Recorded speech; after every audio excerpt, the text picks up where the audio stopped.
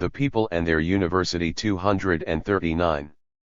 Of the issue consists of a drawing entitled, The Clock Watcher, and we discover that a clock watcher is a man student observing the ankles of a girl student. On the next page we find a poem, which speaks for itself. Absinthe makes the heart grow fonder. Make the HGHTS go blinking yonder. Makes one lamppost seem like 10. Absinthe, absinthe, come again. On the next page we find a cartoon, portraying a semi-nude girl student, sunk in a lounging chair, smoking a cigarette, we are told. A good woman's a good woman. But a smoke's a smoke. On the next page we find some sketches, seeming to indicate that the prom is a kind of college kissing game, and that at the end of this game the girl lies in a drunken swoon. Later on we find 3 drawings, the famous prom soak, which tell us in 3 funny ways that the prom is a place where both boys and girls get drunk and have a headache the next morning. A little farther on occurs an illustration of a boy and girl who are conversing. I know something that beats the prom. What? Buy a car, and park someplace. A little later we learn, if it's stag, it's a souse party. A little later we see a girl walking on an electric light wire, and it is explained to us, a modern girl can't be shocked. I think I have quoted enough. I leave it to the impartial reader to decide the question: whose heads are empty at the University of Wisconsin? Is it the little group of devoted idealists of the Social Science Club, who in the face of ridicule and scolding have brought a series of writers and public men, both radical and conservative, to discuss modern problems before the student body? Or is it the little set of snobbish fraternity men, who run the social and political life of the university, and edit its publications for the advertising of their own sensuality and cynicism? 240. Chapter L. Education FOB Chicago. There was one American captain of industry with a monstrously developed bump of acquisitiveness, as he described himself, I am a great clamorer for dividends. It was frequently charged that in the early days his clamoring, or at any rate that of his subordinates, did not stop at arson and burglary. It is certain that it did not stop at railroad rebates, midnight tariffs, and numerous other violations of law.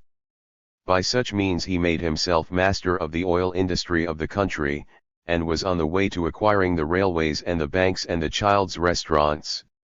He had made $100 or $200 millions, and was busily turning it into 1 or 2 billions, but he found rising against him a clamor of public execration, and the poor rich man, whose second most conspicuous bump was of fear, began casting about for some way to take the curse off himself. About that time he met an educator, one of these typical American combinations of financial shrewdness and moral fervor, a veritable wizard of a money-getter, a vamp in trousers, a grand, impressive, inspirational Chautauqua potentate. The old oil king was completely captivated. We can imagine him going home to the privacy of the royal bedchamber, or wherever it is that oil kings and queens exchange domestic confidences. Say, Laura, I met a fellow today by cracky, he's a wonder. He's a professor of Semitics, or pyrotechnics, or something or other, I forget just what, but he knows everything there is, and he's going to build me a university and make me the greatest philanthropist in America. Now, John, says the oil queen, you better be careful and hold on to your money. The Lord is able to take care of people's souls, and they don't need this newfangled modern learning. That's all right, my dear, says the oil king, but every business has to advertise. I figured out that this is the cheapest yet.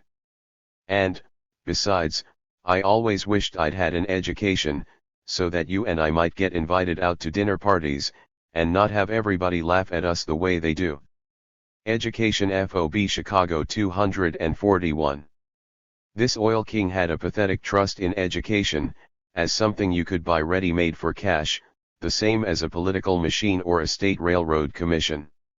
If anybody tried to put off on him an oil field that had got salt water in, he would know the difference, but it did not occur to him that there might be fakes in education, or that a petroleum philanthropist might not be able to order the whole of the human spirit. FOB Chicago, 30 days net. I picture the educational he-vamp, President Harper, calling into consultation some fellow faker in the architectural line. Says the architectural wizard, I suppose this old bird will want something plain and economical. The biggest floor space for his money. Not on your life, says the educational wizard. He wants something he never saw before, he's going in for culture. You know I specialize in these old things, Hebrew and Greek and Assyrian and Sanskrit and Egyptian. How would it do to give him a row of pyramids? Says the architectural wizard. No, says the educational wizard, he would think that was heathen.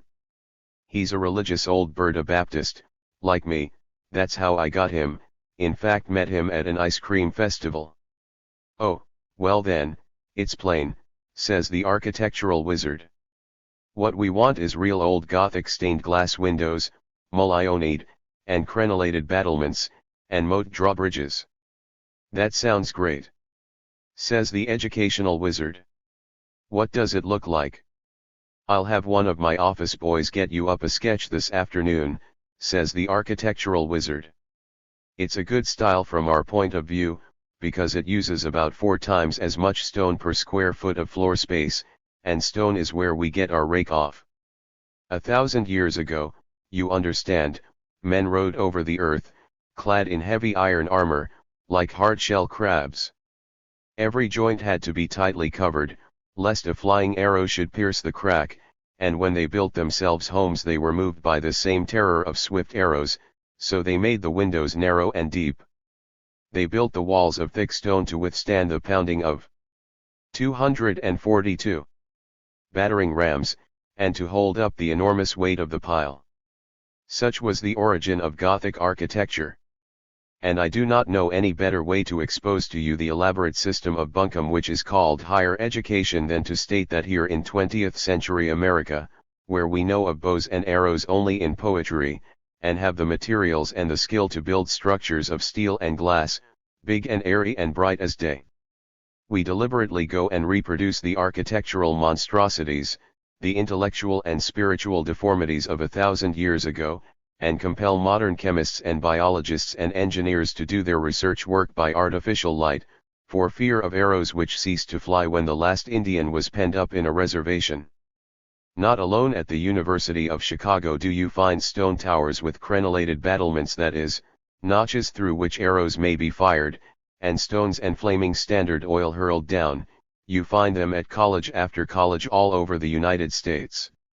I look up some pictures I happen to have here. They are at Princeton and at Syracuse and at Colorado. You find Columbia University spending several millions for a huge Roman temple of white marble, called a library, a structure which is magnificent for picture postcard purposes, but which gives about 10% of the shelf room that should have been bought for the money, and compels everybody in the main reading room to use electric lights most of the day. I recall one of my earliest radical impulses, derived from the spectacle I used to see when I stayed late in the afternoon in this library building. From regions unknown would emerge an army of old women with buckets and scrubbing brushes, pitiful, wizened-up old creatures crawling about the marble corridors on their hands and knees, mopping up the dirt of the students' feet and the spittle of their mouths. Manifestly, this cleaning might have been done by machinery, it might have been done by able-bodied men with mops, but women were cheaper, and there were those in charge of the university's affairs who cared more about money than humanity. Of course, we know what such persons will answer: the old women were glad to get the work. In the same 243 way they answer that chemists and biologists and engineers are glad to get a chance to do research work, even at cost of their eyesight. At the University of Chicago they discovered that men were anxious to get such work, even at the cost of their health. In his book, The Higher Learning in America, Thorstein Veblen tells of an incident which happened in a certain laboratory dedicated to one of the branches of biological science. Having been for 10 years a professor at the University of Chicago, Professor Veblen felt under the necessity of withholding names, but I am not under the same necessity, and I make so bold as to state that it occurred in the Hull Biological Laboratory of the University of Chicago. The building was supposed to be ventilated by a hot air system, Fresh air was taken in from the outside, and warmed over steam coils, and distributed through the building. It began to be noted that members of the scientific staff were mysteriously falling sick. They would be forced to stay at home, or to take a vacation. They would get well, and then come back and get sick again. Finally, one professor went rooting about in the basement of the building, and made the discovery that the university authorities, in order to save the cost of heating, had boarded up the outside intake, so that the air which passed through the steam coils was being derived in part from a manhole leading to a sewer. The great capitalist university had found it too costly to heat its Gothic halls, playfully described by Veblen as heavy-ceiled, ill-lighted lobbies, which might have served as a mustering place for a body of unruly men at arms, but which mean nothing more to the point today than so many inconvenient flagstones to be crossed in coming and going. Chapter Lee. The University of Standard Oil. Providence arranged it that soon after the University of Chicago was built, the oil king's digestion gave out, and he retired to the country to live on graham crackers and milk and play golf all day. The job of turning his $200 million into $2 billion was left to his efficient subordinates, and they were not so much in 244. Stayed in the old man's advertising ventures, so that the university was left to run itself. Veblen describes its spirit as a ravenous megalomania. For years President Harper followed the plan of buying everything he wanted, and sending the bill to John D. But that was stopped, and now the running of the university is seen to by the usual board of interlocking directors, mostly elderly Baptists. They have had in past times some first-rate scientists. What they have now is a faculty of aged dotards, who set the tone of the place, and the young men try to act dotards to the best of their ability. They are sensitive on the subject of petroleum at the university, they blush at mention of the word, and do not admit the conventional book plates showing the lamp of knowledge. Some time ago a wag composed a doxology for use by the students, and the young radicals have fun with this. Praise God from whom oil blessings flow. Praise Him, oil creatures here below.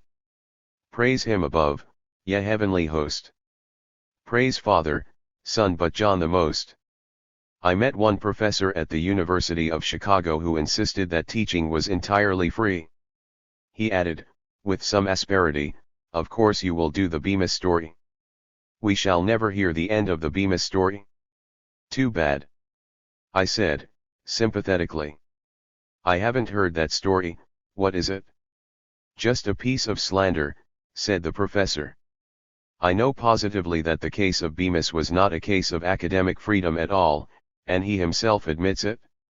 That was something definite. I ascertained that Edward W. Bemis is an economist and engineer, with offices in Chicago and New York, so I wrote and asked him about the matter. I quote his letter, and leave it for you to form your own judgment.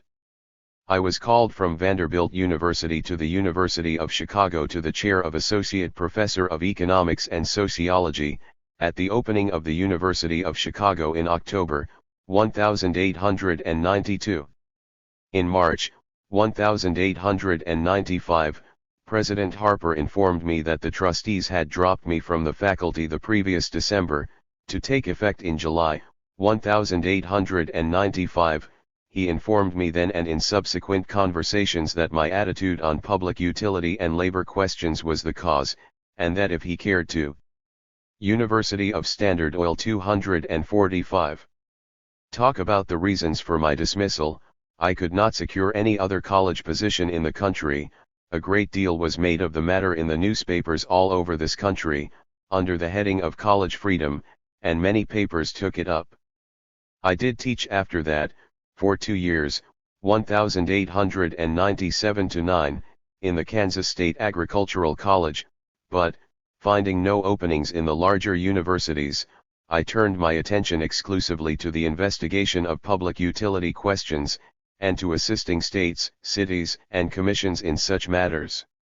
I found a congenial field as head of the Cleveland, Ohio, Water Department, under Tom L. Johnson, from September, 1901, to 1910, and have since then spent my strength on building up an organization of engineers and accountants devoted to assisting cities and states and other public bodies, including the national government, in appraisals and rate adjustments of public utilities.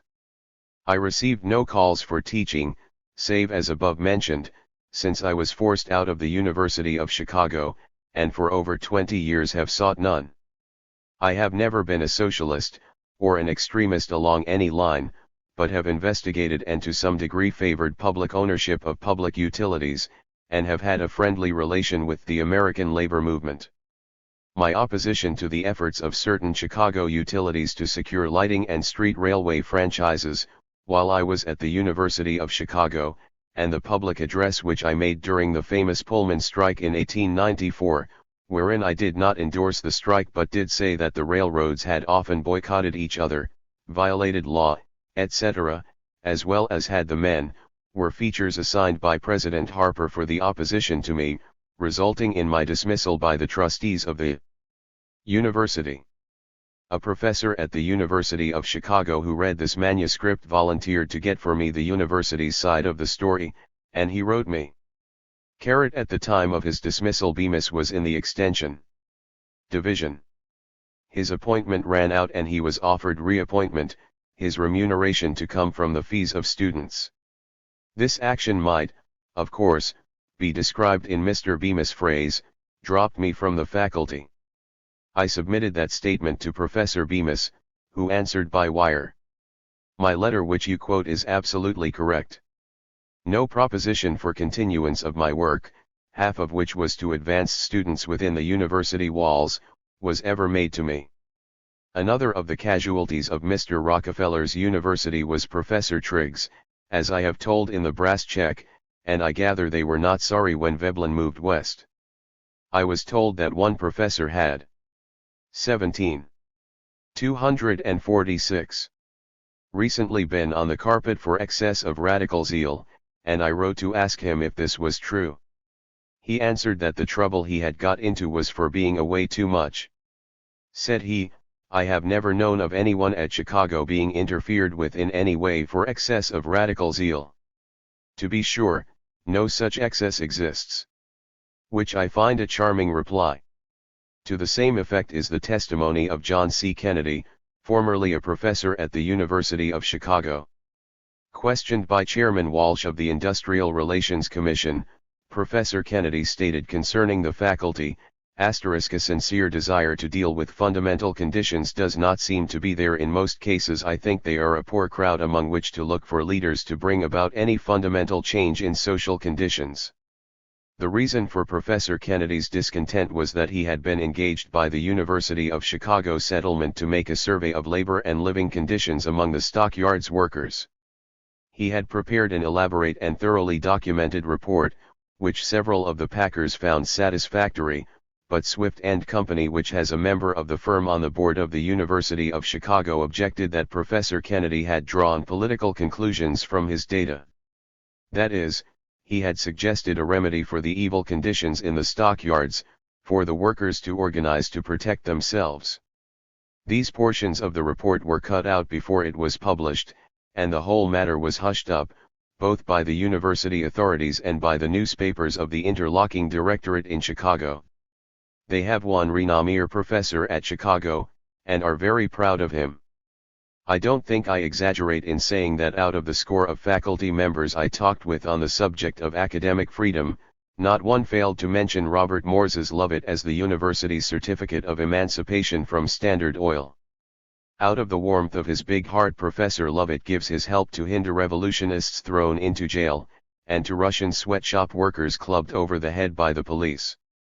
I asked him to read this manuscript, and he tells me that he thinks I am too severe upon the university. He wonders what I will have to say about places like Minnesota and Illinois, which are so much worse. To avoid missoon. 247. Standing, let me state that I have not been able to find a single one of the great American universities which is truly liberal or truly free, but there are degrees of badness among them, and the University of Chicago is one of the best. I have no desire to deny it due credit, Therefore I note Professor Lovett's comment that during the early days of the university President Plarper stood for liberalism in religion, and thereby lost much Baptist money, also that the university made an enviable record during the war, in that there was no interference with the private views of any professor on this question. Shortly after the war there developed a strong movement to refuse diplomas to about a dozen of the students who were accused of radical activities, but this movement was defeated at the last minute. I talked with several of these students, and with others who are now struggling to defend ideas of social justice at the university. They had a little paper, called Chanticleer, and were so indiscreet as to reprint an article from the Seattle Union Record praising the paper. So the student daily hailed them as the boy Bolsheviks of the university, and both students and professors joined in a campaign of ridicule and sneering. The climax came with the fourth issue, containing an article by Clarence Darrow. Not 20 students could be found to distribute this. Among the most active in attacking the little paper was a dean who has just died. He never lost an opportunity to denounce the radicals, and gave no scholarships or honors to such. I am presenting in this book many cases of college professors let out for speaking intemperately about conservatives. I am wondering if anyone will answer me by telling of a single professor let out from an American college for speaking intemperately about radicals. I talked with another professor at Chicago, who does not want his name used. I asked him what he thought about the status of his profession, and he gave the best description of academic freedom in America that I have yet come upon. He said, "We are good cows, we stand quietly in our stanchions, and give down our milk at regular hours. We are free, because we have no desire to do anything but what we are told we ought to do. And we die of premature senility." They have another professor at the University of Chi. 248. Kago who is not entirely satisfied with America as it is, and that is Robert Herrick, the Novhst. He expressed the fear that I might try to write the same kind of book as the Brass Check, that is, to show direct pressure of financial interests upon college professors, whereas the way it is done is by class feeling, by the tradition of academic dignity, the prestige of old and established things, the tone of the house. I took the liberty of telling Professor Herrick of a few cases I had collected, and he admitted that he had had no idea there were things like that going on. Robert Herrick would, of course, never fail in urbanity and graciousness, but fundamentally, I think he is more pessimistic about American education than I am. He said, "Universities can't get money except by getting great numbers of students, so they dare not set any higher standards than rival institutions in the same neighborhood. So the American soul stays flabby, all that counts is show, and in every department you get by with superficiality. It is a lunch counter system of education, read a novel and get a credit, then go out into the world, and use your college prestige to make a fortune, and then give your name to a college building. We do absolutely nothing for men and women who come to college, in the way of giving them true culture, higher standards of thought or conduct. I go to any university club and look over the alumni, and I see that we have given them no distinction in dress, in speech, in morals, in ideas.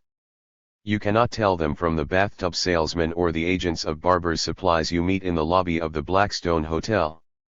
The above is from a man who has been teaching for 29 years at the University of Chicago, and you may compare it with the pungent remark of Professor Cattell, who was a teacher for 26 years at Columbia. The average university club in America could more easily dispense with its library than with its bar. Little Halls for Radicals 249. Chapter Lee. Little Halls for Radicals. The touchiest problem with all academic authorities is that of outside speakers / they can handle their own professors, by care in selecting instructors, and weeding out the undesirables before they get prestige, they can keep dangerous ideas from creeping into the classrooms. But it always happens there are half a dozen students who come from socialist homes, and these get together and call themselves some society with a college name, and start inviting labor agitators and literary self-advertisers, to disturb the dignity and calm of scholarship.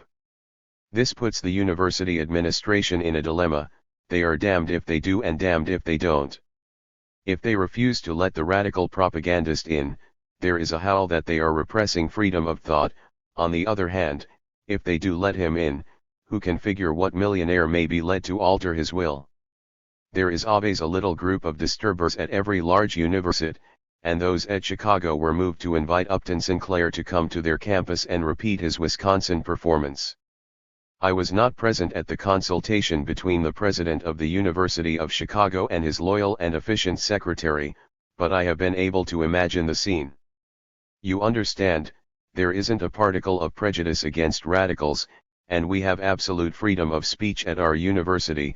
We are willing for the students to hear anyone they wish, but we decide that we had better minimize the trouble by confining this literary self-advertiser to a small hall, so that students will not announce the meeting, and the newspapers won't hear about it, and the wealthy trustees and donors may not know that it has happened. But the day before the lecture there is excitement in our president's office. Upton Sinclair has arrived in Chicago, and has telephoned asking for an interview. He comes, and we discover that he has shaved off the bushy black Bolshevik whiskers in which we had every right to expect to find him. Also he has left off his red necktie, and has adopted a gentle and seductive smile. You know how cunning these Bolsheviks are.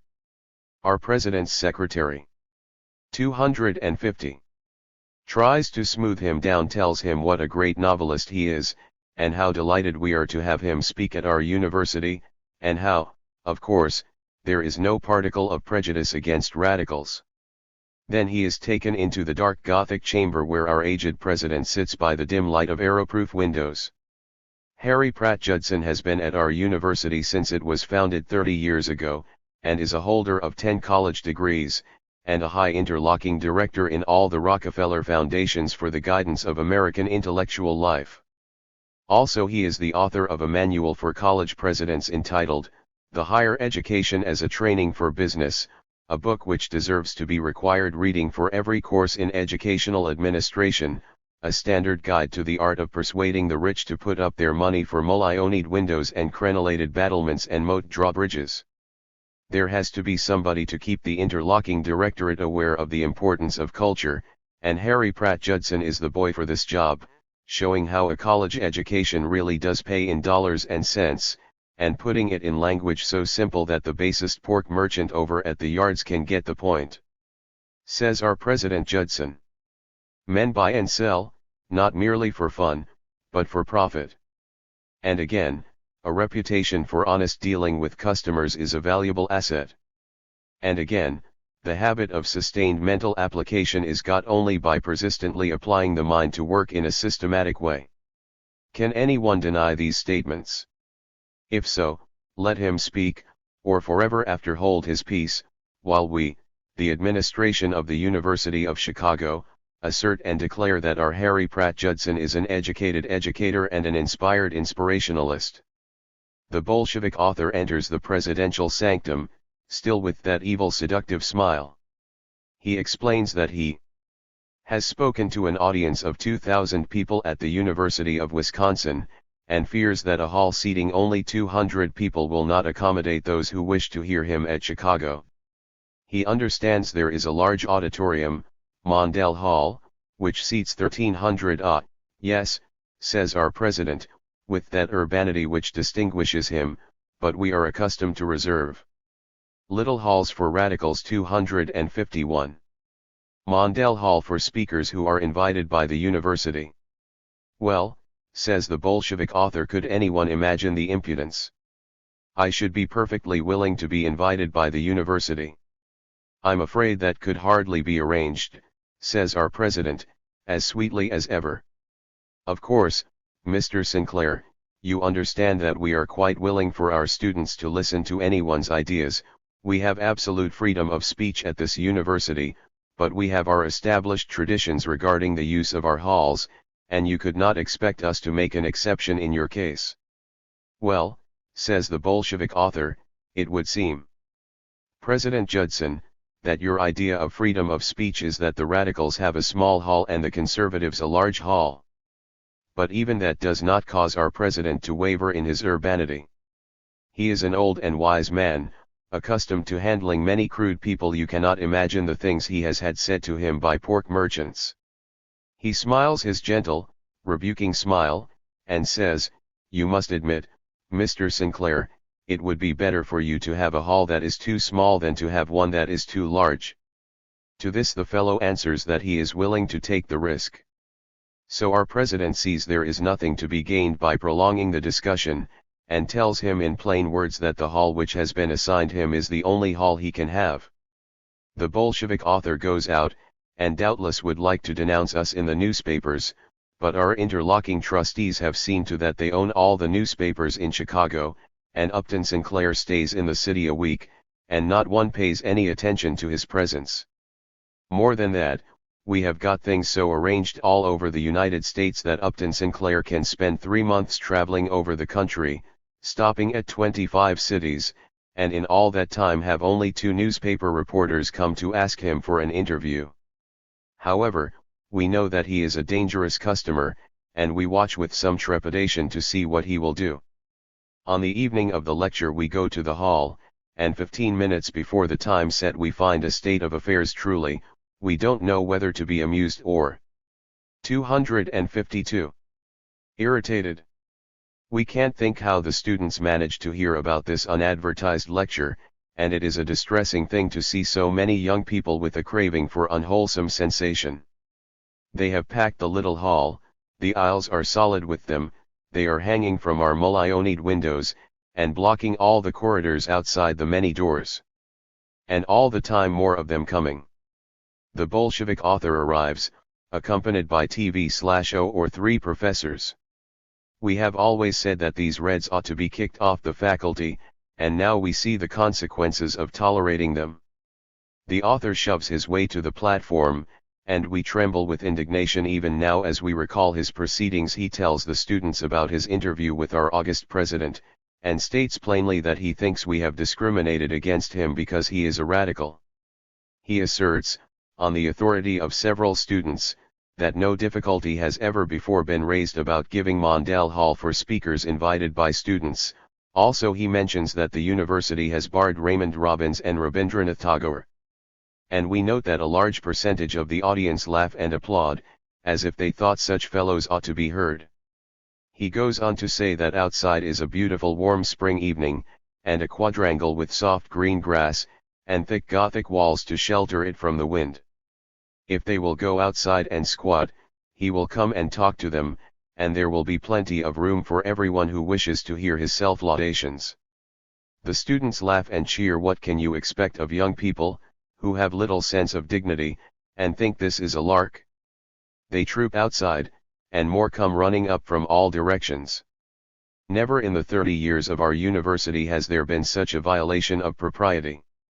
For an hour the man delivers a rankly socialistic harangue to 1,500 students, and when he tries to stop, they clamor for him to go on, they crowd about and ask him questions, and he is kept talking until 11 o'clock at night, telling our young men and women about strikes and graft, all the most dangerous ideas, which we have been working so hard to keep away from them. Even things right here in Chicago, the fact that our biggest newspapers have their buildings upon land which they little halls for radicals 253 have stolen from the city schools, the fact that our school board has been stealing several millions of dollars of the people's money, while a clerk of our city jail has got away with $3,000 belonging to his prisoners. However, we are happy to say that some of our students resisted these Bolshevik blandishments, and gave proof of the principles we have instilled into them. We have a university paper called the Daily Maroon, which the radicals impudently dubbed the Moron. This paper next day had a report of the meeting, and it certainly was delightful the way they gave it to the oratorical author. His talk was a more or less skillful combination of a frenzied street corner gathering, to be sure, there was no soapbox, and a lecture in political economy on capital and labor and the feudal system. All the old platitudes used for the last decade in liberal workmen's papers were repeated. You will not fail to appreciate the gentlemanly tone of that rebuke, and then, this most cruel cut of all. One is tempted, to wonder what kind of novels Mr. Sinclair writes, If they are as full of mistakes in grammar as his address last night, his publishers must be grey around the temples. Reading the above, we were so much pleased that we sent marked copies to all the directors of the Standard Oil Company and the packers, so that our friends might have proof that the better classes of our students do not read socialistic books. That was the end of the incident, except for a trick which the wretched Bolshevik played upon us. Would you believe it, he wasn't cowed by the rebuke of the Daily Maroon, but actually tried to seduce our student body next afternoon by engaging in a tennis match with the champion of our university. Our champion beat him, though by an effort so mighty that it split his pants. But all the time the author was being beaten, he kept up a hypocritical pretense of good nature, intending thereby to win the regard of our young and unsophisticated undergraduates. In this purpose we are sorry to say he seemed to be successful, for next day the Daily Maroon appeared with a grave editorial, in which it took back at least a portion of the previous day's well-deserved rebuke. Upton Sinclair plays tennis more pleasingly than he talks or writes. Although he lost 2 sets to Captain Frankenstein. 254. Yesterday afternoon, he did it with a grace that does not characterize his books and speeches. He played and lost like a sportsman. He gave no evident sign of petty displeasure at being defeated. One admires manliness, and one finds far more of it in witnessing Mr. Sinclair on the tennis court than in reading one of his tearful harangues of the yellow press which, he declares, has hounded him, and suppressed his thoughts. All we can say about that is, how fortunate that so few Bolsheviks take part in athletics. Chapter LIII. The University of Judge Gary. There is another great ruling class munition factory in the vicinity of Chicago, Northwestern University, at Evanston, Illinois. It is one of those terrible places, of which there are scores in the United States, which began as little church institutions, and by the grace of graft have grown to enormous size. Northwestern is Methodist, and has some 10,000 strictly pious students, and over 600 instructors, and not a rag of an idea to cover its bare bones. The man who was until last year its president fitted himself for that office by being the university's director of the Bureau of Salesmanship Research. The first vice president of the university is the general counsel of the Illinois Steel Company, the third vice president is vice president of the Illinois Steel Company, while the Grand Duke is the very grandest of all Grand Dukes in the United States, that prince of open shoppers and potentate of reaction, Judge Gary, chairman of the United States Steel Corporation. For many years previously the leading Grand Duke was James A. Patton, the grain speculator, whose $1 million corner in wheat was the sensation of my boyhood. Mr. Patton began life as a clerk in a country store, and his claim to direct a great educational institution is based upon his acquaintance with the grain commission business, one of the most thoroughly organized of American swindles. Mr. Patton is director of 2 national banks, a trust company, a grain company, and an Edison company. He is a malignant open shopper, and during his reign at Northwestern waged incessant war upon 2 or 3 liberals who got into the place. 255. One of these men was Professor Gray, whom we have already met at the University of Minnesota. Gray managed to stick at Northwestern for 16 years. He taught economics, a liberal colleague taught psychology, and the president of the university remarked to a friend of mine that these were the 2 hardest departments he had to administer, because one touched on religion and the other on the pocketbook. Gray was handicapped in the usual way by low salaries and lack of promotion for himself and his assistants.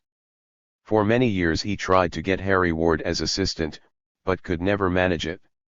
Mr. Patton was twice elected mayor of Evanston, and when he ran again, Professor Gray, who was a progressive, talked against him, and led the progressive forces in the legislature that drove Patton's chairman out. Naturally, that caused Mr. Patton intense annoyance.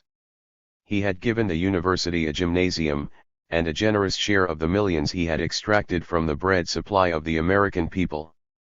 So he demanded that the president should support him, and the president sent for Gray, and proceeded to administer a rebuke. Gray asked, "Are you speaking officially or as an individual?" The climax of the affair was that Gray asked to meet Patton and thresh the matter out face to face. They met at luncheon, and Patton presented his complaint.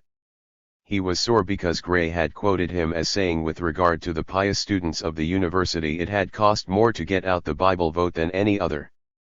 "But," said Gray, "you did say that, didn't you?"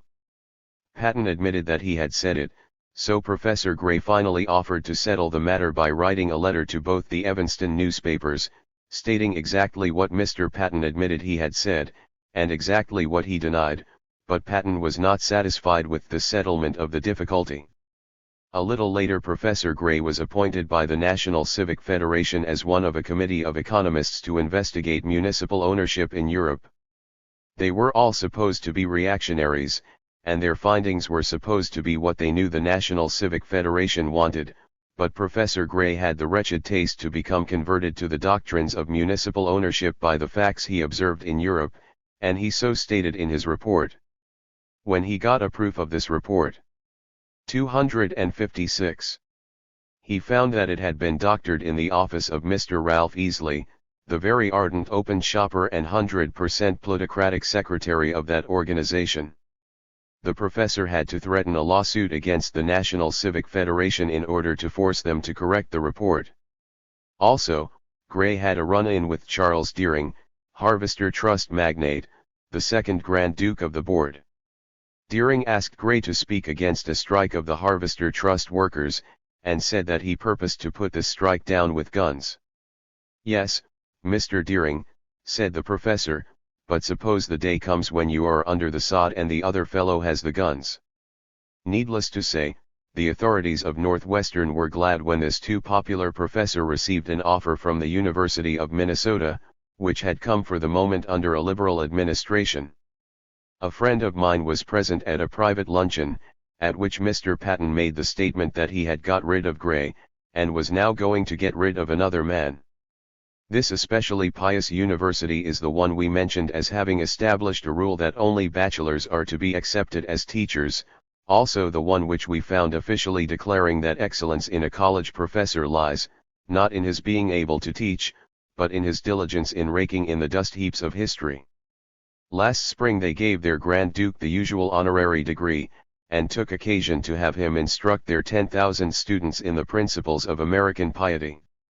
A copy of the address lies before me, one of those beautifully but mysteriously printed pamphlets which bear the name of no publisher and no purchase price, but manage to get circulated by hundreds of thousands of copies all over the country. The subject of Judge Gary's address is Ethics in Business, and he begins by making some curious admissions. There was a time, not many years ago, perhaps not much more than a score, when in American business the rule of might over right prevailed. Competition was tyrannical and destructive. Weaker competitors were forced out of business, often by means not only unethical but severe and brutal. The graves of insolvents were strewn along the paths of industrial development and 257. Operation. The financially strong grew stronger and richer. Of course you understand what all this means.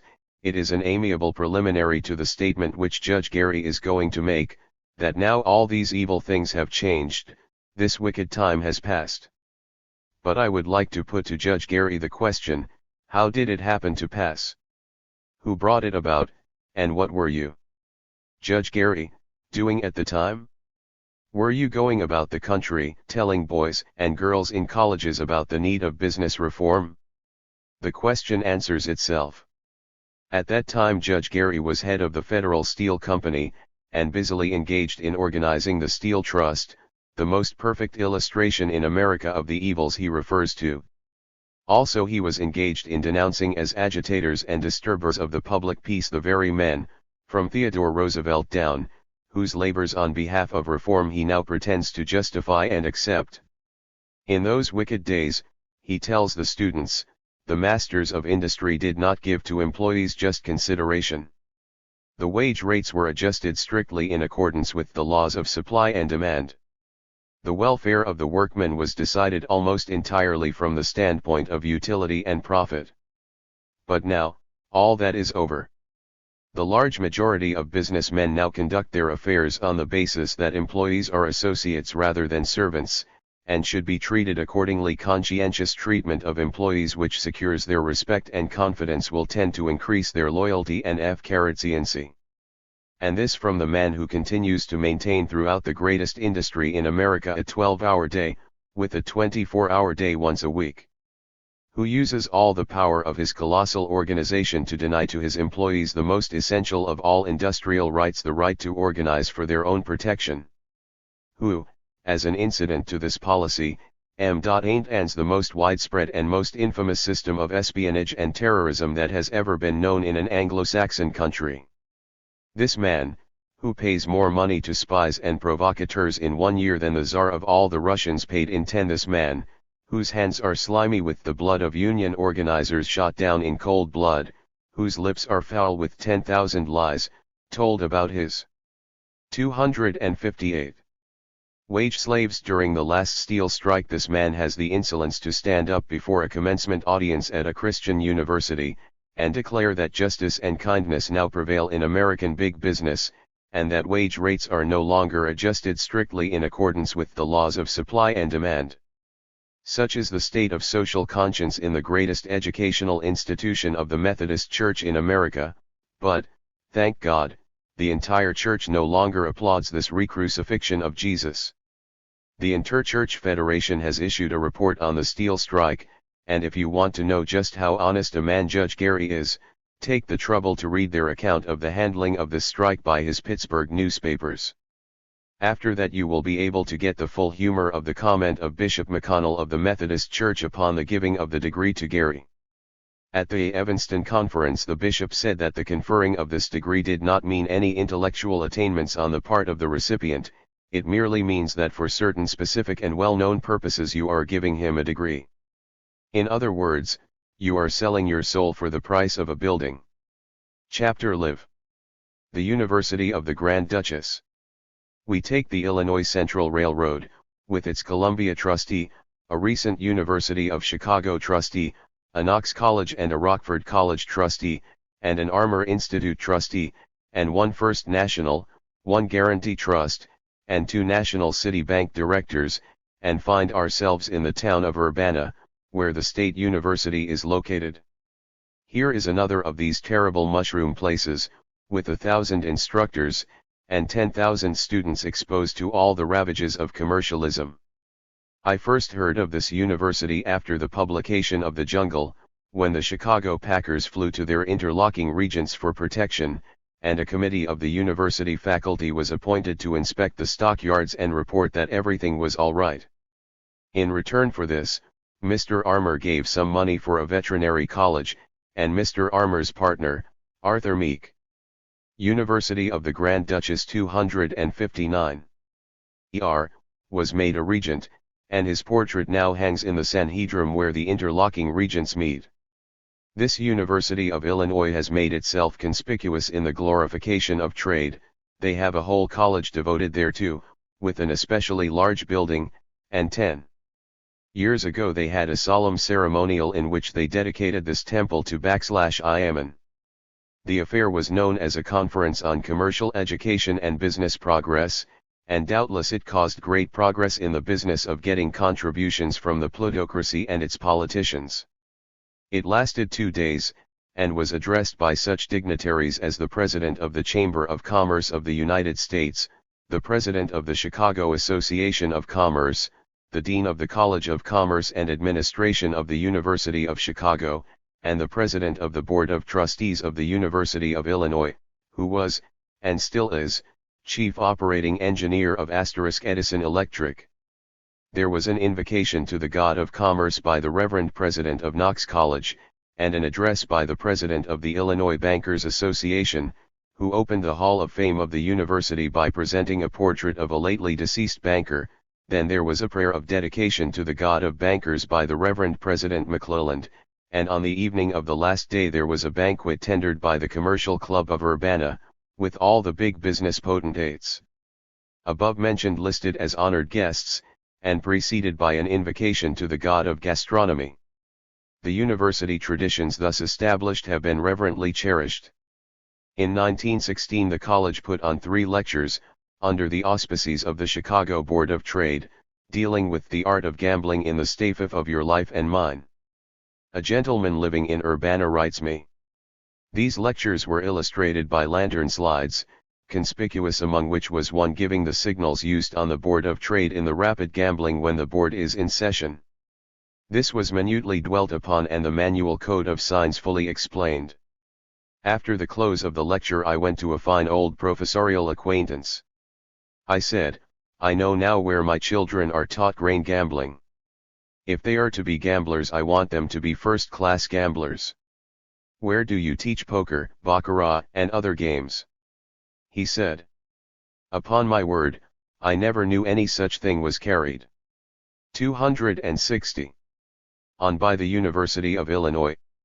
He appeared much disconcerted, blushing greatly. Needless to say, such an institution is profoundly and reverently religious. It is at this place that the various sects have been able to get credits for their teachings. The laws of the state prohibit religious instruction in public institutions, nevertheless, you can go to the University of Illinois and study in the Bible classes of the Baptists, or the Methodists, or the Lutherans, or the Campbellites, or the Seventh-day Adventists and someday, no doubt, the Holy Rollers.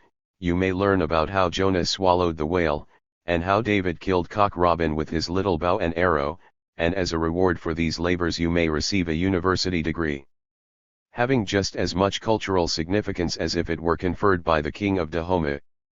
I visited Urbana, and took occasion to inspect a file of the student paper, the Daily Illini. A Jewish student had written to this paper a polite and respectful letter, suggesting that the university authorities should open the libraries and tennis courts on Sunday, for the benefit of such as might care to make use of them. The reply was a letter from the Dean of Men, a piece of insolent rudeness. With elaborate sneering he informed the heathen student that he lived in a Christian community, and must make up his mind that this community intended to preserve the Christian traditions. Of course, there would be no use talking about a little thing like the Constitution of the United States to so mighty a person as a dean of men in a state university. Nevertheless, I mention in passing that our forefathers put into the Constitution a provision that Congress shall make no law respecting an establishment of religion. And this, according to decisions of the Supreme Court, means state legislatures and all bodies deriving their authority therefrom, including regents of state universities and their presidents and deans. Perhaps it will be more to the point if I quote the second letter of the Jewish student, who suggested that the dean of men should investigate how students really pass their Sunday afternoons and evenings at Illinois, shooting craps in the privacy of one's room, playing cards amidst dense clouds of smoke. University of the Grand Duchess 261. Or shimmying to the strains of some horrible piece of canned jazz. The board of this university is distinguished in that it has a Grand Duchess, who makes her home in Urbana, and runs both the university and the town. She is Mrs. Mary E. Busey, wife of a former Democratic congressman. She is president of the Busey National Bank, and a large landowner, and in the year 1913, while a regent, she sold a tract of land to the university for $160,000 or $1,000 per acre, while land adjoining the tract was purchased for $600 per acre. Mrs. Busey herself attended these meetings and voted for this purchase from herself. Attention Professor Brander Matthews of Columbia University.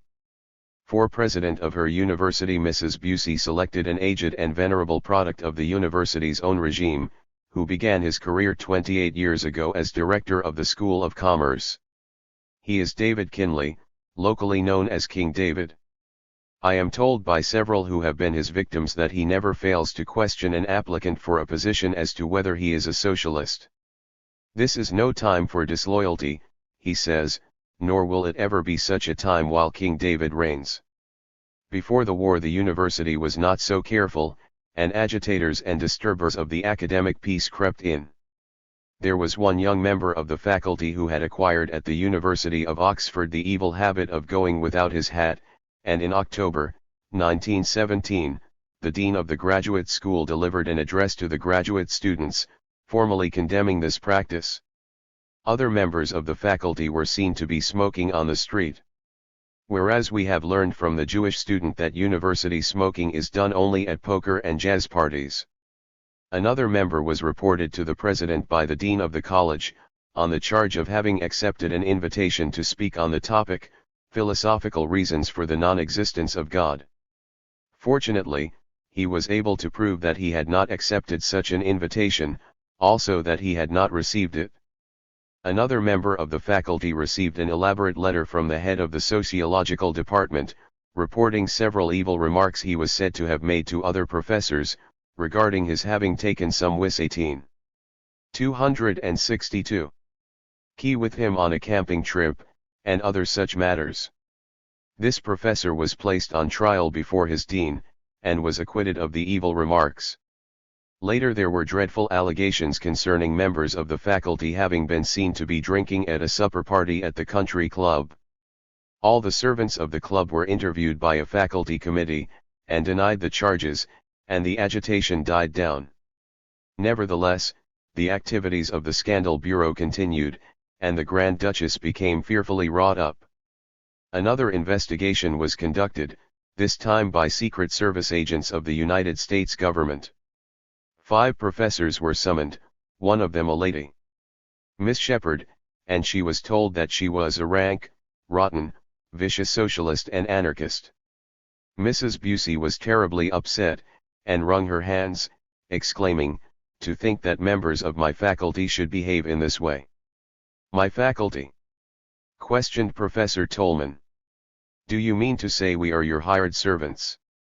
"Well," replied Mrs. Busey, "you are in my employ."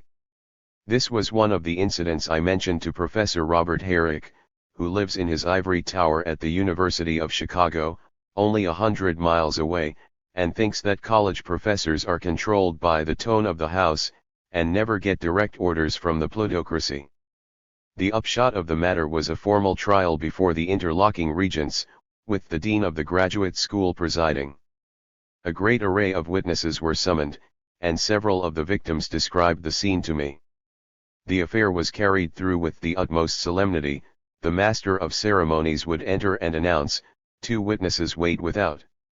The 2 witnesses would be let in, and questioned as to what evil things they knew about the radical professors. One old lady, wife of a high-up faculty member, had a dreadful charge. "Well, they sit next us in the faculty club, and it's very unpleasant. Mr. Stevens laughs a great deal." The ceremonies lasted from 10 o'clock in the morning until 10 o'clock at night, and every now and then the accused professors would demand a chance to cross-question this or that witness, and they would be told, "Wait. You will have your chance." Witness after witness testified as to their political and religious beliefs, but they themselves were given no chance to be heard, neither. 263 were they permitted to call any witnesses for their side. Late at night the proceedings were adjourned, and the chance they had been promised was never given.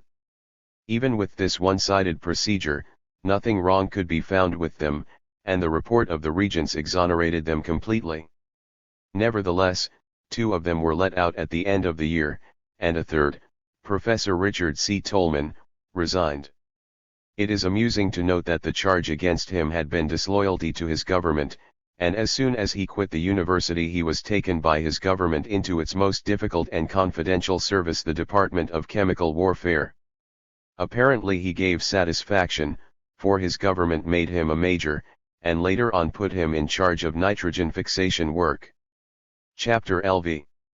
The University of Automobiles. We take the Wabash Railroad to Detroit, traveling under the protection of a Columbia University trustee, and from Detroit we take the Michigan Central Railroad, with a Columbia trustee, a Cornell trustee, a Rochester trustee and a recent Yale and New York University trustee for directors, and 2 First National, 2 Guarantee Trust, and 2 National City Bank directors, and so we arrive at Ann Arbor, home of the University of Michigan. In the Upper Peninsula of the state are enormous deposits of copper, with a great trust, Calumet and Hecla, in charge of the region. We shall feel at home here, because the enterprise is financed by Lee Higginson, and all the old Boston families, the Shaws, Agassizes, Higginsons, and Lowells, got in on the ground floor. So now when strikers have to be shot down or kidnapped, we find highly cultured graduates of Harvard in charge of the job. When they have to be lied about, the Associated Press is ready, with a Harvard graduate as general manager. See * the brass check, pages 358-36L. In the Lower Peninsula are great manufacturing cities, including Detroit, headquarters of the automobile industry. The Grand Duke of the State University is Frank B. Leland, president of the United Savings Bank and brother. 264. Of a great motor magnate.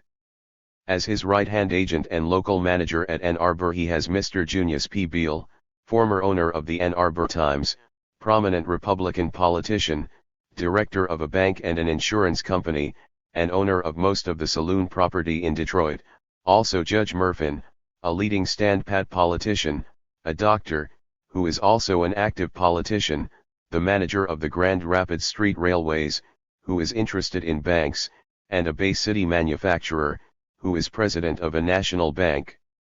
No account of education in Michigan would be complete which did not mention Senator Newberry, the especial darling of the plutocracy of the state.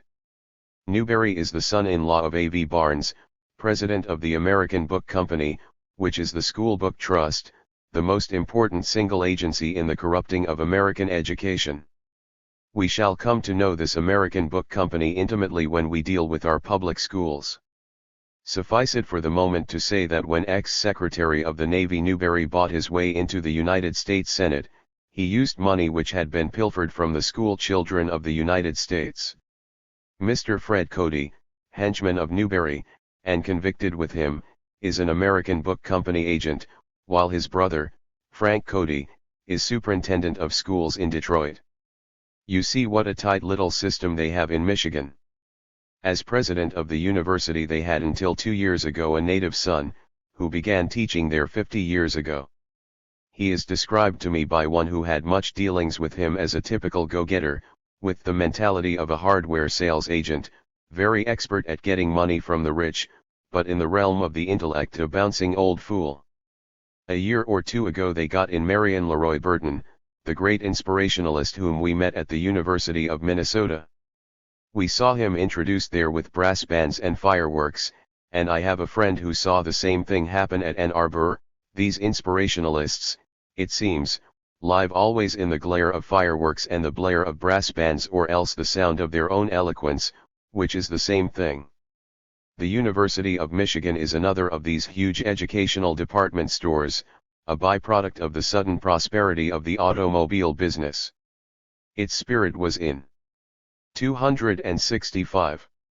Interestingly revealed by the Detroit News of 2 years ago, at which time the enrollment amounted to 12,000.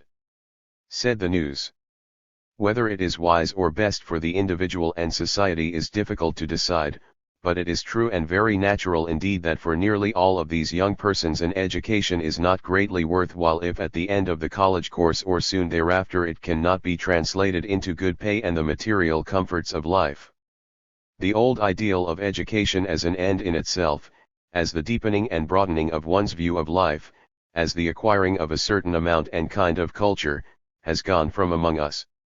At this university they have, of course, all the usual paraphernalia of fraternities and sororities and student activities, also they have an oversupply of what passes for religion in a commercial age. There are 500 or 600 instructors, employed to prepare boys and girls for money-making, and a few fond idealists, who struggle to introduce a little understanding of the intellectual life.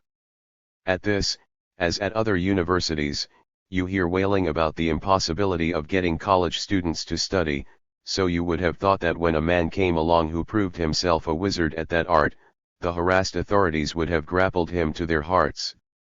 I put it to you, overworked and troubled college professor, in whatever part of America you may be, suppose someone put to you the task of getting 75 college boys to come to you, begging you to teach them in off hours, and outside the regular classes, and without any credits, offering to rent rooms for the purpose, clean them up themselves, buy lumber and saw it and build benches with their own hands. Would you say you know how to do that?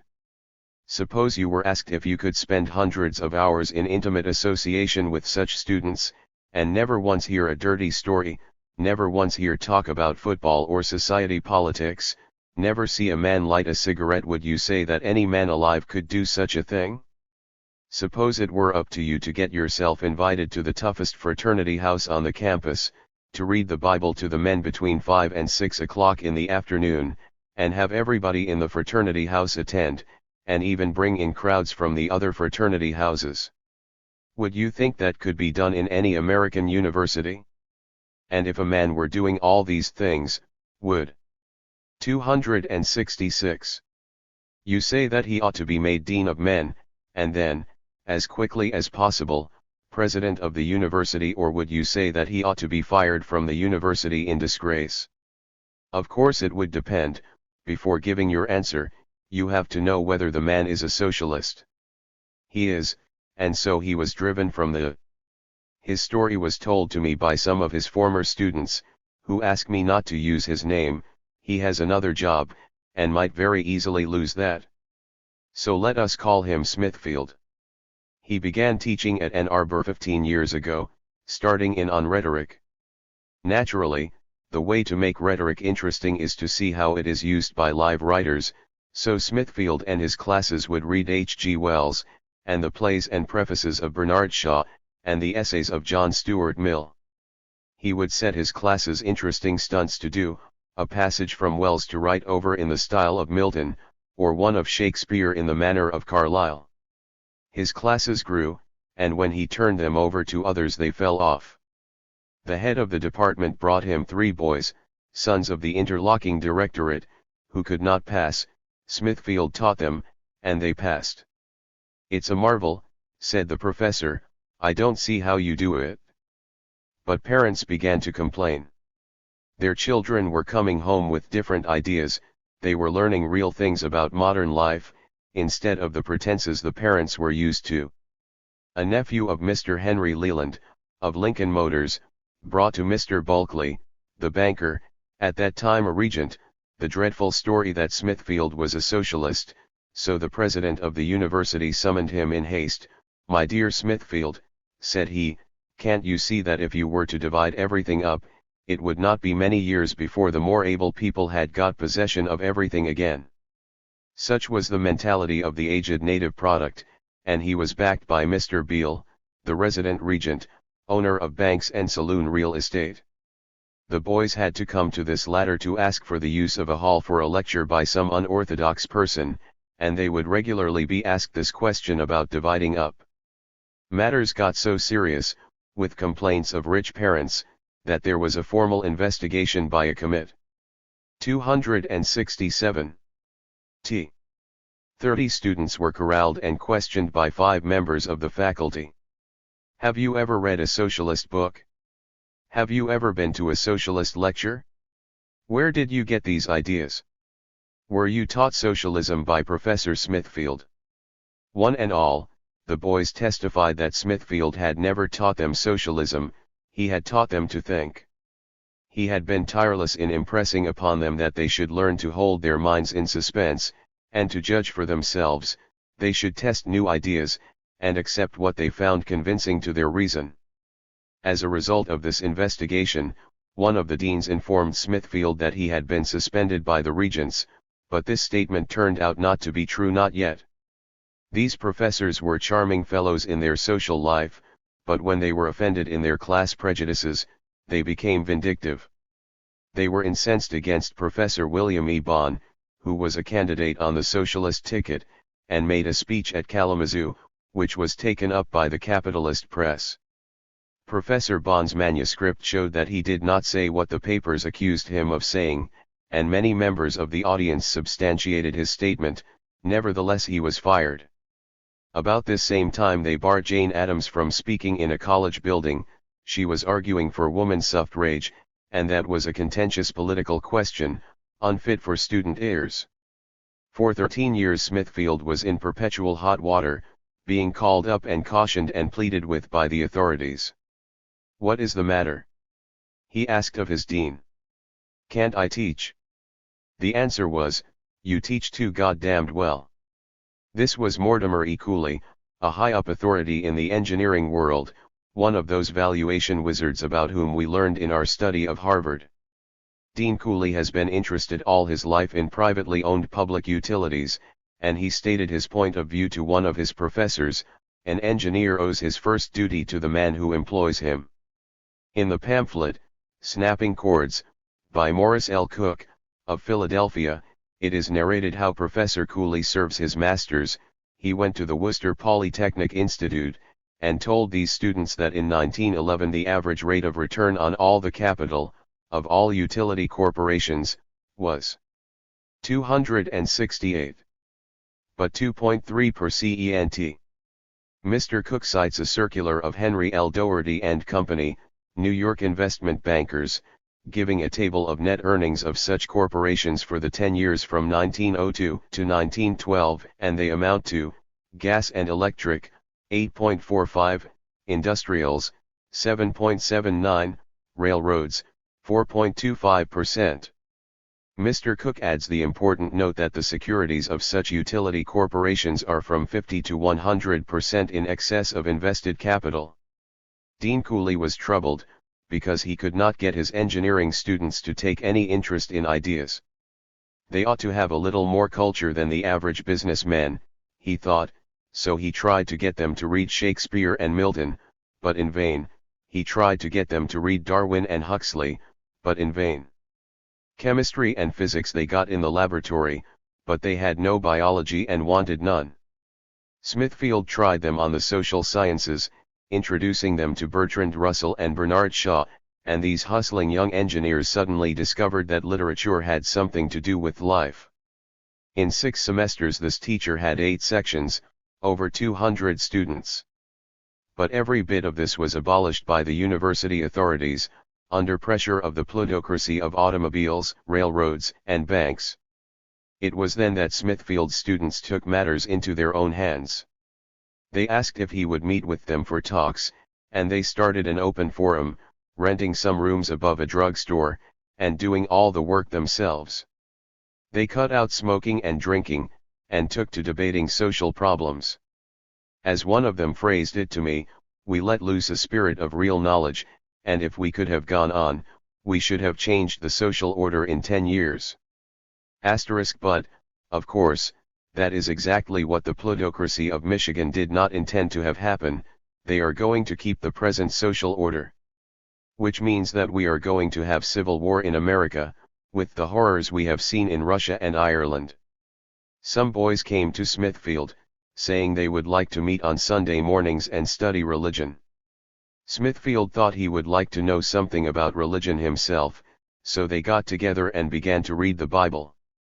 Of course they read it with their eyes open. They studied the class struggle in ancient Judea. 269. The Hebrews enslaved by the plutocracy of Rome, the Hebrew proletariat enslaved by their own exploiters, with the help of priests and preachers of institutionalized religion. You can see the same thing in Ann Arbor and Detroit. So Professor Smithfield's boys discovered the Bible to be live stuff. Presently came the YMCA handshakers, seeking to introduce Bible study into the fraternity houses. They would select some fraternity man to read the Bible between 5 and 6 o'clock in the afternoon, and then it was the Alpha Deltas, who boast themselves the toughest bunch in town, came to Smithfield and asked him to read to them. All the other classes petered out, and came to nothing. And naturally the Y people were sore, because a radical was able to hold his classes while they could not. Professor Smithfield's attitude toward the war was about the same as my own, that is, he swallowed the Allies' propaganda sufficiently to think there might be a greater hope for democracy if the Allies were to win. He made speeches, and sold Liberty bonds, and his enemies could not get him on this issue. So the Scandal Bureau was put to work. Professor Smithfield's wife was a teacher of swimming in the public schools of Detroit, and presently it began to be rumored that she had had a red-headed baby. One of the students told me the origin of this red-headed baby story, but I forget it. Maybe the wife had been seen to pat a red-headed baby on the street, Or maybe she had taken care of a red-headed baby for some friend, any little thing like that WNLL do for the Scandal Bureau. It happens that the wife is likewise a socialist, and in 1919 she answered some questions which students asked her about the Newberry case. As we have seen, the superintendent of schools in Detroit is a brother to Newberry's leading henchman, so Mrs. Smithfield lost her position as a teacher of swimming. Shortly afterwards her husband lost his position as a teacher of modern ideas. They did not notify Smithfield himself, but the newspapers got hold of it, and the reporters interviewed his dean, and also Regent Beale, and both declared the report was untrue, it was a mistake. The dean told Smithfield it was a mistake, but shortly afterwards Smithfield discovered that it was the truth. And 270. If you want to know why college teaching is dull, and why college students drink and smoke and gamble and go to petting parties, you have the whole answer in this experience of one live and interesting teacher. They have a newspaper at the university, the Michigan Daily, and on Sunday they publish an 8-page literary supplement of very excellent quality. In October, 1922, a senior student, G.D. Eaton, published in this supplement a review of John Kenneth Turner's book, Shall It Be Again? An exposure of the dishonesties of the late war, based upon documents, and therefore not to be answered. The student who reviewed it had been an ardent patriot, and had endeavored to enlist. Being rejected as underweight, he managed to get in by a trick, and performed his military duties competently.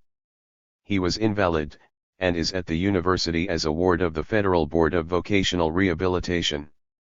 Immediately on the appearance of his review, President Burton summoned the faculty members of the Board of Control of Student Publications, and directed this board to dismiss Eaton at once, the declared reason being one sentence in the review. Most history professors are senile, simple, and misguided asses. A faculty member visited the offices of all 3 student publications, and not merely forbade that Eaton should contribute to any of these papers, but forbade that the papers should mention his dismissal in any way.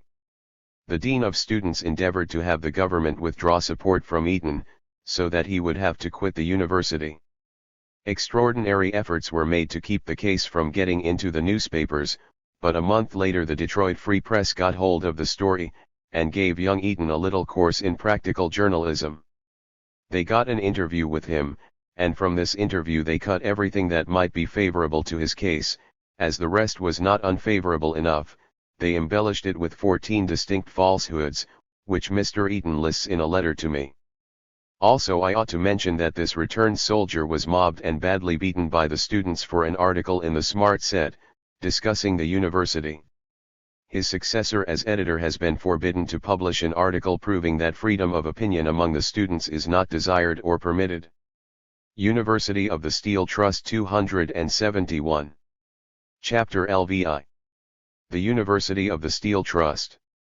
We set out for Pittsburgh, and we can take either the Baltimore and Ohio, with a Johns Hopkins trustee for president and another Johns Hopkins trustee for director, also a Pittsburgh trustee, a Princeton trustee, a Lafayette trustee, a Teachers College trustee, a Lehigh trustee for directors, also a Morgan partner and a First National Bank director and 2 Guarantee Trust Company directors, and a trustee of the University of Pennsylvania, or we can take the Pennsylvania Railroad, which is interlocked with the Guarantee Trust Company, Massachusetts Tech, Johns Hopkins, Princeton, Yale, the United States Steel Corporation, Bryn Mawr College, Wilson College, the University of Pennsylvania, the Girard Trust Company, and the University of Pittsburgh. It is this Pittsburgh institution we are now going to investigate, and we shall have no difficulty in tracing its financial connections.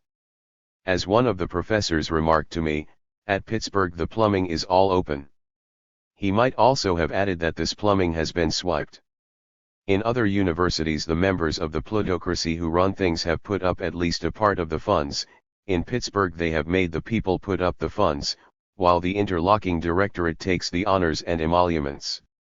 We saw Judge Gary being made a learned doctor of laws at Northwestern University, and that was not so bad, because everybody understands that this particular title is merely a compliment for bigwigs and moneybags. But at the University of Pittsburgh they made him a Doctor of Science, which is supposed to be a real degree, and if you could plumb the depths of Judge Gary's ignorance on every subject except making money and killing men, you would appreciate the absurdity of this academic performance. The Grand Duke of Pittsburgh is Mr. A. W. Mellon, Secretary of the United States Treasury, and reputed to be the third richest man in the country. He is president of the Mellon National Bank and vice president or director in a list of 55 great financial and industrial organizations. As second Grand Duke he has his brother, Mr. 272. R.B. Mellon, vice president of his bank and vice president or director of 56 organizations, beating his brother by one. As active assistant they have Mr. Babcock, mayor of Pittsburgh, lumber magnate and director in a long list of corporations. There are 27 other members of this regal board, and any time a full meeting was held, they could transact the business of most of the banks and steel companies of Allegheny County. The typewritten list of their directorates, which lies before me, fills 10 solid pages. I know you don't want to hear it all, so I will just give a glimpse, here and there. A. Steel King, whose father left him 60 millions, the treasurer of the Pennsylvania Railroad, Western Lines, a coal operator, vice president of a national bank, the chairman of the Pittsburgh Plate Glass Company, a steel magnate, a physician who married Standard Oil, the head financier of the Thaw family, the chairman of a foundry company, a president of 7 oil companies, another representative of the Thaw family, the owner of several newspapers, the president of an electric company, the president of a foundry company, the manager of several aluminum companies, Mellon Enterprises, the president of the Heinz Pickle Palaces, a real estate and coal man, the president of a national bank and 3 coal companies, the president of a Mellon Trust Company, a United States senator and Mellon attorney, a young steel magnate, the president of the Carnegie Steel Company, 2 corporation lawyers, the head of the Carnegie Institute, a Presbyterian clergyman, and the Episcopal bishop, who has just fled from the smoky hell of the steel country to his eternal reward. We saw at the University of Pennsylvania a peculiar arrangement, whereby a private institution, entirely controlled by private plutocrats, receives a subsidy every year from the state, and spends this money for antisocial purposes.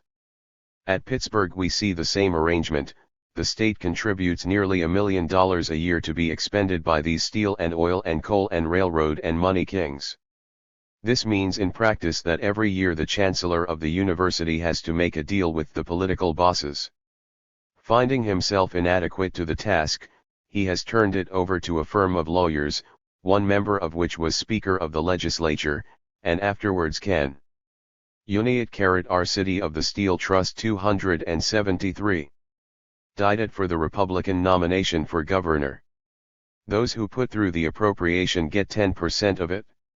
This is known as the cut, and is a regular custom. Even the public hospitals in Pennsylvania have to pay such tribute. There is a network of graft, involving every kind of organization in the state, the saloons, the doctors, the fraternal organizations. Anybody who wants special privilege or freedom to break the laws has to put up bribes. The lawmakers protest against this or that steal, but when the orders come, they vote. How big is the rake-off? We may judge from the fact that the mayor of Pittsburgh put up $695,000 to secure his election to an office which pays a salary of $11,000 a year. The people are helpless, they have no idea what is going on, because they have no newspapers, the so-called newspapers of Pittsburgh being merely house organs of the steel companies. The papers have an association regulating their output and prices, also the number of editions. They have agreed to issue no extras, and have put up a bond of $10,000, which they forfeit if they violate this agreement. At the time of the steel strike they flooded the country with hysterical lies about the strikers. The record stands complete in the report of the Interchurch Federation. Pittsburgh University is another mushroom establishment, with 5,000 students and no ideas. The Steel Kings condescend to run it, but they do not patronize it. The interlocking trustees send their sons, not to Pittsburgh, but to the big Eastern universities. Pitt is bitterly jealous of Penn, which is old and aristocratic and athletic. For a time Pennsylvania refused to play football with them, and they went to the state legislature, seeking to have this made a condition of the state appropriations for their rival. The chancellor of the university was a preacher named McCormick, but he failed to get the dough, so he quit, and they put in ex-President Bowman of Iowa University, a product of the Columbia University educational machine. Bowman is known as Mellon's man, but he also has failed as a vamp. It appears that somebody tried to work a little scheme on Grand Duke Mellon. It was announced in the newspapers that he had made a gift. 274 of land worth $2 million. The papers played it up, with pictures of the Mellon brothers and fatuous interviews with Chancellor Bowman. But Mr. Mellon came out with the statement that all he had promised to do was to put up $100,000 to secure an option on the property. They are hard-fisted fellows, these steel men, and as the saying is, they have to be shown. They can see that it is worthwhile to train experts in steel making, so Carnegie Tech is taken care of, but when it comes to general culture, this Latin and Greek stuff and highbrow ologies, they let the legislature do it. The professors tell a story about Mayor Babcock, lumber magnate and interlocking trustee. Chancellor McCormick wanted to advance a young man in the chemistry department over the head of his senior, who was a Jew. He explained in a meeting of the trustees that it would look all right, because the Jew was not a PhD. Mr. Babcock, Deputy Grand Duke of the board, had fallen asleep, and now he opened his eyes suddenly. *TH. D. What the hell's that? Needless to say, they don't waste much time fooling about academic freedom at the University of Pittsburgh.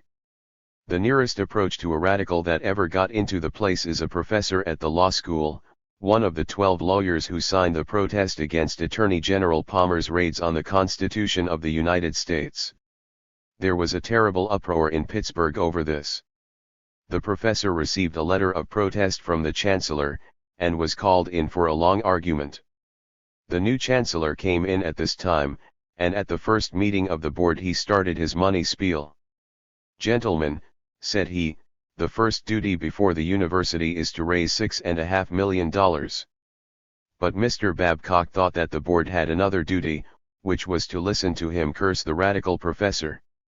The Secret Service Department of the Steel Trust was put to work, and there was a report on this professor, and he lost his chance to become head of his department. We must lie low now," said the chancellor. "We have a big program ahead." Needless to say, they are very devout at this University of the Steel Trust.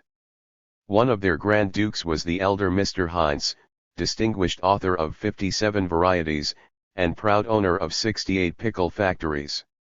City of the Steel Trust 275 and 45 branch houses. Mr. Heinz was an eminent Presbyterian, and head of the World Sunday School Association, and left $250,000 to Pittsburgh University for a building to teach Sunday school work.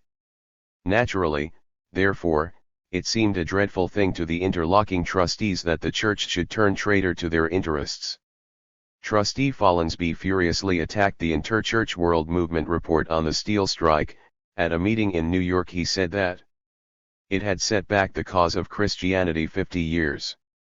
And when the United States Senate sent out a committee to investigate the strike, then suddenly the Fighting Steel Kings discovered what a handy thing it is to own an educational machine.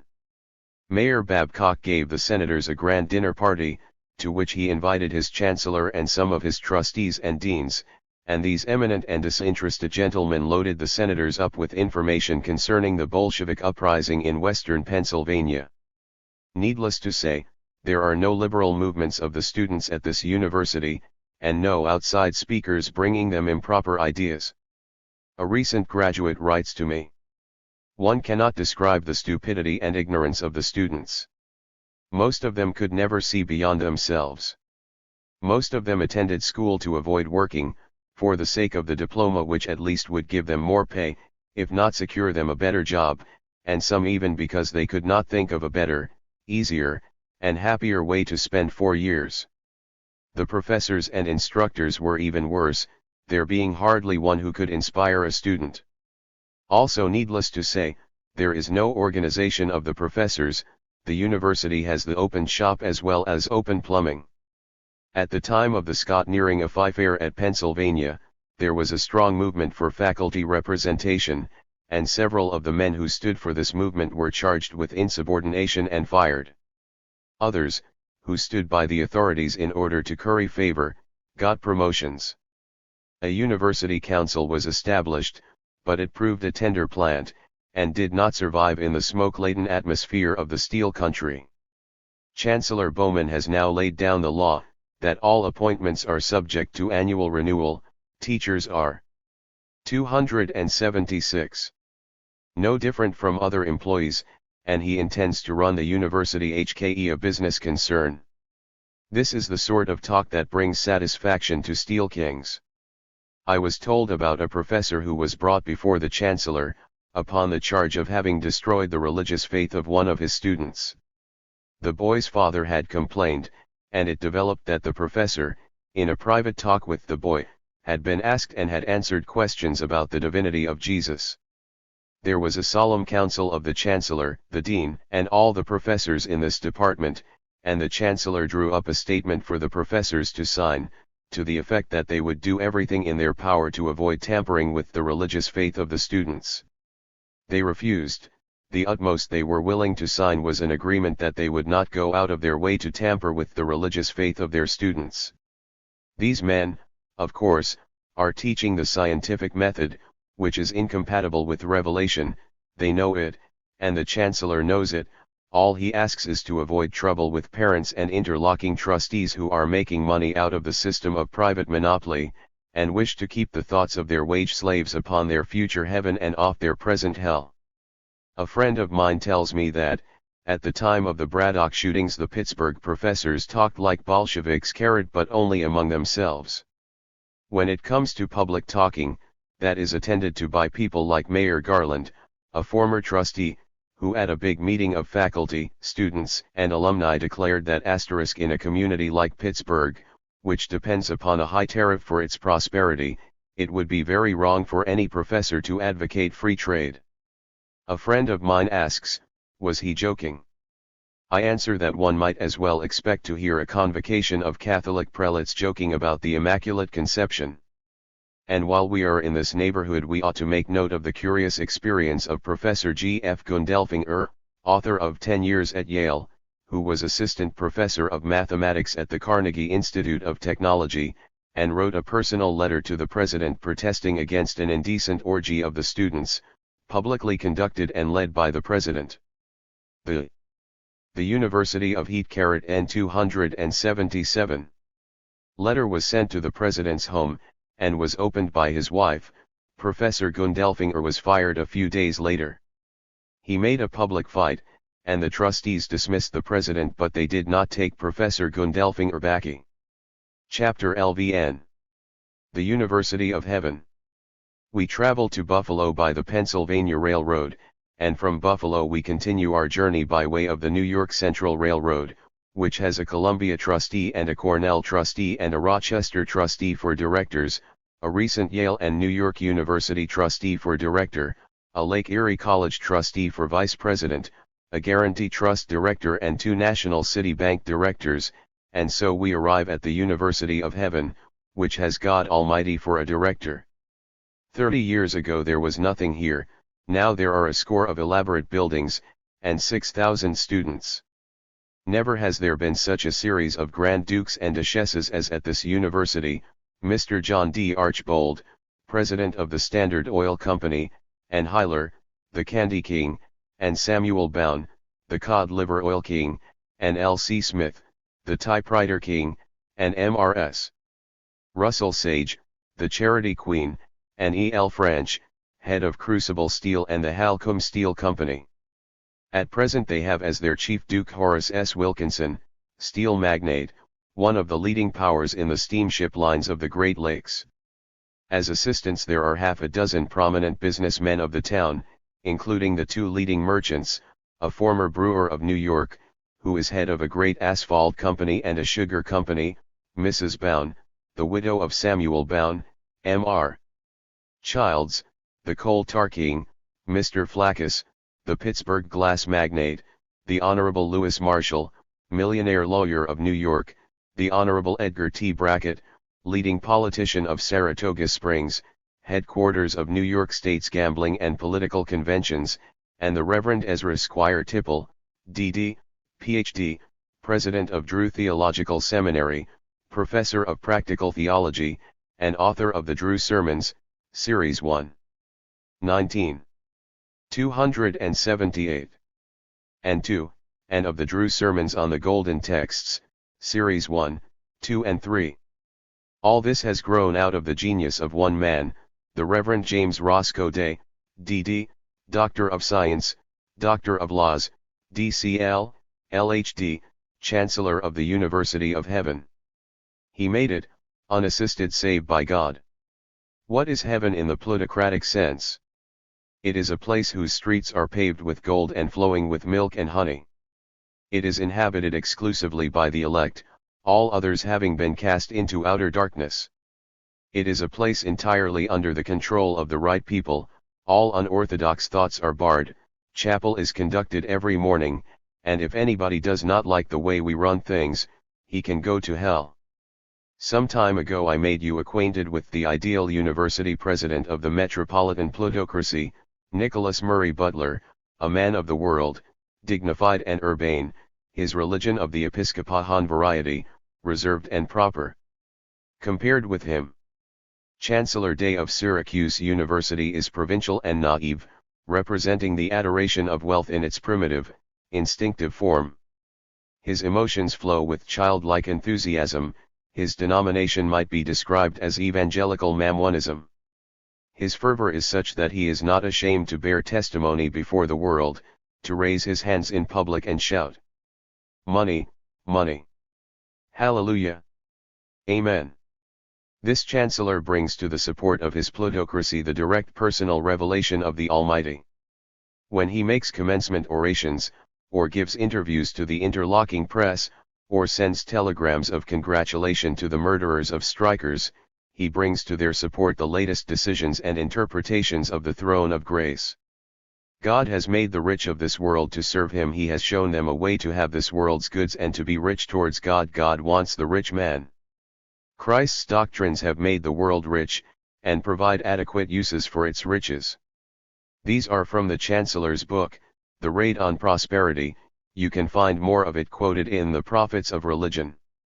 Recently he has published another book, My Neighbor the Working Man, and in this book we find God in a bloodthirsty mood. It appears that the radicals are taking advantage of our courts, which assume innocence. The University of Heveeks 279.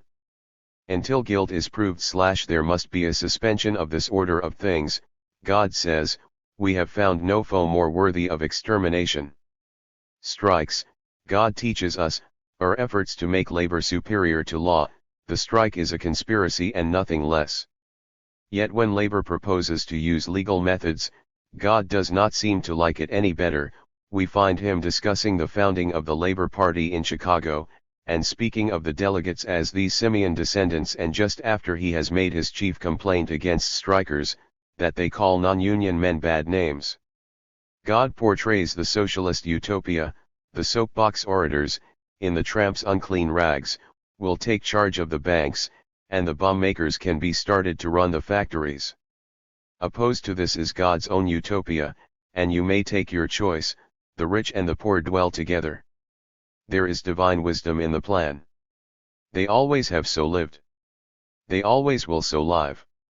Noble characters are in both. It must be the divine order. This Chancellor of the University of Heaven was providentially equipped for his role. He stands about 6.5 feet high, and broad in proportion, with the face of a Jupiter commanding the lightnings. He has a magnificent rolling voice, so that Jehovah's commands are heard as usual amid the thunders of Sinai.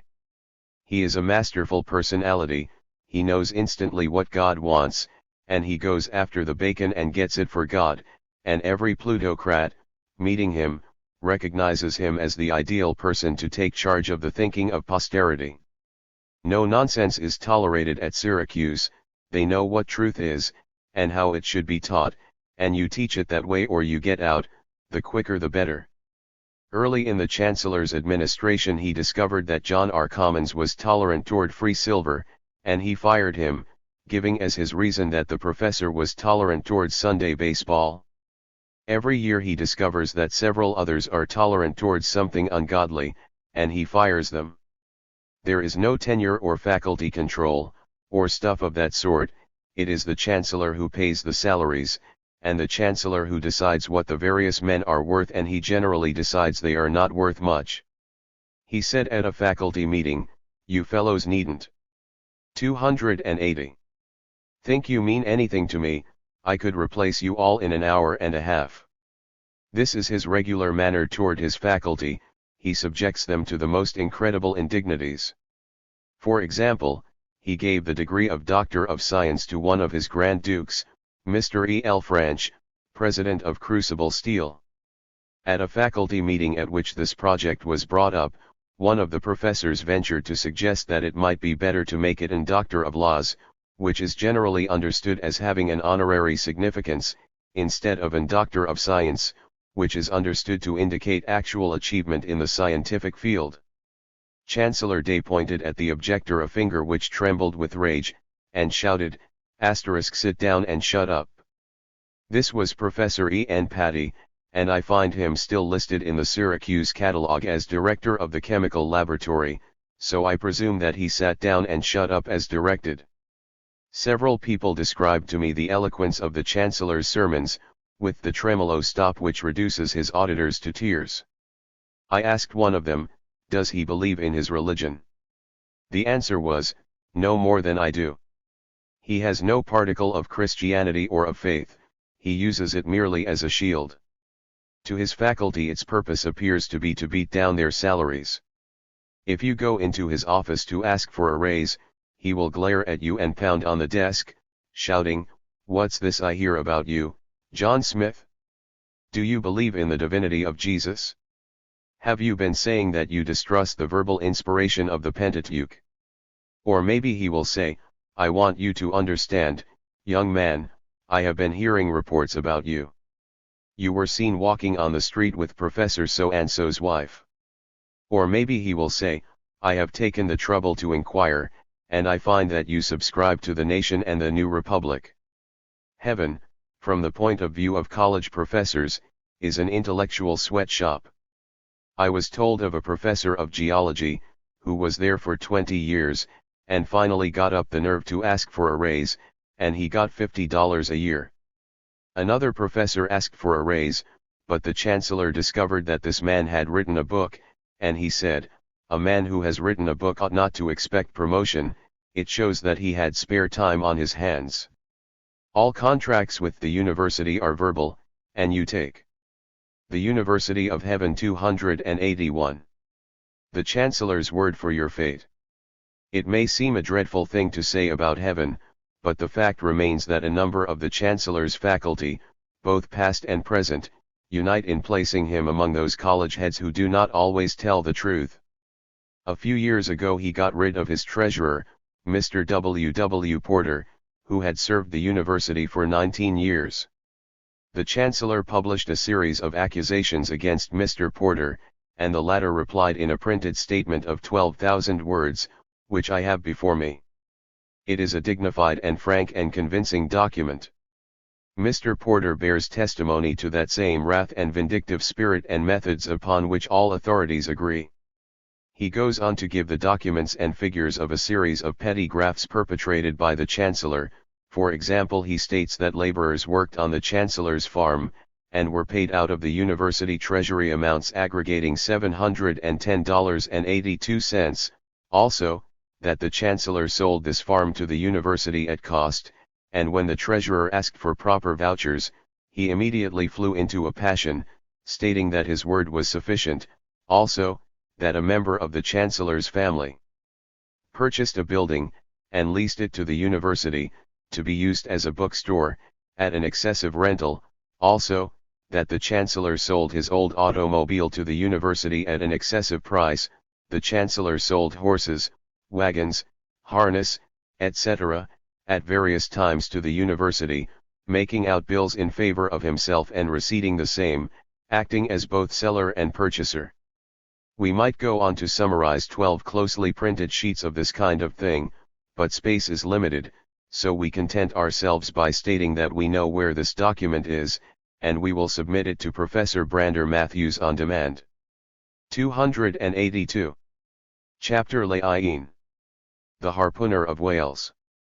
For a score of years the worst scandal at Syracuse was a sort of Rasputin, whom the Chancellor maintained at the university as his intimate and confidant.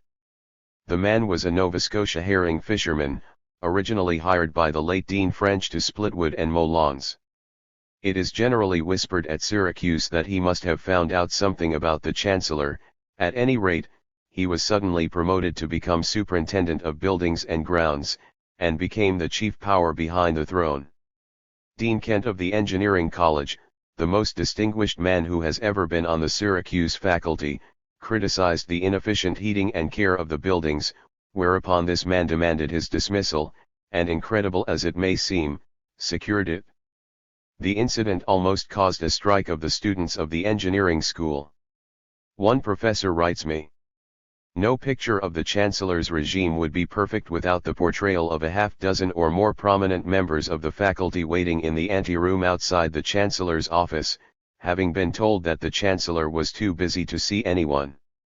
While they are waiting patiently, the Chancellor's favorite struts through this room, dressed in a jaunty suit, jostles against members of the faculty in an arrogant manner without apologies, does not even knock at the door, enters and engages the Chancellor in conversation, interspersed with ribald laughter, for an hour or more.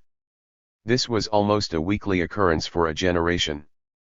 And when someone made bold to criticize the Chancellor for making an intimate of this low character, he flew into a passion and declared that anyone who so criticized him was criticizing Jesus, for had not Jesus chosen his friends among fishermen?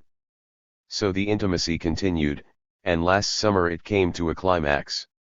The story is told in a letter from a friend at Syracuse, who is accurately informed concerning affairs at the university. I quote, "For some weeks Mr. Spencer, the manager of the dormitory grocery store, has been missing considerable quantities of groceries and meats. He made repeated complaints to the police, but nothing was accomplished. At length the situation became so bad that 2 detectives were stationed nightly at the store. 2 weeks ago last Friday night about 10 in the Harpooner of Wales 283. Evening an automobile stopped about a block from the store, the driver then entered the building, and when he was well loaded with plunder, the detectives closed in. To their surprise they found that they had bagged the Chancellor's favorite. He was taken to the police station and examined, and his house was searched, where more groceries were found. Hurlbut Smith, now president of the Board of Trustees, was sent for, and at his request the matter was kept out of the papers, because the pledges to the University Emergency Fund are being paid so slowly, that he feared the effect of such an incident. The Chancellor and his favorite are now trying to bulldoze Mr. Spencer, manager of the store, into the statement that the Chancellor's favorite often came to the store, took groceries, and left a slip for them, but Spencer down to date has not made the statement, perhaps because he is not a liar. Later, the Board of Trustees forced the resignation of the favorite. The Chancellor stormed at the trustees, and 2 all-day sessions were held over the issue. His old legal supporter, Lewis Marshall, tried all the wiles of a spellbinder on the trustees for over an hour, but could get only 3 votes for the Chancellor's favorite.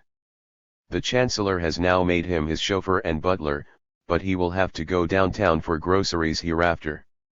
The Chancellor's furious rages, the vileness of his language, and the slanders which he circulates about men who displease him, these things would be incredible, but for the fact that man after man unites in testifying from personal knowledge. Thus, Professor A. G. Webster, now of Clark University, tells of seeing the Chancellor insult one of his professors on the campus, and subsequently Professor Webster mentioned this incident in a letter to the Boston Herald, whereupon the Chancellor wrote to the Herald in scathing terms, denying all knowledge of the incident or of Professor Webster. But, as it happened, Webster had in his files a letter from the Chancellor, offering to appoint him head of the Department of Physics. Dr. Homer A. Harvey, a physician practicing at Batavia, New York, was a brilliant professor of Romance languages at Syracuse, and was studying medicine in his off hours, taking various courses at the university. After 2 years the Chancellor discovered this grave offense, and his first step was to deposit the professor's salary check in the bank, short the amount of a recent increase in salary. The professor did not discover this until some of his checks were returned by the bank. Then followed an interview with the Chancellor, in which the young in 284 instructor was stormed at and denounced, and commanded instantly to abandon his studies at the medical college. He refused to do so, and resigned his teaching position. The Chancellor flew into a dreadful rage, but the young instructor walked out, and completed his medical studies and got his degree. A year later he wrote to the Chancellor about another matter, and received a suave and sympathetic letter, disclaiming all knowledge of the late unpleasantness. Dr. Harvey declined to accept this statement, whereupon the Chancellor flew into a rage, and wrote a second and furious letter, bringing a great number of false charges against Dr. Harvey and incidentally revealing a complete and detailed knowledge of the unpleasantness which he had just denied. Shortly after that Dr. Harvey learned that reports were being circulated at Syracuse, to the effect that at the time of graduation he had been caught cheating at the finals, and had been brazen enough to boast openly of it. Dr. Harvey adds, "The source of that falsehood I have no difficulty in surmising." And the same despotic methods which the Chancellor applies to his faculty he applies to his students, to everyone, in fact, but his rich donors. A student who had been working in industry during the summer started a discussion club in one of the dormitories. It was only a few hours before he was on the mat before the Chancellor. "Young man, study your books. Do what you are told at this university." Some of the students took to meeting secretly at the home of one of the professors, and they brought a socialist from town to explain his ideas. The Chancellor's spies brought word of this, and he stormed into a faculty meeting. This place is honeycombed with sedition. Still worse was the situation when they took a straw vote for president in 1920, and it was discovered that 4 of the students had voted for Debs. The newspapers got word of this, and shouted for blood. Recently the University of Heaven had a sensational experience. An instructor became insane, and shot and killed the dean who had discharged him. Chancellor Day has long ago adopted the thesis, generally popular among the plutocracy, that all socialists are lunatics. He now committed what his professor of formal logic would explain to him as the fallacy of the undistributed middle term. He jumped to the conclusion that because all the harpooner of Wales 285 socialists are lunatics, therefore all lunatics are socialists, and he trumpeted to the world the announcement that his dean had fallen victim to a Bolshevik assassin. To the bewildered editor of Zion's Herald, a very pious Methodist paper of Boston, the Chancellor announced that he had a right to see red. He had seen a pool of blood beneath the body of his slain professor. The Chancellor has personally excluded all radical and liberal publications from the library. Every book which deals with the subject of government ownership opposes that doctrine, all others have been systematically cleaned out. The Chancellor even carries his hatred of labor unions to the point of crippling the university. Workingmen have been changed 2 or 3 times in 1 week. The Chancellor set the maximum price that a working man is worth at 28 cents an hour, and as a result, the boilers of the heating plant were ruined, and the cost was $4,000. There is the same strenuous watching, with the help of spies and stool pigeons, over the religious life of the university. Judge Gary was brought there last summer, to preach his piety to the students, who have chapel every morning, and are expected to attend regularly the Sabbath church service of the denomination to which they belong. The Chancellor received a protest from some minister, whose daughter had learned something about evolution, and he announced to the faculty, You men are hired to teach your subject, don't try to teach theology. Then, observing a cold silence from this group of scientists, he added, I don't expect you to change your opinions, but do, for God's sake, be as pious as you can. The old rascal is decidedly cynical among his intimates, fond of telling smutty stories, and willing even to joke about the educational game. His professor of psychology came to him, telling him about the wonderful new intelligence tests which some universities were using in place of examinations. Fine, said the chancellor. We'll use them, but don't let them affect admissions. We want to give everybody a cheap education. Tell them it's a good one, and they won't know the difference. Confronted by the usual trouble of raising funds, he let himself be persuaded to try an appeal for small donations from a large number of the alumni, but the results did not equal 286. The cost of the circulars, and the chancellor remarked at a faculty meeting, I never went fishing for small fish with a net, I went out and stuck my harpoon into a whale **.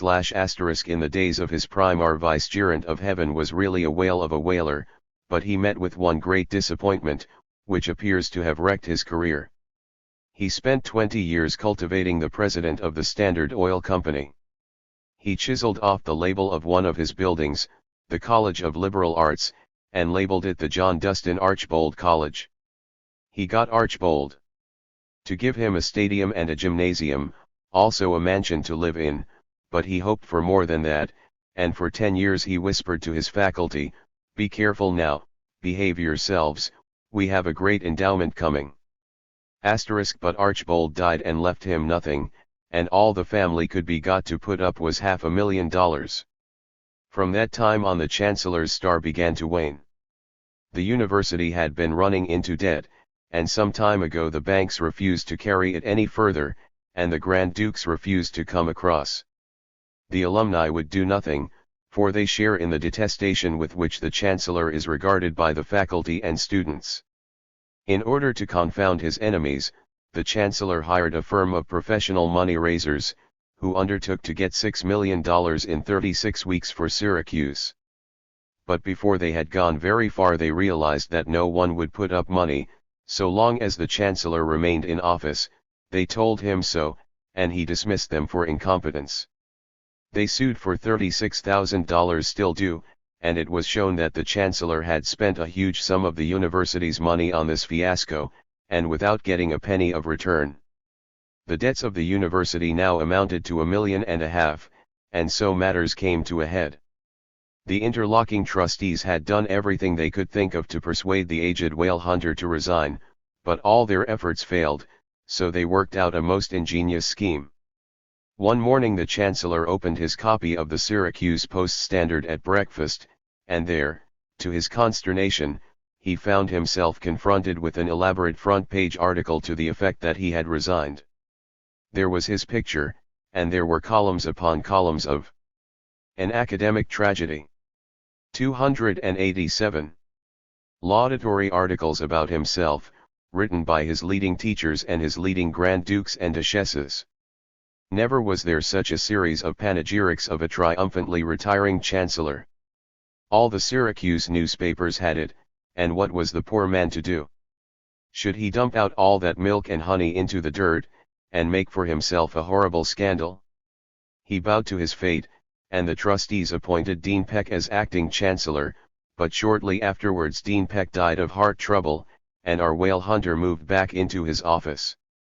There was no one with authority to keep him out, and he set the university carpenters at work making alterations on his new home and made to his faculty the triumphant announcement, "You see, gentlemen, God has vindicated me, he has struck Peck down, in order that I may return to my position." Such is the University of Heaven, and we close with the familiar comment, heaven for climate, hell for company. P.S. While this chapter is being prepared for the printer, the Chancellor resigns once more. Whether this time it is permanent, only God knows. Chapter Licks. An academic tragedy. We continue on the New York Central Railroad to Albany, and then take the Boston and Albany, which is leased to the New York Central, and has a Harvard visitor, a recent Harvard overseer, a Massachusetts Tech trustee, and a trustee of Clark University for directors. It is to this latter university we are bound, to study one of the tragedies of our academic history. In the gold rush of '49, a hardware and furniture dealer of Massachusetts went out to California, and established a monopoly in his line and made a fortune. He came back home, expecting to be welcomed by the aristocracy of his state, but they snubbed him, and so he turned his thoughts to education. He endowed a university, and put at the head of it one of the most original and fertile minds that have ever appeared in the educational field in America. President G. Stanley Hall of Clark University has been interested in almost every 288 branch of advanced science. He is the author of great works on adolescence and senescence, and was the first to introduce psychoanalysis into academic teaching. He brought Freud and Jung to America, and even made so bold as to apply the psychoanalytic method to Jesus Christ. Instead of making Clark the usual academic department store, he made it a place where the most advanced men in every field of science found a home, and where students came to specialize in the highest and most difficult branches of knowledge. The founder was a plain old boy, and gave them 2 plain brick buildings, modeled on his Boston store, the great retail establishment of Worcester. So undistinguished are these buildings that the story is told of a farmer driving by, learning that this was Clark University, and exclaiming, "Christ! I thought it was the jail." Yet these brick buildings carried the name of American science all over the world.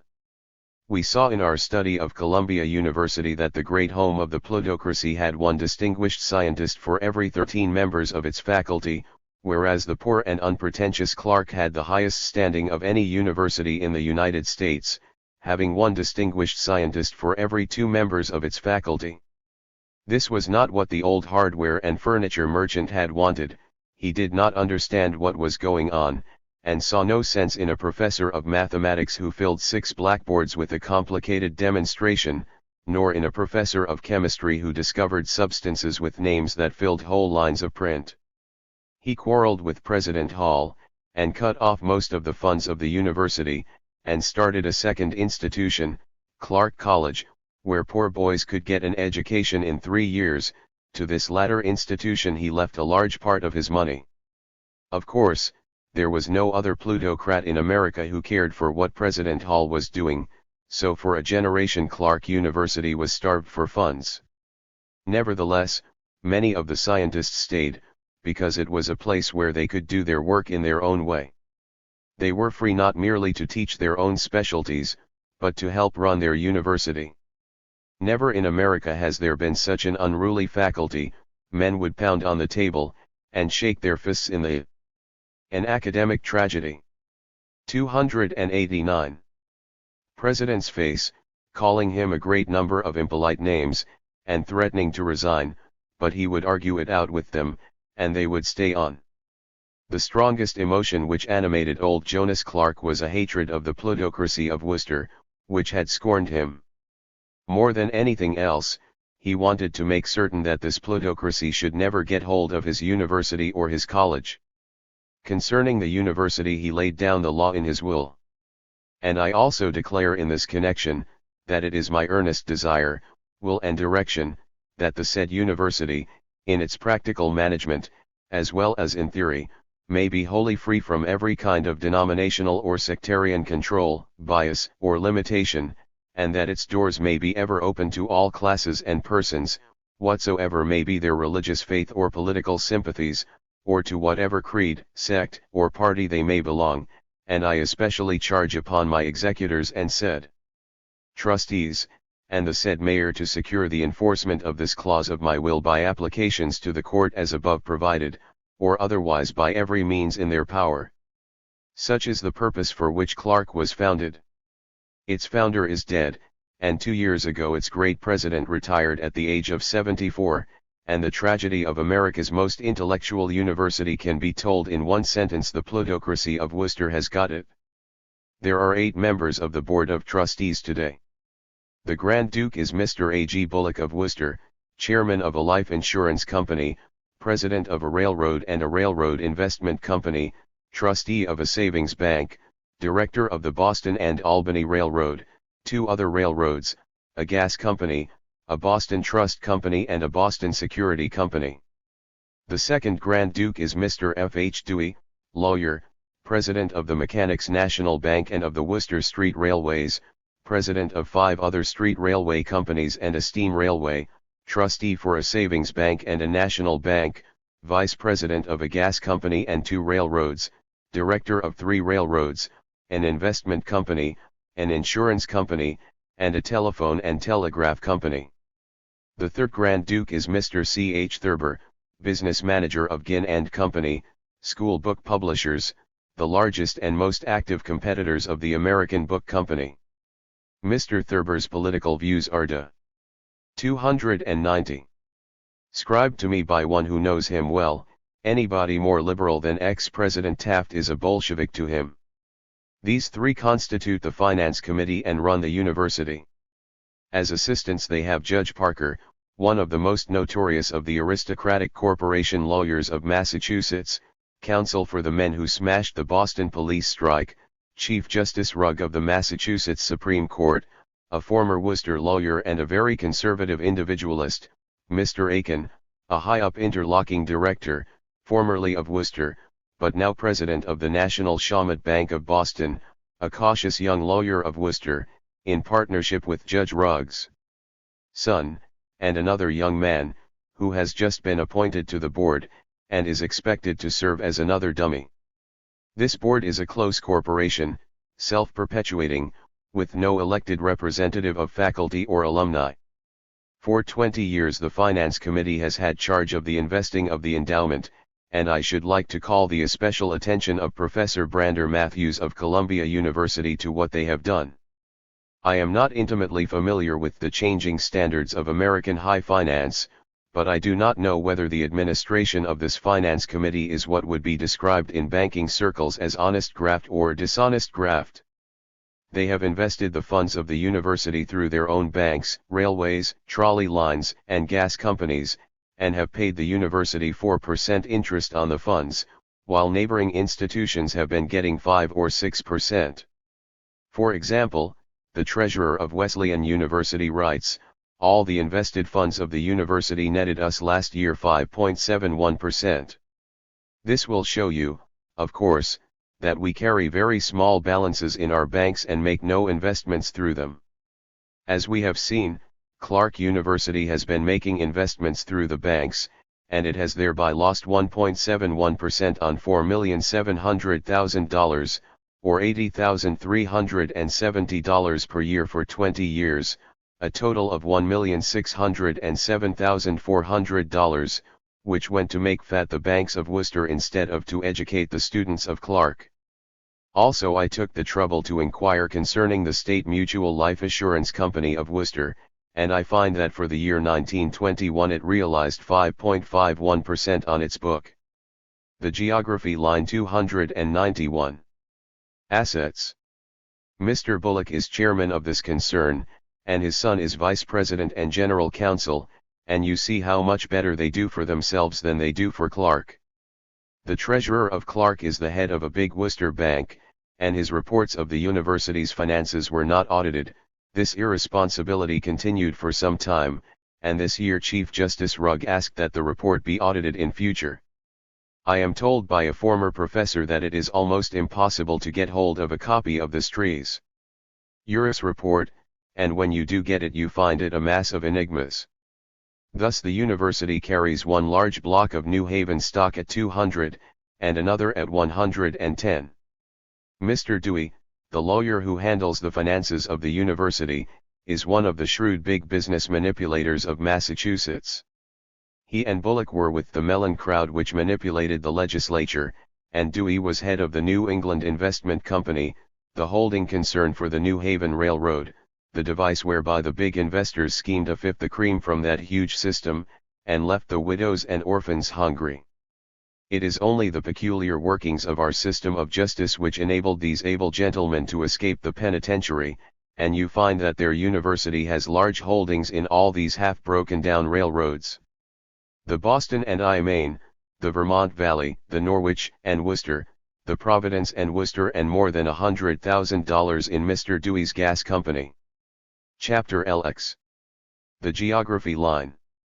Needless to say, Clark University had been for a generation a cause of indignation to the town of Worcester, which is the largest manufacturing center in New England, and next to Pittsburgh the most notorious kept city and open shop town in America.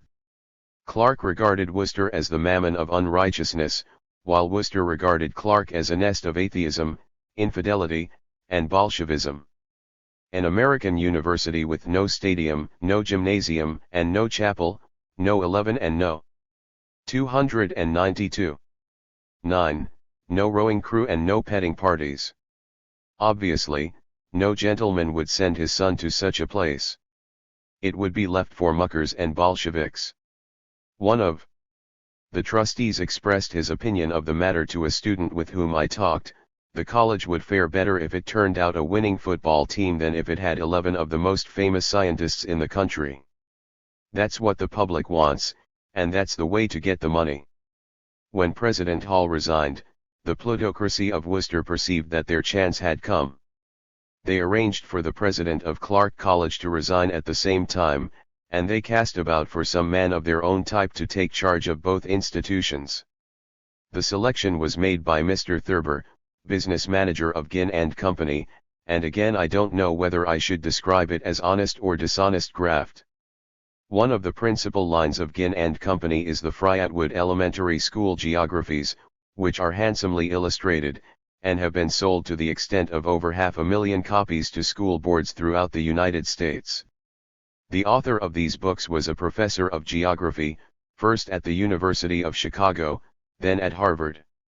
It occurred to Mr. Thurber what an admirable thing it would be, if, instead of advertising these geographies as written by a professor at Harvard, he could advertise them as written by the president of Clark University.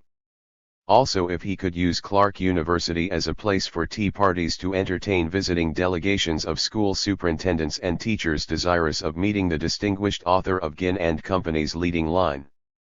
Of course I don't mean literally tea parties.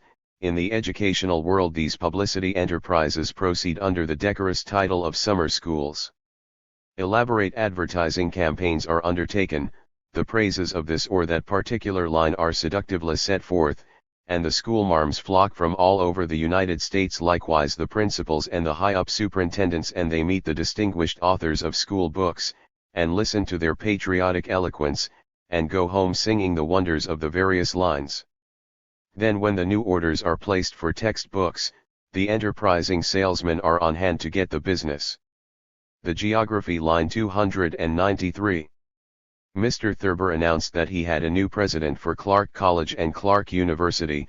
H. Carrot announced it at the commencement dinner, and there was consternation on the faces of everybody present, because nobody had ever heard of Wallace Walter Atwood, professor of physiography at Harvard University, and author of the Mineral Resources of Southwestern Alaska, and the Glaciation of the Uinta and Wasatch Mountains. I am told that one of Professor Atwood's colleagues at Harvard, hearing the news, remarked, "I suppose Clark thinks it is getting a geographer and an educator. Clark will find it has neither." And Clark did. President Atwood may be a well-informed man in his narrow specialty, certainly he fulfills the ideal of the interlocking trustees, in that he is 100% pious and 100% patriotic and 100% plutocratic. But when it comes to the administration of a university, and to broad questions of public welfare, I have cast about and tested all the terms in my vocabulary, but I have been unable to find any one word to describe the ignorant crudity and childish absurdity of this former Harvard physiographer. He announced at the very beginning that he had no interest in being the president of a poor man's university. He was going to start a drive for funds, and make Clark a normal and respectable place. In an address to the students he set forth the advantages of a technical education, using the standard phrases of the go-getters. As an expert witness you can sometimes get as much as $100 a day. This to a group of men whose chief pride was that they had a real understanding of the intellectual life. One student came to him to ask for time to pay his tuition fee. Why do you come here if you can't pay what you owe? Asked the president, sharply. On the other hand, to a famous athlete, member of a wealthy family, who had found it impossible to pass his examinations, he said, "Don't worry too much about that, we all get by in the end, it took me 5 years to get through myself." At the formal inauguration ceremony, President Atwood announced, doubtless with a sly wink at Mr. Thurber on the platform, that he was going to make Clark University the great center of American geographic and 294 physiographic education. Now, I have no desire to deny the importance of these subjects, they are interesting specialties and have their place, but when someone sets out to raise them into major sciences, we may be sure that we are dealing with a bunkum artist, and may look with certainty for commercial motives. In the Clark University Bulletin we find the commercial ideal set forth in the plainest possible language. Many of the universities and colleges of this country are now calling for trained geographers. Commissioners of education, normal schools, and high schools are looking for men or women who can serve as supervisors or as special teachers of geography. The large financial houses are endeavoring to train men in commercial geography in their own schools. The departments of the government are now using trained geographers, and the Civil Service Commission has recently recognized the profession of geography, etc., etc. Under President Atwood's regime, the graduate work in mathematics and biology has ceased. The two best psychologists are gone, and the department has declined to nothing. The Department of Chemistry is undermanned and woefully deficient in equipment. History and the social sciences are even worse off, and no adequate work in government is offered, in spite of the fact that the will of the founder specifies the preparing of useful citizens as the first task of the university. Instead of that, we have geography. There is an independent graduate school of geography, free from faculty control and headed by President Atwood himself, with a professor of meteorology and climatology, and a lecturer in anthropogeography. Delicious mouthful for schoolmarms to take home to Main Street, also 4 other professors and lecturers, and 4 more listed as offering closely related work. There are 21 courses in this graduate school, and a special series of 6 lectures, besides a program of anti-Bolshevik propaganda, described as a conference on Russian affairs, with 5 lecturers, including Mr. A.J. Sack, ex-chief of Ambassador Bakhmetiev's Lie Factory. In addition to this, there is the summer school, with only 1 course in psychology, and only 2 in education, and only 2 in social science. But with 12 in geography. And worse yet, there is 295. B. A correspondence school, with endless courses in the Atwood geographies, for rural school and grade teachers, with the horrified and agonized faculty of the university compelled to give university credits for this commercial work.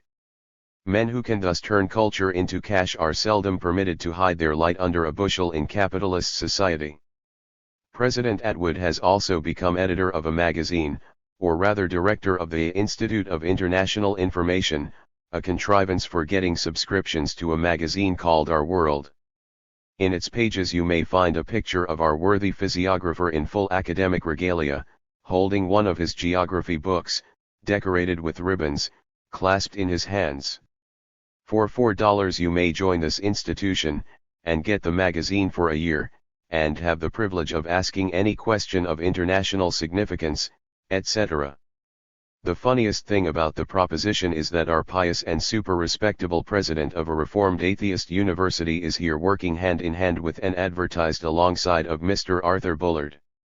Surely President Atwood does not know who this terrible creature Bullard is, an international revolutionary conspirator who, concealing himself under the alias of Albert Edwards, endeavored to undermine American institutions by a socialist novel called Comrade Yetta, and a most shocking free love novel, A Man's World.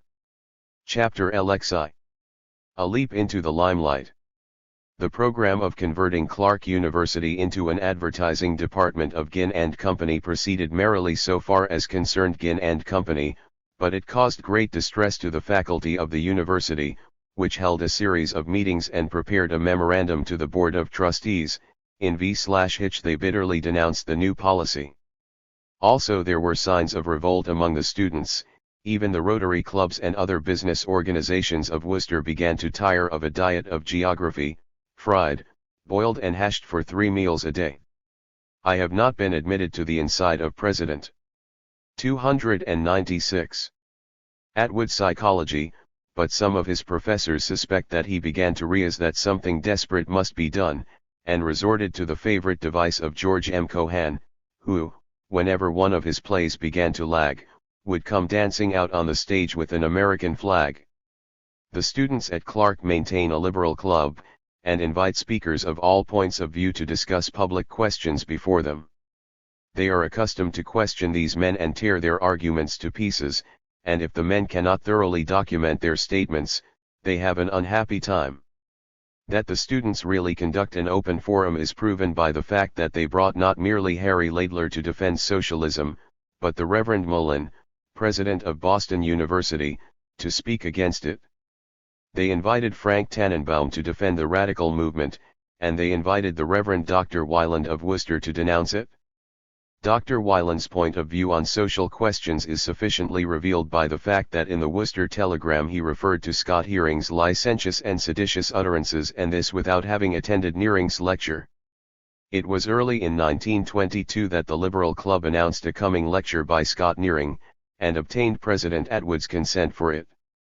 A few days before the lecture, President Atwood summoned the president of the club, and told him that there was to be a geography lecture that evening and asked that the Nearing address be shifted to a different and smaller hall.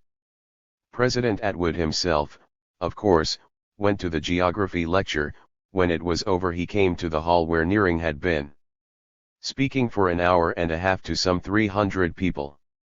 I am told that on the steps of the building he met a high-up society lady of Worcester, wife of one of the interlocking directors. This lady was trembling with indignation, and told President Atwood about the horrible thing that was going on in the hall. A Bolshevist speaker was shamelessly defaming the American people. President Atwood went in, and listened to the address for about 3 minutes. Scott Nearing was discussing the control of American intellectual life by the plutocracy, and, as it happened, he had just got to the subject. 297. Of educational institutions, and was describing the contents of the higher learning in America, by Thorstein Veblen, who happens to be Atwood's brother-in-law. Atwood listened, and his bosom swelled. Some poet has described opportunity as a beautiful caparisoned white horse, which gallops by and stops for a moment in front of a man, and then gallops on. At this moment Atwood perceived that the steed had halted before him. Here was the way to make the Fry Atwood geographies known, not merely to all the schoolmarms of the United States, but to all leaders of patriotic thought all over the world. President Atwood leaped upon the horse and rode into the limelight. What he did was to rise up in the audience, and tell the president of the Liberal Club to stop the lecture. He had to repeat this several times before the bewildered student got his meaning. Then the student went upon the platform and told Nearing to stop, and Nearing politely did so. In talking about the matter with Nearing, I told him that I thought he had made a mistake. He should have insisted upon his right to finish his lecture, and I was assured by students at Clark that if he had done this, the audience would have politely put the president of the university out of the hall. But it didn't happen that way. Nearing stopped, and President Atwood went to the front of the platform and informed the audience that the meeting was dismissed. He said this 3 times, while the amazed people stared at him. He turned and instructed the janitor to blink the lights, so as to compel the audience to leave. There were half a dozen of the faculty present, also the venerable scholar, ex-President G. Stanley Hall. One of the professors came forward and remarked that it seemed rather late to dismiss the meeting. President Atwood answered, "We can't have these things going on here." "Why not?" asked the professor. "This is no proper audience to hear such remarks." "But the audience consists of at least 50% college men." "Yes," said President Atwood, "that's the worst of it." Asterisk, and he pounded on the wall in his excitement. This 298 kind of thing must be stopped. I am going to crush it with every means in my power. The author of the Atwood Geographies was new to Clark University, and does not possess the mentality to understand the place. He was genuinely bewildered by the uproar which followed. The students called mass meetings of protest, they organized and appointed committees, and proceeded in vigorous and determined fashion to make good their right of free speech. The incident, of course, was telegraphed all over the country, and brought back upon the head of the unhappy physiographer a storm of ridicule and denunciation. He fled from it, and shut himself up in his house. The student committee could not get access to him, but finally they dug him out, and put him on the griddle. I talked with a member of this committee, and he told me how the president had called to see him at a fraternity house, almost weeping, and saying that his life had been threatened. Next day he received a delegation from the student body, and made them a prepared speech, in which he said, *T deeply and sincerely regret the dramatic manner in which I interrupted Dr. Nearing. But a day or two later he appeared before a mass meeting of the whole student body, and read them an address entitled Extracurricular Activities and Academic Freedom, in the course of which he said that Scott Nearing had maligned the moral integrity of the American people, and added, I know that I should have closed that meeting. I do not regret that I have shown in a positive way that I disapprove of such influences within the halls of the university. To a committee of the students he stated that he had evidence of a worldwide plot to bring Bolshevism from the street corner into the colleges, and this evidence he intended to lay before the Board of Trustees. He intimated that the liberal professors at Clark were privy to this conspiracy, but when the time came for him to produce the goods, all he had was the absurd magazine articles of calculage. You see, the poor fellow is utterly ignorant of the problems with which he is trying to deal. A child in his mentality, he was talking to students who had been trained in the social sciences, and were accustomed to do their own thinking, and to produce evidence for their state. 299. Ments. These students persisted in pinning him down as to what he meant by freedom of speech and of teaching, and they succeeded in extracting from him one extraordinary piece of obscurantist dogma. He said to them, if, in teaching geology I had in my class Lutherans who believed in an actual six-day creation of the earth, I could only state that scientists were aware that the earth is very old and it is our theory, nothing but theory, that it evolved through countless eons, but as to its actual creation, whether or not it took 6 days we do not know. I could say nothing which seemed to contradict the beliefs which they had gained in the home. Another student who had a session with him made very careful notes, and has placed these at my disposal. Said President Atwood, when I came to this college and found that you had no chapel, I was shocked to the depths of my soul. My father was a minister, and I regard religion as the fundamental basis of all education. The student replied by informing his president that the study of religion formed an essential part of all the sociology courses at Clark. Said the student, do you suppose that many members of the student body agreed with what Nearing said? No, replied President Atwood, maybe not, but they would have if they had a chance to hear him. The student laughed at this, and told him that if he had let the meeting alone and sat quietly, he would have heard Scott Nearing questioned and made to back his assertions, if he could. The president was told about the misadventure of the Reverend Wyland, who had come to talk against Bolshevism. Without knowing a single thing about the subject, he had been questioned and backed into a corner, and when he got off the platform he was as limp as a rag. But somehow that did not satisfy President Atwood. How simple-minded he is you may perceive from the fact that he allowed a professor of his geography department, coming forward in his defense, to point out that Harvard, by holding on to Lasky, had lost more than $1 million. He went before the Rotary Club at Worcester, which received him with tumultuous cheering. He was their kind of man. Also the Reverend Wyland defended him with the result that the Student Glee Club cancelled a concert at Wyland's church. The clergyman 300 gave out to the press a statement that the reason for the cancelling was that not enough tickets had been sold. President Atwood called off the weekly assembly, because he dared not face the students. They might refuse to sing, he said. They used to cheer him on the campus, but now they passed him in silence. When he addressed them at the mass meeting, there were present not merely the state police, but a number of private detectives. The newspapers had scare headlines, "Police protect college president from students." An interesting aspect of this affair is the behavior of the kept press of Worcester. One of the students said to me, *T read the brass check, and I couldn't believe it, but now I know it is true, because I saw the Worcester newspapers do practically everything that you told about. Throughout the whole affair the students were orderly and dignified, yet their local newspapers sent over the country wild tales about riots and threats.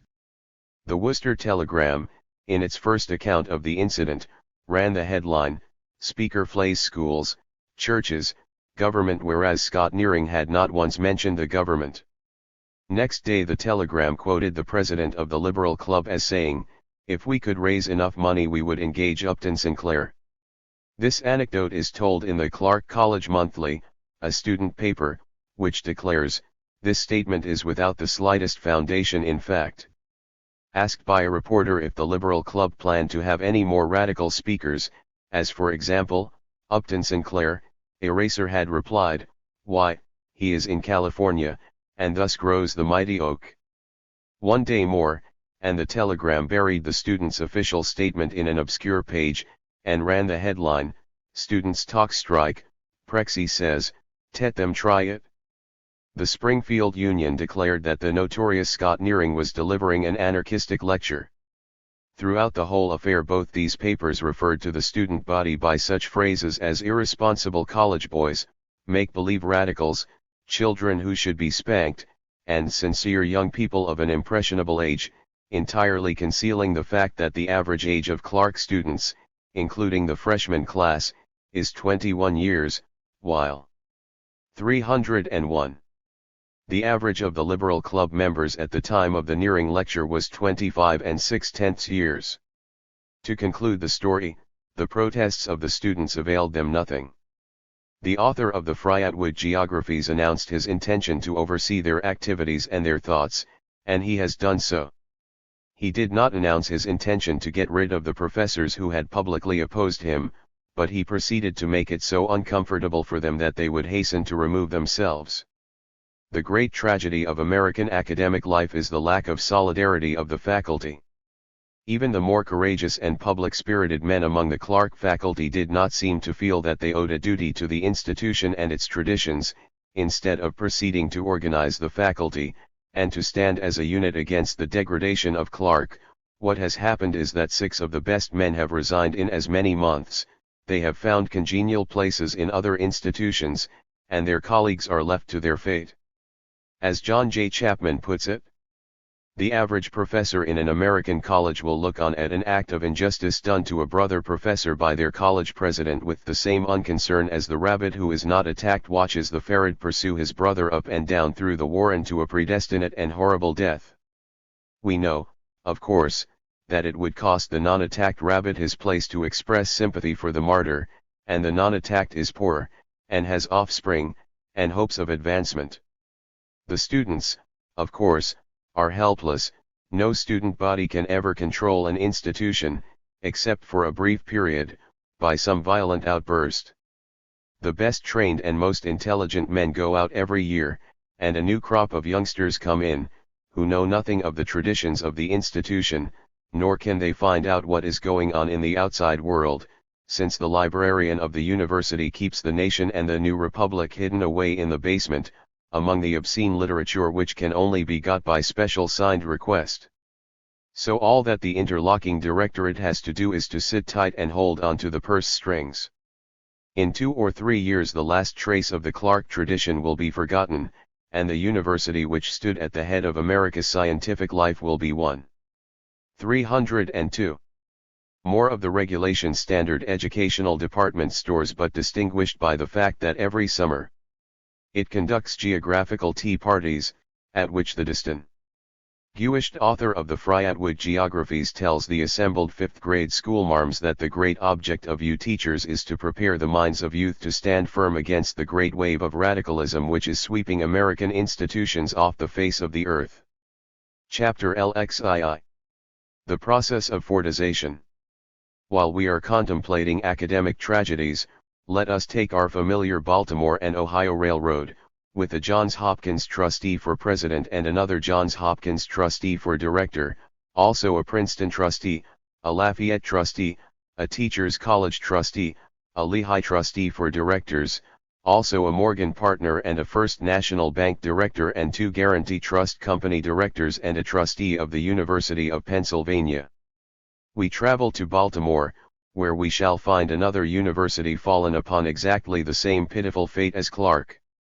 Save that the interlocking trustees have handled the matter more deftly, and have not made themselves a scandal in the newspapers. Johns Hopkins University was founded by an old Quaker, who left $3.5 million to endow a university, with a medical school as an integral part. He had the wisdom to call in a great educator, Daniel Coit Oilman, who did in Baltimore exactly what Stanley Hall did at Worcester. The money, instead of being spent on buildings, was spent on men.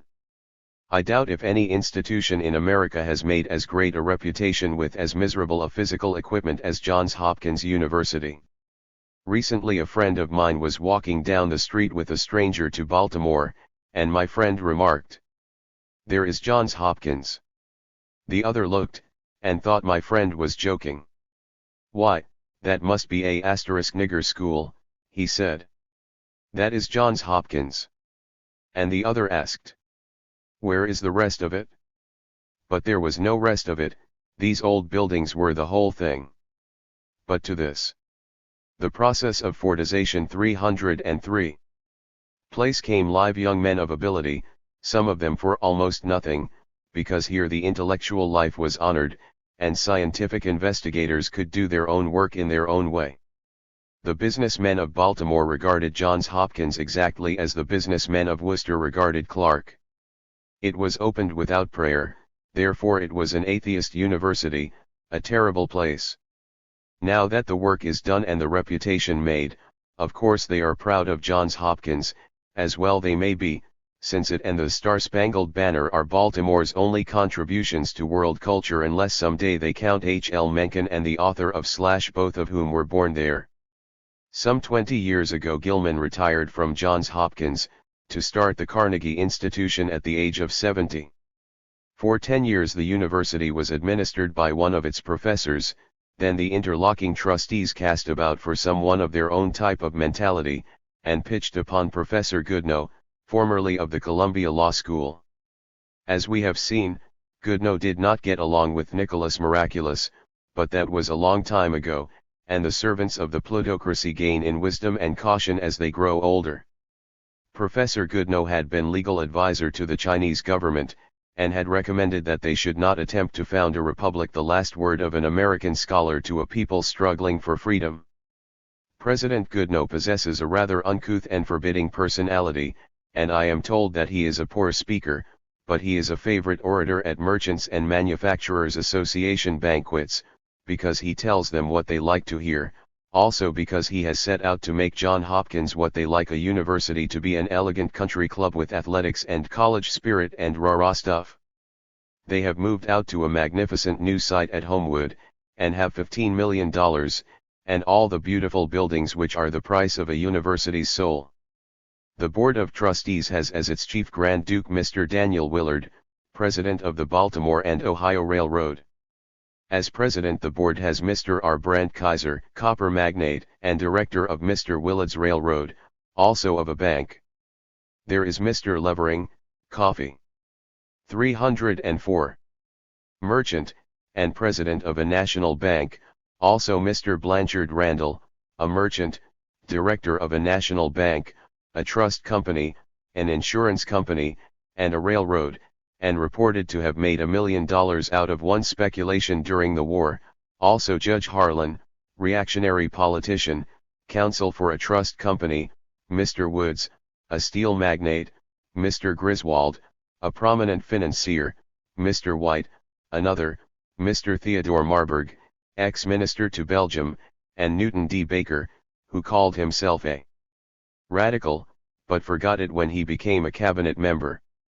Also I ought to mention one of the hidden influences in the university, Bishop Murray of the Episcopal Church, a sort of Pope of reaction in Baltimore, a bigoted medievalist who drove the Reverend Richard E. Legge, secretary of the Church League for Industrial Democracy, from his pulpit in Baltimore, and broke up the church open forum by publishing in the Baltimore newspapers advertisements carefully veiled so as not quite to be libelous.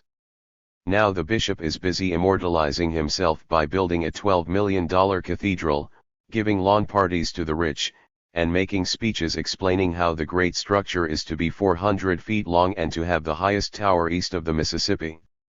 As a Johns Hopkins professor phrased it to me, the church is running to plant, and so is the university. Mr. H. L. Mencken, who lives in Baltimore and watches from a high tower, told me what has happened under the new regime. It is a process of fortization. The university has a campus, and the usual outfit of uplifters. It has a summer school, with advertising, and journalism and gas engineering and folk singing and pedagogy and counterpoint taught in 6 weeks, and every known kind of Main Street stuff. It has gone flop at one crack to the level of Ohio Wesleyan. It is a technical high school for the manufacturing of $10,000 a year Chautauqua fakers. Mr. Mencken insists that a student got his doctorate degree for marking on a curve the vocabulary of Latin students after 6 months training. Also he told me the tragic tale of a professor of psychology, who had a hyena of a wife, and some other woman made love to him, and his wife started a divorce suit, and he had to leave the New Baltimore Chautauqua. On the other hand, a gentleman who was for many years one of the process or fortization 305. The most prominent members of the Board of Trustees held that position in spite of the fact that everybody in Baltimore society knew that he was living with another woman while he had a wife. He still holds a position on the Bishop's Committee to raise funds for the cathedral. On the outskirts of Johns Hopkins hovers Miss Elizabeth Oilman, daughter of the former president, a gentle but indefatigable ghost, troubling the uneasy souls of the new Chautauqua masters. Miss Gilman is a socialist, and an ardent champion of starving wives and children of strikers. She sees her father's great university in process of being kidnapped, and now and then her distress breaks out into pamphlet or leaflet form. During a strike of the Typographical Union, Miss Gilman wrote to President Goodenough, protesting against the university's having its printing done in anti-union shops, but he coldly declined to have anything to do with questions of that sort. IV/ent to see Miss Gilman, to ask her to tell me about her experiences. She could not bring herself to do it, and, I think, in order to be fair to her, I ought to say that it is to others I owe what I have written here. I persuaded Miss Gilman to state over her own signature her opinion of the new Johns Hopkins, and this she did, as follows. The university has been to me more like a sister than an institution. I gloried in what she stood for and in what she accomplished. During the last few years it seems to me that she has lost much of her intellectual leadership in America, at the very time when academic freedom and democratic principles need brave champions. The fine new buildings and campus have not to my mind compensated for a considerable lowering of intellectual ideals and accomplishments. Money getting is horribly dangerous to institutions as well as to individuals, and the Johns Hopkins University has been out to get money. It is true that this money has been given for education and not for profit, and yet even so, there may be the insidious temptation of adopting purely business standards. We need in Baltimore, as well as throughout the country, courageous, untrammeled leadership, as expressed in the motto of the Johns Hopkins University, "The truth shall make you free." My hope is that a new cycle may be at hand, and that the Johns Hopkins University will again lead in all that is best and highest. I talked with 3 Johns Hopkins professors, and had a curious experience with each one in turn. Each told me of some feeble little effort he had made at liberalism, and 306. How deftly and subtly he had been sat down upon by the university authorities. I made notes of the little anecdotes, planning to tell them here, without names, to show you how the proprieties are maintained by privilege, but to my great grief, each professor came to me in turn, or wrote to me subsequently, to ask that I should not use anything of what he had told me. The anecdote would certainly be recognized, and his career of usefulness might be hampered. Such pitiful little stories and such pitiful little fears. I found only one professor at Johns Hopkins who was willing to be quoted in my book. This gentleman I met at luncheon in the University Club of Baltimore, and he indulged himself in bitter sneers at the so-called radical type of professor. I myself could name about 12 really radical American college professors, but from the talk of this Johns Hopkins professor you would have thought there were thousands. To be a radical was the way to get promotion, said this Johns Hopkins man, to attract notoriety to yourself and make yourself somebody. Once you had got the name for being a radical, then the trustees wouldn't dare to fire you, because that will be a violation of academic freedom. I smiled gently, promising this sarcastic gentleman that I would send him a copy of my book when it was written, and let him see how his statements sounded side by side with the facts. 1. How do you think they sound? Chapter LXHI. Intellectual dry rot. There are a few other universities, which in past times have established reputations in America, for example, Cornell University, located at Ithaca, New York, on the Lackawanna Railroad, with a Cornell trustee, a Columbia trustee, and a Princeton trustee, also on the Lehigh Railroad, with a trustee and recent president of Lehigh College, a trustee of the University of Pennsylvania, and a trustee of Lafayette College for directors. Cornell today has some 6,000 students, and as choice an outfit of trustees as a plutocratic imagination could invent. The Grand Duke is Mr. George F. Baker, reputed to be, next. Intellectual dry rot. 307. To Rockefeller, the richest man in America. I might take a page of this book to list all the various institutions of which Mr. Baker is an interlocking director. He is president of the First National Bank of New York, one of the three great institutions of the Money Trust, and also a trustee of the Mutual Life Insurance Company, a great treasure chest. He is director in a dozen railroads, and his son is director in many more. Next to Mr. Baker stands Mr. Charles M. Schwab, president of Bethlehem Steel, and H. Westinghouse, chairman of the Westinghouse Company. It will suffice to indicate a few of the others: the head of the biggest bank in Ithaca, the head of a great machinery company, president of a national bank, a corporation lawyer and bank director, a metal manufacturer, director of many railroads, an ex-governor and prominent Republican politician, the chairman of the Bankers Trust Company of Buffalo, president of a steamship company, a lumber company and a railroad company, the vice president and counsel of the New York Central Railroad, a prominent corporation lawyer, a judge, ex-mayor of Ithaca, and director of a national bank, the president of a national bank and director of half a dozen others, the president of the Ithaca Trust Company, director of many other banks, an official of I/IR. Schwab's Shipbuilding Corporation, TB Chief Justice, and another justice, of the New York Court of Appeals, and, finally, that major seaman whose heroic defense of the Chicago Packers you may read about in Chapter 4 of the Brass Check. Not so very long ago Cornell had a famous president, Sherman, who had studied the goose step in 3 of the Kaiser's universities. I received an interesting account of him from Mr. W. E. Zucca, who was on the Cornell faculty, when the Bolshevik hunters got hold of some letters, written to him by another professor. This other professor was quite a red, and Zucca was trying to tame him down. The letters of Zucca were not published, but he was represented as a Bolshevist, and his scalp was demanded. Cornell at this time was in the midst of a drive for 10 millions, and a lumber magnate wrote to President Sherman that so long as Zucca remained he would not lead the drive. The economics department of the university appointed a committee, which 308 endorsed Zucca and declared that a contract had been made, and that the university should stand by a competent man. In 25 years the university had never rejected the decision of such a faculty committee. Nevertheless, President Sherman proposed that Zucca should resign from the faculty, and accept a position as a fellow, to do the same amount of work and receive the same salary. Also they had a flurry at Cornell over Thorstein Veblen 3 or 4 years ago.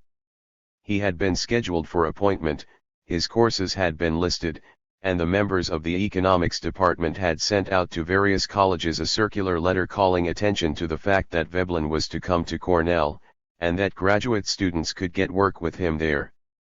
But the interlocking trustees got busy, and the call was countermanded. Nevertheless, in the interest of discrimination, it must be specified that Cornell is to be numbered among our less illiberal universities. One professor made so bold during the war as to advocate the financing of the war by taxation rather than by bonds.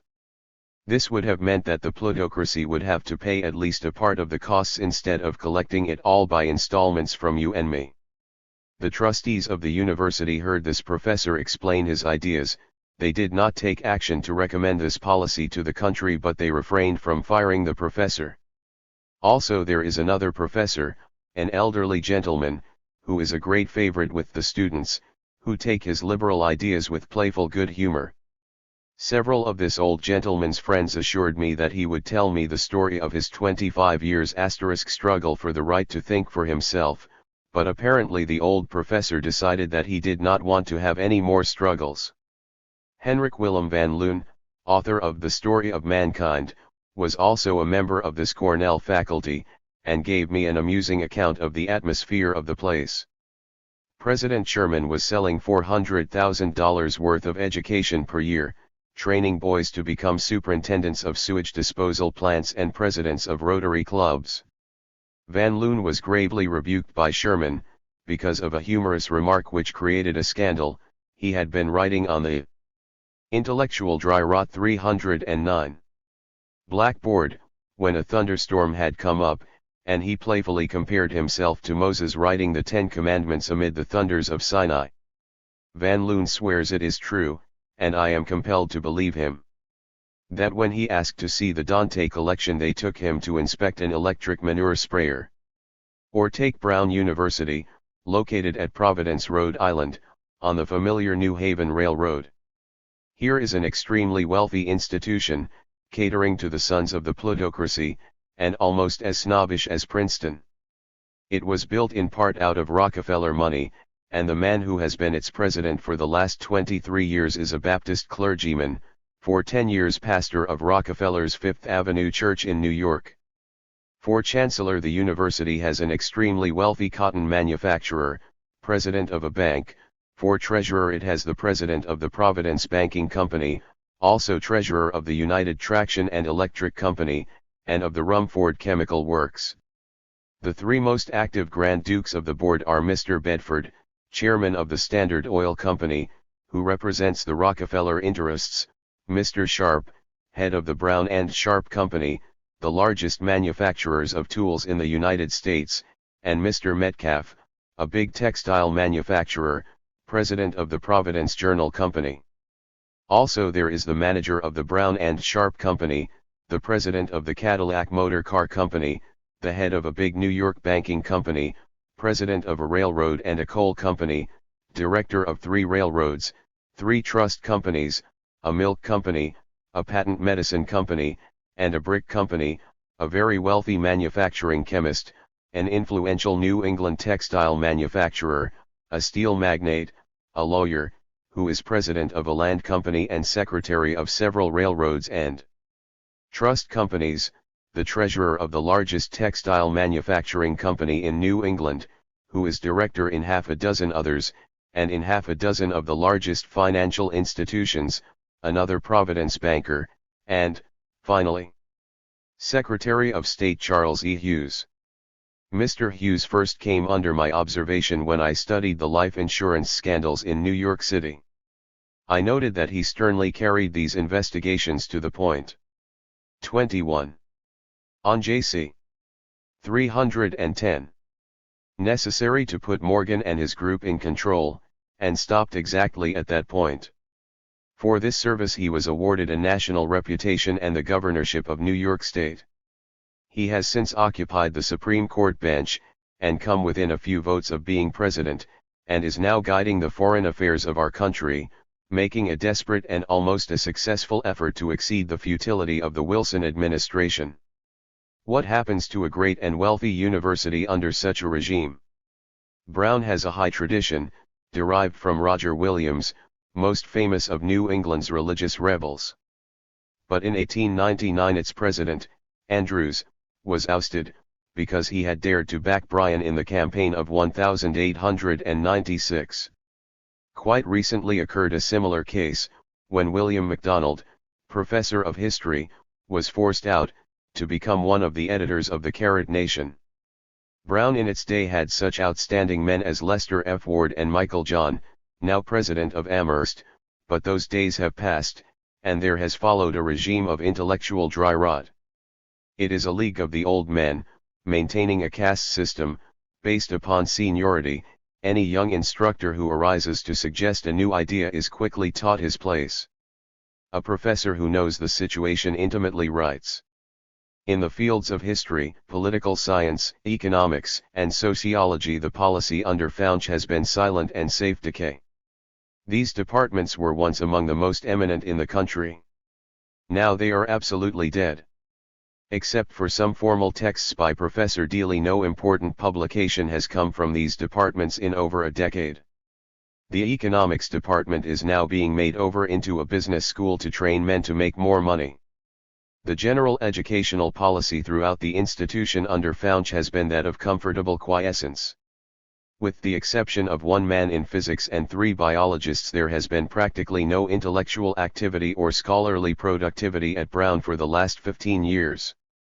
This situation cannot be excused on the ground of lack of resources. Brown has plenty of money and pays very high salaries. It could get some of the best and most productive men in any line of research and teaching if it cared to do so. The decline of scholarly interests at Brown has been accompanied by a parallel growth of interest in and expenditures for the safer field of physical outlet, namely, athletics. Under such a regime, what becomes of the students? Exactly the same thing as we found happening to Stu. Intellectual dry rot. 311. Dents at Harvard, Wisconsin, and California, they get drunk. In the Book of Life, Chapter XXX, I discussed the morals of our young people, as set forth in an editorial in a student paper of Brown University. Said this student editor: "The modern social bud drinks, not too much, often, but enough. She smokes unguardedly, swears considerably, and tells dirty stories.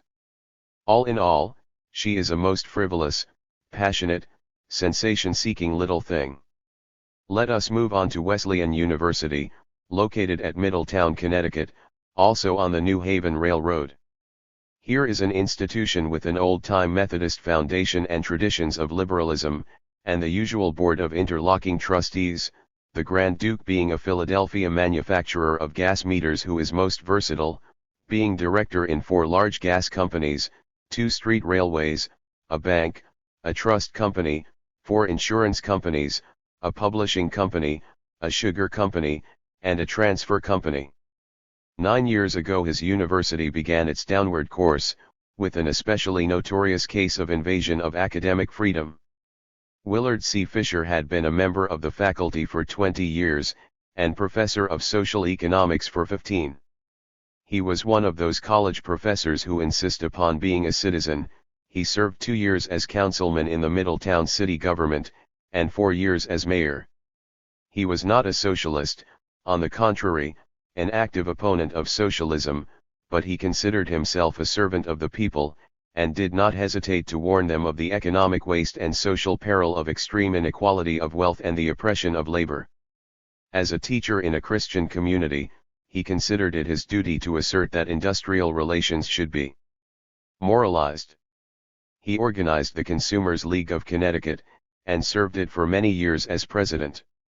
He developed the habit of attending legislative hearings at the Capitol, and speaking in support of progressive measures, such as workmen's compensation, income tax, industrial sanitation, factory inspection, and prison reform. And there, of course, he came into conflict with the interlocking trustees and the interlocking alumni. One influential alumnus, a wealthy manufacturer, was always a member of one house or the other, in order to watch out for the 312 the GK.'s step interests of industrial employers, and naturally it vexed him to be opposed by a professor of his own college. He declared this vexation openly, and also a group of Wesleyan lawyers declared their vexation, when the legislature employed Professor Fisher to write a workman's compensation measure. Also there arose an embarrassing situation, when Professor Fisher, as mayor of Middletown, discovered a trustee of the college to be delinquent with public school funds of which he was the custodian. Memo, for Brander Matthews. Mayor Fisher exposed this situation, nor did he consider it necessary to suppress his disapproval of President Shanklin's well-known habit of taking the thoughts and utterances of other writers and giving them to the world as his own. This president, who has been at Wesleyan for 13 years, got his degree from the Garrett Bible Institute at Evanston, Illinois, but apparently a number of other college presidents have sympathized with his lack of distinction, because no less than 10 of them have showered honorary degrees upon him. Matters came to a head when President Shanklin started a drive for $1 million. In a public discussion, the president of a Hartford trust company asked Professor Fisher if he expected to go about the state speaking as he did, and have trust company presidents contribute to the support of the college in which he taught. It was widely rumored at Wesleyan that President Shanklin got contributions upon the condition that Fisher should be kicked off the faculty. A number of men of wealth refused to contribute on other terms, and so the president cast about for a handy pretext. He found one. In the course of a public address, widely reported in Connecticut newspapers, Professor Fisher made the playful suggestion that it might be a good idea to close all the churches for a while, to give the people a chance to find out the difference between true religion and church formalities. Very soon thereafter Professor Fisher was asked to resign, and the president gave the reason not the suggestion of the closing of the churches, but the broad publicity given to this suggestion by the newspapers. Professor Fisher might have stayed and made a fight, but he had been so humiliated by the University of Jabbergrab 313 changed spirit and atmosphere of Wesleyan, that he quit, and now the university is on the intellectual level of the Garrett Bible Institute of Evanston, Illinois. Chapter LXIV. The University of Jabbergrab. Some 15 years ago my postman brought me a puzzling communication from Sweden, a large and expensive linen envelope, carefully sealed with a great deal of red wax, registered, and addressed. Editor, Jabbergrab, Finance Lexicon, New York City. At first I could not make out why the missive was delivered to me, but then in one corner I noted Jabbergrab is mentioned in Upton Sinclair's Industry Baron. I recognized Der Industry Baron as the German title of my story, A Captain of Industry, written when I was 22 years old.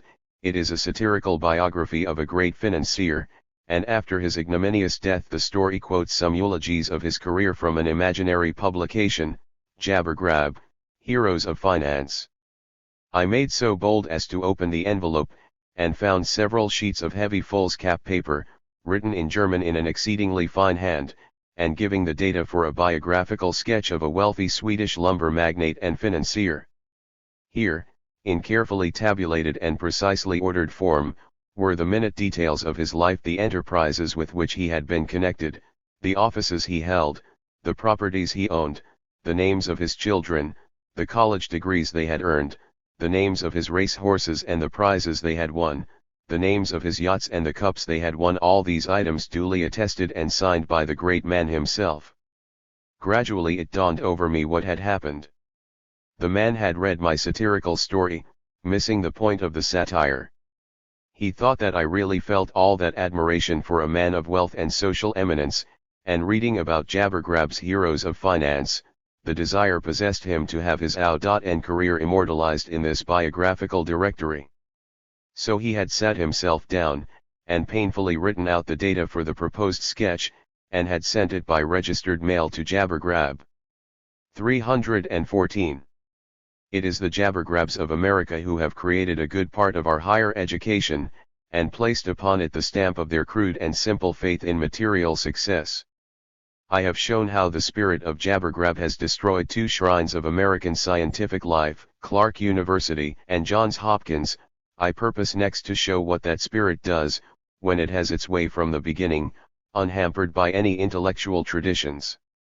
I invite you to visit New York University, an institution whose buildings are scattered about in various parts of the city, including an office building on Washington Square, in the heart of the clothing district, and another in Wall Street.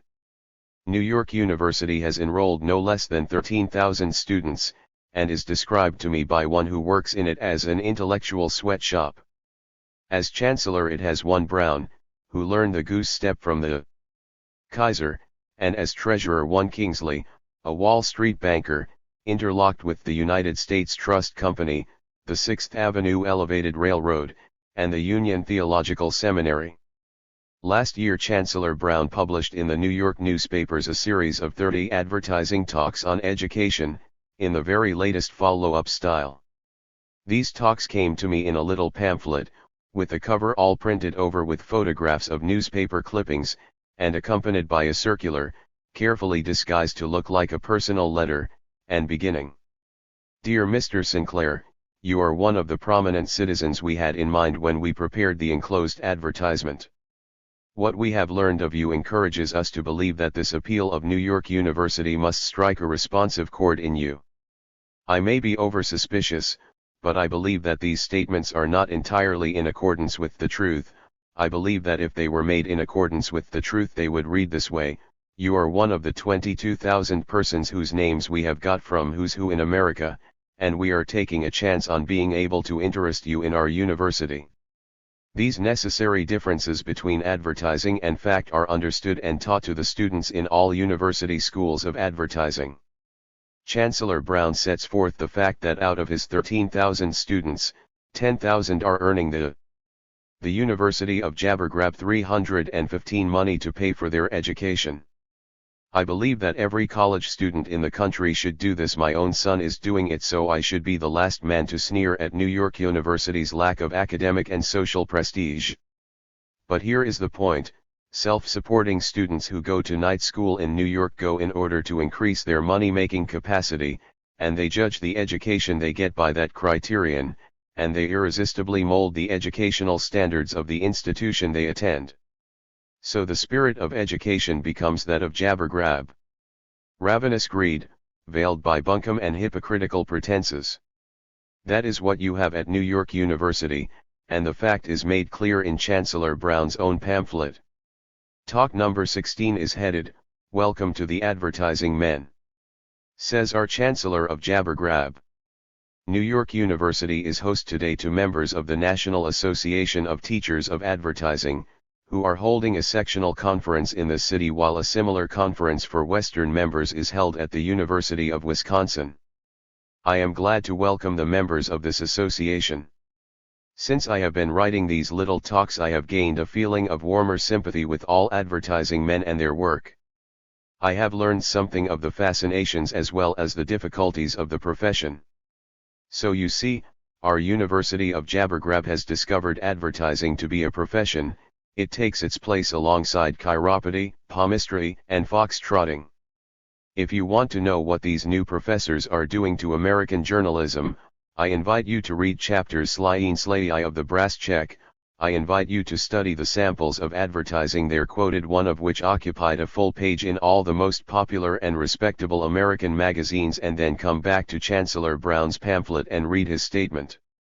Many advertising men, I am told, were formerly teachers. The two professions seem to me to have a great deal in common.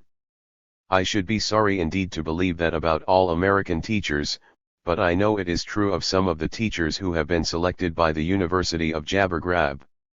For example, consider Professor William E. Augenbaugh, an editor of the New York Commercial, a Direct 316 tour in 16 corporations, and for 7 years Professor of Foreign Trade in New York University.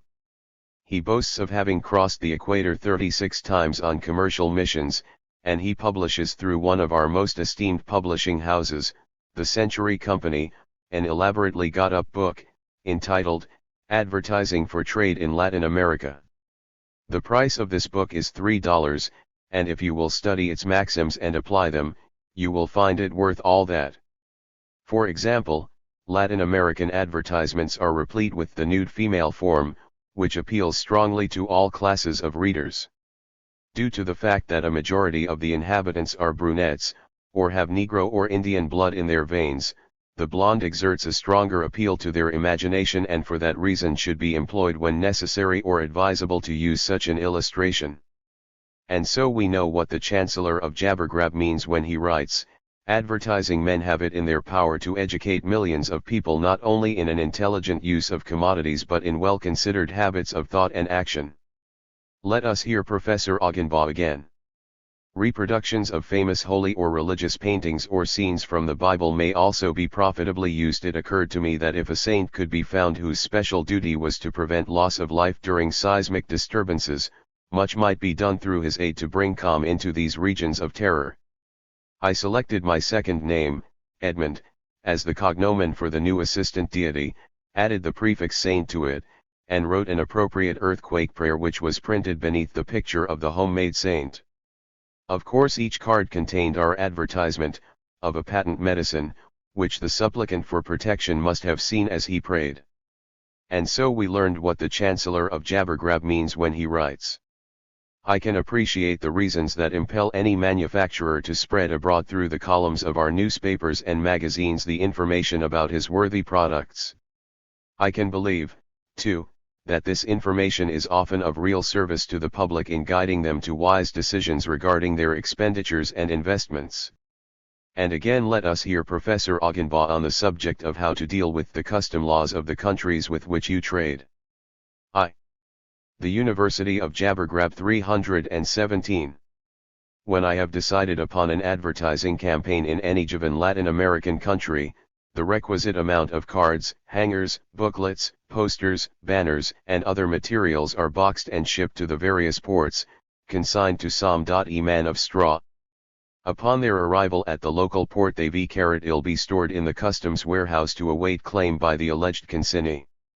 At the expiration of 60 or 90, or 120 days, in accordance with the local laws, these goods will be advertised for sale to the highest bidder. By previous arrangement with your agent, or some merchant, who has been advised of the dispatch of these goods to his port, they can be bid in very cheaply and delivered to the person most concerned with their use.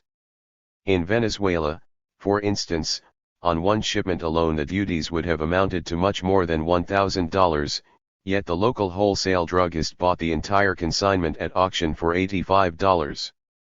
And so we know / exactly what the Chancellor of the University of Jabbergrab means when he says to the Sectional Conference of Teachers of Advertising. I believe, also, that the teachers of advertising can make a valuable contribution to the education of our future businessmen by teaching them how to use the force of advertising intelligently, effectively, and for the human benefit. It happened that I saw Professor Ogenbaugh mentioned also as Professor of Foreign Trade at Columbia University. Wishing to get the record straight, I asked my brother-in-law, who has been helping me get material for this book, to write Professor Ogenbaugh a note asking him where he was a professor. Thinking that possibly he might be away, or ill, or for some other reason might fail to reply, I asked my brother-in-law to write also to New York University for the information. The result was 2 letters, one from Professor Ogenbaugh stating that for 2 years past I have held the same position in New York University and Columbia University. The work became too hard for me and I was obliged to resign my professorship at New York University, now devoting my time to Columbia University. The second letter was from the Registrar of New York University, and stated, Dr. William E. Ogenbaugh was, from October 11, 1915, to June 13, 1922, lecturer on foreign trade at New York University. He did not, at any time, have professorial status. Here was, obviously, a contradiction. Professor Ogenbaugh is listed in Who's Who as Professor of 18. Foreign Trade, and Who's Who states that it publishes no information except that furnished by the person concerned. Also, in a circular of his book, Professor Ogenbaugh is shown as Chairman of Foreign Trade.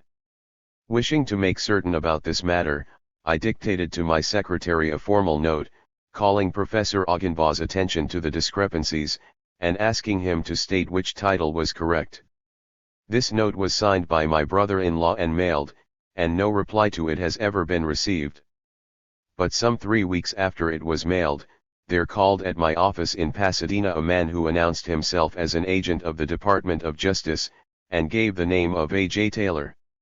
He interviewed my brother-in-law, a young man of 21, and stated that my brother-in-law had been writing letters of a scurrilous and defamatory nature to Professor Augenbaugh, that he had asked questions such as he had no business to ask, that he had made improper statements about the wife of Professor Augenbaugh, and that he was to stop writing letters, or he would get into serious trouble.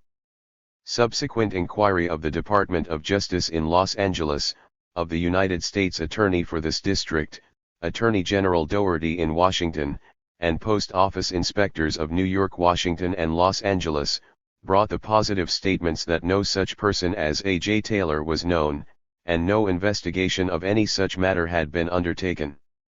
The postmaster at Pasadena stated that he had received letters from private parties in New York, complaining of blackmailing letters written by my brother-in-law, and some 10 days later there came a letter from Professor Augenbaugh to me stating that he had learned from the postal authorities in California that I had written to him, under my brother-in-law's name, and asking what was the purpose of my inquiry.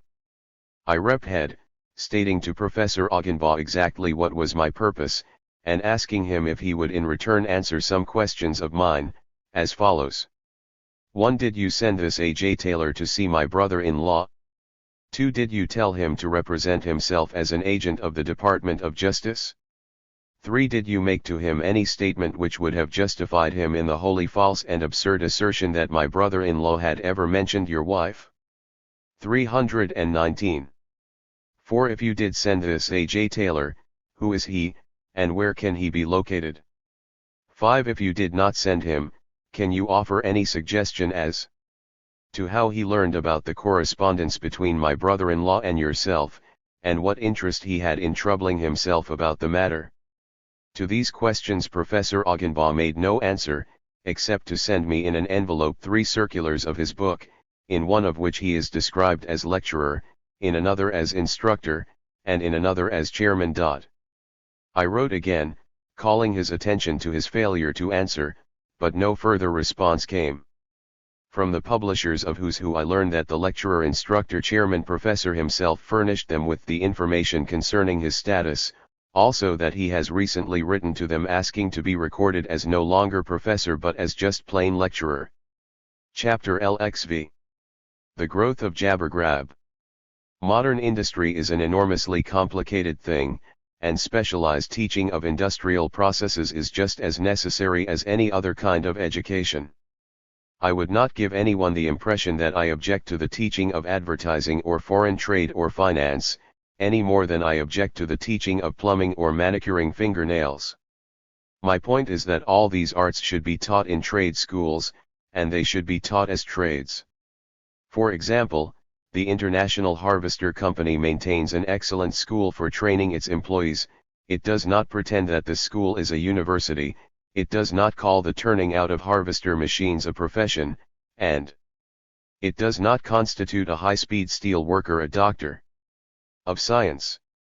It is when these schools of commerce and departments of trade crowd into universities, and take to themselves academic honors and dignities, and exploit themselves with high-sounding phrases of religion and social idealism, that I am moved to protest, as when I see some parasitic vine climbing a beautiful shade tree, spreading out over the surface of the tree, blocking its light and air and choking it to death. That is what is happening in the field of American higher education. It is happening not merely at New York. 320. University and other great intellectual sweatshops.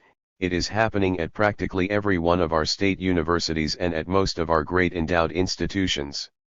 It was Harvard which started this vile business, with the College of Commerce and Administration.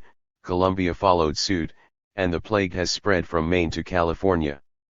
I consult a few college catalogs at random, and I find that at the University of Illinois they are teaching millinery, also at the University of Nebraska and the University of Southern California. At the University of California they have a costume laboratory, also a course in jewelry. Asterisk at Boston University, made out of the millions of Isaac Rich, the merchant, and Lee Shaflin, the shoe manufacturer, they will teach you how to collect tips at summer hotels. The commercial men and women who specialize in such subjects come into the universities, and they bid against the professors of liberal arts for power and prestige and pay. And how much chance do you think a scholar or lover of belles lettres stands against such people?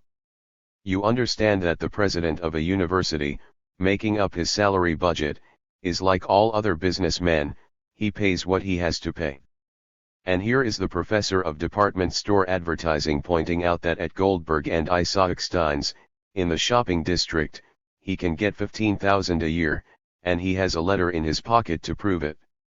He will come to the university for $12,000, because of his love of the higher things of life, but he won't take a cent less, and the president tries once or twice and finds out that he is not bluffing. For a year the president has been trying to get a first-class professor of commercial correspondence, who understands the 3 varieties of follow-up letters, and the director of his school of business keeps telling him that any man who really commands that precious knowledge can get $10,000 a year. But who is there in the outside world that will pay anything to a professor of archaeology, or to a man who can explain the Einstein theory, or a man who knows more about the life of Dante than anyone else in America? Such men have to take what they can get, and their salaries remain stagnant while the value of the dollar is cut in half. At the University of Minnesota I was told about a 321 discussion at a meeting of the regents. The president of the university was very anxious to get Professor Stuart P. Sherman, well known as a conservative literary critic. Someone remarked that Sherman would want $6,000, whereupon the Grand Duke of the board put down his fist on the table. "There's not an Englishman in America worth $6,000, he declared. I am sorry I cannot state exactly what value this gentleman sets upon the services of a Grand Duke of the plutocracy, but it is at least a score of times the sum of $6,000 a year. But you see, this gentleman has all his life been buying men at the market price, and he knows that market price, and has no idea that they have any other value. At the University of Chicago they have a school of commerce, which is growing like the weed that it is, and in their advertising literature, with its variety of follow-up letters, they tell you that after 2 years training you can command a salary of $12,000. This, of course, is the kind of talk that brings the business. These are the courses which the he-men take. And after they have got a degree, they become professors, and perhaps deans, and they run the university. If it is a question of starting a drive for funds, they are the ones who know how to get out the literature. They are experts in the psychology of mendication. They understand the newspapers, and how to get favors from them. They understand the politicians and the big businessmen who run the politicians. They are the fellows after the trustees' own hearts, and when the time comes for the old president to be shelved, it is one of these go-getters who is in line for the place. We have seen that happen at one university after another.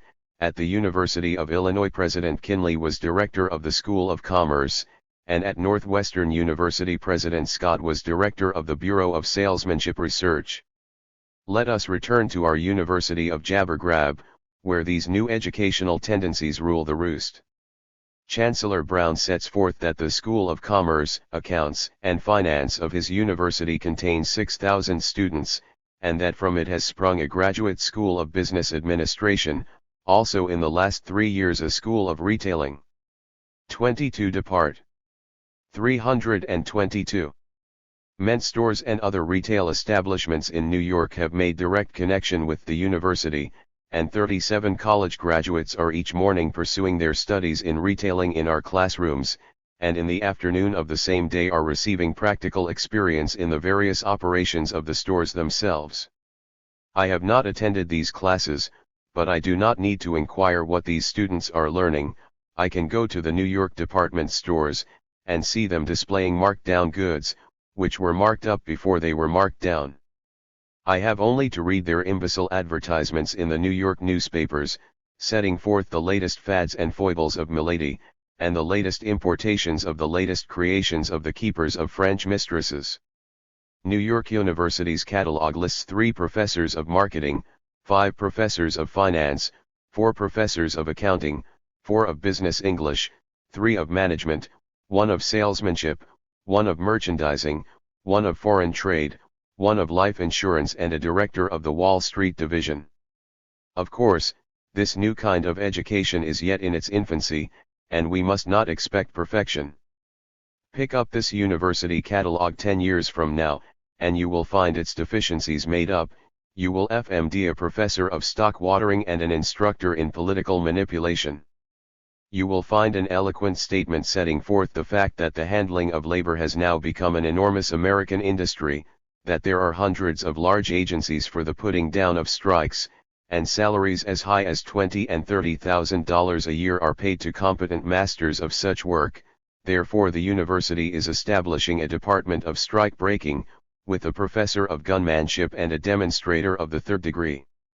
Also there will be eloquent advertising talks, explaining that businessmen now spend most of their time keeping agitators out of their factories, and that the Secret Service departments of great corporations have come to be the most important part thereof. So the university is now establishing a department of espionage, with a professor of varieties of Bolshevism, and a dean of deportation proceedings, and a special lecturer on attorney generalship. Jabbergrab in Journalism 32a. Chapter LXVI. Jabbergrab in Journalism. In all these new academic department stores, one of the leading departments is that of journalism. Here they teach you how to write for and edit newspapers, and needless to say, what the students want is to be prepared to fill positions on the capitalist press, and their judgment of a school of journalism is conditioned upon the salaries secured by its graduates. The first school of this kind was started at Columbia, with an endowment left by Joseph Pulitzer, the father of yellow journalism. Being curious to know what kind of ethics Mr. Pulitzer's school is teaching, I pick up a publication of the Alumni Association, clean copy. The title page contains a list of officers, and I note the chairman's name, and his address. Prepare yourself for a laugh. Care Ivy Lee, 61 Broadway, New York City. So we learn that the Columbia School of Journalism is preparing students to work in the offices of Poison Ivy. Its standards are such that it is willing for an employee of Poison Ivy to be chairman of its alumni, and to advertise that fact in its paper. When I first came in touch with Mr. Lee's Lie Factory, he was press agent for John D. Rockefeller, Jr., at $1,000 a month. Then he became prize poisoner for the Pennsylvania Railroad, and now he has in New York and Washington a great publicity bureau, serving all the railroads of the United States in their war upon the American people. What Poison Ivy gets for this work I have no idea, but it must be a generous sum. A friend of mine was looking for an apartment in New York, and entered one of those new palatial houses just off Fifth Avenue, and was informed by those in charge that the cheapest apartment in the place rented for $25,000 a year, and one of the tenants is Ivy L. Lee. It is interesting to note that it took a combination of our 3 most aristocratic universities, Princeton, Harvard and Columbia, to turn out this super professor of prevarication. Also the University of Wisconsin got in early on the journalism business. One of its professors got out a textbook, which was used until quite recently at Wisconsin 324, and is still used at many other places. There are thousands of practicing journalists in America today who got their ethical ideals from Professor Hyde's textbook, which advises students about dramatic criticism. Very few critics are so fortunate as to be able to say exactly what they think about a play. They must say what the editor wants them to say. The dramatic critic must praise more cleverly, and give his copy the appearance of honest criticism. Needless to say, they have a school of journalism at the University of Jabbergrab. The director of this department is James Melvin Lee, who got his training for the teaching of journalistic ideals on the staff of Les Chiz, the Barbershop Weekly, and later for 4 years as editor of Judge, the barroom comic. Concerning Professor Lee's journalistic standards I have intimate knowledge, derived from a protracted controversy over the brass check, so here I can draw you a complete picture of jabbergrab in action. A controversy with Professor Lee is a good deal like fighting one of those enchanters you read about in the fairy tales. Your sword goes straight through him, and leaves him the same as he was before. He made his first attack on the brass check at the Brownsville Labor Forum, and his cry was that he wanted definite facts. There were none in my book. Again and again I supplied him with facts, and discovered the curious phenomenon. He paid not the slightest attention to any which I supplied. He would come again, demanding the same ones. The New York Globe saw in our controversy a good journalistic stunt, and they invited Professor Lee and myself to row it out, and gave each of us a total of 6 columns.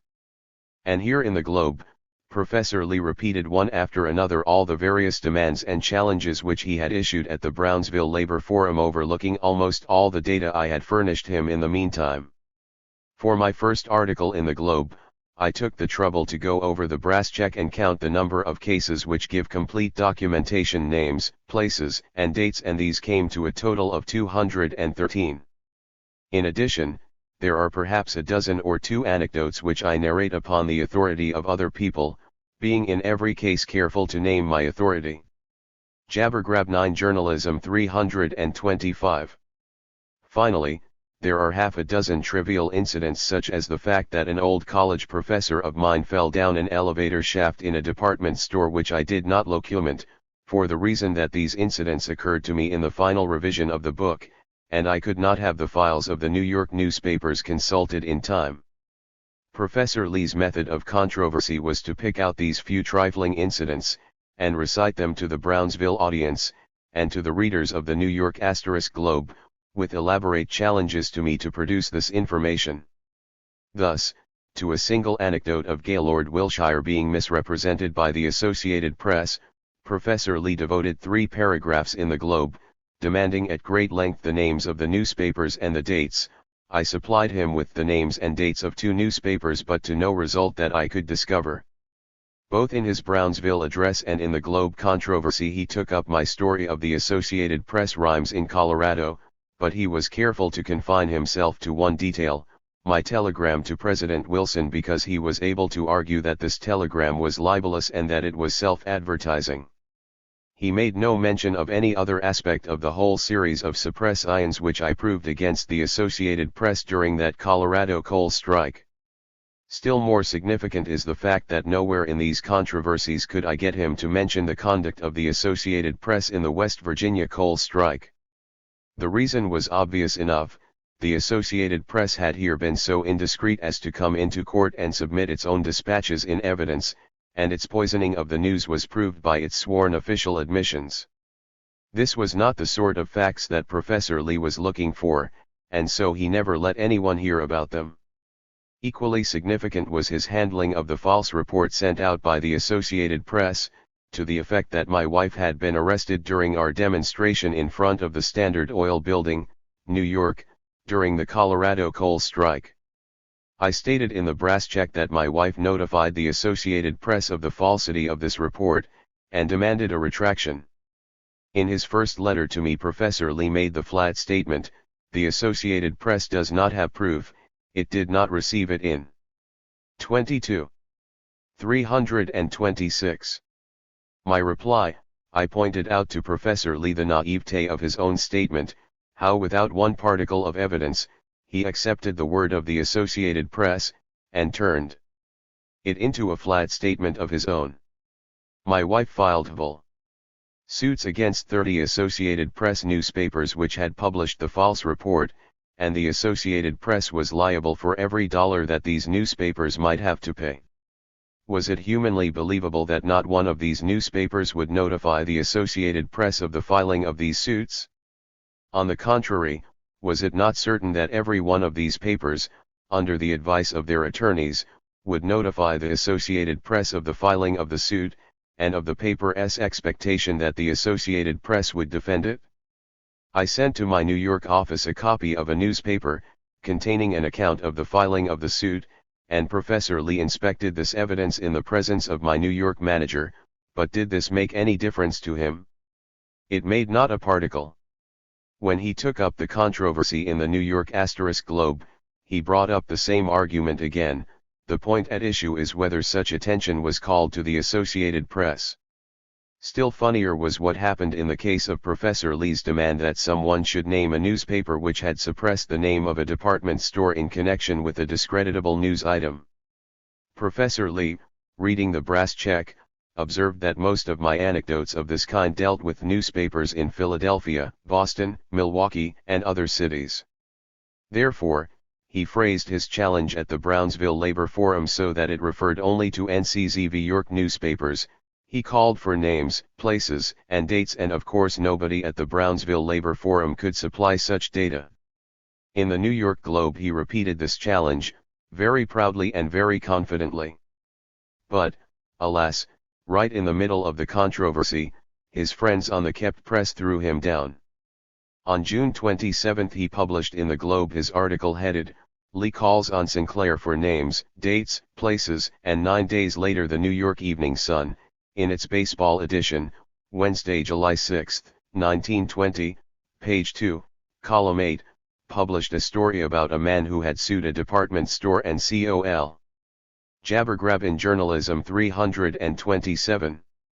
Lecked money from it, and nowhere in the article was the department store named. Also, I ought to mention the behavior of this professor of Jabbergrab in connection with the New York Times. This controversy, with all the documents, is given in a pamphlet, The Crimes of the Times, which you may have for the asking. I will here mention only one or two details. The Times reported Professor Lee's Brownsville address to the extent of 2 columns, quoting mainly his defense of the Times. I replied in a letter, and the Times did to this the most dishonest thing a newspaper can do. It refused to publish the letter, but discussed it in an editorial, and falsified its contents. I sent the Times a telegram, calling attention to the falsifications, but they refused any sort of redress. These falsifications stand in the files of the paper, they are listed in its index, found in every large library in the country. Students of the brass check will come upon those falsehoods, but they will know nothing about my answer, for my humble little pamphlet is not catalogued in libraries. I trust therefore that the reader will pardon me if I take 2 paragraphs of this book to state the facts, especially since every step of the controversy was a test, not merely of the Times, but of the Director of Journalism of New York University. The incident in dispute is told on page 77 of the brass check, dealing with the publication of my novel, The Metropolis. The New York Times had prepared a front-page news story about this novel, and the story was killed at the last minute by Mr. Oakes, publisher of the Times. Professor Lee, in his Brownsville speech, declared that this narrative of mine was absurd upon its face. In my letter to the Times, I put it up to the Times to say whether my narrative was true or false. The Times, refusing to publish the letter, declared editorially that no such incident had occurred. Said the Times, Mr. Sinclair refers to this tale in his letter to the Times, but with a shifting of ground. For his own positive statement in the brass check he now substitutes the alleged statement of a publicity agent of a publishing house, etc. Now the facts were as follows: The Metropolis had been published in serial form in the American Mega. 28. Zine, and in the brass check I had stated that it was this magazine which had arranged for the story in the Times. Subsequently I recalled that it was Moffett, Yard and Company, the publishers of the book, who had made the arrangements, and this correction I noted in my letter to the Times. Manifestly, this made no difference, so far as concerned the Times, but you see what use they made of this shifting of ground. Their assertion, that I relied upon the alleged statement of a publicity agent of a publishing house was a flat falsehood, for in my letter to the Times I told them that I saw the proofs of the proposed story with my own eyes. A day or 2 later I was able to telegraph them statements from the 2 gentlemen who had composed the firm of Moffett, Yard and Company, Mr. W. D. Moffett and Mr. Robert Sterling Yard, both declaring that they plainly remembered the preparing of the story by the Times, and their disappointment when they found it did not appear as promised. The Times received this testimony, but refused publication to it, and paid no attention to my telegrams of protest. And now, where was Professor Lee during this controversy?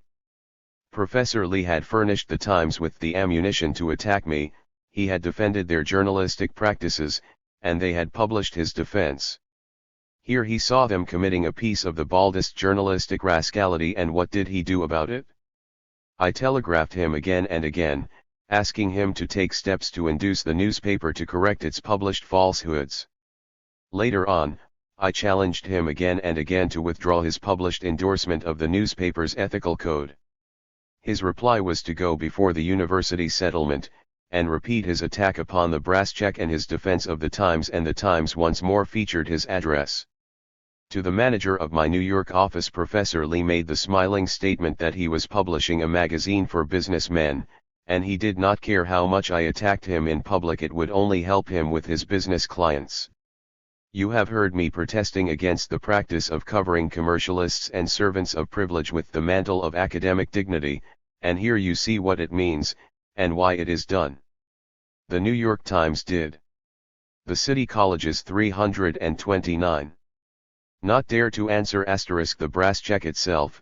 For a year it had ignored the book, save to post in its editorial rooms a statement that anyone found with a copy in the office would be summarily discharged. But then came forward a personage with the high-sounding title of Director of the Department of Journalism of New York University.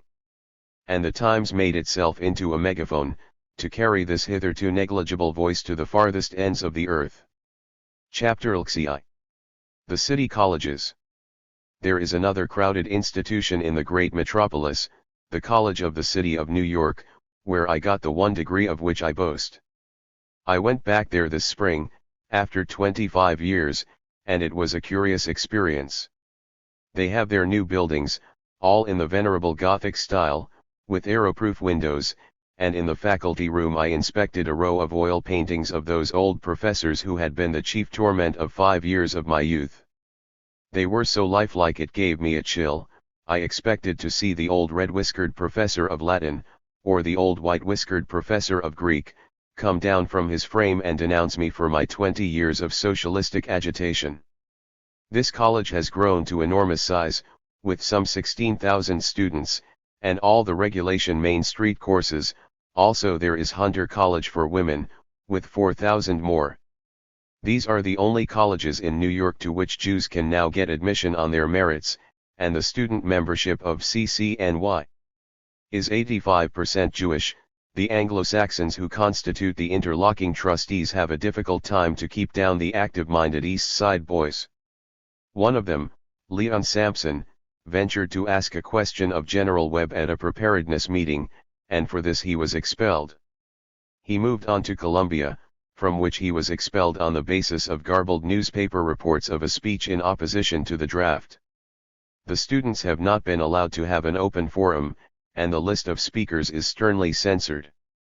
Scott Nearing, 30, was barred, also the Reverend John Haynes Holmes, and a lecture by Book White was forbidden very dramatically an hour before it began. Incredible as it may seem, Glenn E. Plum was not permitted to debate the Plum Plan before these students. I found here all the regular methods for holding down the faculty. Said one young professor, our president commands a cruel form of torture, he sets you to teaching freshmen for the rest of your life. Promotion depends upon conformity, and dark secrets are whispered, and suffocation befalls those upon whom suspicion lights. I talked with one professor, a bit of a liberal, who gave me a curious picture of the operation of the academic terror. He had been recommended by the head of his department for promotion, but had been passed over. He went to his dean, and tried to drag out of him what was the matter. Do you know? Yes, the dean knew. Will you tell? No, the dean shook his head. Will you tell me this, then? Does this reason, whatever it is, operate next year? No, the dean wouldn't tell that. But for 3 years it did operate, and a live man was deprived of his right to advancement, and kept upon a dead routine until his spirit should be broken. I sat with 3 of these young professors, and one after another they told me their stories, and I noted their phrases. There is nothing brutal about it, we know our places, and we keep to them, but we think of things that we ought to be doing, and we don't respect ourselves, we invent sophistries to quiet our consciences, we build up a defensive mechanism. And one of the men told me how he had gone out during the summer, and had got a job as a salesman. I was trying to get over my fear, he said. I wanted to make sure that I could earn a living in the world. Did you earn it? I asked. Yes, he answered, but I didn't get over my fear. I don't want to be a businessman and have to sell things. They told me of the efforts of various professors to introduce courses in literature, biology, political science. The heads of these departments are old men, some of them in office 40 years, dull, timid, afraid of new ideas. To them everything since 1870 is worthless, and until quite recently they would not allow any modern. The city colleges 331 courses, obviously in fear that if live teaching were introduced they would lose their students. I picture these poor pedagogues, I picture the other old men I knew on that faculty exactly the same as all the other old men of all the other old faculties of all the other old universities. Modern life comes rushing down upon them like a storm, and they have no idea what to do with it, how to handle it. It is a hailstorm of boys and girls, thousands, tens of thousands, hundreds of thousands of them. What are they? What do they mean, these strange, wild creatures, thrusting themselves forward, demanding their rights, clamoring for new things never heard of by old professors? Despising Tennyson, and demanding Bernard Shaw. Doubting the Bible, disputing property rights, questioning marriage, discussing outrageous things, divorce, birth control, actually right out in public. I recall Jack London's short story, about a group of old Indians up in Alaska, who saw the white men coming in and undermining their ancient civilization. These Indians formed a society to destroy the new intruders, the League of the Old Men. And I thought to myself, that is what modern education is, a league of the old men to make the young what the old want them to be. Colleges which are located in big cities have one advantage, in that the students more frequently live at home, and are less apt to develop that pest known as college spirit. On the other hand, being in the midst of roaring commerce, they are even less apt to think about anything but preparation for money making. Most of these city colleges and universities are nothing but trade schools. For example, the University of Cincinnati, which boasts of 4,000 students. The same men who control this place control the banks of the city. They took a professor of economics and made him president of a bank, raising him from $4,000 to $25,000 a lesson for all college professors to ponder. It was this institution which started the wonderful scheme of having students spend their mornings in college classrooms and their afternoons in factories, department stores, and banks. More than 1,000 students are now following this plan, in some 250 business places in Cincinnati. Or take Washington University, in St. Louis, which 332 also has 4,000 students. The trustees of this place were described to me by a member of the faculty as hard-boiled, self-made millionaires. The university advertises in the newspapers for students, setting forth in plain language the increase in earning power attributable to a college training. The students here were forbidden to organize a liberal club.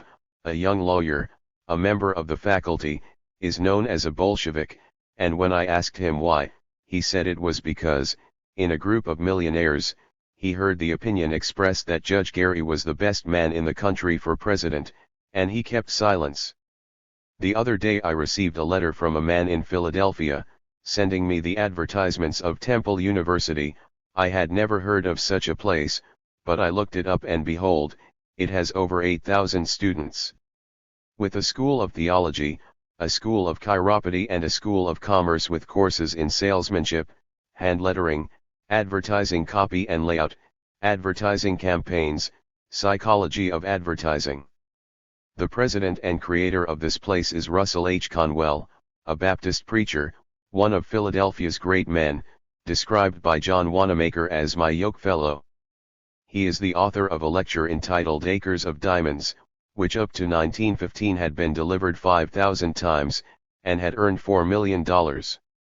This, with a biography of the preacher and a history of his university, is available in book form, the most characteristically American thing which I have read since the autobiography of P.T. Barnum, a perfect product of that combination of commercial ecstasy and sentimental religiosity which is the soul of my country. The title, Acres of Diamonds, is derived from the story of an Arab who went out to hunt for diamonds all over the world, and never discovered that he had acres of them on his own farm. Dr. Conwell has discovered that you can exploit the labor of your fellow man in Philadelphia just as well as anywhere else, and he pronounces the law of God that to make money honestly is to preach the gospel. I took the trouble to go over the first 40 pages of his lecture, checking off the words which refer to wealth in its many forms. Money, gold, silver, diamonds, riches, millions, dollars, fortune, etc. You may think I am joking, but try it for yourself. In the first 40 pages of the lecture I counted the City College's 218 such words. And each one of them spoken 5,000 times more than 1 million words of greed uttered to American audiences by one single preacher of Jesus. Or take the University of Southern California, with nearly 6,000 students, located in the heart of Los Angeles, metropolis of R*1 and of orange groves and jails. I have no words to describe the ravenous commercialism of this region, the earthly paradise of oil stock salesmen and realtors. Its varied and multiple greeds affect my imagination like the sounds of a vast menagerie at feeding time. Needless to say, the university of this outdoor stock exchange has all the jabber-grab courses. Feature writing, and advanced advertising, investments, commercial banking, credits and collections, corporation finance. The catalog gives a list of commercial organizations which are called in to supervise various courses. For example, the course in business correspondence is under the patronage of the Better Letters Association. The Grand Duke of this institution is Mr. E. L. Doheny, Jr., whose father is the biggest oil magnate in the West, president of half a dozen bloated Mexican and California oil companies, of which Mr. Doheny, Jr., is vice president. Mr. Doheny, Sr., boasts of owning the biggest private yacht in the world, and gives elaborate entertainments on this yacht, and has photographs of himself and his guests filling pages of our Sunday newspapers. Mr. Doheny has been vehement in support of intervention in Mexico, and fortunes of his money have been spent in intrigues to produce Mexican revolutions. Needless to say, therefore, he is deeply religious, appreciating the importance of all methods of holding down the masses. He gives $250,000 to build a Catholic church, while his son is on the board of trustees of a Methodist university. The articles of incorporation of this institution provide that the trustees shall all be Methodists. They have a school of religion, with a big foundation, and courses in such topics as personality in missions, functions and methods of evangelism, and the pastoral office under modern conditions, which might be more briefly phrased as how to handle Doheny. As I write, the 334 devout young Christian commercialists of this school engage in a mass riot with the students of the University of California's Southern Branch, and one of the students of the latter institution has the letters UC. That is, University of California branded on his forehead with nitric acid. This was supposed to have been done by the students of the rival institution, but investigation by detectives brought out the fact that it had been done by some of the students' own fellows. They did not like him, because he neglected student activities. Also they wanted to discredit the University of Southern California, by putting the job off on it. You can learn everything at American universities, even the frame-up. Chapter 8. The Large Mushrooms. America is half a continent, and its wealth is enormous, and there is a constantly increasing swarm of young people who want the social prestige which a college education gives. They have an opportunity to treat themselves to 4 years of pleasant idleness on Papa's money, and they avail themselves of that opportunity. So all over the country spring up mushroom universities, swelling to unwieldy size, and making frantic efforts to accumulate traditions and reputation. We have visited a dozen of the great state universities, following our route along the northern tier of states. To complete our survey we should also visit the prairie country, and see what this plutocracy of railroads and banks is doing to its young people. Let us begin with the University of Nebraska, the dominant institution of the prairie country. This place contents itself with a small board of the big insiders. Mr. Hall, president of one of the largest banks in the state, Mr. Seymour, a banker of Elgin, and Mr. Landis, a banker of Seward, Mr. Judson, the largest retail merchant of Omaha, and Mr. Bates, wealthy rancher and insurance man. All of these gentlemen know money, they know nothing whatever about education, yet they guide the thinking of some 8,000 students. A study of promotions and salaries reveals the usual fact. The large mushrooms 335. That instructors who deal with commercial subjects have been advanced far beyond those whose humble task is the improving of the students' minds. I am told of one professor who has been 20 years in the place, and who is a liberal, though in no sense a socialist. Being a staunch believer in democratic institutions, he has criticized the anti-democratic elements in the university, and has been called into conference by those in control, and had the law laid down to him concerning his teachings. He has been held back upon what amounts to a starvation salary. Being an elderly man, he cannot make a change. Another, a professor of economics, a widely known authority on matters of taxation, was appointed on a commission to study the revenue system of the state. He proved his competence so thoroughly that he was invited by the state legislature to appear before its Committee on Revenue and Taxation, and give them the benefit of his knowledge. One of this man's colleagues describes to me what happened. Backstair influences were instantly mobilized. The professor V/S called into conference and warned not to meet with the committee, because it was not advisable for an instructor of the university to become involved in political questions. The professor insisted that he ought to give a lawmaking body the benefit of his own information. Suffice it to say, the professor never met with the committee, because it was hinted to him that dire consequences might follow. This man also is on a starvation salary. Equally significant was the case of the gentleman who had charge of the dairy department of the University of Nebraska. The dairy business of Lincoln and vicinity is in the hands of a grasping corporation, which flagrantly adulterates its products, so the head of the dairy department conceived the idea of distributing the products of the College of Agriculture at a price much below that charged by the corporation. The dairy products of the university being genuine, there was great demand for them, and as my informant tells me, the upshot of the competition on the part of the university led to a fight on the man who had charge of the dairy department, and ultimately resulted in his dismissal. I explained my purpose to deal with war cases in this book, only when the war was used as a pretext to get rid of liberals. There was a series of such cases at the 336 University of Nebraska in 1918. Several professors were dismissed, but the records of the trial plainly show that they were dismissed because of economic unorthodoxy. One taught mathematics, and stated to the Board of Regents that he had not considered it his business to teach his students about the war.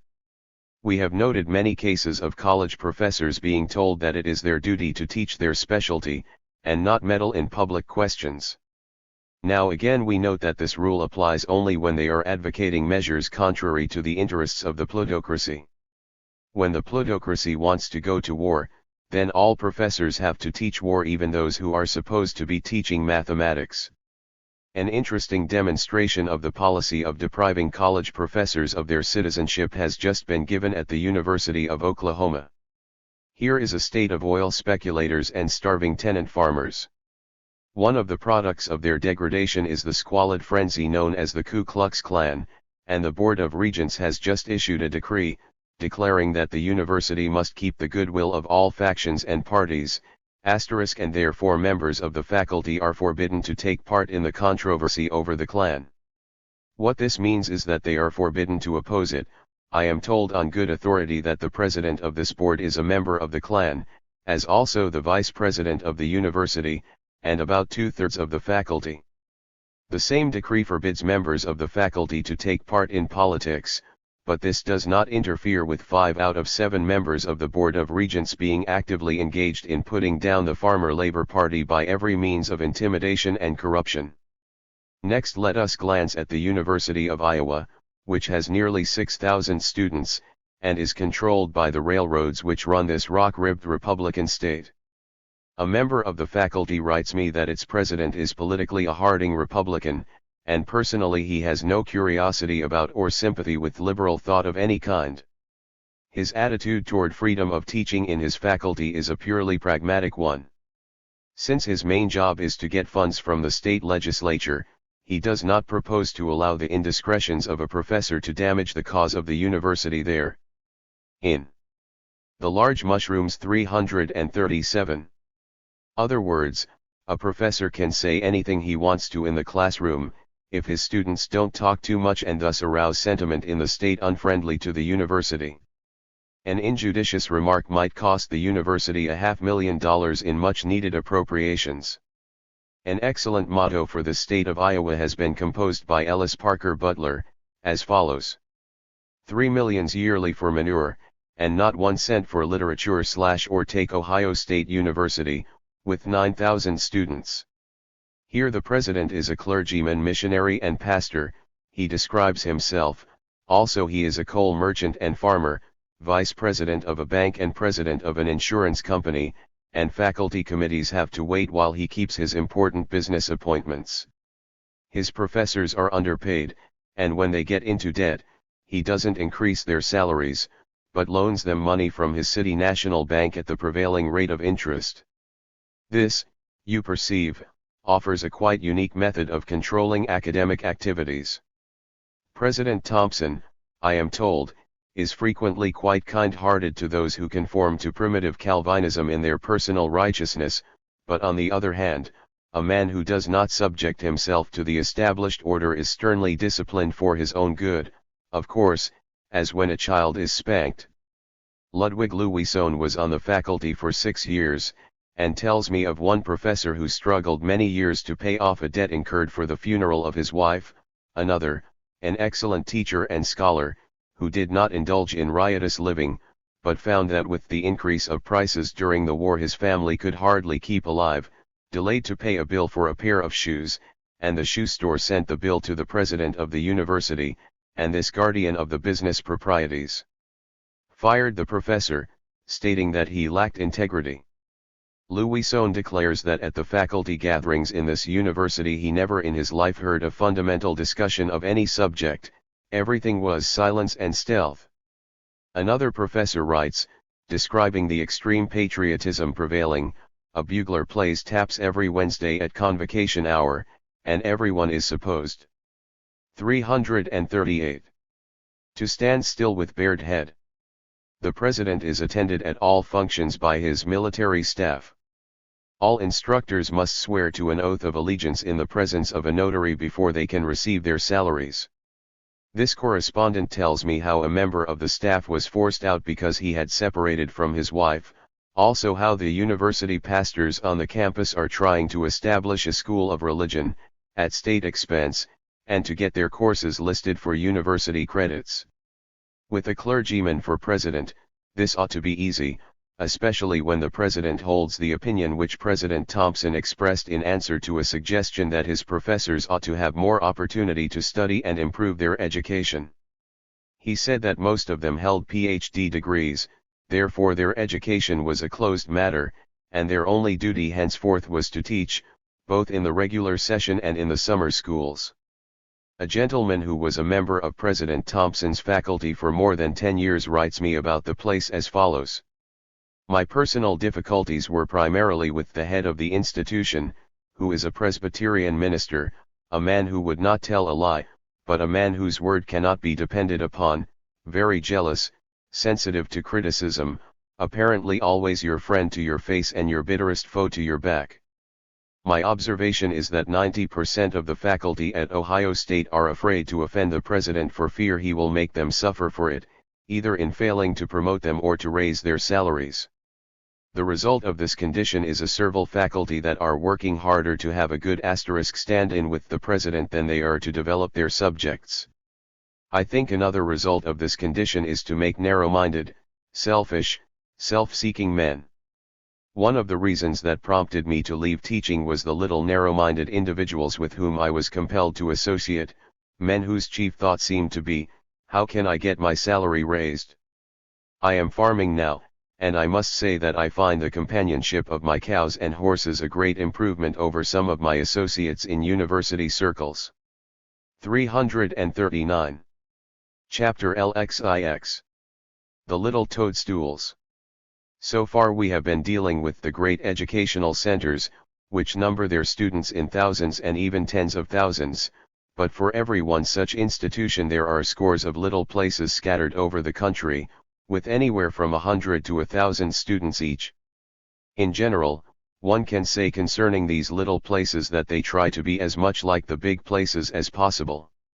They get the local financial celebrities on their boards, they get the Gothic buildings with arrow-proof windows, and ivy of the quickest growing variety, they dress up their faculty in fancy robes, and their graduating students in caps and gowns, they have their fraternities and sororities, their full equipment of athletic teams and alumni boosters.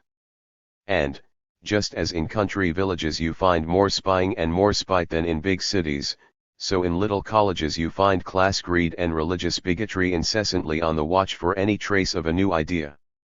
To Beloit College, in Wisconsin, befell a singular fate. It got upon its faculty a young man of talent, who wrote a live novel. Iron City, by M. H. Hedges, is a picture of life in a small college, located in a manufacturing town, and of the ferment of modern ideas trying to break into such a place. Mr. Hedges declares that he did not indicate Beloit especially, and has received many letters from professors in other college towns, saying that the cap fitted them. But the gossips of Beloit insisted upon riveting the cap upon their own heads, and there was a dreadful scandal. Beloit is a town of 20,000 inhabitants, its one big industry being the Fairbanks Morse Manufacturing Company, the largest makers of scales in the world. Mr. Morse is the Grand Duke of the Beloit Board, and has as his assistants Mr. Salmon, director of the Beloit Water, Gas and Electric Company, and Mr. Tyrrell, head of a great knitting works in an adjoining town, also a big Chicago wheat broker, the head of Montgomery Ward and Company, a great paper manufacturer, a leading Chicago insurance man, a local preacher, and a 340. Special investigator of the United States Department of Justice. So you see Beloit is fully equipped to install, not merely a college of commerce and a department of divinity, but also a school of spying. With the publication of Iron City its Secret Service got to work immediately. I am told by one who was on the inside that 3 days after the book was out, one of the trustees called President Brannan on the telephone from Chicago, exclaiming, "I understand you have a novelist on your faculty. Why do you have people like that?" In less than a month the Board of Trustees had formally demanded Professor Hedges' resignation. President Brannan is a scientist, whom we saw kicked out of the University of Idaho by the mining kings. He had some liberal ideas when he came to Beloit 5 years ago. He liked his novelist, and tried to save him, calling him his best teacher, but the uproar was too great. The outraged townspeople stopped speaking to Professor Hedges and his wife on the street. Shortly after this, 3 liberal professors were driven from the institution, and the president pleaded for them also. It is said that he threatened to resign, but I note that they are gone, while he is still in office. President Brannan had an interesting plan to remedy the housing shortage and improve the community spirit in this manufacturing town. He started a chamber of commerce, for the purpose of constructing $1 million worth of homes on a cooperative basis, with the help of the labor unions. The banks, the utility company heads, and the Fairbanks Morse people vigorously opposed the plan and tried to head it off, After it had got started, the carrot called up the local merchants and other members of the new Chamber of Commerce on the telephone, and ordered them to have nothing to do with so dangerous an undertaking, under penalty of loss of credit at the banks. So the Chamber of Commerce no longer exists. There is peace now in Beloit and its college.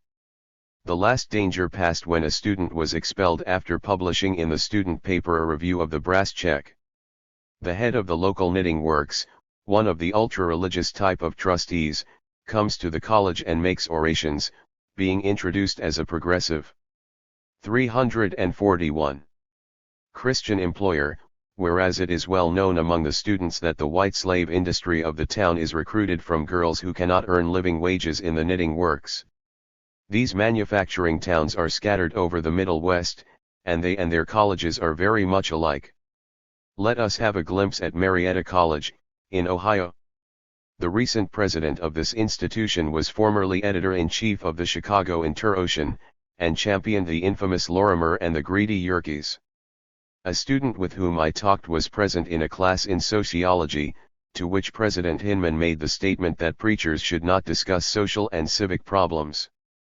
Some of the students took exception to this idea, and attempted to argue with him, whereupon he barred discussion in that class for the rest of the year. He fired a YMCA secretary for the crime of having offered to a student a ticket to Damaged Goods. A play which had its opening performance in Washington, attended by President Wilson and his wife, and all the members of the cabinet and the Supreme Court. The Grand Duke of this board was Mr. W. W. Mills, local traction magnate and capitalist, president of the First National Bank, interested in a cabinet company, a brick company, a bridge company, a chair company, a floral company, a paint company, and a street railway company. This versatile gentleman also controls the two newspapers of the town, and censors the proceedings of the state conferences of the Congregational Church. His brother, also on the board, is director in the bank and president of the chair company. The rest of the board was made up of Mr. Mills' nephew, Mr. Rufus Dawes, a powerful millionaire of Chicago, president of a dozen different gas and electric companies, and his brother, Mr. Charles G. Dawes, president of the Central Trust Company of Illinois, and controller of the currency under President McKinley, a retired merchant, director in the Mills Bank, a local railway attorney, related to the Mills, the president of the Mills Paint Company, the postmaster of the town, protege of the Mills, an attorney for the Mills corporations, the pastor of the Mills Church, a corporation lawyer, director in the Mills Bank, and a retired minister, related by marriage to the Mills. 23. 342. Professors Morse and Owens were let out of Marietta upon suspicion of liberalism, and in explaining the various reasons, the latter wrote, Mr. John Mills expressed a sincere desire to wring my neck because I remarked at a dinner where he was present that the men in his mills are an unusually intelligent set. This referred to the chair company, in which conditions were especially terrible. There were cases of married men receiving as low as $7 a week in wages. Says Professor Owens. We were urged to be Americans, and yet if we raised our wee small voice in favor of a wage that would enable the workers to live up to accepted American standards, we were at once regarded as dangerous anarchists. They were utterly blind to the fact that wages should be raised not only in the interest of justice but of efficiency. Repeatedly we stated that we were entirely willing to stand by each and every statement we had made. If we had lied, we were willing to suffer the penalty. But we were denied every opportunity to present our view of the situation, denied a hearing which one of our bylaws said we were entitled to. You remember Professor Bali of the North Dakota Agricultural College, and his brave statement that a college professor is a citizen. For example, may a college professor become president of his local school board? Surely, yes. You will say. But wait a moment, let me complete the sentence. May a college professor become president of his local school board under a labor administration? Well, now of course that depends. At Rockford, Illinois, a manufacturing and commercial center, is a very exclusive college for 3 young ladies, with a wonderful board of trustees, including a great agricultural implement manufacturer, another large manufacturer, and the widow of a third, the attorney for the town's principal industrial enterprise, also a large stockholder in the concern, the town's principal merchant, its principal lumber and fuel dealer, and the editor of its interlocking newspaper, a bank president, a steel manufacturer, a judge, and an ex-governor of the state of Illinois, a notorious corporation tool. May a professor in such a college accept any sort of office under a labor administration?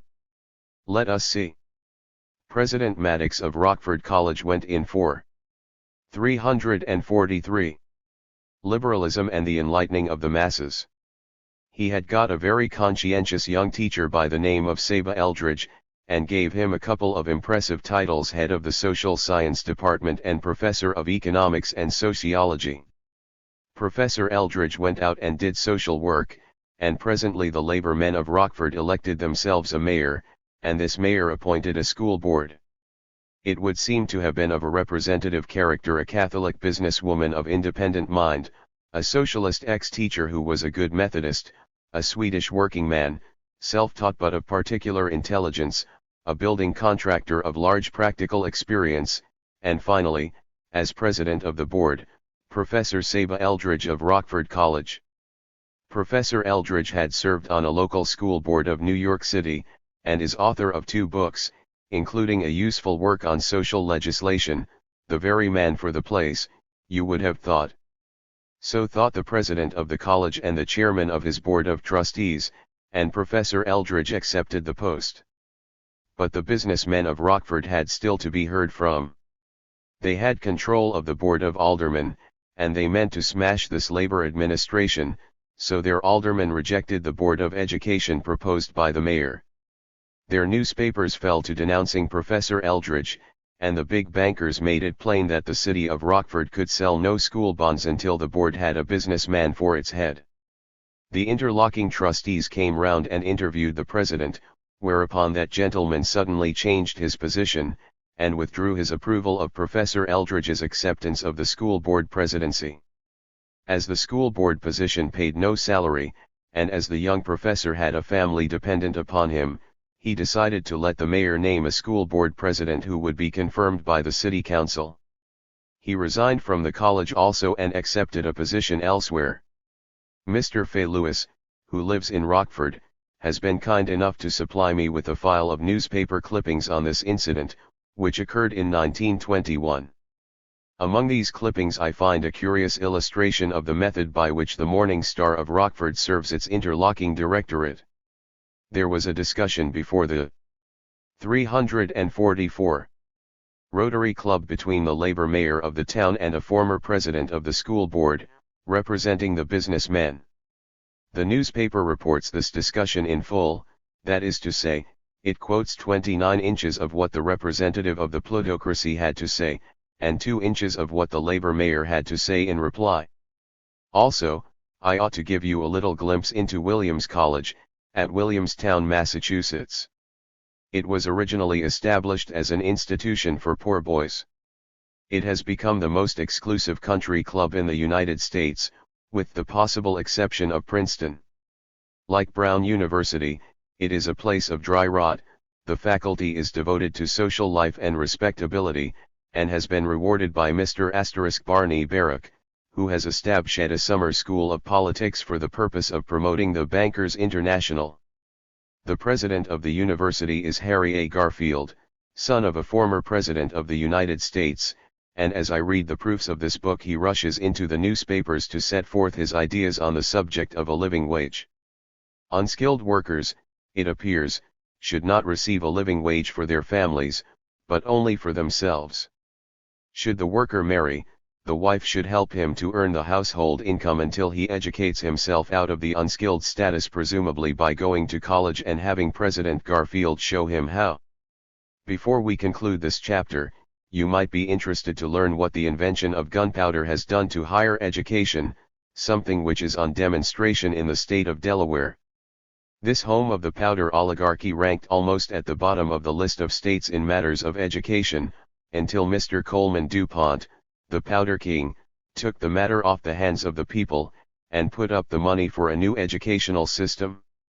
That was kind of Mr. DuPont, of course, and the people of Delaware appreciate it, but it means that we have the feudal system permanently established and officially recognized in an American state. The powder oligarchy has a university, located at Newark, and here was a typhoid scandal, exactly as at the University of Oregon, with the local magnates controlling the situation, and a young instructor persisting in telling the facts. It was Ibsen's play, An Enemy of the People, precisely reenacted. God and Mammon 345. On the day that one student was buried, this young instructor published a letter, in which he accused of murder the people who had refused to put in a sewage system. He was threatened with tarring and feathering, and the president of the college was very sorry he could not offer this young instructor a raise. But he always did what the treasurer of the college wanted, and the treasurer was the man who had blocked the efforts of the Board of Health to avoid a typhoid epidemic.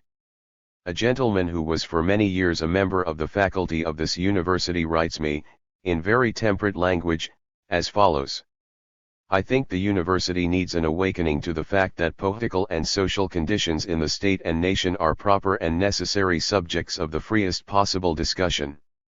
I also believe that, in spite of Pierre Dupont's altruistic attitude, the Dupont wealth stands at the gates of opportunity in Delaware, and that some who enter renounce, consciously or unconsciously, their personal freedom of opinion and action. As to the Dupont control of politics, it should be fully and forever repudiated by the people of Delaware as an insolent attempt to enslave the state to a single great interest. Chapter LXX. God and Mammon. I have tried in the closing chapters of The Prophets of Religion, and also in the Book of Life, to make plain that I honor the religious impulse in its true form. But that does not mean that I owe respect to human systems which call themselves religious, and which make the spiritual needs of mankind a basis of enslavement. I can tolerate the businessman who tells me that money makes the mare go. I can show him how, under a cooperative system, money would make the mare go faster. But I find it hard to tolerate those preachers of personal righteousness, who keep the eyes of the working class uplifted to heaven, while their pockets are picked on earth, our modern Pharisees, who take the greatest of the world's proletarian martyrs, and bind him anew, and deliver him to be crucified upon a jeweled cross. I make this explanation because we are now going. 346. To have a glance at some of our religious colleges. Let us begin with Wooster, Ohio, an institution run by the Presbyterian Church. We have seen how at Clark they are introducing a summer school, to make education pay. And we can see v/hat that will end in, because the College of Wooster has for many years been run by its summer school, an absurdly crude, privately owned, money-making institution, which draws schoolmarms by offering gold watches as prizes for those who bring in the greatest number of new students, and by advertising in terms of dollars and cents the amount of business done by its free teachers agency. In country newspapers it advertises itself as a school of inspiration, preparation, and perspiration.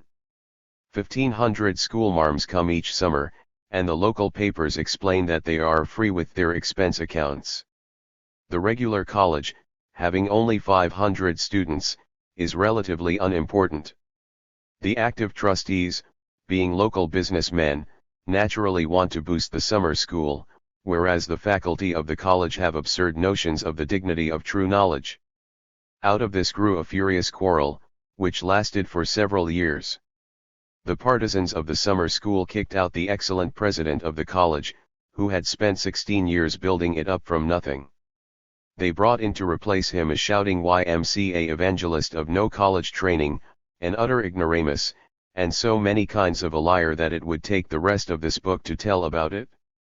The American Association of University Professors investigated the affair, and devoted 136 pages to it, and the Bulletin for May, 1917, is a study of the mental processes of a religious hypocrite, shouting about the love of Jesus, while stooping to every kind of vile and cowardly intrigue. Also, while we are in Ohio, let us have a look at Muskingum College, at New Concord. We may see this through the eyes of Professor Arthur S. White, who was let out of the Department of Political Science and Sociology this year. The charge against him was that he had created a critical attitude among the students. The vice president of the college charged him with having taught the students to think, and that they were not thinking the right things. At the very beginning of his work, 3 years ago, he had explained to the students his diss. God and Mammix 347. Like of the compartment method of education * whereby students are crammed into a certain tight mold. * I remarked that such methods were destructive of persona hty, and must foster decay in our institutions. When I had finished, the whole class applauded. At the end of the hour, some 8 or 10 waited to tell me that they were, and had been, victims of such methods, and that they hoped my work would be different. As a result of this, Professor White's classes in political science increased from 27 to 142. There was no fault to be found with his character or personal conduct, nor is he a socialist or propagandist of any sort. I quote again from his statement, "My method was to present all the facts on every question that were available, to analyze ideas, dogmas, and institutions in the light of their original professions and accomplishments. I tried to respect the personality of my students, by insisting on their being free to make a conscientious choice of their loyalties. But, of course, this did not fit into a college whose dean phrased the duty of the faculty. Our attitude toward the president should be that of the soldier to the general, it should be the attitude that he can do no wrong. Muskingum is a Presbyterian institution, and in order to get the financial support of the church, it advertises itself widely as a safe place for parents to send their children. Everything must be in accordance with our tradition of ideals and customs. So, of course, the professor who taught his students to think had to move on. Let us also move to Meadville, Pennsylvania, where there is a little religious toadstool in the heart of the oil country, and with a Standard Oil Board of Trustees. On this Allegheny College we have a report of the American Association of University Professors, in the Bulletin for December, 1917. The president, now President Emeritus, is a product of Judge Gary's Northwestern University, a Methodist clergyman, and trustee of the Carnegie Foundation. An alumnus who got to know him writes me, "Crawford is a man who has seemingly lost his moral perception, and throughout his stay at Allegheny was notoriously untruthful and untrustworthy. For 14 years he had a professor of English literature by the name of Frank C. Lockwood, who was an ardent pro. 348. Hibitutionist, and came into conflict with the 2 local Grand Dukes of the Board of Trustees, political bosses, and attorneys representing applicants for liquor licenses in Meadville. Professor Lockwood had the audacity to run for Congress on the Prohibition ticket, with the backing of the Progressives, and, worse yet, although he himself was a Methodist minister, his wife joined the Unitarian Church. The report does not make clear what the interlocking trustees expected the Methodist professor to do about this. They would hardly have been satisfied if he had divorced his wife for being a Unitarian. Maybe they expected him to beat her until she reformed. Anyhow, the board adopted a resolution forbidding its professors to take part in politics by becoming candidates for public office, and, furthermore, it made clear its intention to drop Professor Lockwood at the end of the next year, so he quit.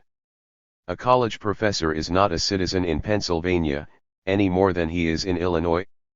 Let us have a look at the prairie country, the free state of Kansas. At Washburn College, an institution of the Congregational Church at Topeka, we shall again find the worship of God and mammon perfectly blended.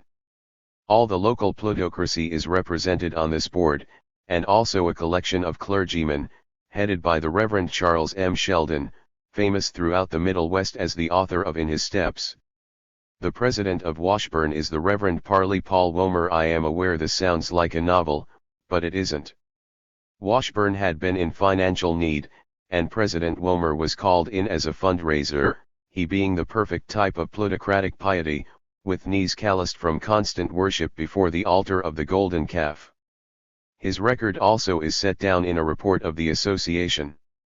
We find him requiring one of his professors to promote a certain student, because his father was a prominent and well-to-do man, and had intimated that if Washburn would graduate his son he might do something handsome for the college in a financial way.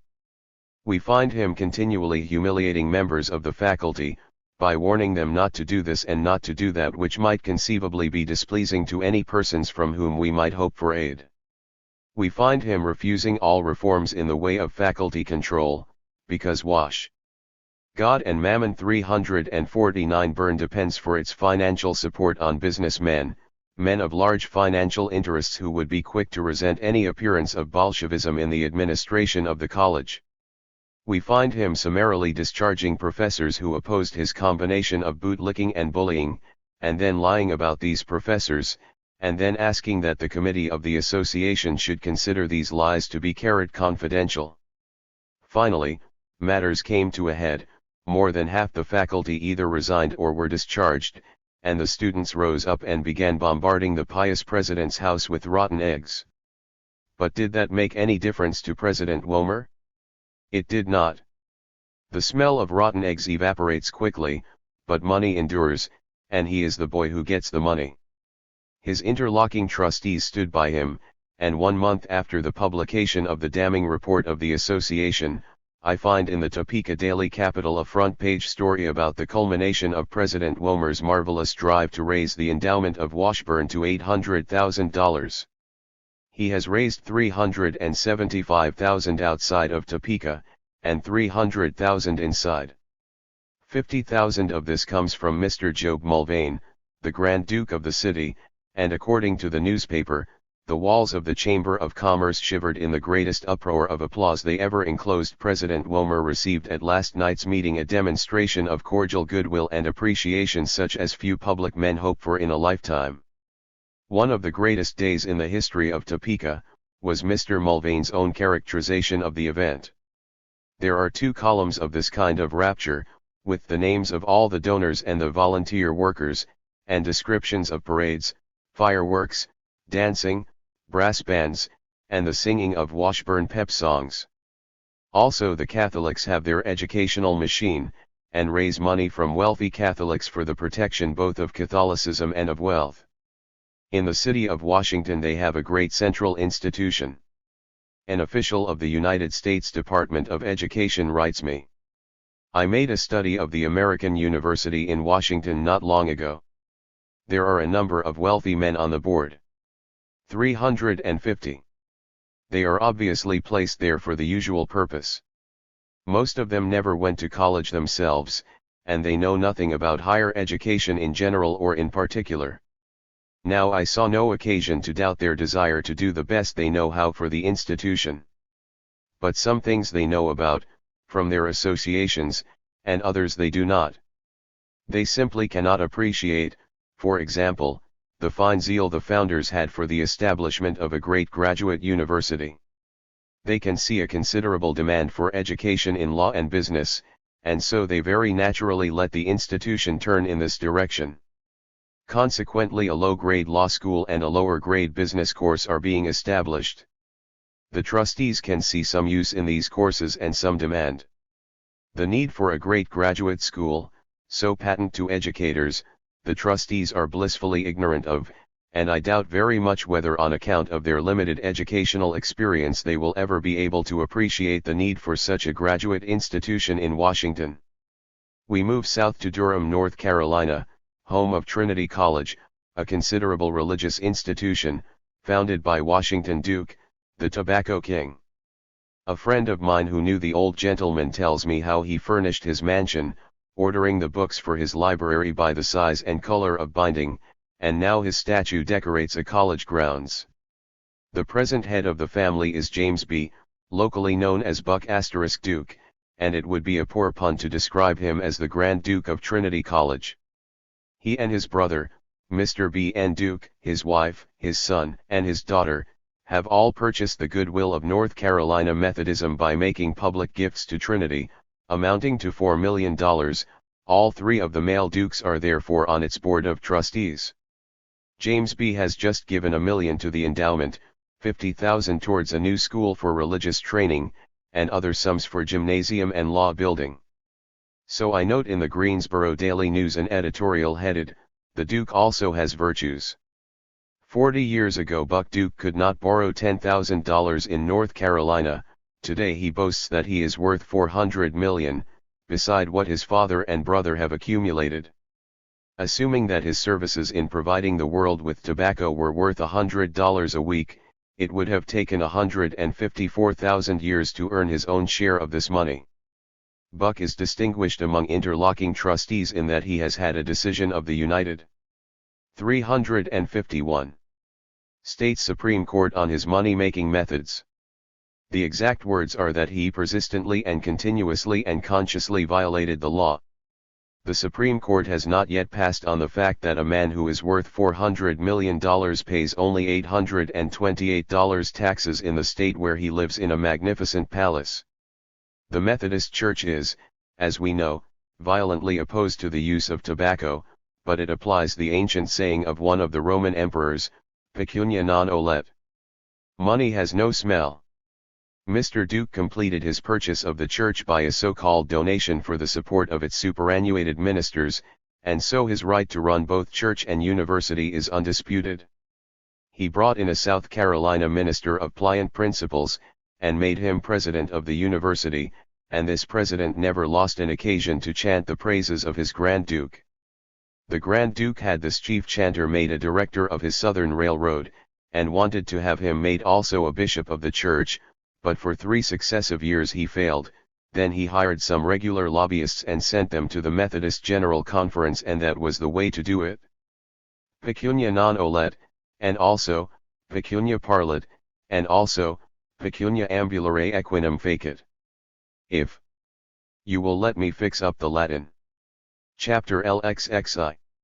The Orang-Outang Hunters. There is a part of the United States which suffered for a century or two under the blight of Negro slavery. In consequence, from Virginia to Texas, the population still lives in the ideas of 100 years ago. Here are communities which are not content to use religious dogmas as a shield for special privilege. They really believe the dogmas, and are willing to fight about them and to torture one another, as in the old days. In these states there has sprung up what is called the fundamentalist movement, made up of 17th-century Cromwellians in modern machine-made clothing, the only difference being that whereas the old pilgrims wished to come out from among them, the idea of these modern fanatics is to drive out. 352. The other fellow. They are carrying on an enormous campaign in the evangelical churches, seeking to keep out of the pulpits people who do not believe in the literal inspiration of Scripture in Noah's Ark, and Jonah, and the whale, and Joshua blowing down the walls of Jericho, also in the virgin birth, and the sixth-day creation of man. They are especially indignant against evolution, which means to them one thing, that man is descended from the monkey, something it does not mean to any scientist. The leader of this new fanaticism is no less a personage than the Honorable William Jennings Bryan, the peerless commoner, who, having made several $100,000 out of lecturing, is not so keen for the breaking of the money power, but gives his time to the preserving of the ignorance of his forefathers. Mr. Bryan has used his enormous prestige with the legislatures of the southern states. He came within one vote of putting through the Kentucky legislature a bill providing that no public appropriations should be used for salaries of employees who teach evolution or Darwinism. Incredible as it may seem, he succeeded in putting through such a measure in the states of South Carolina and Oklahoma, and he expects to make a tour of the legislatures this winter and try with others. These reactionaries are busy in all the southern colleges, plying their brooms against the tide of modern thought. They succeeded in driving Professor Wheeler from the University of Mississippi, and Professor Rice from the Southern Methodist University at Dallas, Texas. Also they are strong among the Baptists, and at Waco, Texas, they have got possession of a large school called Baylor University. This place had a professor of sociology, G.S. Dow, who devoutly believed in his Baptist faith, and earnestly protested that he did not teach that man came from another species, but he published a textbook, Introduction to the Principles of Sociology, in which he used some phrases of modern science, and the howling dervishes of Texas took it up. In Fort Worth is a Baptist preacher, who publishes a paper called The Searchlight, and has grown rich out of waging war upon modern thought. In what delicate language his controversies are carried on you may judge from one sentence, referring to the expulsion of Professor Rice. 353 While the Methodists have put their orang-outang out, we are keeping ours in. I really felt sorry for Professor Dow, as I read over a mass of clippings concerning his trouble. He is such a humble and patient Christian gentleman. But, you see, in his book he actually made reference to primitive man, and we all know there was no such beast, says the Search HGHT. Those of us who read our Bibles have always thought that he was made in the image of God. So Professor Dow was forced to resign, and he stayed resigned, in spite of indignant protests of his students. The Baptists of Texas appointed a committee, which went about in these educational institutions, submitting to every instructor a questionnaire, and forcing the resignation of several who were too honest in their confessions.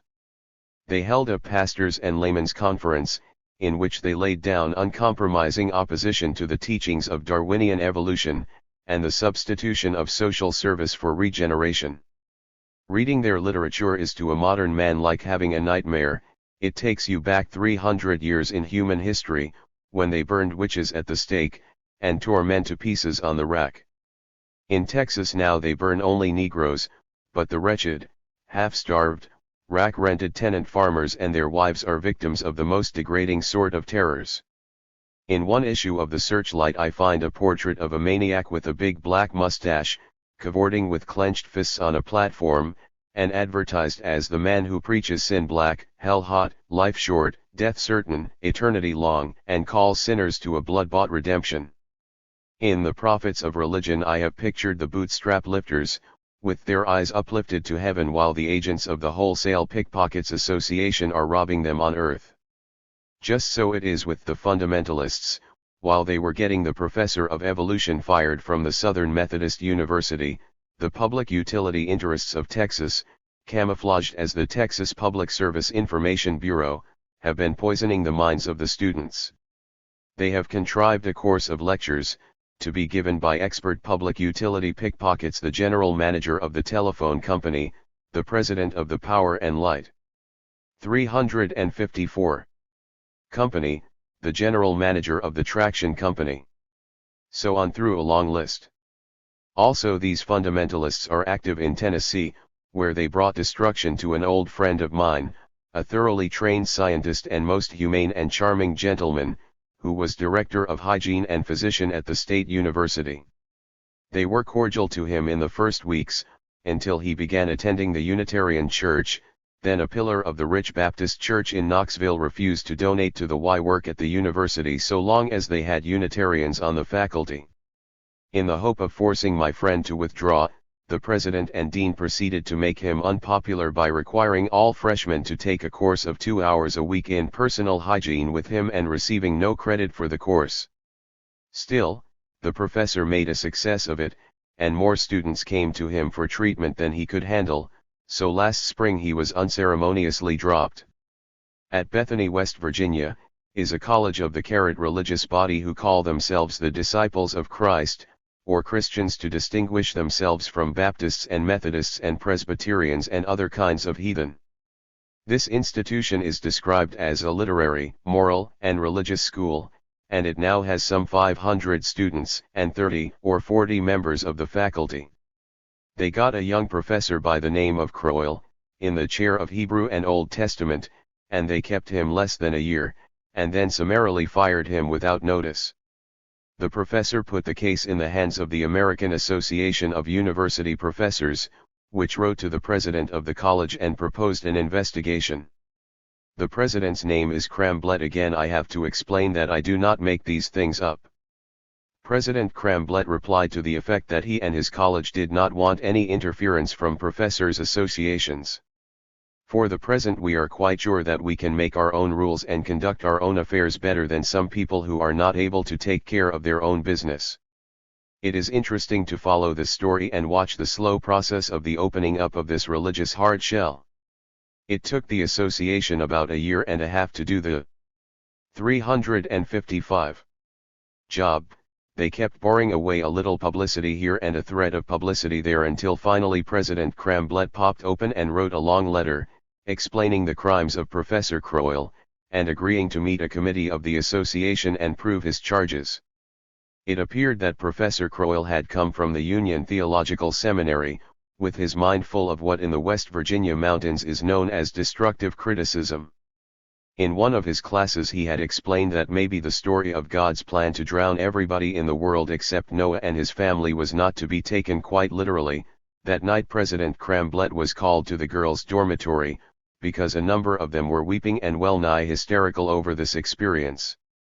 It is interesting to note that the Professors Association does not attempt to insist that church colleges shall maintain any standards of freedom of teaching or of thinking. All it lays down is that church colleges should fully and unequivocally inform the public and their professors of all restrictions that their tenets impose upon academic freedom. And it notes that this Christian college has now taken out of its catalog the statement that Bethany seeks the latest and best results of modern scholarship, and that the latest results of archaeology are used in an attempt to understand the vitality of the prophetic activity. I close this chapter with the singular adventure of my friend, Harry Laidler, who went a few years ago to lecture at Emory and Henry College, one of the oldest institutions in Virginia. Laidler was secretary of the Intercollegiate Socialist Society, and the students had asked to hear him, and the president had consented. It chanced, however, that an itinerant preacher was present that morning, and he strongly disapproved of a socialist lecture, and took occasion to save the students from the consequences of their wayward curiosity. He took the platform, and lifted his hands in invocation to the Almighty, imploring him to protect these young minds from the heresies and false doctrines to which they were about to be exposed. 356. Chapter LCI.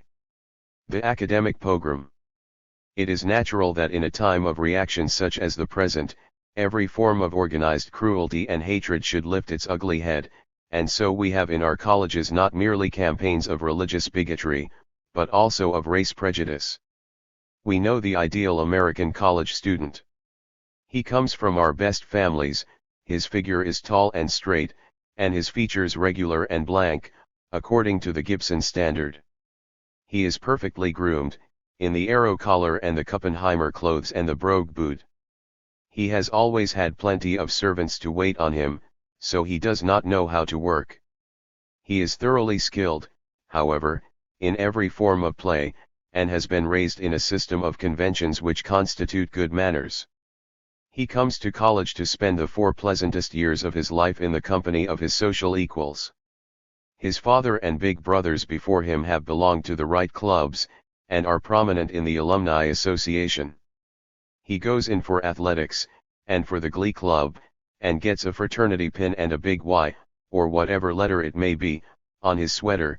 He becomes a leader of his class and a social favorite, and takes the college girls to dances in his big car, and now and then he takes one of the town girls out into the country on summer evenings, or to a roadhouse in winter.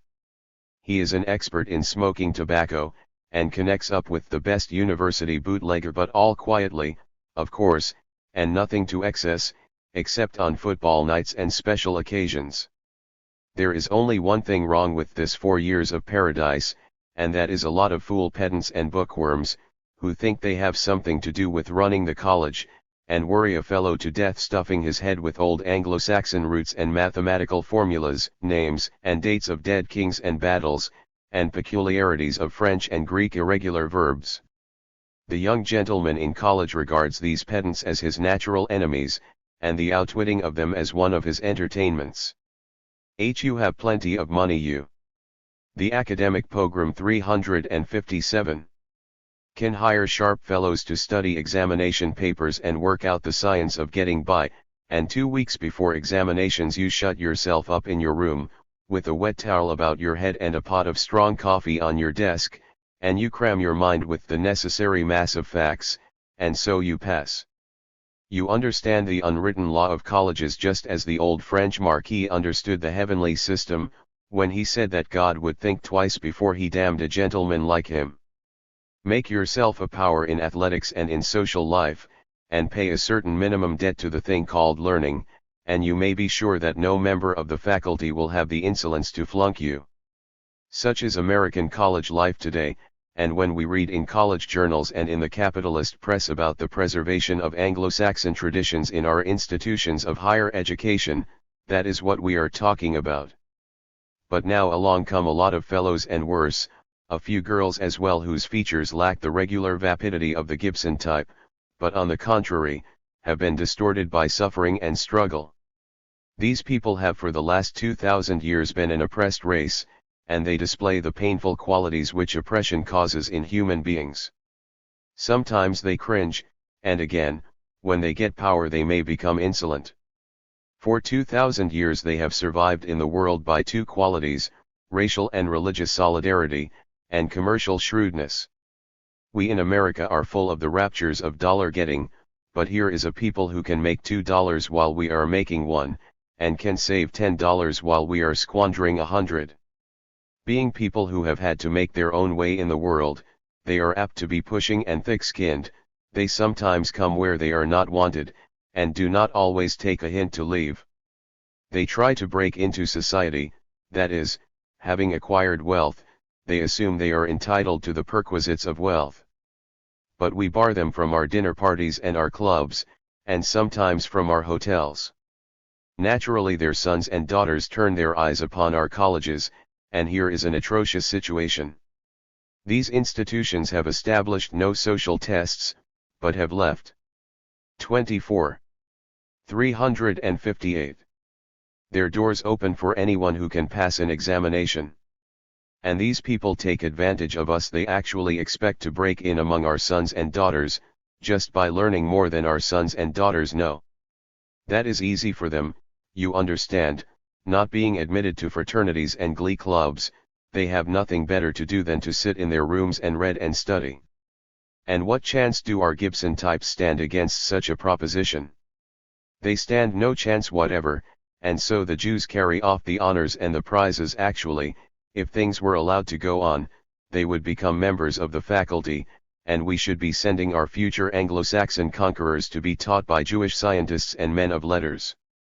Such is the problem faced by our interlocking trustees and their faculties. It is an embarrassing problem, because, in the first place, the Jews are enormously wealthy, and they stand together, and have not merely financial but political power. Also, they take pride in their culture. They point out that they gave the world its first great literature, and have given to Anglo-Saxon countries practically everything in the way of religion which these countries consider divine. They have contributed their due share of scientists and writers and statesmen of modern times. Also they have given to the world the religion of the future, through the labor of Marx and Lassalle, Jors, and Liebknecht. In the light of these varied facts, we cannot come out boldly and say that we refuse to admit Jews to our universities. We find it easier to employ those peculiar talents for prevarication which our college heads have developed. We invent what are called psychological tests. We fill our examination papers with catch-asterisk questions, little details of language, idiom and social observance and historical tradition, with which the Jews are less apt to be familiar.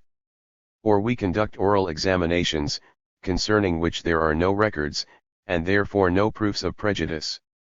By these means, in a couple of years we cut down the percentage of Jews at Columbia from 40% to 22%, and at New York University we cut it down from 50% to 15%. Our really aristocratic university, Princeton, has never. The academic pogrom 359. Made any bones about it? Very few Jews and no Negroes have been able to pass the examinations for admission to Princeton. At Harvard it has always been possible to get in by passing a much stricter examination, but even by this method the percentage of Jews keeps creeping up, and when I was in Harvard last spring they were talking about introducing the psychological tests, as at Columbia. One student reported a conversation with Richard Cabot, professor of social ethics, who said that he did not object to the exclusion of Jews, but thought it should be done frankly. His idea prevailed among the overseers, and shortly afterwards a statement was issued which gives an amusing illustration of what Harvard regards as frankness. The statement set forth that there were more applicants for admission than Harvard was able to accommodate, and the governing body must take some action in the matter. Then, it is natural that with a widespread discussion of this sort going on there should be talk about the proportion of Jews at the college. In the course of the discussion that followed, we find President Lowell deploring the growth of anti-Semitic feeling, and suggesting a marvelous plan to eliminate it from American colleges: let the Jews keep away. And then the Negro question. They have a memorial hall at Harvard, and make much of their heroes who died to abolish Negro slavery. I have a cousin who went to Harvard 20 years ago, and though he is a Southern man, he was able to live comfortably in a dormitory in which there was a Negro student. But a year or two ago a student engaged a room in a freshman dormitory, and went to occupy it, and when they made the discovery that he was a Negro, they told him that a mistake had been made. They had no room vacant in that dormitory, or in any other dormitory. Not until they had been exposed several times in such evasions, did they come forward and announce that in future no Negroes would be admitted to freshman dormitories at Harvard. We have mentioned New York University. During the controversy over Jews at Harvard, Chancellor Brown favored the press with the proud announcement that there was no discrimination against Jews at Jabbergrab, and a week or two later there was published in the Nation. 360. July 12, 1922, a letter from Mr. Joseph Gurdensky, who made a reputation as an athlete at this place, telling about the experience of his younger brother, also an athlete, and presumably acceptable to his fellow students, since he was elected president of the junior class. When this result was announced, the faculty of Jabbergrab rose up and called off the election. First, it appeared, the officers elected were Bolshevists; second, there had been ballot stuffing; and third, fourth, and fifth, the elections were null and void. Several Jewish boys were threatened with expulsion for having been elected to class offices. Mr. Gurdensky went on to tell about his interview with Dean Archibald Banton of Jabbergrab. This was 2 or 3 years ago, and the dean quite frankly admitted that it was a Jewish question. In the elder Gurdensky's day, said the dean, the percentage of Jews had been from 2 to 4, while now it had got to 50. So the university was introducing what it called an Americanization plan. Mr. Gurdensky threatened to expose the state of affairs. Right in the midst of Chancellor Brown's advertising campaign for funds. The dean begged him to wait until the fall, promising that the class elections would be settled satisfactorily. They were settled by a great number of the Jewish students leaving, and new class officers being elected, or appointed by the faculty, all the important ones being non-Jews. At Barnard, which is the women's college of Columbia University, they have a committee on admissions, which in actual practice means the dean and the secretary, who decide upon the eligibility of girls who have passed the examinations. Highly competent graduates of New York high schools are left out, because they happen to be Jewesses, and in their place girls are taken from the fashionable finishing schools, who are so poor in scholarship that they have to be conditioned. I was told of one case of a Russian Jewish girl who had been excluded and went to Hunter College and made a brilliant record. There was some agitation about this case, and the dean sent someone to look it up, and the report was that keeping her out was a good job. The teacher who told me the story was interested in the matter, and went over to Hunter College herself to find out what was wrong about the girl. There were 2 things the matter with her. The academic pogrom 361. First, she was a socialist, and second, she had expressed her opinion in favor of the recognition of Soviet Russia. Also at the University of Pennsylvania the issue has been taken up. The endowment drive was held up because the leaders wished to engraft upon it the verbal pledge to anti-Semitic contributors that Jewish enrollment would be curtailed. One seminary course at the university during the past year was largely devoted, undercover, to sounding out the views of the graduate students in economics upon the Jew menace. It was freely stated in that course that desire to reduce the high percentage of Jews in the Wharton School was the motive prompting the intelligence test * requirement for admission. Needless to say, the academic pogrom extends not only to students, but to professors. You may find this situation effectively set forth in a vital criticism of America, Upstream, by Ludwig Louison. Mr. Louison tells how he studied under the aegis of Nicholas Murray Butler, and made himself a master of English literature and English style. You do not have to take his word for this, he proves it in his book. Few indeed are the Anglo-Saxon professors in American universities who can demonstrate equal attainments. This German Jew was poor, his family had made heavy sacrifices to give him an education, but he could get no teaching position, and for a long time the Columbia professors who had charge of his career kept from him the dark secret, that Jews are not employed to teach literature in American universities. Louison was forced to do newspaper work, and not until years later did he get a chance to teach at the University of Wisconsin. Also, you ought to hear the experience of Professor Kornhauser of Denison University, at Granville, Ohio. He taught zoology, and was admitted to have one of the best departments in this Baptist institution. He was an active YMCA worker, president of the faculty club, and commander of the American Legion Post. It is difficult to see what more a Jew might do to take the curse off himself. He was offered an important position at the Battle Creek Sanitarium, and as the price of declining this, was made a full professor at Denison, and spent 3 years building up his department. But last April the president of the university asked him to resign. 362. And stated as his reason that some of the financial supporters of the university objected to the presence of a Jew on the faculty. The students protested, and in the effort to silence them the president threatened that if they published anything about the case he would refuse to recommend Professor Kornhauser for a job at any other university. The senior class, by a vote of 80-6, passed a resolution asking for the president's removal. Also, you should consider the experience of Professor Robert T. Curlin, a high-minded and devoted Christian gentleman, who was dismissed from the Virginia Military Institute for having written a dignified open letter to the governor of Arkansas, protesting against the execution of some Negroes for the crime of having defended their lives against a mob. You may read his letter in the Files of the Nation, June 15, 1921. And then, to return to the Jews, hear the strange experience of Mr. S.S. Cadle, who was an instructor in accounting at the University of Oklahoma. Mr. Cadle happens to be nearsighted, and was turned out upon the pretext that he was unable to teach properly on this account.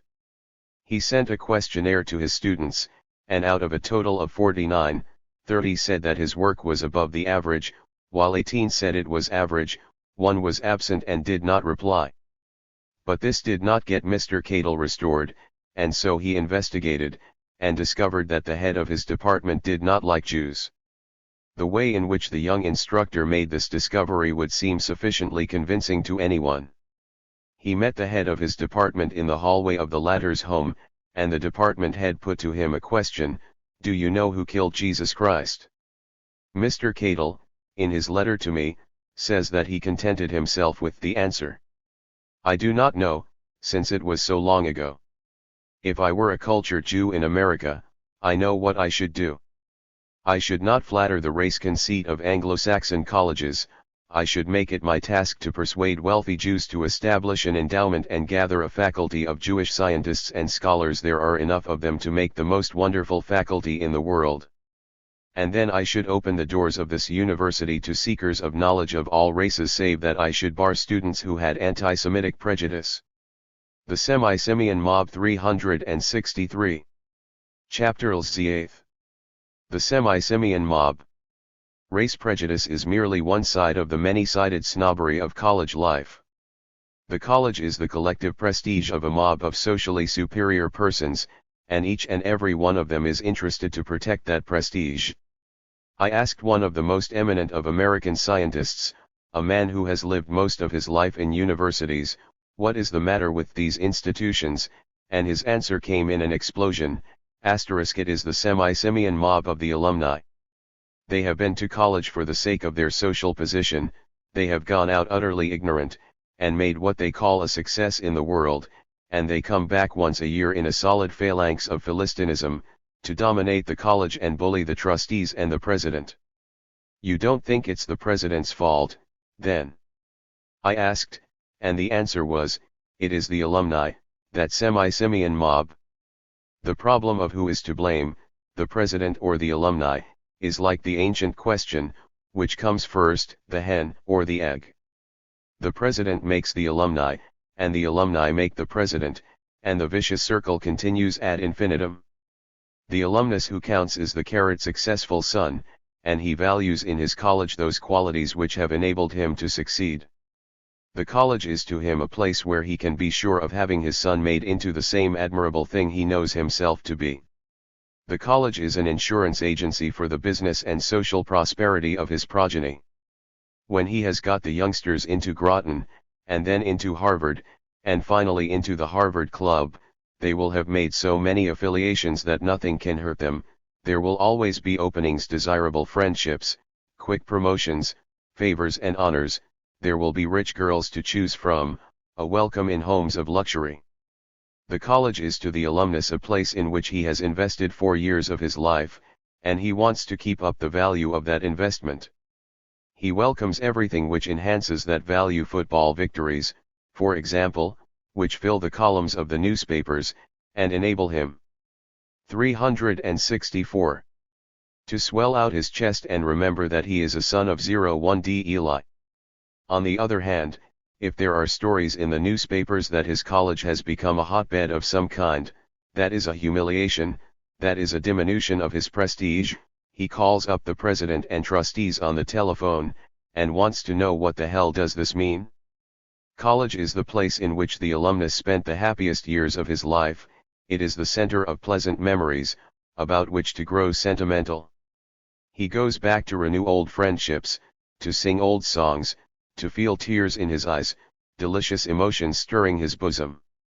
And just as a shrewd mother of many daughters employs their charms and exploits the weaknesses of the male animal, so the college alma mater utilizes the tender emotions of her old boys to separate them from their cash. I have before me a begging circular of Yale University, got up in the best style of the schools of advertising, attractively printed in 2 colors on tinted paper. Yale's power lies partly in your hands, we are told in red ink, and then in black ink, an endowment to Yale, yourself. Interest on the endowment, whatever you can afford each year. And when the time comes for a drive, these herd emotions are whipped up to frenzy. We learned these tricks in the war days, and immediately after the war the colleges with one accord started to apply the technique: class quotas and sectional quotas, follow-up letters and daily dope for the press, the members of the faculty shutting their books and turning into glad-handers. Prexy making speeches to the Rotarians and the Kiwanis and the Elks, and proving himself a mixer. In 1920 I find Northwestern setting out after 25 millions, Pittsburgh after 16, Harvard 15, Princeton 14, Cornell 10, followed by Boston University, New York University, Ober-HN, Bryn Mawr, Massachusetts Tech, a total of more than 60 institutions, demanding over $200 million. I have no objection to colleges getting money, I am merely pointing out the price of money in a class civilization which is conformity to class ideas and ideals. One of the most entertaining stories I heard on my tour of the colleges was told by a young congressman of the semi-simian mob 365. The modern college type, who was graduated from one of the little toadstools in the Middle West. He is a handsome fellow, and made a reputation as a quarterback, and was selected by his alumni association to lead a campaign for funds for a group of colleges which had combined together Beloit, Ripon, and Lawrence, all in Wisconsin. It was his duty to travel from city to city throughout the state. He would summon the old boys, and rout out the football squads, and lecture at the YMCA.S, and call on the clergymen of the town for the names of the likely prospects. He would visit the homes of the rich, and make tennis dates with the sons, and take the daughters driving. All his expenses were paid, he was provided with the latest sport costumes, and automobiles without limit. He would be invited to dinner parties, where he would talk about the institution, awakening tender memories in the bosom of the old boy, and literally vamping him.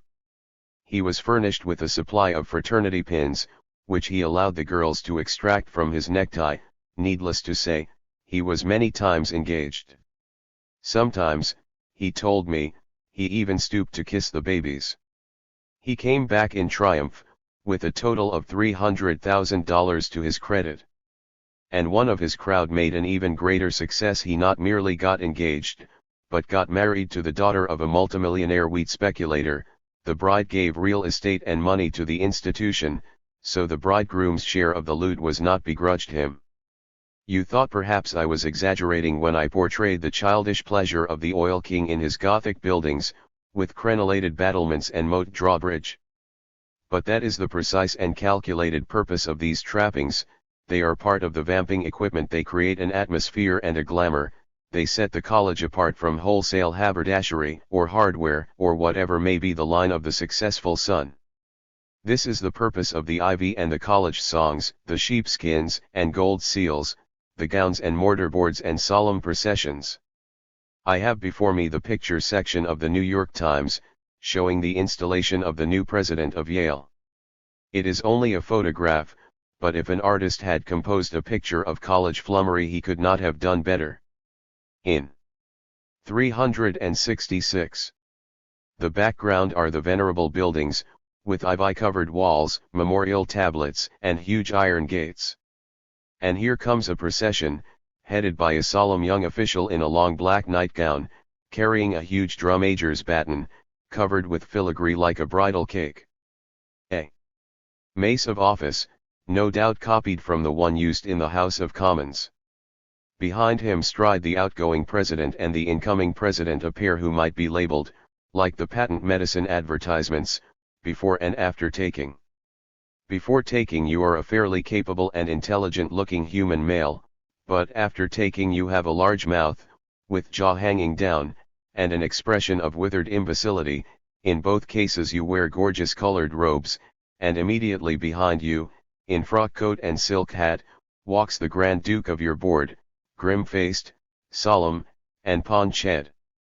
Next come half a dozen army officers, then a long double file of scholars in caps and gowns, the faculty, carefully ordered according to the amount of their salaries.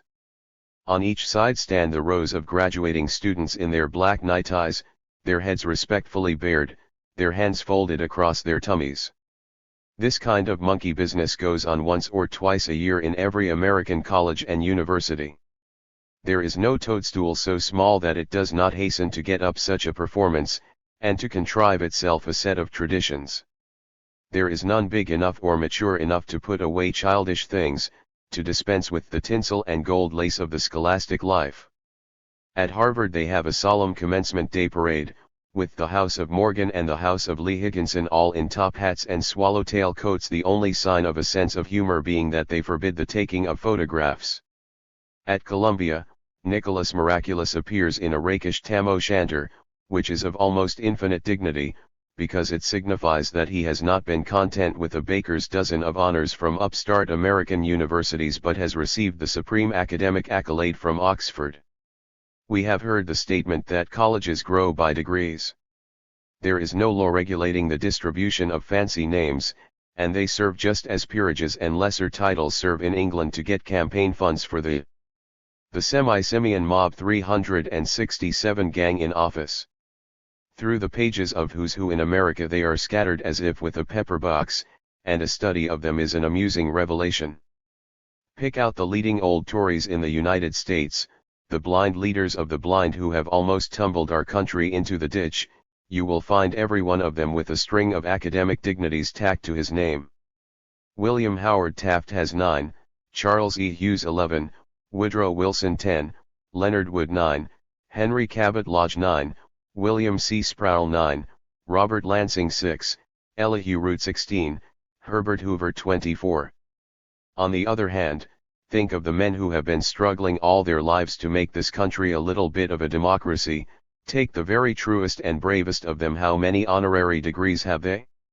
How many has Louis D. Brandeis? Not one. How many has Robert M. La Follette? Not one. How many have William E. Borah, Samuel Untermeyer, Clarence Darrow, Lincoln Steffens, Fremont Older, Frederick C. Howe, John Haynes Holmes? Not one to divide among them. No, the academic honors are reserved exclusively for the darlings of the plutocracy, the henchmen and retainers of special privilege. You remember the pious Senator Pepper, trustee of the University of UGL. 6 colleges have honored him, including, of course, his own. 3 honored Philander C. Knox before he died, and 6 honored Thomas Nelson Page. 4 have honored David Jane Hill, Col. George Harvey, Alton B. Parker and Frank O'Loden. 3 have honored Judge Gary and A. Mitchell Palmer. 2 have honored Otto Kahn. 4 have honored Brander Matthews, including, of course, Columbia. We saw Columbia conferring a degree upon Paderewski. They also conferred one upon Miller, editor of the New York Times, asterisk of whom Brisbane caustically remarked that the paper had been sold several times, and he had been sold along with it. Senator Depew, the aged buffoon, has one. Howard Elliott has one. Augustus Thomas has one. Owen Wister got one from the University of UGL, and Booth Tarkington one from Princeton, a little wee one, he being a mere writer of novels. It is at the commencement ceremonies that these honors are bestowed, and always the president makes a speech, telling the great one how great he is. Some 368 times the great one also delivers an address, and furnishes a copy to the newspapers in advance, and so the university becomes a center of propaganda for every form of class, greed and cruelty. In the spring of this year, while I was touring the colleges, Judge Gary fed his pious poison to the graduating class at the University of Heaven. At the University of the Steel Trust they gave degrees to the president of Indiana University, and to an Episcopal clergyman, and to the chairman of the board of directors of the Standard Oil Company. A gentleman we met as one of the Grand Dukes of Brown University. This highest honor of the university is appropriately bestowed upon Mr. Bedford in recognition of his activities in the development of the American petroleum industry / etc.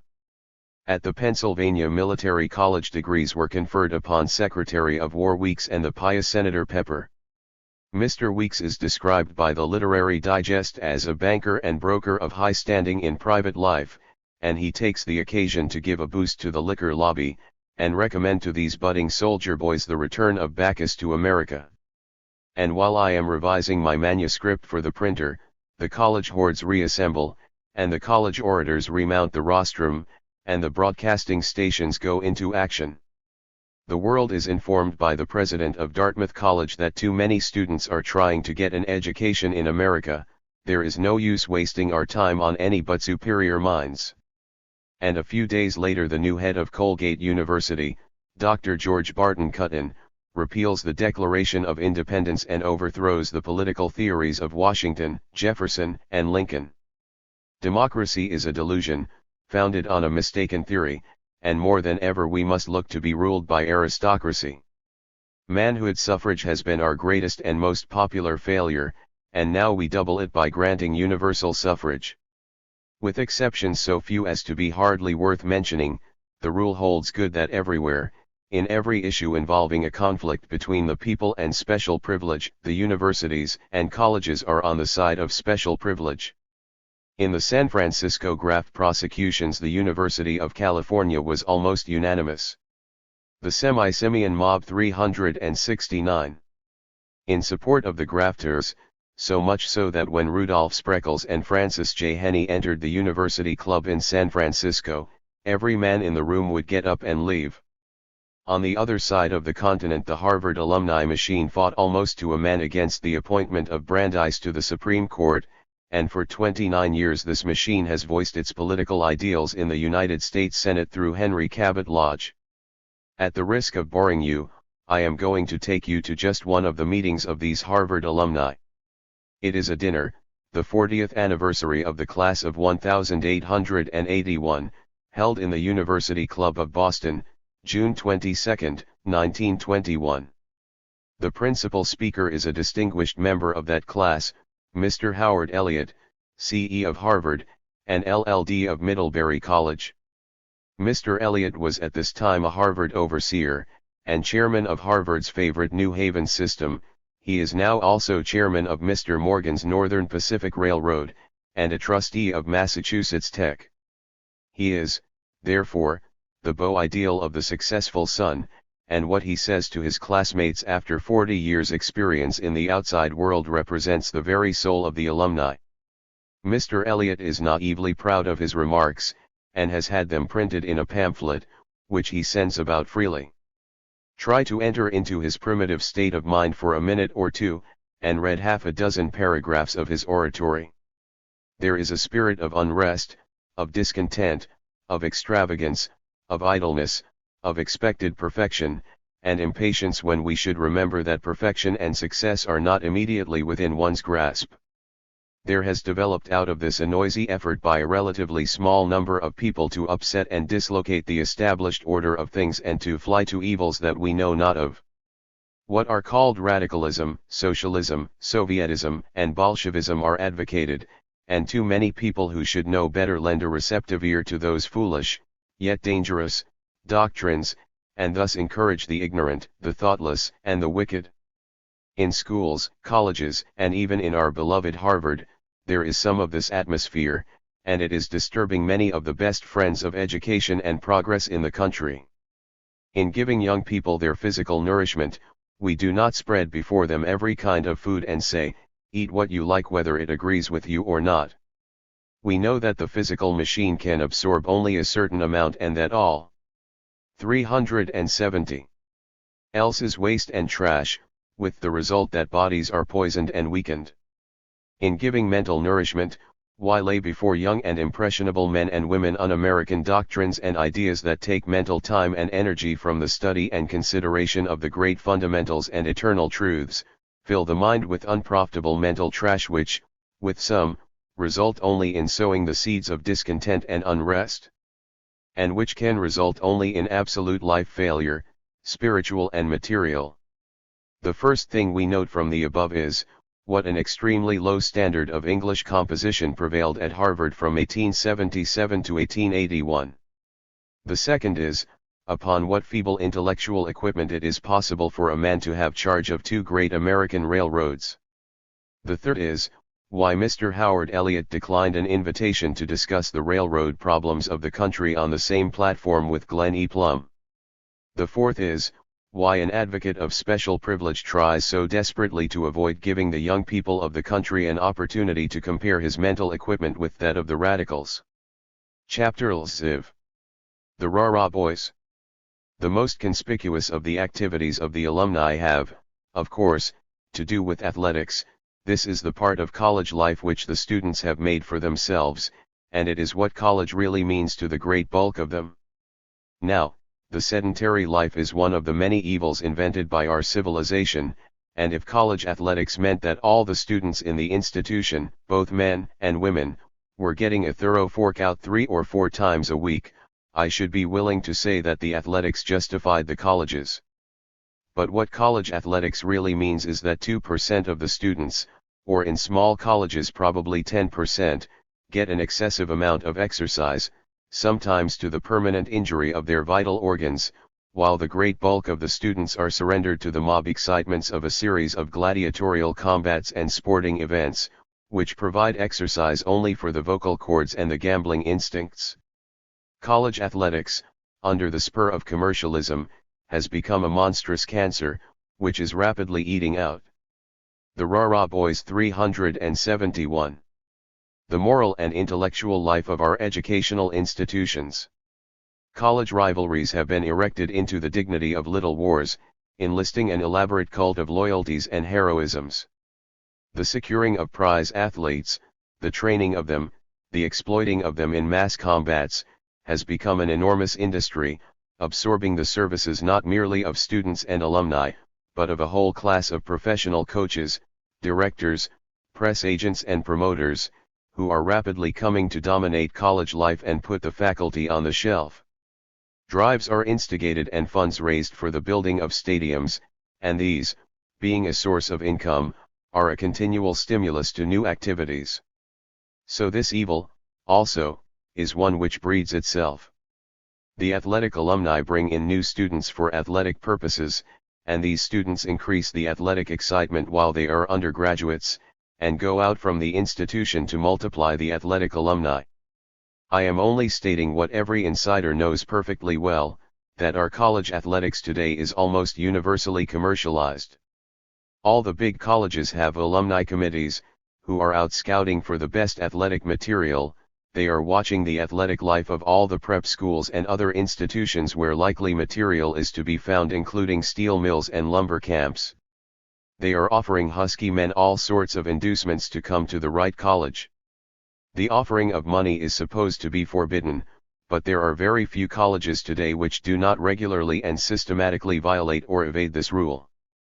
There are many kinds of jobs in connection with the gladiatorial life which can be made available to the right persons, and which are or can be made into sinecures.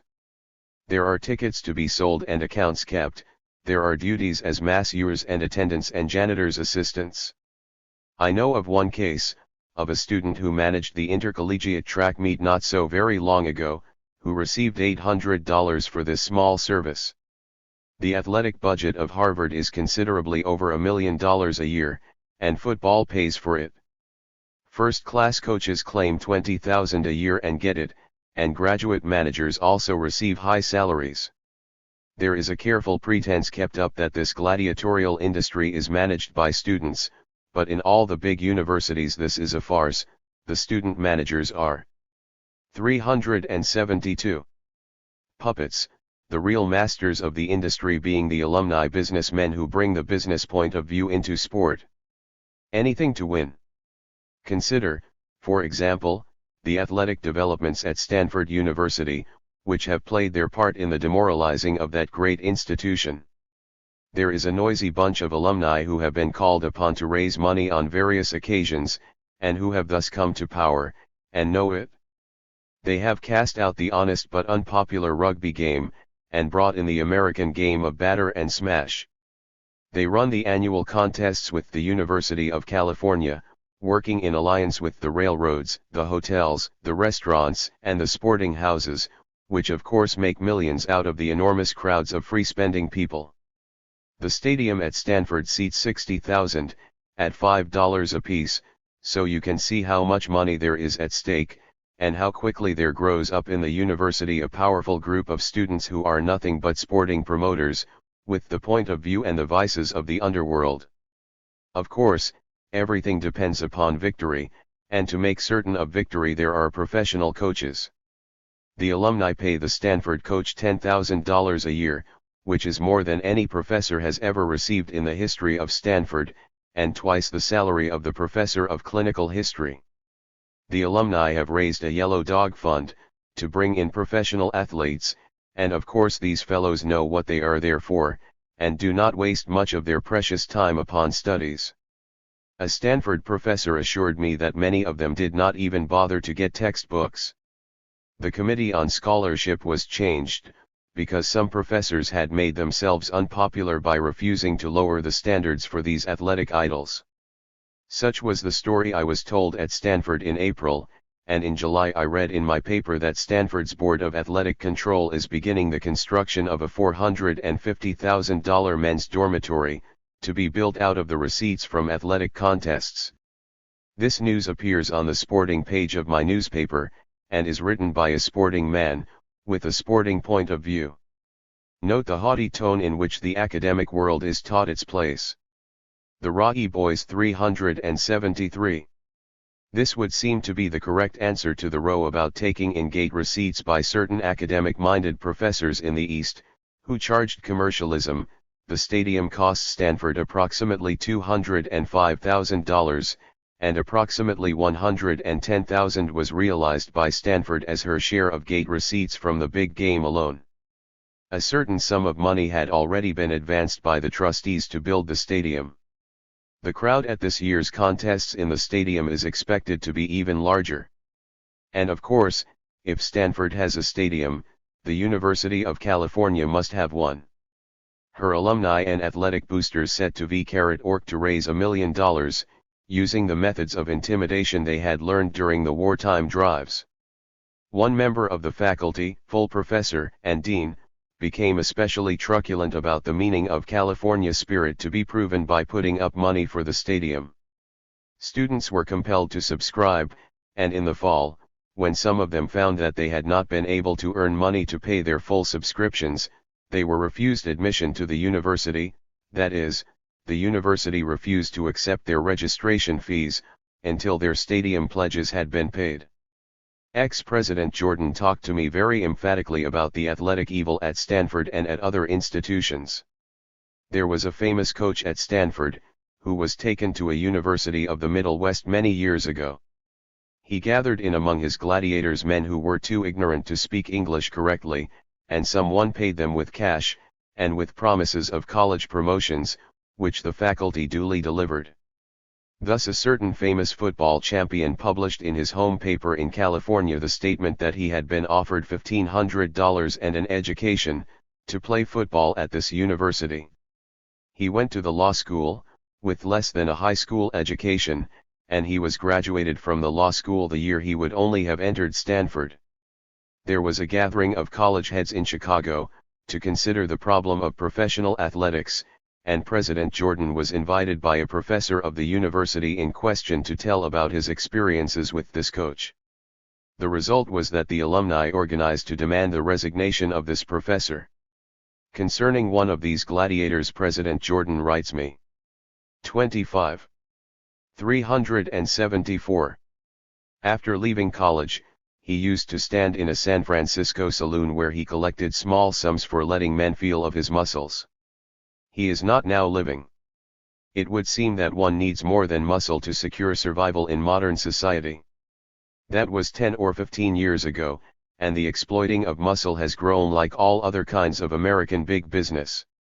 At Princeton, which is especially notorious for the purchasing of athletes, President Hibben called a conference with the presidents of Yale and Harvard, to see what could be done about it. They solemnly passed a series of resolutions to the effect that the athletic managers must obey the amateur rules which they knew all about and laughed at. They laughed nonetheless after this conference. I talked with a student at the Massachusetts Institute of Technology, who saw at first hand the process whereby Princeton bought a champion hammer thrower and shot putter from that institution. It fell to my friend to answer the telephone in the Athletic Association office while the Princeton alumni were trying to get this man. The students at Tech are bitter about the way their athletes are bought or stolen. They haven't as much money as Princeton. Another all-around athlete was not allowed to run by Tech, but this did not worry him very much because he had such a handsome offer from Bowdoin. To get a famous athlete is the only way these little colleges know to put themselves on the map. They make desperate efforts, and sometimes the results are comical. For example, in Kentucky is a little religious institution known as Center College. No one had ever heard of it before, but a couple of years ago it turned up with a carefully selected assortment of gladiators, and beat Harvard at football. I happen to know about one of the leading athletic lights who achieved this triumph. He was a pool room hanger-on before he was brought to the college, and now that his brief day of glory is past, he is a farmhand. Everywhere these mighty men of muscle and money are coming to feel their power. Speaking at an alumni meeting of the University of Pennsylvania, a British rowing coach laid down the law to the vice provost of the university. The Rah-Rah Boys 375. You, Mr. Vice Provost, as representing the faculty, have told us that the university has added from 8 buildings in 76 to 80 now, that the students have grown from 1,000 to 7,000, but what has made your university? Why, athletics. Athletics are the biggest advertisement for any university, and athletics have made Pennsylvania. What has the faculty ever done for athletics? Nothing. Get busy and alter it all. Pressure on the faculty quick, and you can do it. Thorstein Veblen, in his book, The Higher Learning in America, gives an amusing illustration of the methods used to get these professional gladiators by in their classes. The athletic committee, casting around 4 snap courses, selected Italian as a likely one, and when examination time came round the gladiators were required to read a passage in Italian, the passage submitted being the Lord's Prayer. Professor Veblen does not name the university at which this happened, but I have ascertained that it was Mr. Rockefeller's University of Chicago. A curious illustration of the operation of the athletic system in our smaller colleges is found in the January 1922, Bulletin of the American Association of University Professors, dealing with the affairs of Washington and Jefferson College, a religious institution located at Washington, Pennsylvania. All these little toadstools are trying to turn into big mushrooms, and there are two essentials to the procedure. One is, if you will pardon the mixed metaphor, the harpooning of whales, and the other is the winning of football victories. At Washington and Jefferson there was one member of the faculty, a professor of chemistry by the name of H. E. Wells, who failed to appreciate the supreme importance of football victories in college life. He had his mind set on the upholding of academic standards, and he ruthlessly flunked some prominent athletes, who had failed to make good in their class work. Naturally, this roused the indignation of the athletic alumni, who were putting up their good money to pay the tuition and college fees, board and room rent of members of the football team. This was proved by a committee of the trustees appointed to investigate the athletic situation. The athletic alumni set out to get the cantankerous professor of chemistry, using for their purpose a man who was listed as general secretary of the college, but had been energetic and successful as a field agent, recruiting 376 students for athletics. This man, backed by the alumni, caused the publication in their interlocking newspaper, the Washington Reporter, of an article attacking Professor Wells' record as a teacher, and presenting statistics as to the number of students he had flunked. These statistics were entirely false, and Professor Wells sent in a correction, which correction was, as usual, buried in an obscure part of the paper. The American Association of University Professors points out the important fact that the college administration made no move to protect Professor Wells against these false charges. On the contrary, says the report, the administration permitted a professor to be struck below the belt in such a way that his popularity with students and with alumni was extensively damaged. After that, of course, it was easy for a committee of the athletic alumni to appear before the trustees and charge that Professor Wells was unpopular among the students. So Professor Wells was dropped by the trustees at 3 months' notice, without giving him a hearing, without giving him a right to face his accusers, in fact without his even knowing some of the charges against him. Still more curious was the case of George Winchester, professor of physics. He had raised the money for the only first-class laboratory at the college, and he had given more money than the majority of the trustees, but he committed the offense of putting studies above football, and for that he was punished. In March, 1918, the Board of Trustees granted to Professor Winchester a leave of absence for the duration of the war, or so long as he remains in the service of the Allies. After the armistice, the board wrote to Professor Winchester, to ask him when he would be ready to take up his work again, and Professor Winchester cabled that he would be ready to resume work on July 1, 1919. After cabling, he went to Toulon to do work with the French Admiralty. Meantime, the athletic alumni got busy with the board, and the board summarily dropped Professor Winchester, and appointed his successor. Says the Committee of the Professors Association.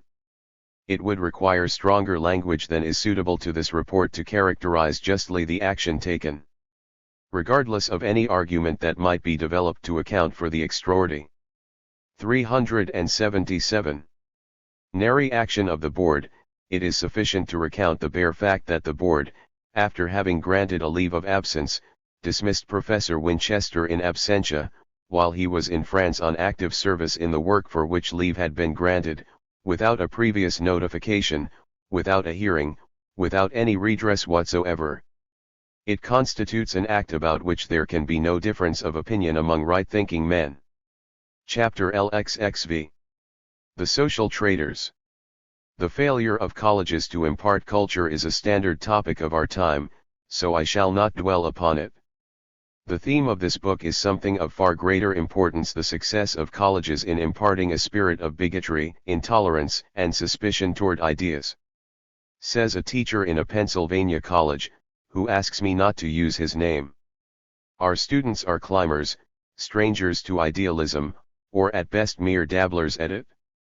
Or consider the testimony of Hendrik Willem van Loon, who taught at Cornell, and later at Antioch, which is trying a novel experiment in combining education and everyday work.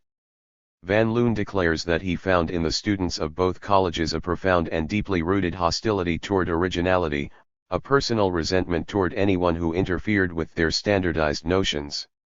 They are taught from textbooks, and they follow the book, and refuse to think about anything that is not in the book.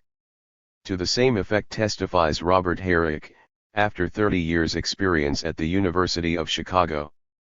Our colleges follow the English monastic tradition, says Professor Herrick. They pretend to watch over the morals of their students, but with the crowds now thronging in, the task is impossible, and the pretense is dishonest. No large university would today dare attempt any real control, nor would the parents support it, because fathers who send their sons to college with large allowances and high-powered cars know perfectly well that these young men go on bats, and that they take girls out into the country in their cars. What discipline they get, according to Herrick, they get from one another in their fraternities and clubs. They are uncritical, naive, and barbarous, with herd feelings. 378. Instead of ideas. The first requirement is that everyone shall be alike, a part of a mob. They teach the newcomer the rules: he must wear a freshman cap, and if he has opinions of his own they tell him he is too tonguey, and proceed to knock the nonsense out of him. The faculty know of this, and think it is fine. They mix with the men, and join the fraternities, and help in the production of subservience and conformity. I quoted the above remarks to a professor in another university, and he threw up his hands. "My God!" he cried. "I am stupefied. My students accept everything that I say as gospel. If only I might once discover a crank in my classes." And he quoted the phrase of William James, once of Harvard. Our undisciplinables are our proudest product. I have before me a letter from a professor in one of the little toadstools, Parsons College, Fairfield, Iowa. The student council passed a rule, which was later approved by the faculty, that all freshmen were to wear green caps. 150 freshmen meekly submitted, but there was one conscientious objector. My informant writes.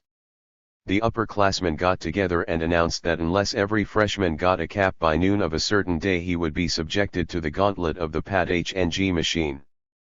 I wish I could have gotten a picture of that mob of upperclassmen on the campus of a Christian college, each provided with a club, as they lined up and forced ball through the line of clubs, each taking as hearty a swat as possible, a fine specimen of the type of civilization we can expect from the leaders we are training in the Christian colleges today. What a new social order it will be. Through it all, the president has practically approved the whole procedure.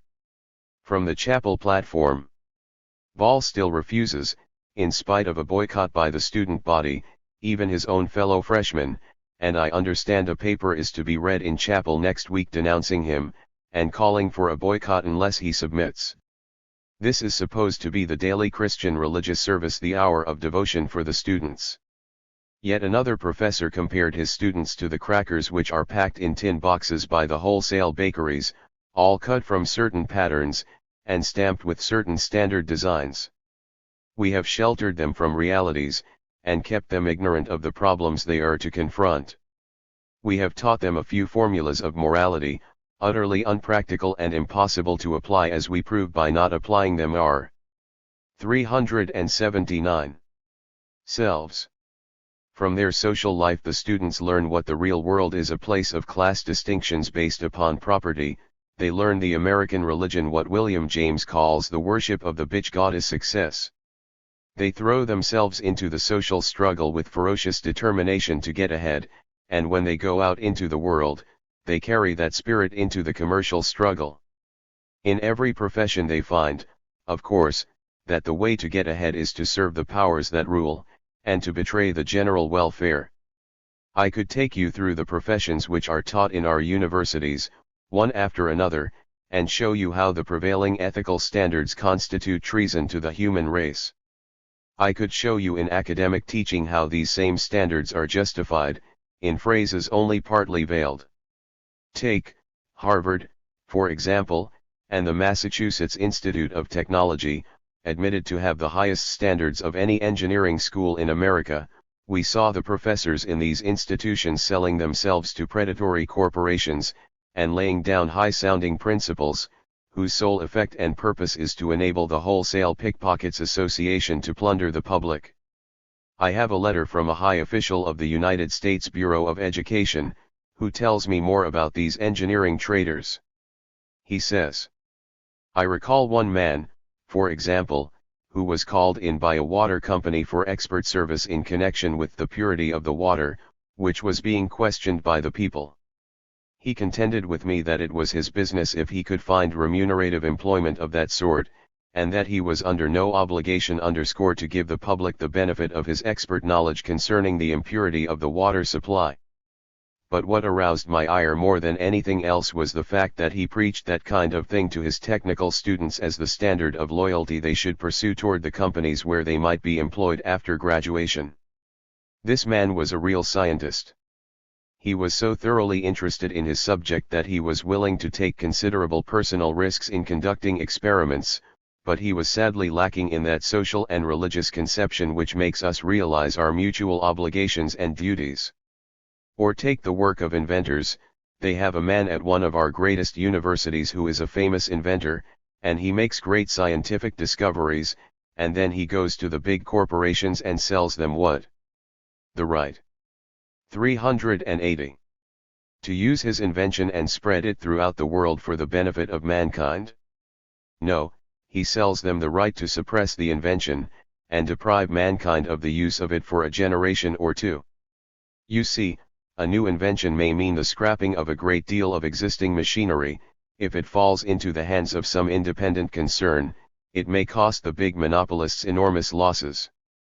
So they pay for the right to suppress it, and a great inventor is turned by the social system into a kind of scientific blackmailer. Or take the lawyers. Surely I do not need to prove to you how the lawyers are betraying mankind. A professor at the University of Chicago told me of attending a class reunion, where a group of high-up corporation lawyers got drunk and began gossiping about the tricks they had played in their profession, and, as the professor said, it made him physically ill. I also have heard these high-up lawyers talking.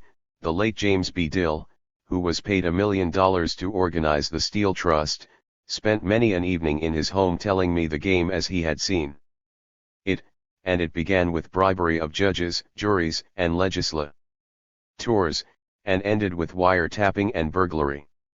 The late Francis Lindy Stetson, one of the highest paid corporation lawyers in New York, went down to Trenton on the train with Judge Dill to beat some railroad rate law, and he opened his suitcase playfully, showing that he had $50,000 in new banknotes.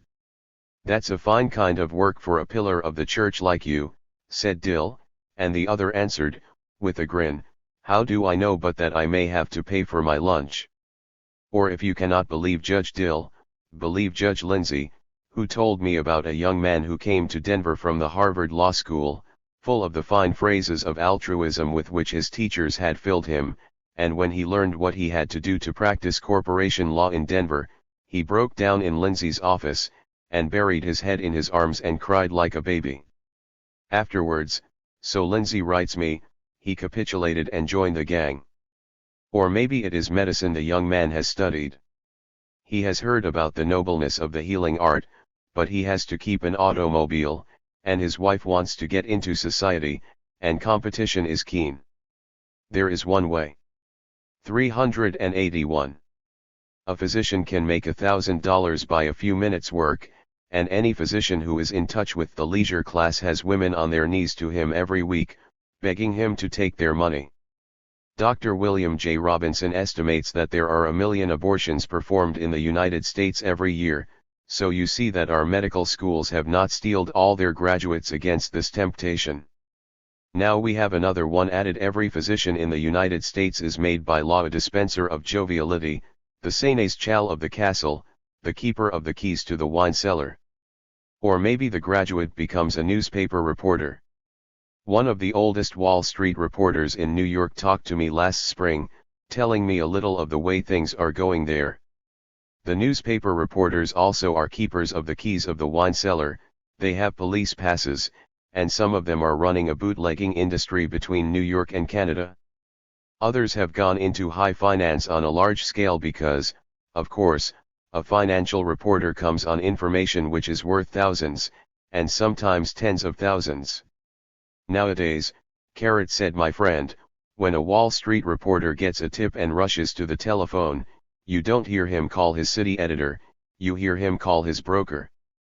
I was told of one newspaper man who had the fortune to be called in when Mr. Charles Sabin of the Guarantee Trust Company gave out some news of the German overtures for peace, and this enterprising young man cleared $50,000 from the information. Or perhaps the young man becomes a college professor. If so, he hides his convictions and makes himself a tight little snob and reactionary, to win the favor of the college machine.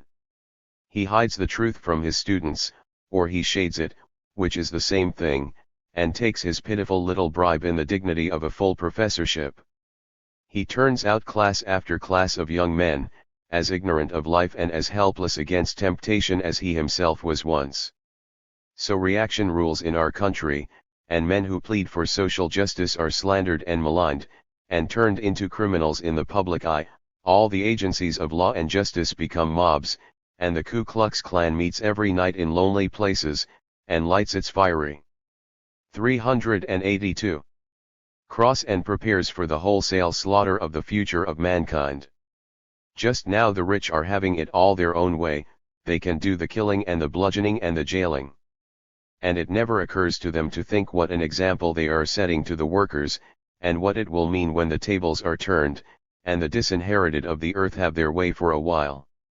It ought to be the chief function of educators to point out things like this to the public, but that would be meddling in politics, and we have seen that politics in colleges is a privilege reserved to presidents and trustees. There are going to be ferocious attacks made upon this book, and this seems as convenient a place as any in which to explain what they mean. Faculty members will rush forward to defend their institutions. In some cases, no doubt, there will be resolutions of protest, with many signatures. They will have some ammunition, for, of course, no one can write a book of this size, full of such masses of facts, and not make a few slips of detail. These will be taken up and magnified into gigantic blunders, and denunciation of them spread broadcast in the capitalist press. When you read these things, bear one circumstance in mind. That any young professor who wants to become a dean in a hurry, who has a vision of himself selected as president in the course of a few years, will know that he can find no more certain way to win favor with his overlords than to find something wrong with this book, and then tell about it gallantly. Chapter Lxi. Prexy.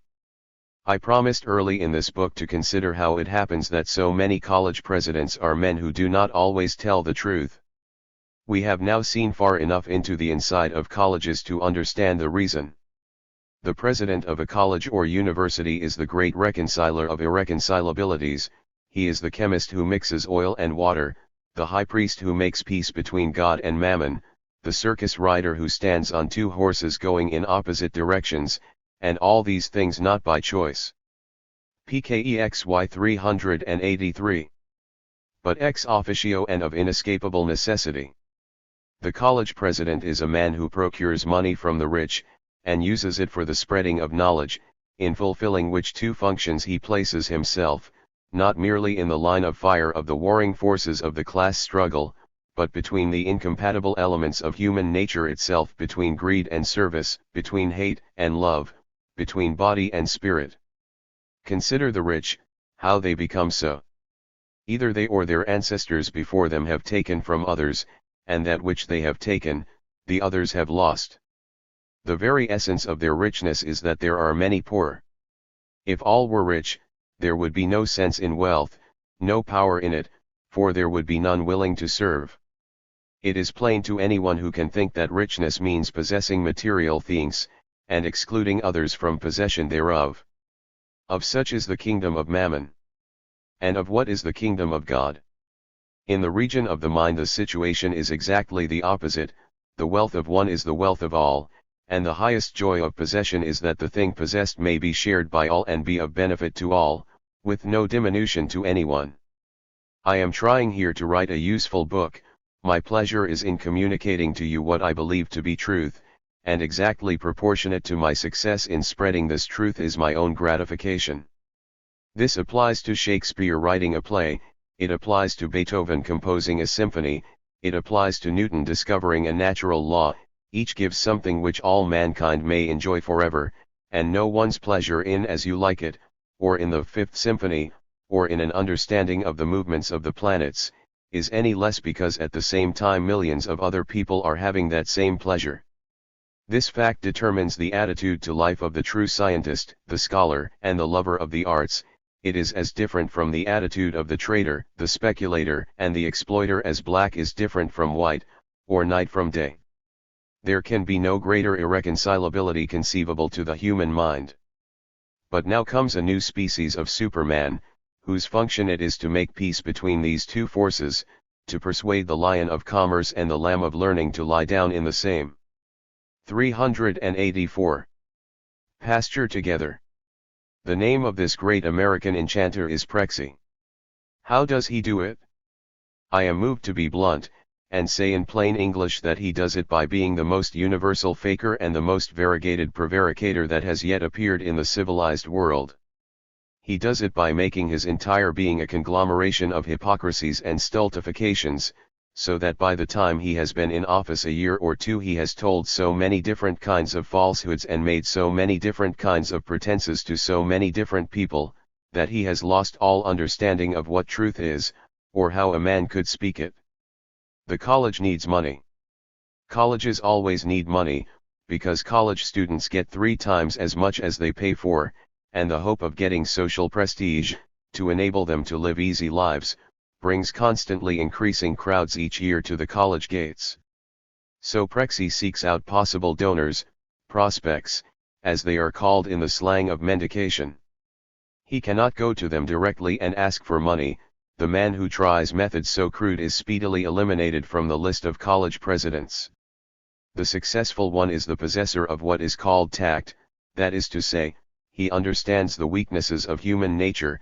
He is an expert in the predatory psychology, a hunter who knows how to pierce the tough and scaly hides of old commercial monsters who have spent a lifetime watching people trying to get their money away from them, and have managed hitherto to resist all threats and blandishments. The college president has to meet these plutocratic monsters socially. He has to be human to them, that is to say, he has to pretend to be interested in them, to admire them and their ways of life. He has to flatter their vanities, invite them to meals and find out what they like to eat, hold their overcoats and escort them to the motor car, be gracious to their wives and a bit flirtatious to their daughters. After he thinks he has sufficiently gained their confidence, he begins a careful approach, to make these monsters realize the indispensability of propaganda to every ruling class. There is a battle of ideas going on in the world.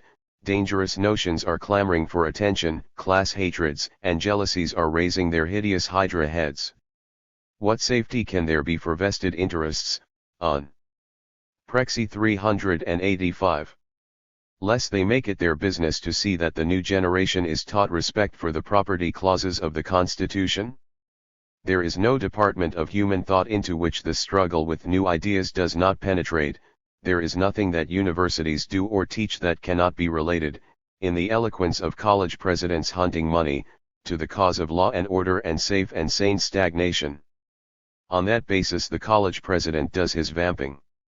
And having got the necessary papers signed and witnessed before a notary, he gets a bath and a shave, and puts on clean clothes, and draws a deep breath, and expands his chest, and confronts the world with a proclamation of magnificent devotion to the service of truth and the welfare of mankind. These millions which he has just collected from the aged oil dinosaur, or steel megatherium, or beef pterodactyl, or whatever the beast may be, these millions he is now going to spend in a free and absolutely disinterested pursuit of understanding, with utter loyalty to scientific facts wherever they may lead, with complete trust in democracy and the wisdom of the people, with reverent humility before the God of truth and justice and love. This that I am pronouncing you will immediately recognize as a standard commencement oration, delivered in the presence of 100 plutocrats in decent frock coats, and 500 faculty members in caps and gowns, and a graduating class of 1,000 young people, published next morning to the extent of 4 columns in all local newspapers, and relayed by the Associated Press to the extent of half a column to 1,300 morning newspapers throughout the United States. In the course of my trip among the colleges I was talking with a certain eminent scientist, and I spoke of the tragedy and horror that had befallen mankind through the failure of Woodrow Wilson to mean any of his golden words. "My God," said the scientist. "Didn't you know what all that was? Haven't you been hearing that kind of thing for 30 years? Didn't you know that those speeches of Woodrow's were commencement orations? It makes no difference whether the college president is dealing personally with the interlocking directorate, as in privately endowed institutions, or whether he deals with the politicians who run the government machine for these same plutocrats. As a matter of fact, the college president who represents the so-called public institutions is in the more humiliating position of the two, for the freelance man has an open field, he can get himself invited to dinner parties, and always has the hope that someday he may run into a politer plutocrat, but the president of a state university has no choice, he has to deal with the boss whom he finds in power. He will be snubbed and insulted until the tears run down his cheeks, and then he will go back to his deans and his kitchen cabinet and explain what it is that the political machine demands: the expulsion of this or that professor, the support of the university for this candidate or that bit of graft, and the president and his cabinet will work out the proper set of lies to tell to the discharged professor, or to the plundered public, or to both. Thus the college president spends his time running back and forth between Mammon and God, known in the academic vocabulary as business and learning. He pleads with the businessman to make a little more allowance for the eccentricities of the scholar, explaining the absurd notion which men of learning have that they owe loyalty to truth and public welfare. He points out that if the college comes to be known as a mere tool of special privilege, it loses all its dignity and authority, it is absolutely necessary. Sorry that it should maintain a pretense of disinterestedness, it should appear to the public as a shrine of wisdom and piety.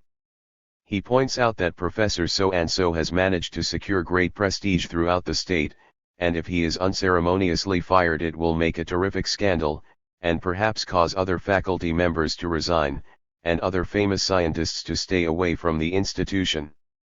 The president says this at a dinner party in the home of his Grand Duke, and next morning he hurries off to argue with the recalcitrant professor. He points out the humiliating need of funds just now when the professor's own salary is so entirely inadequate. He begs the professor to realize the president's own position, the crudity of businessmen who hold the purse strings, and have no understanding of academic dignity. He pleads for just a little discretion, just a little time, just a little anything. Pkg 387. That will moderate the clash between greed and service, the incompatibility of hate and love. Either he succeeds in his purpose of persuading the professor to be less a scientist, a citizen, and a man of honor, or else he decides, in conference with his kitchen cabinet, that a way must be found to get rid of this unreasonable marplot. He and his cabinet now start campaign of intrigue against the professor, they set going rumors calculated to damage his prestige, they contrive traps into which to snare him, or they wait until in the war between greed and service he gives utterance to some plain human emotion whereupon they find him guilty of indiscretion, and announce to the public that he has shown himself to be lacking in that judicious attitude of mind which is essential to those occupying academic positions. Or perhaps they find that they have too many men in that department, or they decide to combine the departments of literature and obstetrics. They have 1,000 different devices, scores of which I have shown you in action. Always they tell the professor with their right hands upon the Bible, they swear it to the public and to the newspapers that it is purely an administrative matter, there is no question of academic freedom involved, and everyone in their institution lives, moves, and has his being in the single-minded love of truth.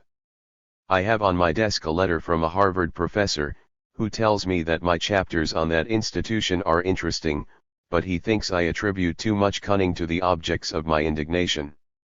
These conforming preachers and editors and teachers are more of the genus Babbitt than of the genus Machiavelli. This is a question of psychology, which only the maker of the creatures can decide. In any case it matters little, because my purpose here is not to apportion blame, but to point out social peril, and it matters not whether social traitors know what they are doing, the effect of their action remains equally destructive to society. I have called the American college and university a ruling class munition factory for the manufacture of high explosive shells and gas bombs to be used in the service of entrenched greed and cruelty. The college president is the man who runs this indispensable institution, and he is not one of the military leaders who sit in swivel chairs in city offices, he is one who sallies 388. Forth in person at the head of his armies, bravely hurling commencement bombs and 4th of July torpedoes. The college president is a human radio, a walking broadcasting station, a combination of encyclopedia and megaphone. He is that man whose profession it is to know everything. In his one mind is summed up ex officio all the knowledge of all the specialties. He tells his professors what to teach, and how to teach it, and has little birds and whispering galleries and telepathic mediums to advise him if they obey. He is a human card index, an information service bureau concerning the reputations of professors in all other institutions, and of promising undergraduates and PhD candidates, and just what they are worth, and how much less they can be hired for. Or, if he does not possess all this knowledge, he possesses a perfectly satisfactory substitute, the ability to look as if he possessed it, and to act as if he possessed it. Such is the advantage of being an autocrat. Criticism does not affect you, and whether you are right or whether you are wrong is the same thing. The college president has acquired enormous prestige in American capitalist society. He is a priest of the new god of science, and newspapers and purveyors of public opinion unite in exalting him. He receives the salary of a plutocrat, and arrogates to himself the prestige and precedence that go with it. He lives on terms of equality with business emperors and financial dukes, and conveys their will to mankind, and perpetuates their ideals and prejudices in the coming generation. It is a new aristocracy which has arisen among us, and they all stand together, they and their henchmen and courtiers, against whatever forces may threaten. I have shown how they have invented a new set of titles of nobility, which they sell for cash, or use to exalt their patrons and overawe you and me.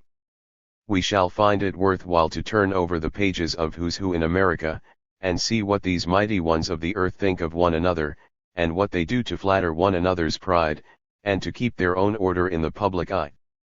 I do not give degrees to scientists, said Wheeler of California. I give them to statesmen and college presidents, which means that these gentry have a system of you scratch my back and I'll scratch yours. Wheeler. Prexy 389 managed to get scratched no less than 12 times during his life, Eliot of Harvard 11 times, Shanklin of Wesleyan 11 times, Smith of Pennsylvania 20 times, Lowell of Harvard 20 times, Nicholas Miraculous 25 times. Descending in the scale of plutocratic importance we find Angell of Yale with 9 honorary degrees, Founge of Brown with 9, Sherman of Cornell 8, Judson of Chicago 7, Day of Syracuse 7.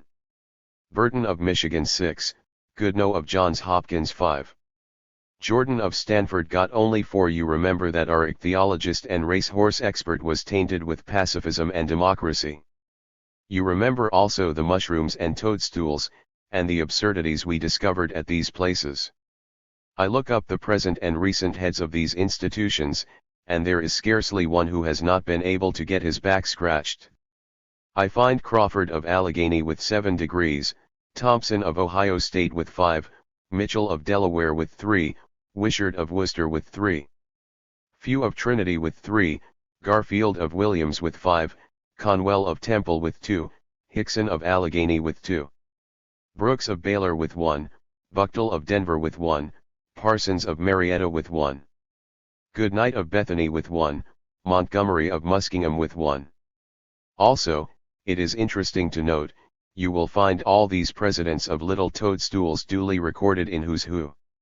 *U. May look in that volume for the best minds in our country, the men who are serving as pioneers of social justice and democracy, and 3 times out of 4 you will not find their names, or, when you do find them, they are relegated, like the present writer, to a back volume. But all presidents of colleges, no matter how insignificant or absurd, take rank with senators and cabinet members and ambassadors and Supreme Court judges and admirals and generals, and go into every volume ex officio. 26. 390. Chapter Lxi. Damn the faculty.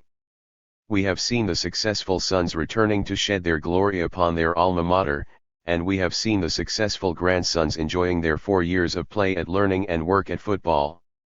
Let us now have a glimpse at the life of the scholar amid all this worldly pomp and gladiatorial clamor, the thunder of the football captains and the shouting of the cheerleaders.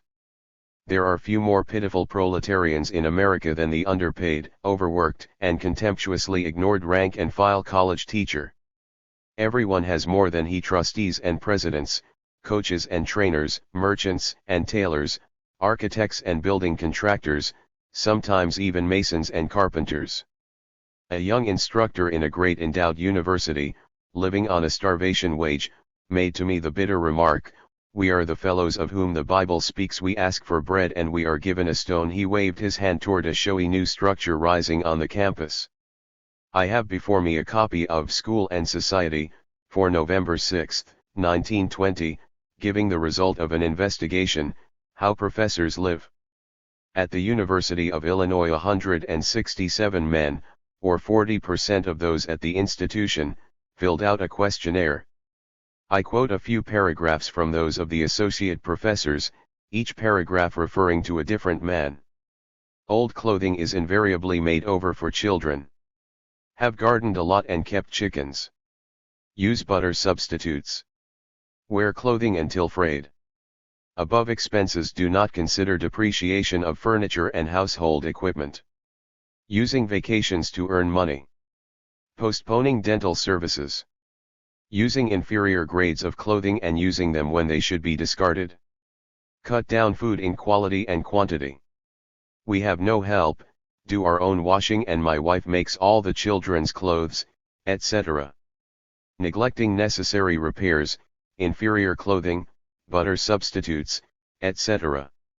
Almost no theaters, entertainments, travel, or books. Small apartment, clothing below standard of position, entertainment almost eliminated, etc. General retrenchments, food, clothing, medical services, etc. and the discontinuing of newspapers, magazines, all amusements, concerts, etc., that are not free. Am unable to subscribe to worthy causes, relief funds, etc. Damn the faculty. 391. No vacation trips. Postponed dental attention. Inferior grades of clothing. Cannot wear as good clothes as I did when in high school and college.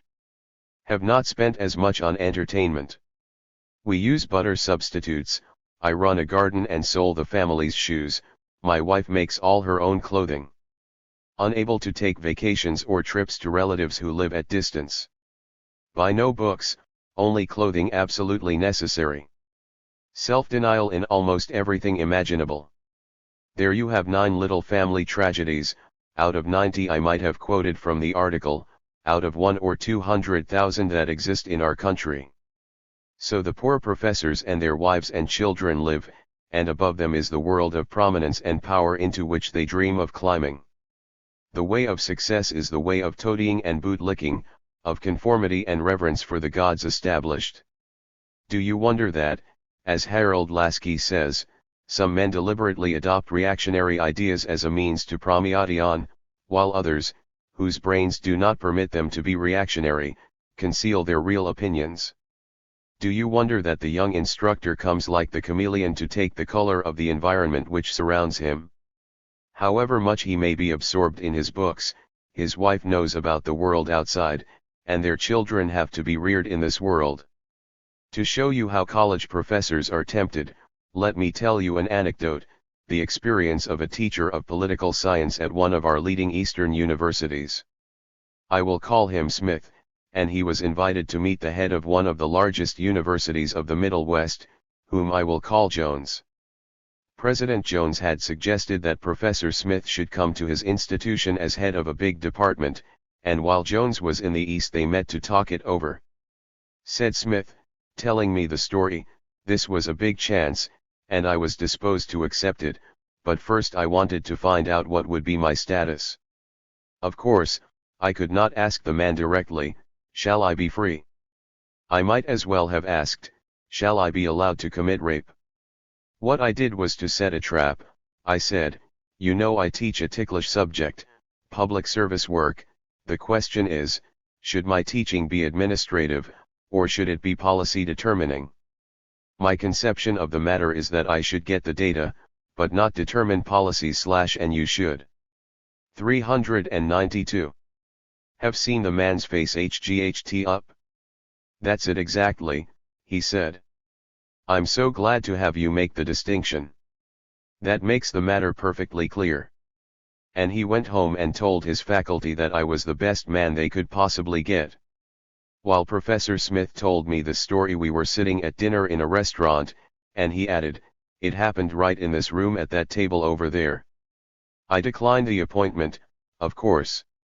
But you see how it is, when men face temptations such as that, it breaks down their characters in the end. How much direct bribery of college professors there may be, I cannot say. A dean at the University of Wisconsin told me how a wealthy father had offered him money to pass his deficient son, and I suspect that kind of thing happens more often than it is told. But most of the time the thing is done through what I call the dress suit bribe. A college professor is human like the rest of us, he likes a good dinner and a good cigar, he likes to be invited to nice homes, and his wife likes it still more. I know a professor at a state university who flunked the son of a trustee, and this in spite of all kinds of pressure from those above him. But the average man can hardly be expected to jeopardize his career in a case like that. Where such temptations exist, it is a psychological axiom that many will fall. I have heard faculty members, mostly very young ones, or else very old ones, assert that there is never any favoritism in college examinations, and I have contented myself with a gentle smile. Imagine such a situation as we saw at Columbia, when young Marcellus Hartley Dodge, heir to untold millions, was an undergraduate. He gave to the university a building while he was still in college, and was prepared to make a still larger donation upon his graduation, and to become a trustee at the age of 26. And now, some little whippersnapper of an instructor of English composition, or of French syntax, presumes to flunk Marcellus Hartley, and subject that young prince of the plutocracy to the humiliation of stepping down among despised lower-classmen. Let the whippersnapper try it, and he would soon find out the meaning of that Columbia student song whose chorus runs, "Damn the faculty." Sidney Smith made the remark that there was no use. Damn the faculty. 393. Expecting every curate to be a St. Paul, and we may say, quite as safely, there is no use expecting every college instructor to be a Charles A. Beard. Men who are trained in colleges of snobbery come out snobs, and if at the top of your educational system you heap all the honors upon wealth and all the humiliations upon scholarship, you will have at the bottom of your faculty young men who have learned what the world is, and have set themselves the task of getting up by the methods established. I assert that from top to bottom in our colleges and universities today wealth is replacing knowledge, and worldly-minded and cynical members of the faculty are catering to the rich among the students, knowing that when these students come back as successful sons, they will be the persons whose friendship counts. The students are organized into exclusive fraternities, perfectly ridiculous and perfectly banal things, and yet they run the social life of the colleges, and without exception they run the Alumni Association, and speak with the voice of the college in the public press. And do you think they fail to impress the faculty? Remember, the fraternity men are the ones with money and good clothes and good manners, they stand together and make a gang, they do log rolling for one another, they tip one another off to the snap courses and the easy teachers, they study the psychology of the various profs, and advise one another how to work them. They frequently take faculty members into the fraternities, and thus get their backing for the system. A professor at the University of Wisconsin told me a curious story. A group of boys had failed to get into any of the fraternities, and they had a bright idea: why not organize one for themselves? Somebody had organized every fraternity at some time past, and there were plenty of Greek letters still not taken up. So they proceeded to devise a new combination, and a mystic pin, and a set of passwords and initiation idiocies. They rented a house, and invited some goats in other colleges to follow their example. Now at this university there was a certain young professor whom I call Black, to distinguish him from my informant, whom I call White. Black was a country boy, who had worked his way through college, and had always 394 been a non-fraternity man. Now he came to White, very much flattered, revealing the fact that he had been invited to join a fraternity. White asked which one, and was told it was this one of which White had witnessed the organizing only a year ago. It seemed just as good to Black, and in a few years it would seem just as good to everybody. But imagine the intellectual state of an institution when one of its professors, a mature man, a scientist, and master of an important specialty, could be naively pleased at being invited to take part in flummeries got up by a dozen boys not yet out of their teens, and whose sole aim and ideal was to prove themselves superior to a mass of other boys. You miss the point of this story if you do not understand it as a symptom of the disease which is poisoning our intellectual life. Every little freshwater college is trying to make the big fraternities. Every president of every little toadstool is shaping his policy to such ends. Because that is the way to get the rich students, which is the way to get the rich alumni, which is the way to get the money. In the big Eastern universities, which are the fountainheads of this imbecility, the social competition amounts to a ravenous and frenzied war, involving not merely the students, but the very mightiest of our academic bigwigs. Look them up in Who's Who, and you find them solemnly recording their Phi Beta babbles and their Kappa Gamma gabbles and their of apple pies.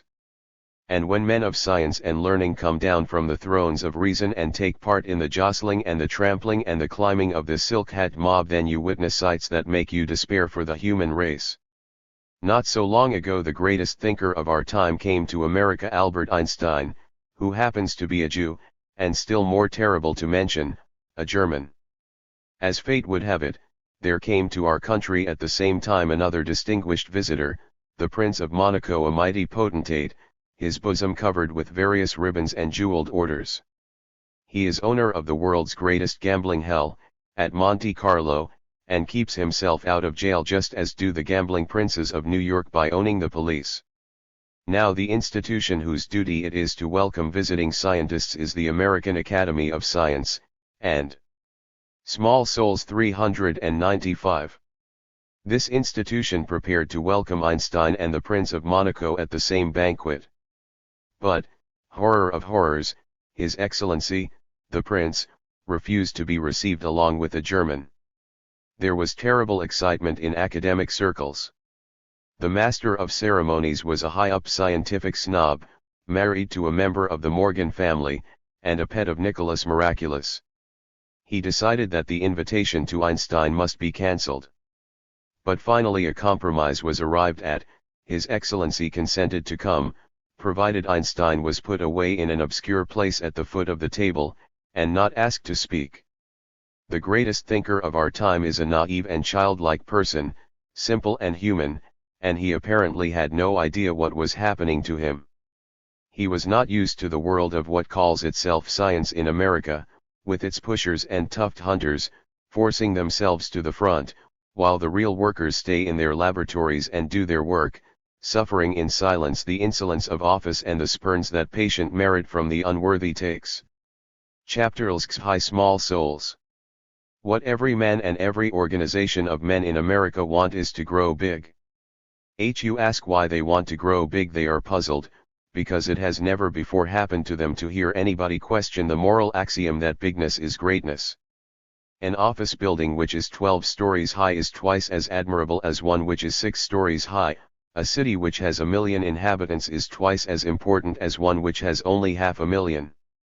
It matters not that the additional population may be festering in wretched slums, whatever they may be, grafters and grabbers, drunkards and morons, a greater number of them is a thing to be boosted for and boasted about. The city grows big in body, but in soul it remains small. And the same thing happens to the college. Every little college wants to be bigger than its neighbor, and looks forward to being the biggest in the state, and to that end employs the noisy arts of the real estate promoter and 396. The circus agent. An article published in School and Society, April 22, 1922, tells about the activities of field secretaries and field agents now employed by colleges. According to the president of one of Ohio's state universities, only 4 or 5 of the 40 colleges in the state are able to dispense the services of one or more of these functionaries. Their use is apparently growing in favor. The dean of one of Ohio's strongest colleges confessed regretfully that the authorities in his institution are about to yield to the pressure being exerted within the institution to appoint a man to sell the college to prospective students. Crossing the prairies, I stepped from my train to get a breath of fresh air on a station platform, and found myself confronted by an enormous sign, hailing me in the breezy Western fashion, "Hello, this is Manhattan, Kansas, a good town, home of the famous Kansas State Agricultural College, 1,400 acres, 50 buildings, 433 faculty, 3,500 students. Free auto camping grounds. The professor, needless to say, is expected to be a good sport, and contribute his proper share to the uplift of his institution. Anything notable that he does is seized upon and exploited by the college press agent, and sometimes the efforts of publicity hounds to deal with unfamiliar sciences and arts produce comical results.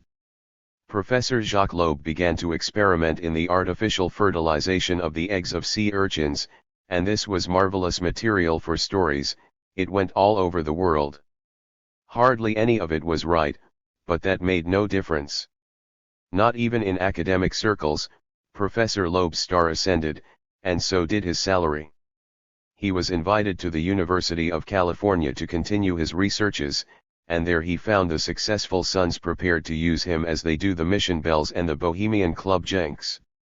They put a booster button on him, and got out picture postcards of his laboratory, and a real estate firm started an advertising campaign to sell lots in his neighborhood. But when they found that Loeb resented this kind of exploitation, they lost interest in artificial parthenogenesis, and discovered that the professor was a godless materialist and a poor hand at teaching freshmen. The average faculty member of course never scales the heights of fame, never sees his portrait on picture postcards. The college grows big in body and stays small. Small souls 397. In soul, while the professor is apt to stay small in both body and soul. His salary does not permit a generous diet, and his work is confining and tedious. He teaches 3 or 4 classes a day, and corrects compositions and test papers, and keeps records and makes out reports, and obeys his superiors and keeps himself within the limits of his little specialty. He leads a narrow life, withdrawn from realities. He goes to lunch at the faculty club and talks shop with his colleagues, men who live equally empty lives and are equally out of touch with great events. There is gossip and intrigue and wire pulling. A professor at the University of Chicago heard his colleagues talk for an hour about the fact that someone had got an increase in salary of $200 or $300. A professor at Johns Hopkins compared his colleagues to the lotus eaters, peaceful, endowed and dull. As I write, Professor Frank C. Hankins, one of the rebels at Clark University, hands in his resignation and formulates his criticism of the teaching in our higher institutions. The teacher of social science may treat his subject matter in a purely formal manner, as is done in most high school courses in civics, where attention is given to the powers and duties of Congress, the number of justices in the Supreme Court, etc. This is a pity, but the high school teacher and, unfortunately, a large number of college teachers of the social sciences must reckon with the man in the street, who would feel that sacred things were being defiled if civics courses discussed the origin and development of institutions, the relation of patriotism to war, or the relative merits of individualism and collectivism in social life. It is a real tragedy in the life of a teacher if he must squeeze all the juice out of his subject matter and give his pupils the dry pulp, in order to hold his job. And to the same effect testifies Ludwig Louis Sohn, out of many years' experience at Wisconsin and Ohio State. I jotted down his phrases in my notes. It is like teaching from a cookbook. There are certain receipts which you follow. You try to explain the scientific spirit, but you find that in college the word science means cut and dried experiments without meaning. You teach the principles of a subject, but you never apply them. You explain the novum organum, for example, but you don't apply Bacon's method to the current formulas of capitalist imperialism. You explain the relativity of morals according to Locke, but you never test present-day marriage and divorce, property rights, and the duty of obedience to the state. 398. And again, a professor now at Wisconsin, you teach the facts, but you do not interpret them, and especially you do not deal with remedies. You teach details, not vision. You accumulate learning, in the narrow sense of that word, raking in the dust heaps of the past, and producing carefully documented treatises about absurdities. I have given a list of such topics in the chapter on Harvard. I ran into others here and there. Professor E. A. Ross mentioned 2 theses which won degrees while he was at Berlin: the linden tree in German literature, and the hay supply in the army of Frederick the Great. Or, if Germany is too far away, perhaps you would be interested in a Columbia thesis, composed by a man who is now a professor at Princeton, metaphors concerned with nature in the prose of Ælfric, or a Columbia thesis, by a professor who is now at Charleston. The dialect contamination in the Old English Gospels. Said Nietzsche, you beat them, and they give out dust like meal sacks. But who could guess that their dust came from corn, and the golden wonder of the summer fields? Colleges are growing like those prehistoric monsters, the size of a freight car, with brains that would fit inside a walnut shell. And as they grow, there is more and more administration, more and more red tape and routine. The professor is turned into a bookkeeper and a filing clerk. Writing in Science, President McLaurin of the Massachusetts Institute of Technology drew a picture of the adventures of Isaac Newton in a modern American university. The superintendent of buildings and grounds, or other competent authority, calls upon Mr. Newton. Supt. Your theory of gravitation is hanging fire unduly. The director insists on a finished report, filed in his office by 9 a.m. Monday next, summarized on 1 page, typewritten, and the main points underlined. Also a careful estimate of the cost of the research per student hour. Newton, but there is one difficulty that has been puzzling me for 14 years, and I am not quite supped, with snap and vigor. Guess you had better overcome that difficulty by Monday morning or quit. How can dull men, absorbed in dull routine, hold the attention of large groups of wide-awake youngsters? The answer is that they do not, and that is the failure of the world of Hush. 399. Colleges. The situation is summed up in a delightful anecdote, which was solemnly sworn to me by a college professor who dares not let me use his name. He was doing the customary glad hand stunts at a reunion of the old boys, and one of these successful sons came up to him, beaming with pleasure, and clasped his hand in a hearty grip. Professor Smith. Well, well. Professor Smith, I sure am glad to see you. You have no idea what a good time I had in that English class of yours. We read Hamlet, you remember, but we only got halfway through. I often find myself wondering how that play came out. Or, if you cannot believe that story, take the testimony of Professor C.T. Titus of Whitman College, who tried the experiment of asking college seniors in what state the city of St. Louis is located. There were guesses as far apart as Louisiana, Kentucky, and Tennessee. No wonder that Bertrand Russell remarks that education has been one of the chief obstacles to the development of intelligence. Chapter 6. The World of Hush. Knowing as I do the economics of our plutocratic empire, I had a general idea of what I should find in my tour of the colleges, but I had little idea of the details, and went with an open mind, prepared to follow the facts where they led. After I had visited a dozen colleges, I began to be struck by a peculiar circumstances. Not merely was I encountering similar incidents, I was hearing the same phrases over and over. Certain expressions became familiar, and I would wait for them. If they did not come, I would suggest them, and note the instant response, "Yes, that's it exactly." I go over my notebook and call out these phrases. It is a slow strangling. It is the wearing away of a stone by drops of water. It is an intangible thing, an atmospheric pressure. It is a question of good taste, of loyalty to the institution, to one's colleagues. So ran the story, over and over, all the way from California to Massachusetts and back again. I came to realize that the important fact about academic freedom in America is not 400. The extreme and dramatic cases I have been narrating, it is the whole system of class prejudice and class repression, which operates for the most part without its victims being conscious of it. I quote other statements from my notebook. Our young instructors are weaklings, selected as such. They seek a comfortable berth, sheltered from the storms of the world. They find that promotion depends upon conformity, and they conform. There is a tremendous absence of freedom, but the victims don't realize it. They think they are merely being polite. Before they know what has happened to them, they have become small men. No man who thinks can tell just when he will become a victim, or how he will be tripped up. I can count an indefinite number of friends to whom I would express myself. Up to a certain point. You may stay in the place for years, and then someday discover one man to whom you dare to talk. Those who go out have adventures, but pity those who stay. The plow horse does not feel the rain until he tries to step out of the furrow. Yes, our men are free, they are horses that stand without hitching. Such statements, with varying phraseology, were made by scores of men, in as many different colleges and universities.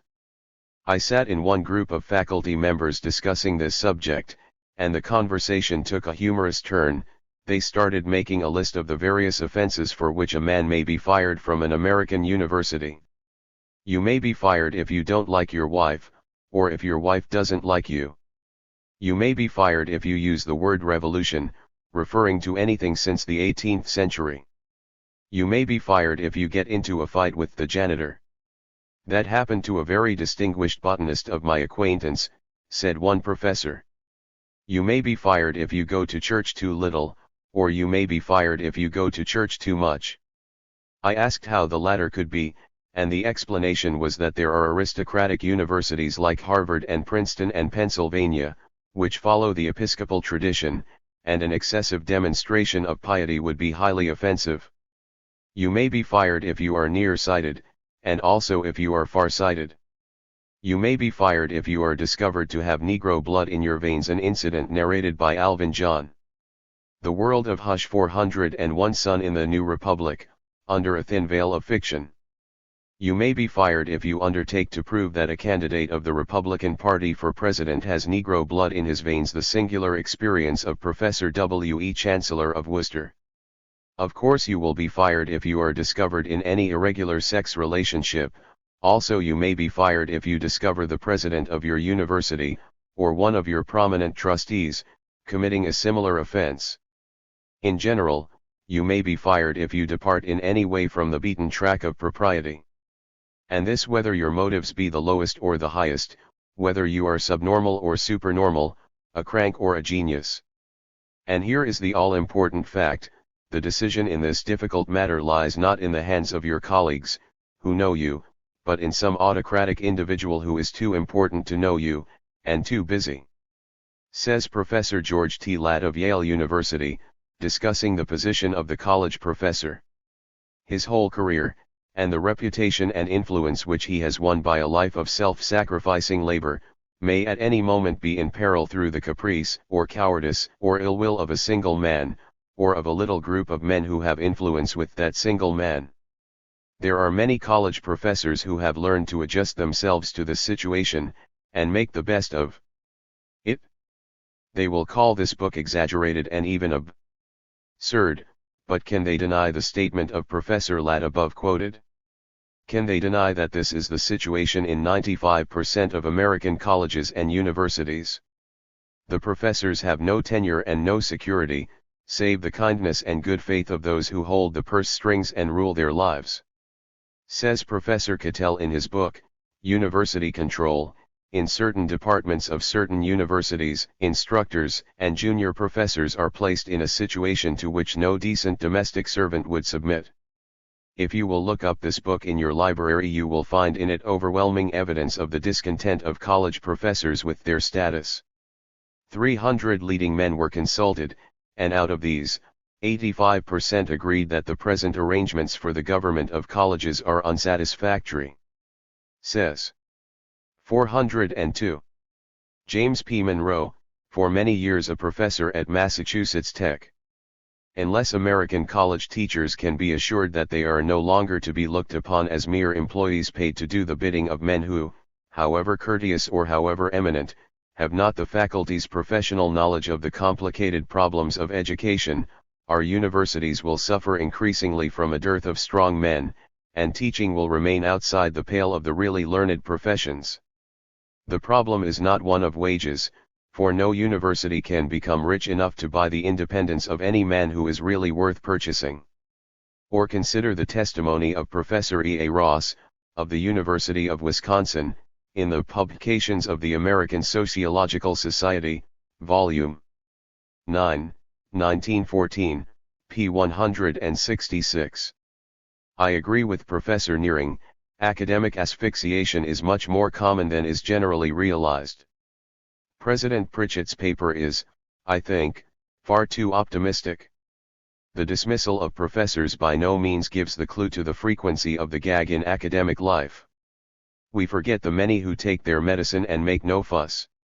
There, indeed, is your real tragedy. Don't waste any pity on the men who, despite repeated hints and warnings, go ahead until they are dismissed. They will generally prove to be able to take care of themselves.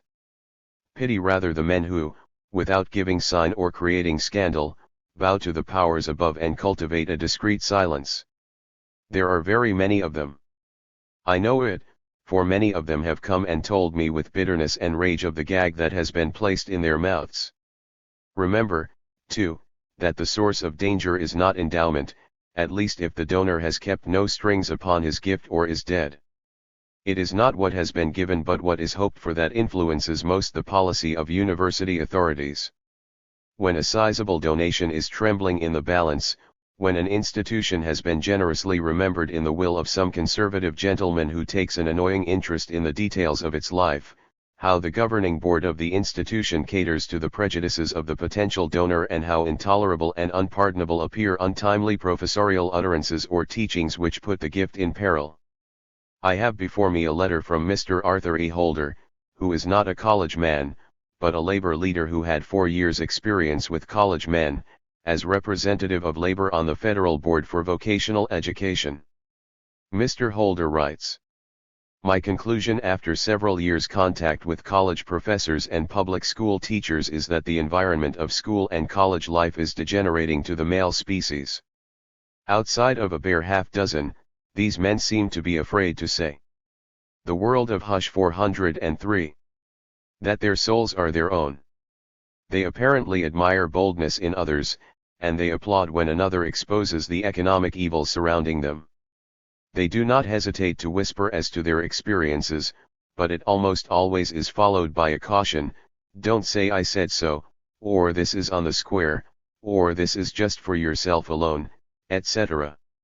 My experience in collecting material for this book brought out the academic situation with startling vividness. To begin with, I had the idea that if you wanted information on any subject you had merely to write to the people who had it. I collected from various sources the names of 100 or 200 college professors who were supposed to be sympathetic towards social progress, and I printed a little circular outlining my proposed book, and asking them to tell me their experiences and conclusions. I mailed these circulars, and waited for replies. I waited 2 or 3 months, and the number of replies I received could be counted upon the fingers of one hand. Of course, that might be because all these professors were satisfied with their position, and had no information to give. But I doubted that, and decided to travel over the country and talk personally with these individuals. I laid out a schedule and wrote again to arrange for interviews. Taught by experience, I explained that everything would be strictly confidential, but even on this basis I failed to hear from 2/3 of the men to whom I wrote. In various ways, through friends or colleagues, I would learn that this one or that one had thought it best to be able to say that he had never met me. Still further insight came to me on the trip. I visited some 30 institutions, and met men and women who had taught in 200 or 300. Out of all these I should estimate that 95% accepted my offer to consider what they told me confidential, and some even accepted my offer not to mention to their colleagues that they had talked with me. I would not need but 1 or 2 fingers to count the number of men and women now teaching in American colleges and universities who told me their experiences frankly, and stated that I might quote them by name. Still further evidence, I came home after my 7,000-mile journey, and sorted out my notes, and made a list of new names and new sources of information which 404 had been suggested. There must have been 400 such names, and I wrote a letter to each one, again enclosing my little circular and making careful promises of secrecy. Out of these 400 I may have heard from 100, and I should estimate that 3/4 of these told me about the experiences of other men. There are 8 or 10 who profess themselves fully satisfied with the conditions under which they work, but even most of these do not care to be quoted. A number avail themselves of my offer, not merely to consider their communications confidential, but to send back their letters after I have read them. Another detail, even more significant, there would be places in my notes concerning which I was in doubt, some statement for which I wished additional verification, and I would write to the people I had met. I recall them now, one after another, men with whom I sat at luncheon or dinner in a quiet corner in some restaurant, or in their homes. Some of them talked to me for 2 or 3 hours, telling me their experiences and the experiences of their colleagues, some shameful, some grotesque and absurd. Many of these men promised me additional data, a clipping, or a letter or confirmation of some sort, and I write to remind them of their promises, or to ask some new questions, and there comes no reply. I write to some of them 2 or 3 times before I realize what is the matter. These men are dead so far as concerns the mail. As matters now stand, they can deny that they ever met me. Many of them told me that they would do that. But if they should send me so much as a line of their handwriting, some day the black hand of the plutocracy might raid my home and steal my papers, and then there would be ruin for them and their families. Can you think of stronger evidence of terrorism than this? Out of not less than 100 men who welcomed me with every courtesy, who expressed cordial interest in my project, and complete agreement with my view of the academic situation, out of these 100 men I need just the fingers of my 2 hands to count the ones who have been willing to write and answer my questions under the strictest pledge of secrecy. I take this occasion to send my greetings to the others, and assure them that I do not blame them too severely. The World of Hush 405. While preparing my proofs, still more evidence comes to me. In 2 different cases I sent a chapter of my book to university professors for them to revise, as they had offered to do. They dictated to their secretaries cold and stern letters, stating that they did not care to comply with my request, and along with these letters they sent me the manuscript, carefully and minutely revised. They understand that I will get the point. They have done what they promised to do, but at the same time they have protected themselves, and have a letter which they can display to college authorities, proving that they had nothing to do with my nefarious book.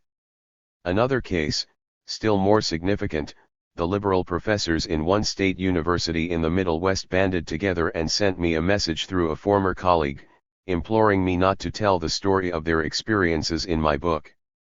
The details of this controversy have been given full publicity in the press, and are public property. Nevertheless, I am implored not to mention them, because it will stir up the reactionaries once more. Another professor in a great Eastern university, who told me how he took a public stand on an issue of academic freedom, telegraphs forbidding me to mention his name. And this though the story of his action has been publicly praised in the Bulletin of the American Association of University Professors, and in several of the liberal magazines. A former professor in one of our largest Middle Western universities begs me to omit his name in telling his story, and this although I have newspaper clippings telling every detail. What am I to do about cases of this sort? Whom shall I consider, the individual professor or the public welfare? Read the man's pitiful words. I realize the value to you of specific instances, and am well aware of how much I am asking when I request the omission of my name. But it means my livelihood. If I am again kicked out of educational work, I shall never be able to accomplish such educational reforms as I have in mind for the future. Please don't put me in jeopardy. Sociological investigation often, pound course, sacrifices the individual with perfect equanimity, but in this instance the individual is perhaps worth saving. Please let me know that you will spare me. And here is another letter from a professor at another great state university in the Middle West. 27. 406.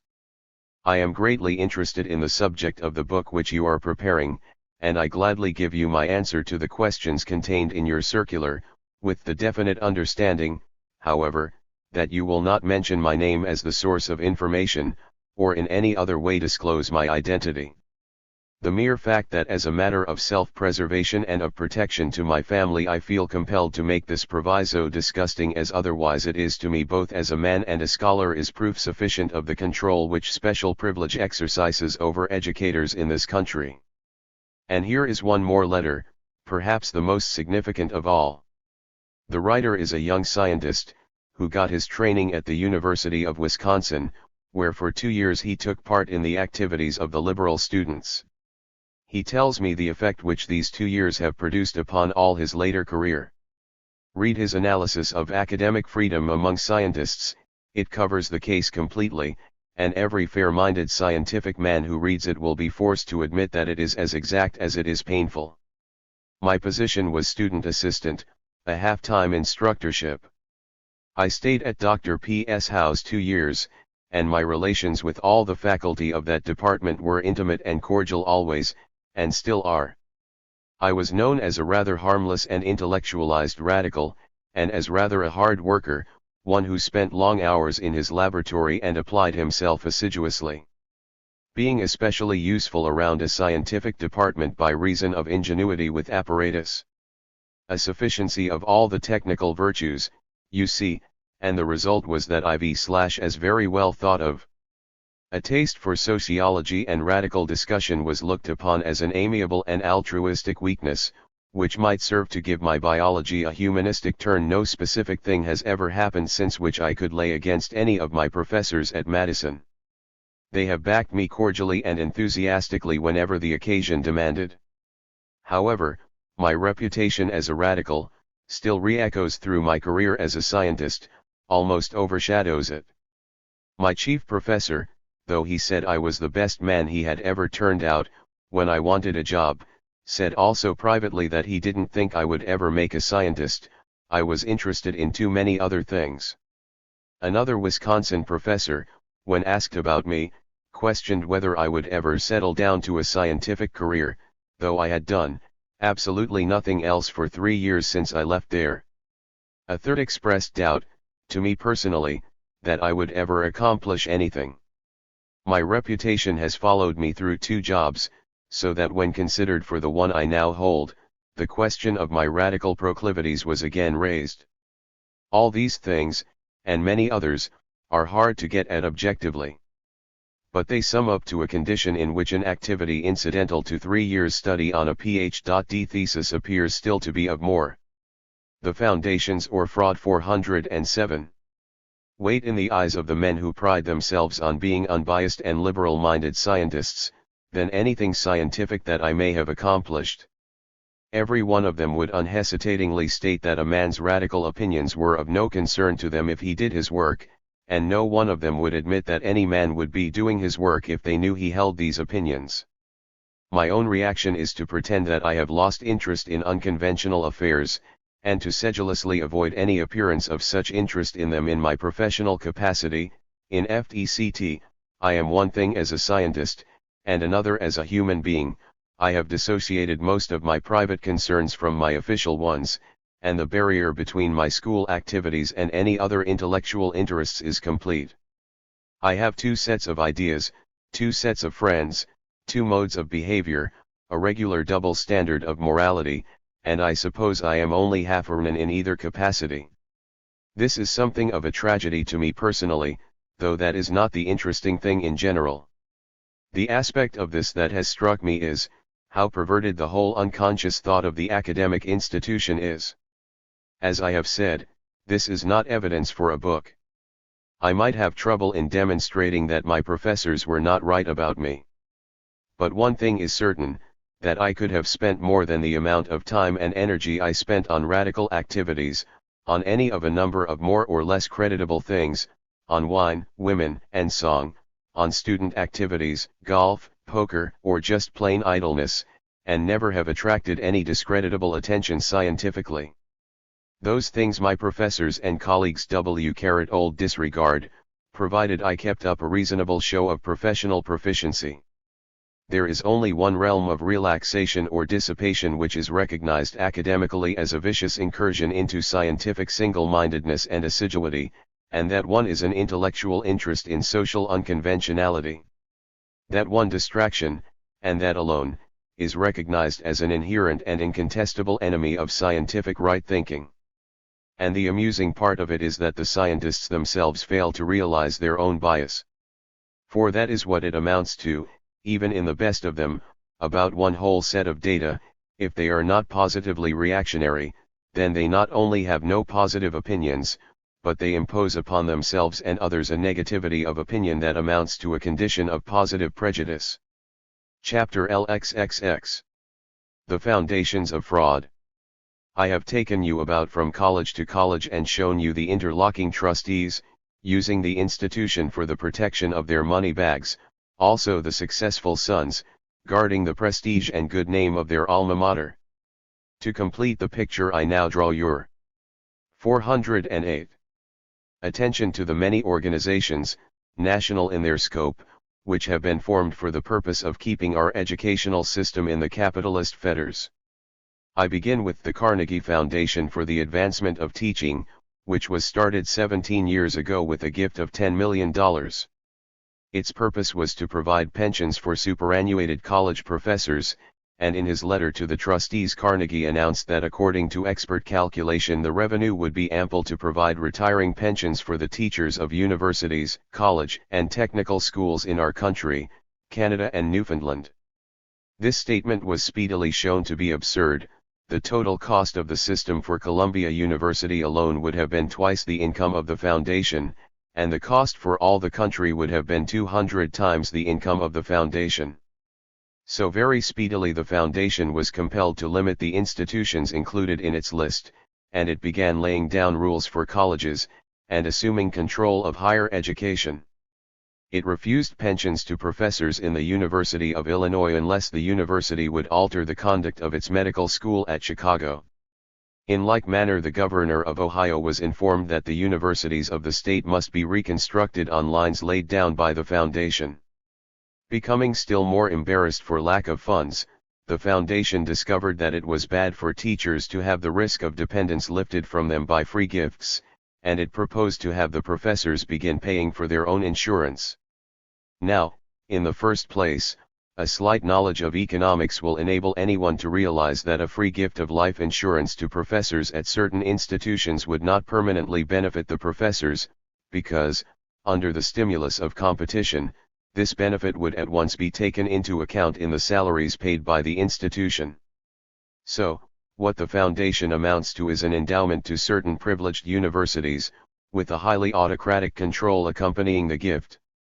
Under the plan as modified to compel the professor to pay for his insurance, the plan becomes a method of binding him to the institution and subjecting him to the administration. A part of the professor's salary is held out, to be repaid to him later on as a reward for good behavior. Says Professor Cattell. The Foundations of Fraud 409. The professor who does not see eye to eye with Wall Street and Trinity Church may be compelled to sacrifice either his intellectual integrity or his wife and children. He is under heavy bonds to keep the peace, but it will be the peace of the desert. If you are interested in this shrewd device for the enslavement of college professors, you are referred to Professor Cattell's book, Carnegie Pensions, published in 1919. The new insurance organization is headed by Elihu Root and Nicholas Murray Butler, a sufficient guarantee of its character. That the sheep have learned to recognize these wolves in shepherd's clothing is shown by the fact that a questionnaire sent out by School and Society to a great number of college professors, asking for their opinions, brought a vote of 13 in favor of the scheme and 636 against it. The American Association of University Professors appointed a committee of 24 to study the scheme, and this committee submitted 2 elaborate reports condemning it. The gentleman who was appointed by Mr. Carnegie to run this foundation, and who worked out the scheme, is Dr. Henry Smith Pritchett. I look him up in Who's Who, and find amusing evidence of what it means to have a stranglehold over American institutions of learning. Dr. Pritchett goes about like an Indian war chief with scalps at his belt, no fewer than 18 honorary degrees from American colleges and universities. What the professors think of his administration you may guess from the comments on his last statement made by Joseph Jastrow, professor of psychology at the University of Wisconsin. There is the same copious shuffling of the issues, the same lack of frankness, the same assumption of benevolence of motive, the same disregard of accepted principle as of actual opinion, the same aspersions and evasions. The next great benefactor of our educational system was Mr. John D. Rockefeller, who has given $100 or $200 million to a foundation for the purpose of improving our schools and colleges according to Standard Oil ideals. The General Education Board has millions to give to those educational institutions which conform, and it holds over the head of every college and university president a perpetual bribe to sell out the interests of the people.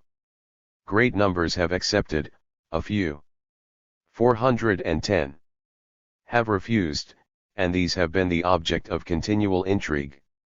Turn back to the chapter on North Dakota, and read the statements of Drive W. J. Spillman of the United States Bureau of Agricultural Economics, concerning the efforts of these Rockefeller educators to dominate the land-grant colleges. And let me call your attention to a speech delivered by this courageous public servant before the semi-annual conference of the National Board of Farm Organizations, February 11, 1919.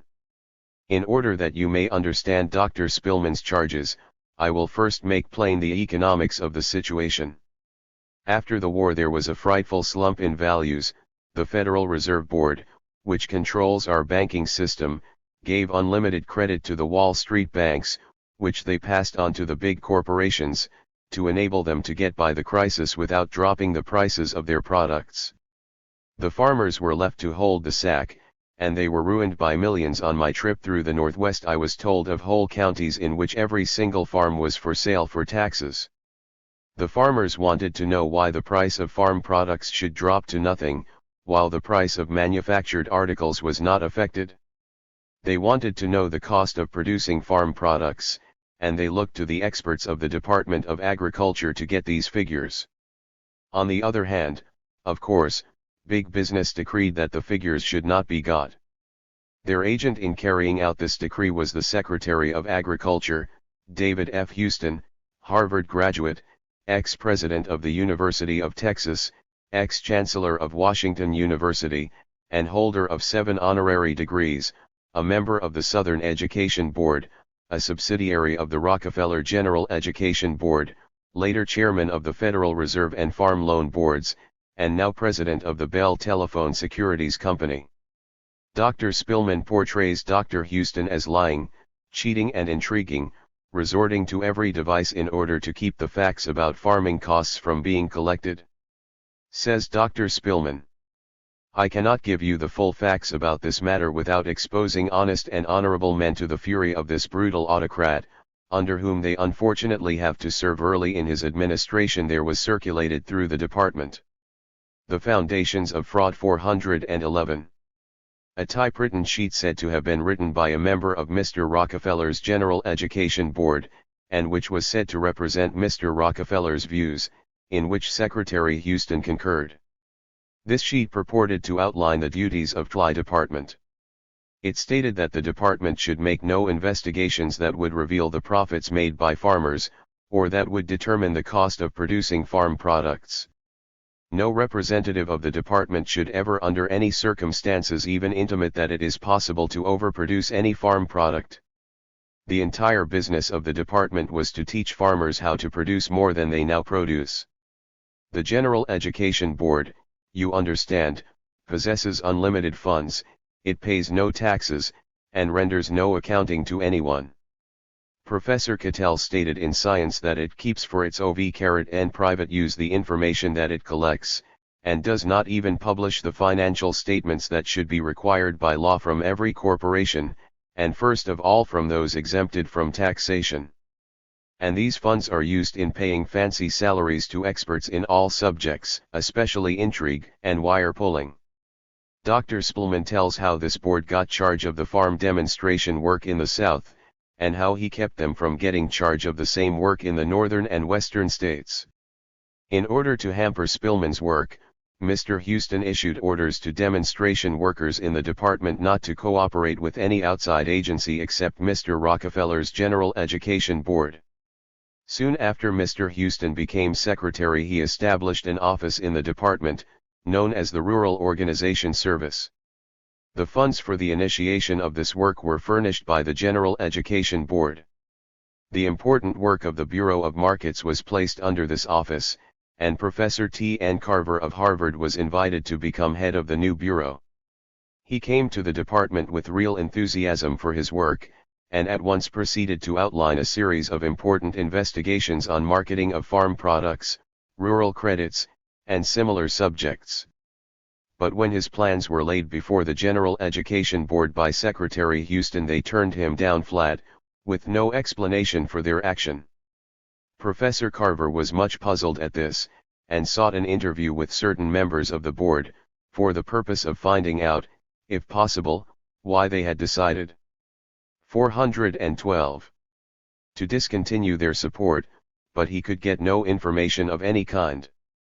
He then told them in very plain language just what he thought of the General Education Board. Soon after this, the newspapers carried a brief notice to the effect that Professor Carver had not found his work in the Department of Agriculture entirely congenial and would probably return to Harvard at the end of the year. He did return to Harvard soon thereafter. You will appreciate the gay humor of the fact that Professor T. N. Carver of Harvard University is named by Woodworth Klum, of the Better America Federation, the Black Hand of California, as one of two college professors who are heroically battling against socialism in the colleges, and are deserving of the ardent support of all patriotic and liberty-loving Americans. Chapter LXI.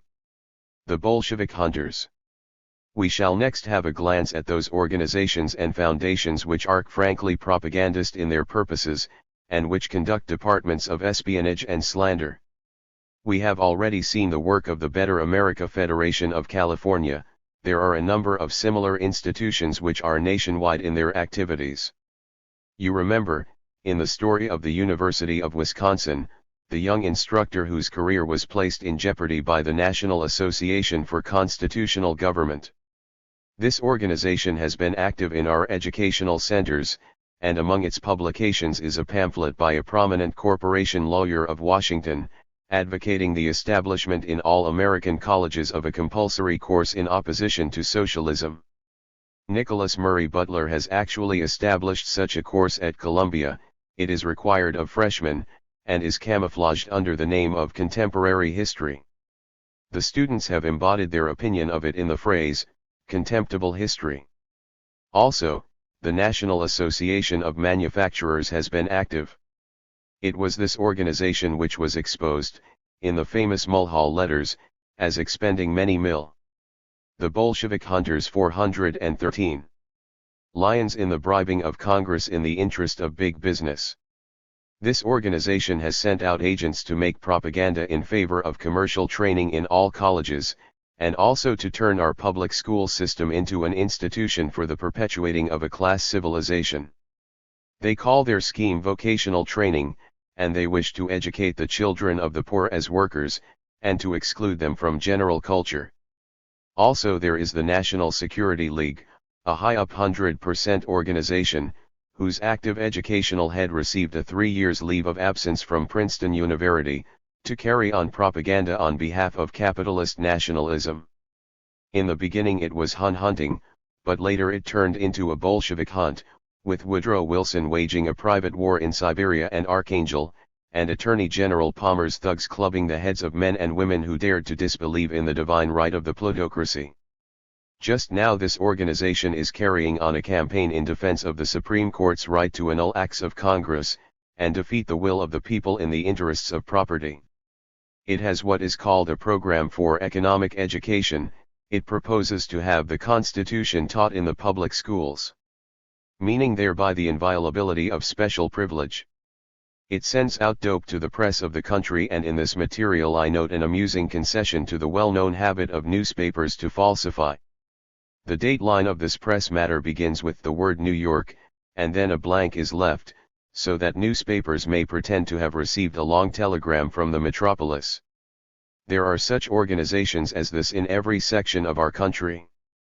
They call themselves merchants and manufacturers associations, chambers of commerce, citizens alliances, national protective associations, home defense leagues.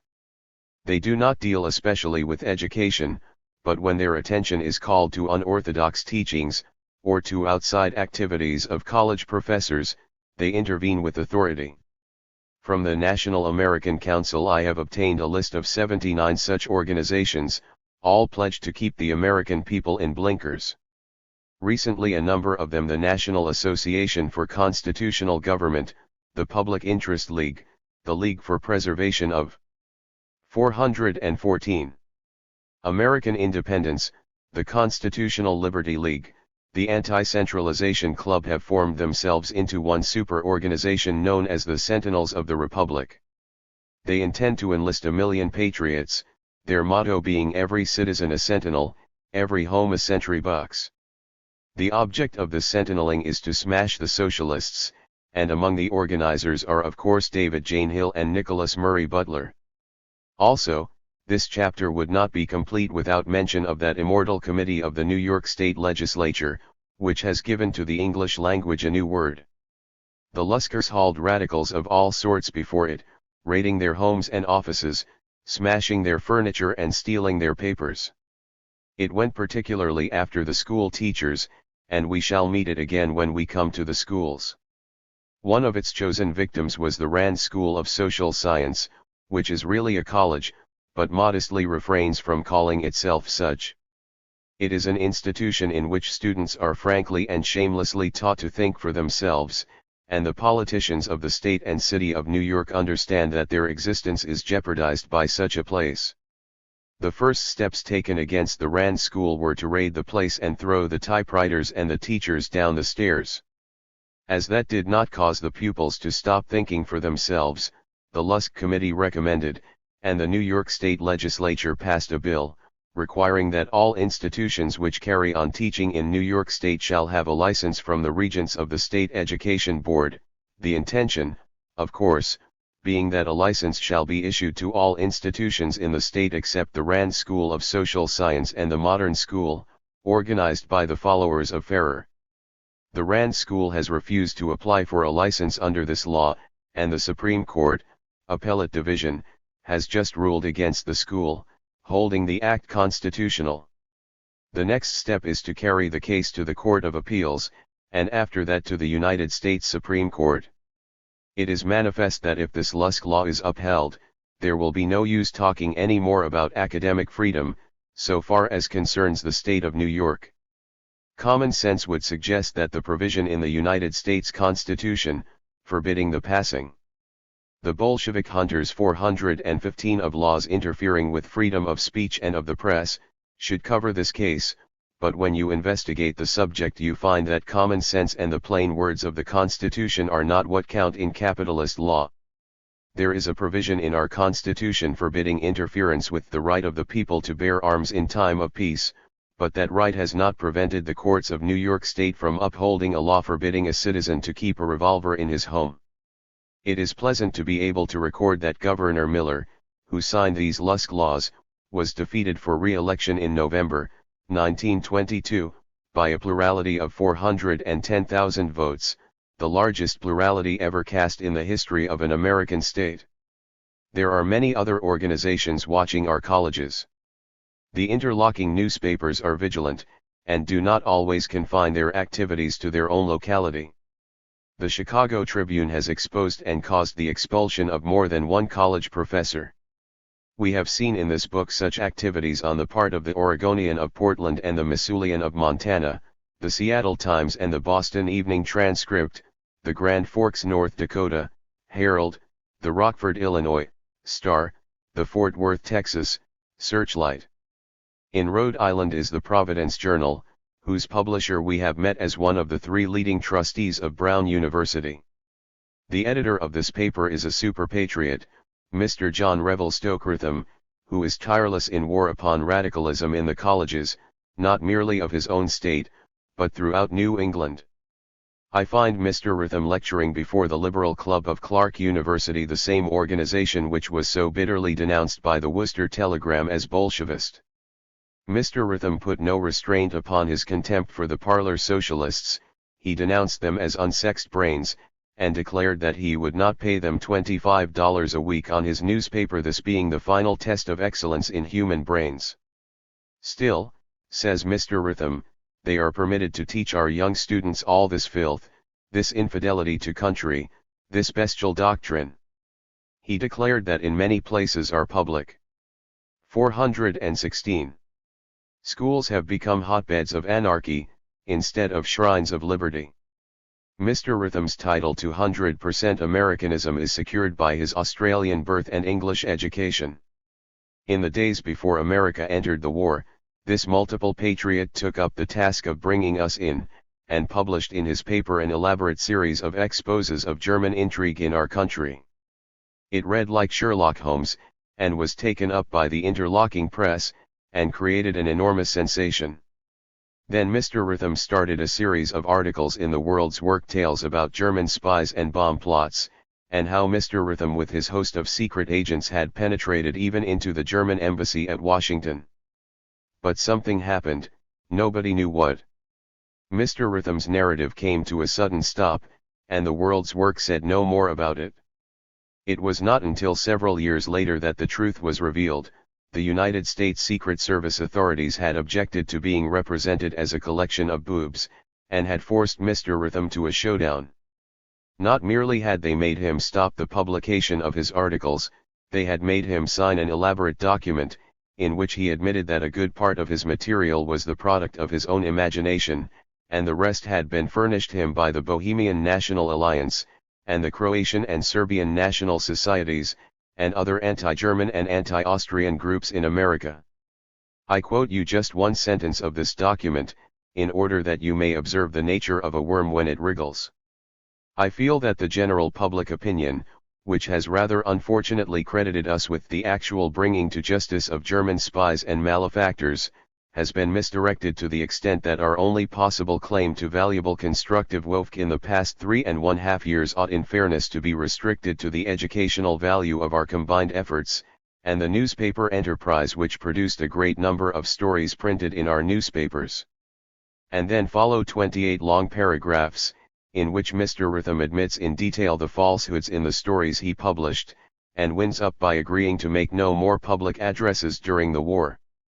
Also, one ought not deny the honor of mention to Mr. James M. The Bolshevik Hunties 417. Beck, corporation lawyer and amateur patriot. Mr. Beck holds 3 honorary degrees from American universities, and is described to me by a university professor as the most notorious highbrow ass in the country. He travels about making commencement orations in our colleges, and clamoring for the casting out of professors who fail in loyalty to the plutocracy. If you want to know just how foolish one of these 100%ers can make himself in public, read The Controversy of Mr. Beck with Professor Frankfurter of the Harvard Law School concerning the Mooney case, published in the New Republic for January 18, 1922. Another 100%er who is much concerned with our education is a leading corporation lawyer of Denver, Mr. Charles R. Brock, one of the Grand Dukes of Denver University, where we studied the career of Chancellor Buchtel. Mr. Brock is attorney for the Big Four utility corporations, which have run the city government of Denver for a generation. His partner was for a long time chairman of the infinitely corrupt Democratic Party of Colorado. So Mr. Brock is terribly afraid of socialists, and last spring I find him delivering a tirade against them to the young ladies of the most exclusive finishing school in Denver. Also he published in the Denver Post an attack upon President Thomas of Bryn Mawr, because of her radicalism. We shall have an inside glimpse at Miss Thomas's activities before long, and discover the truly comical cautiousness of her radicalism. It seems to trouble these corporation gentlemen especially that women should be venturing to think, they get after the women's colleges again and again.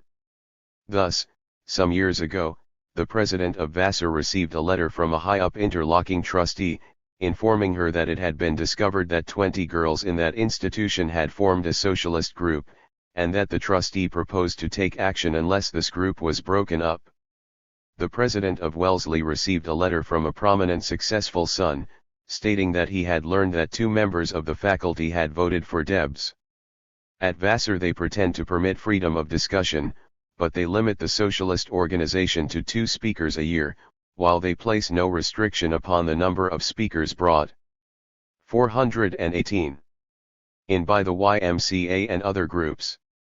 A lecture by Albert Rees Williams was cancelled, upon action of the trustees, after that friend of the Russian people had given his testimony before the Overman Committee of the United States Senate.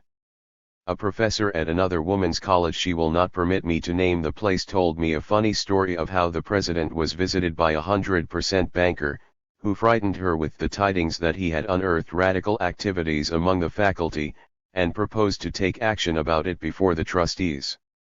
He had the goods in his pocket, he said, and after some persuasion, he consented to produce the goods, which proved to consist of a letter from a parent, reporting one of the professors as advising a girl to read those Bolshevist and anarchist magazines, the Carrot Survey and the New Republic.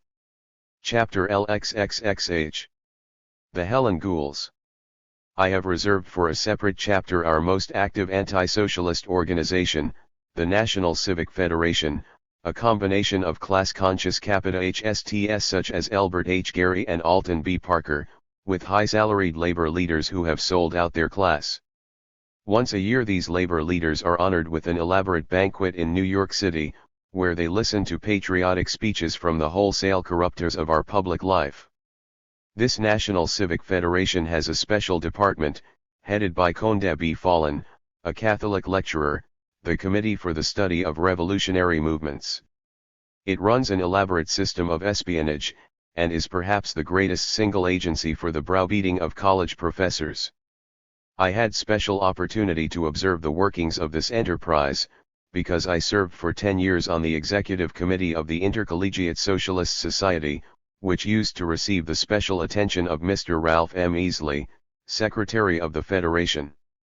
This gentleman subscribed for 6 copies of our little monthly magazine, and used to quote extracts from it as a means of terrifying his backers into parting with their cash. The Helen Ghouls 419. He would list the names of the professors and students whom we mentioned, and would stir up college presidents and trustees and local businessmen and newspaper editors against them. Some tragedies resulted from this, and often it happened that professors and students lost interest in our work, and offered no explanation. The most prominent of the backers of this federation has been Mrs. Finley J. Shepard, née Helen Gould, one of the half-dozen children of Jay Gould, the old-time railroad wrecker and Wall Street gambler. His other children turned out wasters and wantons, but Helen was a woman of kind heart, who gave much money to charity, and was the darling of the New York newspapers in the days of my childhood. She married a corporation lawyer, an official in the Gould Railroads, and now she has swallowed whole the goblin stories of those who live by scaring rich people into putting up their money for class propaganda. I do not mean to say that there are not men and women among the Reds who would be glad to overthrow the American government and abolish the Constitution, but I say that such people can only be met and overcome by free discussion, based upon an honest resolve to bring social justice into the world. Also, I say that the peril to our land v/hitch these Reds represent is not 1% of that represented by the big business criminals who run the National Civic Federation. I say furthermore that the Constitution of the United States and the good name and credit of our country will not suffer as much damage from the propaganda of Lenin and Trotsky in 100 years as they have suffered from the system of corruption and terrorism instituted by Ralph M. Easley and Conde B. Fallen with the money of Helen Gould Shepard. When I was in New York, I met a man who declared that he had been present at a luncheon party, at which Mrs. Shepard stated that she had pledged her entire fortune to the stamping out of radicalism from our colleges. She was maintaining an organization for the carrying on of investigations into the teaching of social questions, and the ousting of those who taught unsound ideas. Within the last year Mrs. Shepard herself had caused the ousting of 2 such men. I did not want to repeat. 420 TP Goose Step. These statements without giving Mrs. Shepard an opportunity to confirm or deny them, so I wrote her a POHTE note, asking for an interview. This note was not answered, and a couple of months later I wrote a detailed letter, in which I stated what I had learned from several sources, and asked her to correct the statements if they were false. I pointed out that when persons of great wealth spend their money for propaganda, they enter a field which is of public concern, and the public has a right to be informed as to what they are doing. This letter likewise remained unanswered, so I take it as fair to assume that Mrs. Shepard admits the truth of the statements quoted above. In these activities she is earnestly supported by her husband, who is a trustee of the University of Jabbergrab, and last spring was serving on a committee appointed by the State Superintendent of Education to browbeat the school teachers of the city who were suspected of unorthodox ideas. The sessions of this committee were secret, so I was not able to observe Mr. Shepard functioning. I have, however, a pretty good picture of the Shepard family life, in a letter from a well-known Methodist clergy man, who was invited to a dinner party at the home of Mr. and Mrs. Shepard. Their conversation was devoted almost exclusively to the intellectuals, whom Mrs. Shepard held responsible for the present disturbance in the social order. She gave her guest the Lusk Committee report, 6 large volumes, in the index of which the author of is listed as a violent literary soci-hst. Also, she gave him 2 books attacking modern ideas in religion, which books are published and distributed upon her bounty. Said Mr. Shepard, "It is the business of the preacher to preach salvation and let industry alone. When men are converted they will apply the gospel to business. My father was a preacher. What did he know about business?" Mr. Shepard characterized Judge Gary as the savior of the country, and Mrs. Shepard declared that the Union Theological Seminary is the greatest menace to New York City today. Says the clergyman, "I came away with the idea well driven home, that the social gospel is socialism, that socialism is Bolshevism, that Bolshevism is atheism, and that nothing but the pure." The Helen Gould 421. Individualistic gospel can save the nation and the world. You may judge from this that it is not a diverting experience to be invited to a dinner party at the home of the Shepards. I have before me another document, which indicates that it is a still less diverting experience to be invited to a cemetery with Mr. and Mrs. Shepard. This document is a 4-page leaflet, containing an address signed, Helen Gould Shepard, and headed as follows. At the graves of John Moore and Betty Taylor, his wife, the cemetery, Roxbury, New York, August 31, 1920. Cousins of the Moore family. We are here today to honor the memory of our ancestors, John Moore and Betty Taylor, his wife, who came from Scotland in 1722 and settled in the Catskill Mountains, then a very wild region.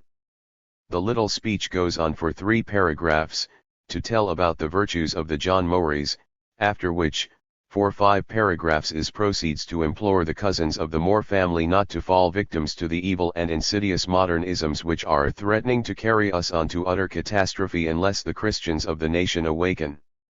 Imagine, if you can, this poor, good-hearted, feeble-minded rich lady reading a memorial oration at the graves of her ancestors, and devoting 1/4 of her time to reciting the bugaboo stories sent out in the begging letters of the National Civic Federation. Here a sample paragraph. The forces of autocratic barbarism are not confined to the socialists, anarchists, and LWWS, but the cause of Lenin is more actively furthered either frankly or by indirection by radical, pseudo-intellectual writers, editors, professors, teachers and clergymen in our newspapers, magazines, colleges, schools, and churches, and in some of these the enemies of democratic government are found to hold the very highest positions. You will say that this is ridiculous, and you may say that it is negligible, but I assure you that nothing is negligible in America that has money.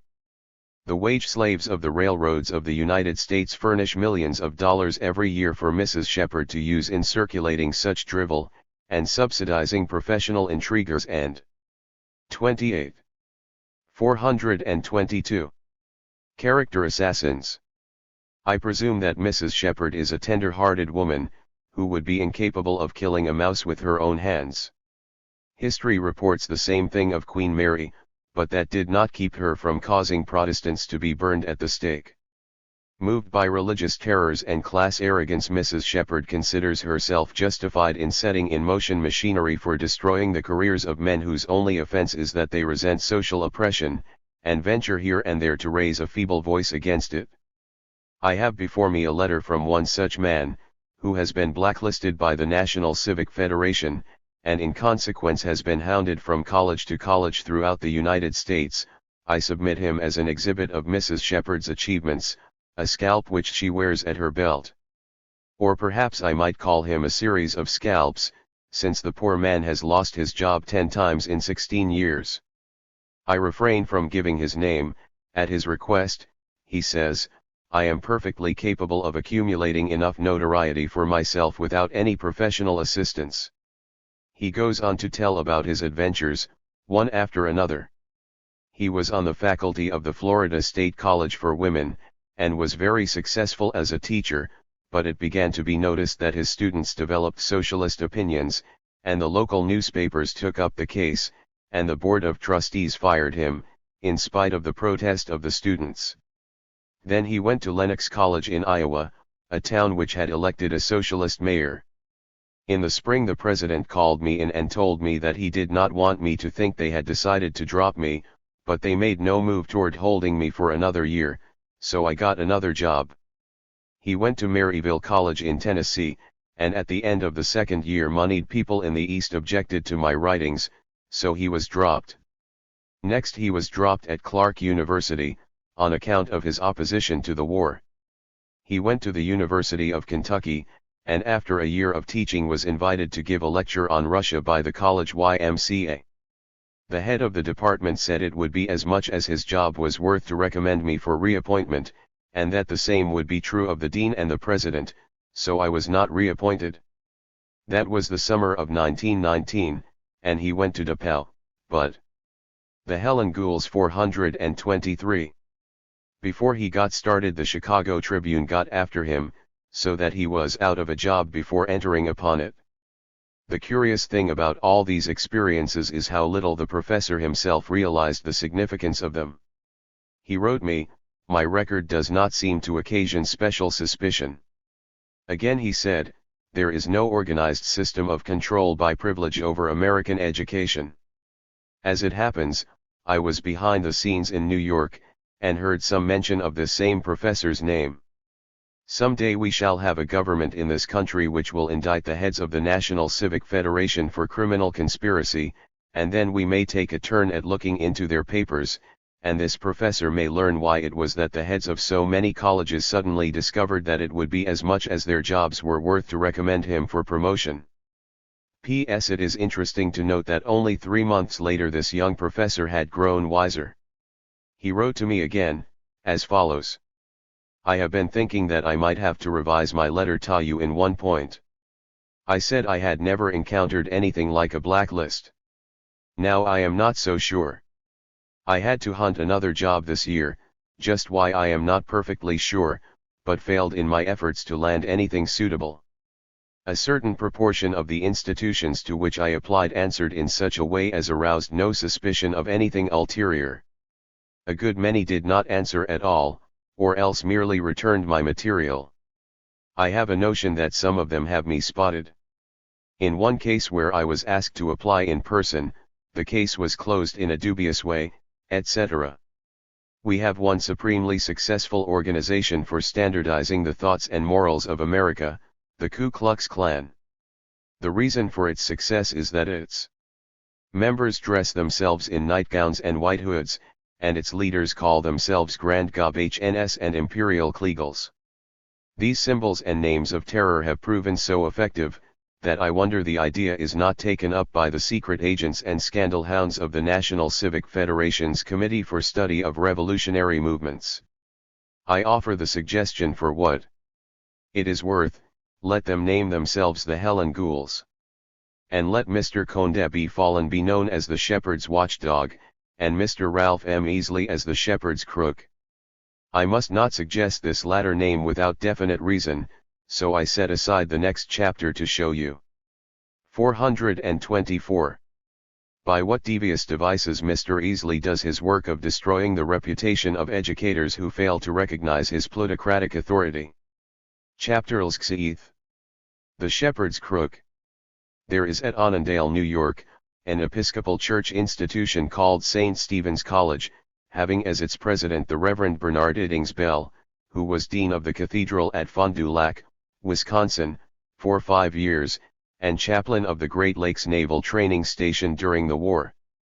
President Bell is a former socialist, who resigned from the Church Socialist Fellowship at the outbreak of the war, but has not abandoned his belief that the way to confute error is to understand it and tell the truth about it, instead of to lie about it and repress it by force. Immediately after the war, the National Civic Federation invited Bishop Birch of the Episcopal Diocese of New York to send delegates to a conference on labor conditions, and President Bell was asked to become one of the delegates. He declined, and wrote Bishop Birch advising him not to send any delegates, since to do so would be to tie up the church officially with an organization which is suspect among most social workers of responsibility and reliability. As a result of this advice, Bishop Birch sent no delegates. Shortly afterwards word of this came to Mr. Ralph M. Easley, and he was furiously incensed against President Bell. He met President McCracken of Vassar College at a dinner party, and in a most violent and unrestrained manner announced that he was going to get this man Bell, St. Stephen's College was full of Bolshevism, etc. From various other people word came to President Bell that Mr. Easley was attacking St. Stephen's, in the same violent and unrestrained manner, selecting especially those persons who were liable to make financial contributions to the college.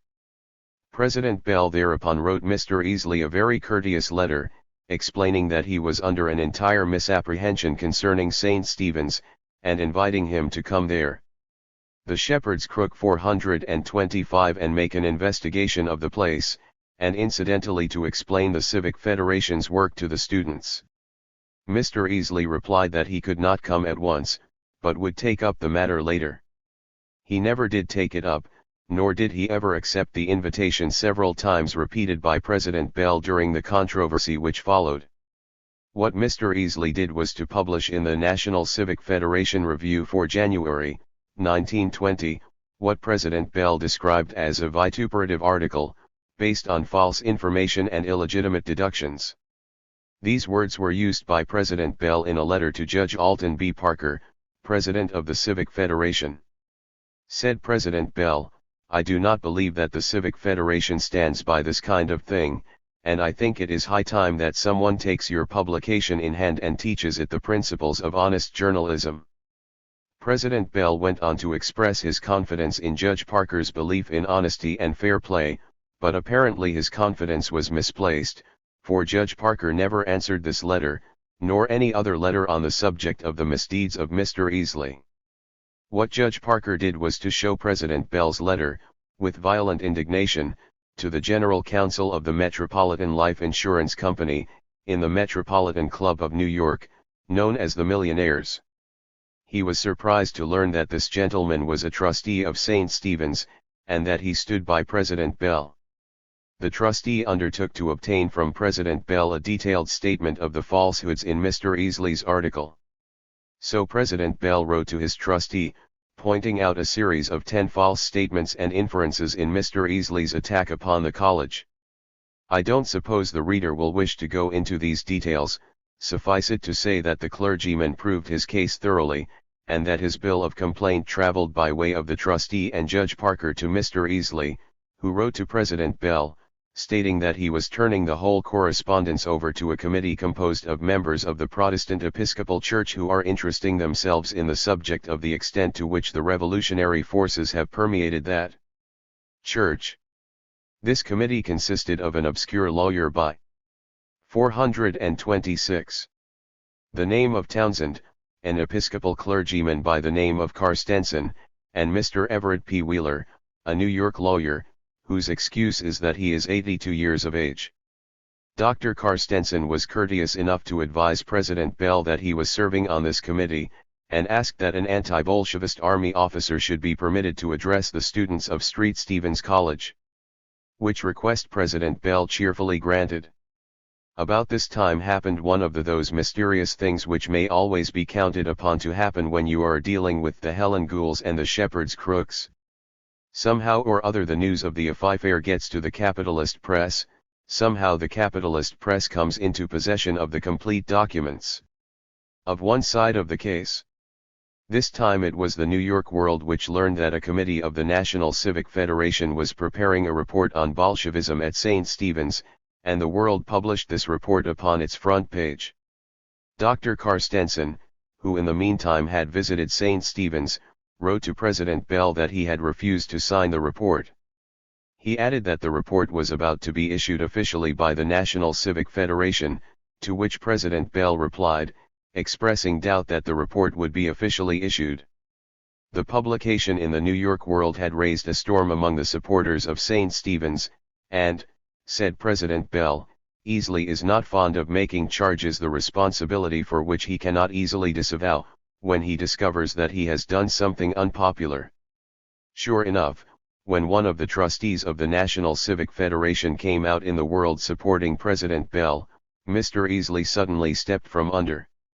He publicly denied that he had anything to do with the attack on St. Stephen's, and declared that the committee had no connection with the National Civic Federation, but that the members of the committee alone were responsible for what they had done.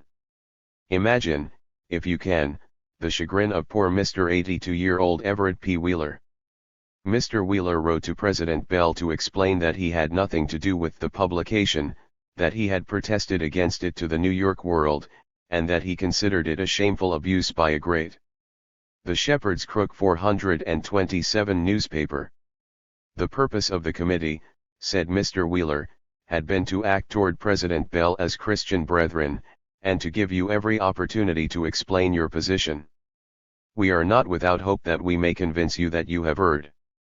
So you can see what has happened.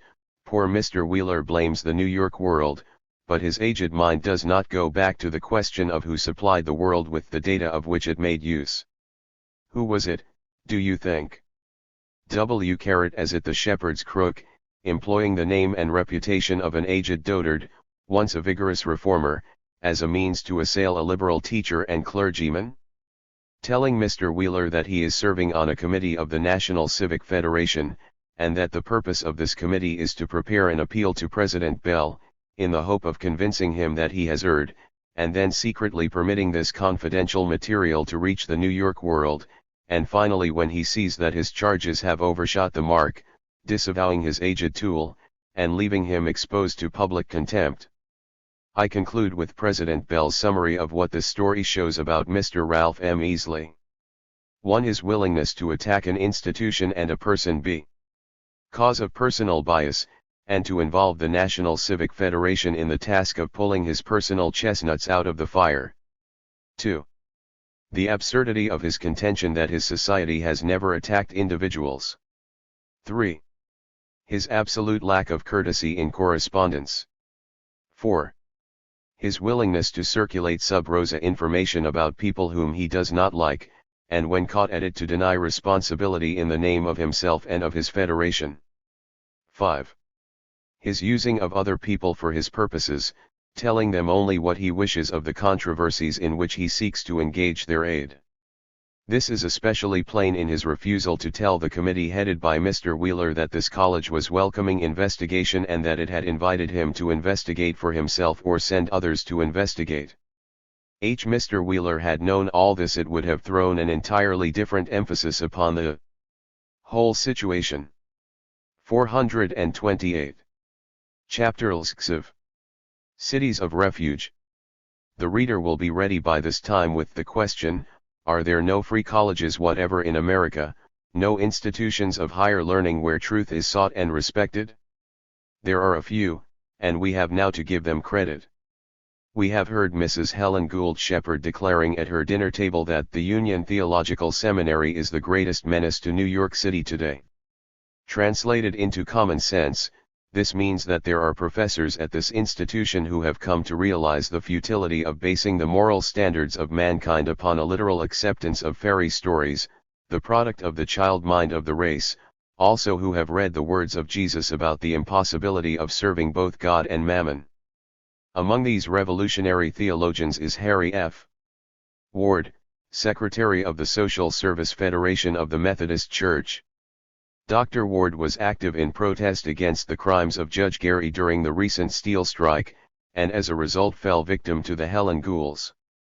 A man called upon him, being obviously not of the idealist type, but representing himself as a lecturer on Bolshevism, wishing to verify certain facts. After a brief conversation, Dr. Ward gave the man a calling down, telling him that he was utterly ignorant of the subject with which he pretended to deal. Not long afterwards Dr. Ward learned of a document, issued by the National Civic Federation, but bearing no name, and accompanied by a request for its return after reading. It was being submitted to open shop employers and propagandists, and used as a means of money-getting. An alleged interview with Ward, in which he was represented as having said that Christianity would soon pass away, and Bolshevism take its place, the full absurdity of which statement you could not realize unless you had the fortune to know this passionately earnest Christian clergyman. Ward had mentioned a young YMCA man named Hecker Carrot as one who had first-hand knowledge of the Seattle strike, and this document named Hecker, and was used to Cities of Refuge 429. Cure his discharge. It was also used to bar Jerome Davis from Chautauqua platforms. When a committee of the Interchurch Federation called upon Judge Gary, they found the document on his desk, and he quoted from it liberally. Also it was in the hands of Chancellor Buchtel of Denver University when he barred Harry Ward from speaking. So far extends the reach of the shepherd's crook. There are other places in the country in which the revolutionary leaven of Jesus is working. There is the Berkeley Divinity School at Middletown, Connecticut, a place of open-mindedness and fine idealism, presided over by Dean W. P. Ladd. Wild rumors were spread concerning Bolshevist activities, and the Grand Duke of the Trustees, Mr. Nettleton, president of the New Haven Gas Company, took up the fight.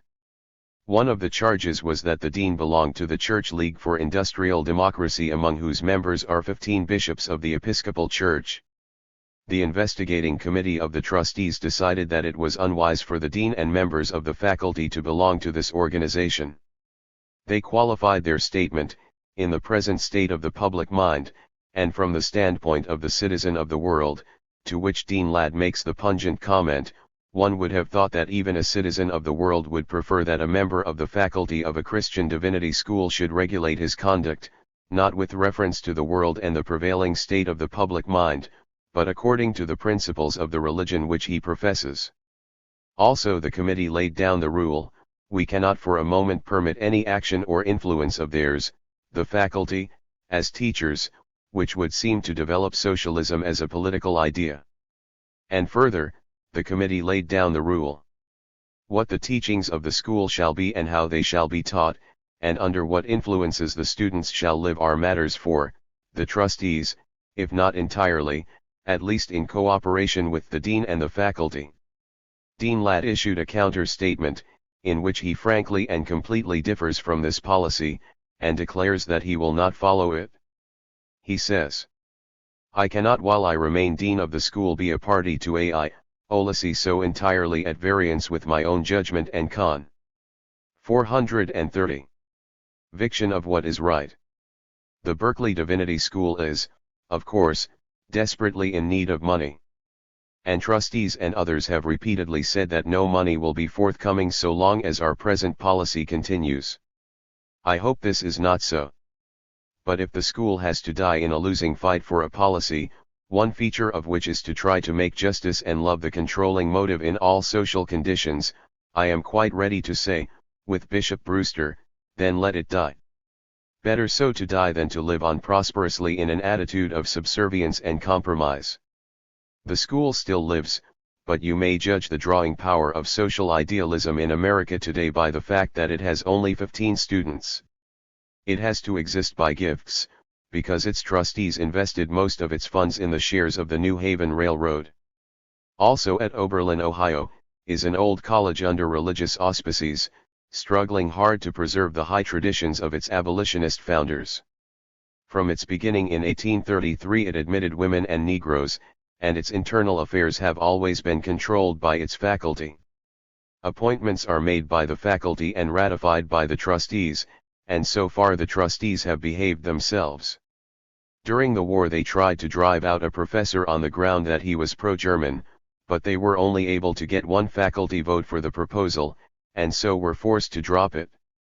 A professor at Oberlin writes me that the faculty is conservative, as in all other colleges, and they naturally try to appoint only those who conform, but if a mistake is made there is never a thing said to coerce his freedom in the class or out.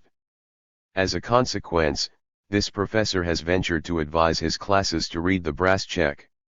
When the librarian declared that the library had no funds with which to subscribe to the New York Call, the professor of Hebrew advised him to take the money from the Old Testament fund, explaining quite correctly that the Old Testament is a book of prophecy.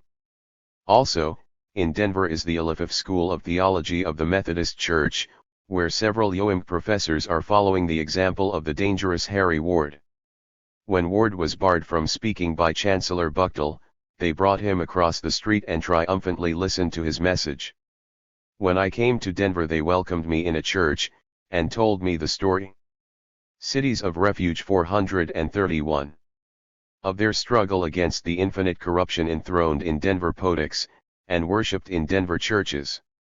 And then, I must not overlook the YMCA College, located at Springfield, Massachusetts, which through some freak of chance has secured a phenomenal president in L.L. Doggett, who brought his old Oberlin professor, Ballantyne, to teach some truth about the Bible, and thus caused anguish to the Orthodox.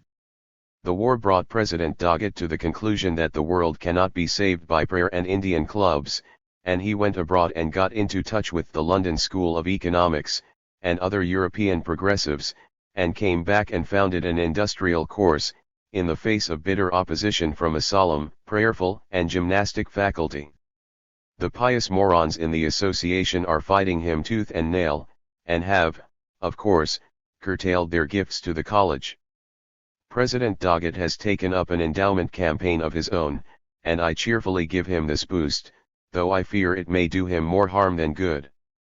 This part of my story would not be complete unless I paid tribute to the Church League for Industrial Democracy, and to the tireless services of Richard W. Hogue, an Episcopal clergyman who was kicked out of his church and his open forum in Baltimore, and now travels over the country, gathering groups of theological students and YMCA workers, and preaching to them the real gospel of the crucified proletarian. He tells me that he finds increasing welcome.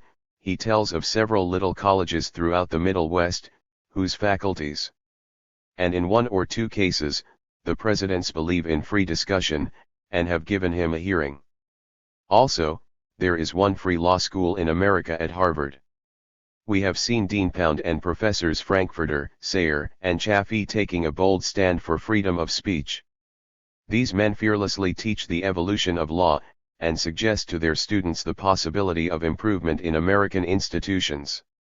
Thus, from the last report of Dean Pound I quote a few scattered sentences, just to give you an idea of the tone.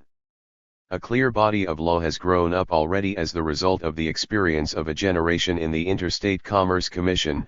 A body of law is forming under our eyes through the 432 Administration of Workmen's Compensation Acts by industrial commissions, and the exigencies of general peace and good order, if nothing else, must lead before long to a new body of law governing industrial disputes. Collective bargaining is likely to compel us to think over again the whole subject of juristic personality in Anglo-American law.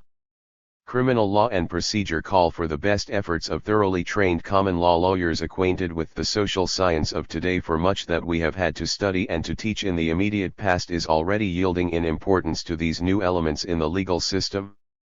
Much of our 19th century law will presently be as obsolete as the learning of real actions and of the feudal law of estates in land which held so large a place in the curriculum of the law school a century ago, or the elaborate and involved procedural law which was so important 50 years later, or the pedantic law of bailments which has given way to a modern doctrine of the obligations of public service. Needless to say, such utterances as this, from such a source, are the cause of continually increasing distress to the legal retainers of our plutocracy. Also, there is a New England college of considerable reputation, whose president has taken a firm stand for open-mindedness, and that is Amherst. President Michael John was one of the live men who got out of Brown when it began to die. He is now trying to make one small college in which young men are taught to think, instead of just to believe in dogmas. He is in the midst of a fight with reactionary trustees. In 1920 they asked for his resignation, but he consulted a lawyer and told them they had no authority in the premises. He is still in office, for how long I do not know. Also, there is Swarthmore, in Pennsylvania, in which some professors are making a brave struggle. This is an old co-educational institution established by the Quakers, a sect which had more than its share of persecution, and took pains to provide for freedom of opinion. But now the Quakers have become rich, and there is a new kind of persecution in the world, and shall they permit freedom of opinion about special privilege? That Swarthmore has not been entirely liberal, you may judge from the fact that its most conspicuous graduates are Governor Sproul of Pennsylvania, who smashed the steel strike with his Cossacks, and Attorney General Palmer, who killed and buried the Constitution of the United States. The thousands of alleged radicals and helpless foreigners who had their heads cracked by I/IR. Palmer S. Cities of Refuge 433. Thugs will appreciate the gay humor of the fact that this gentleman is a devout and active Quaker. Governor Sproul gave to Swarthmore an astronomical observatory. The stars are a long way off, and the governor is not afraid of anything that might be discovered there. But Professor Robert C. Brooks of Swarthmore put his sociological telescope upon Delaware County, in which the college is located, and drew a diagram of the jury wheel system, whereby the big political crooks managed to keep themselves out of jail. Certain men of wealth came to the president of Swarthmore, saying, "Here we have given 5 millions, and we can't do it with a man like Brooks running round and stirring up trouble," so the president had a frank talk with Professor Brooks. Nevertheless, some professors are holding on both to their convictions and their jobs, and so the place is regarded as a hotbed. There is a professor of philosophy, who is using modern literature as a door to Plato, and tells the students to read Man and Superman and the Spoon River Anthology. He got from this experiment a lively response. Some of the boys and girls were shocked, but they asked questions, and presently began to think for themselves, and discovered that thinking is a thrilling experience. I am told that the librarian of the college stays shocked. Never before had he heard of students in college being taught from a book like the Spoon River Anthology. There is also one state institution which deserves mention, the University of North Carolina, sometimes called the Wisconsin of the South.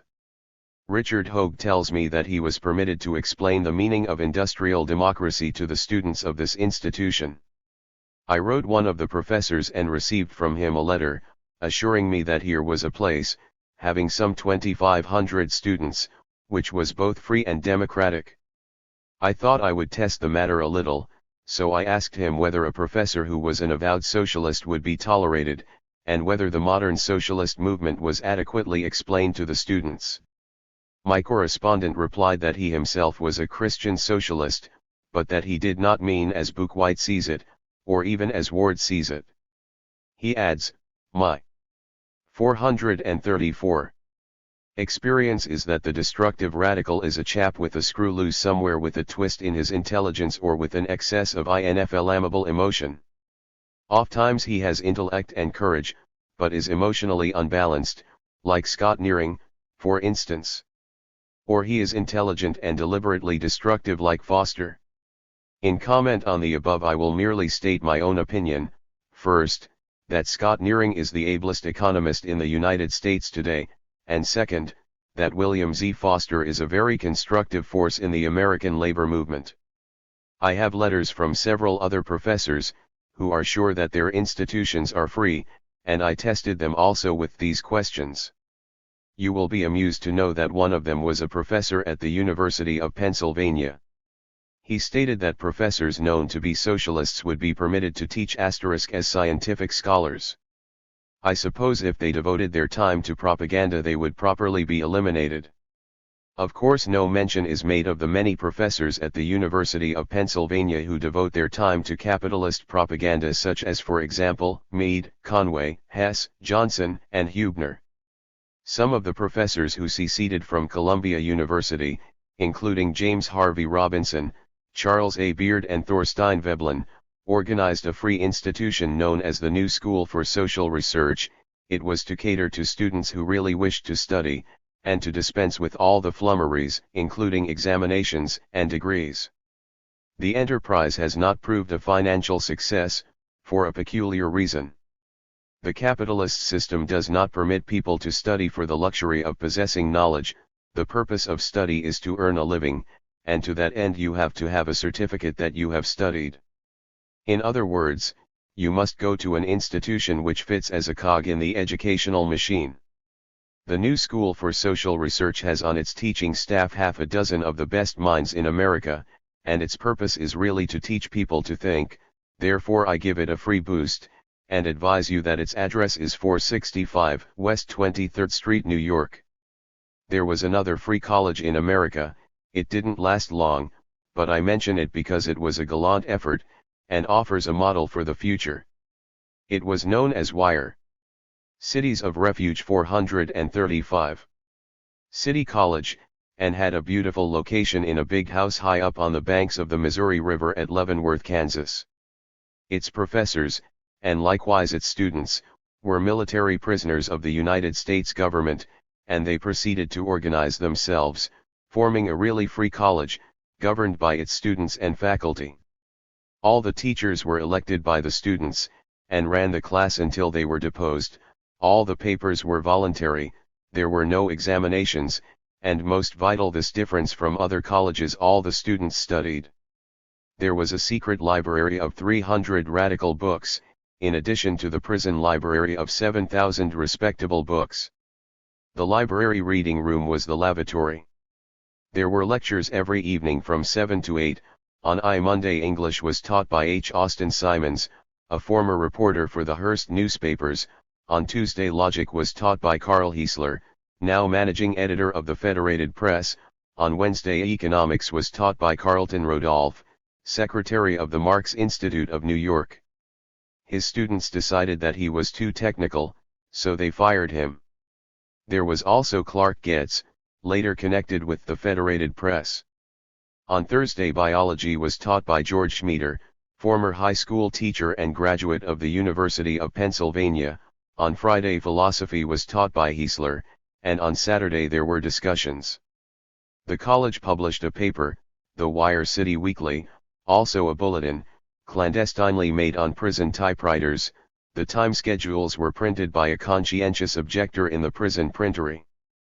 The institution was conducted for several months, until finally the authorities found out about it, and almost the entire faculty was kidnapped and carried off to Alcatraz Island, and almost the entire student body to Fort Douglas, Utah.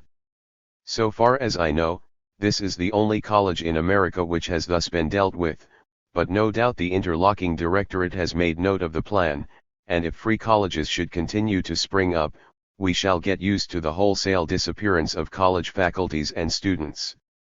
436. Chapter LXXXV. The Academic Rabbits. There are, of course, a large number of individual professors in institutions of higher learning who take their stand for what they believe to be the truth, and risk their jobs and chances of promotion. I have mentioned the existence of 8 renommier professoren.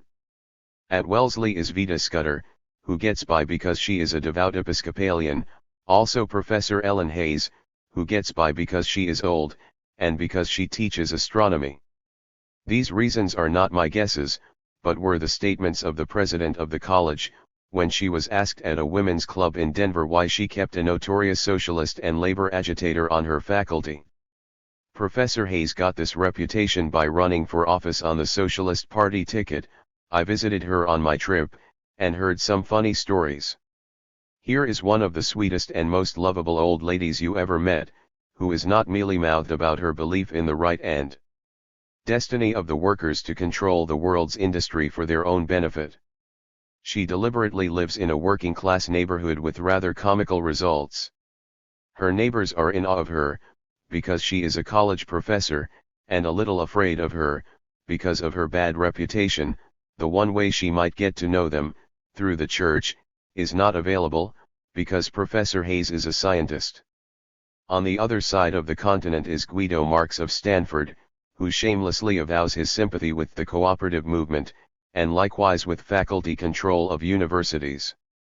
Professor Marx, it is amusing to notice, teaches mechanical engineering, a subject almost as safe as the stars. If there is a single professor in the United States who teaches political economy and admits himself a socialist, that professor is a needle which I have been unable to find in our academic haystack. Of course there are many radicals who conceal their views, and judiciously try to open the minds of their students without putting any label upon themselves.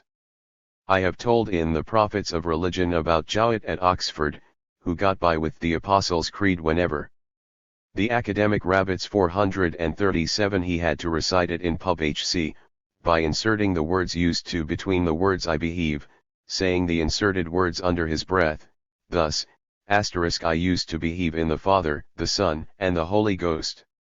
I encountered several college professors who have equally ingenious devices for salving their consciences in their unhappy situation.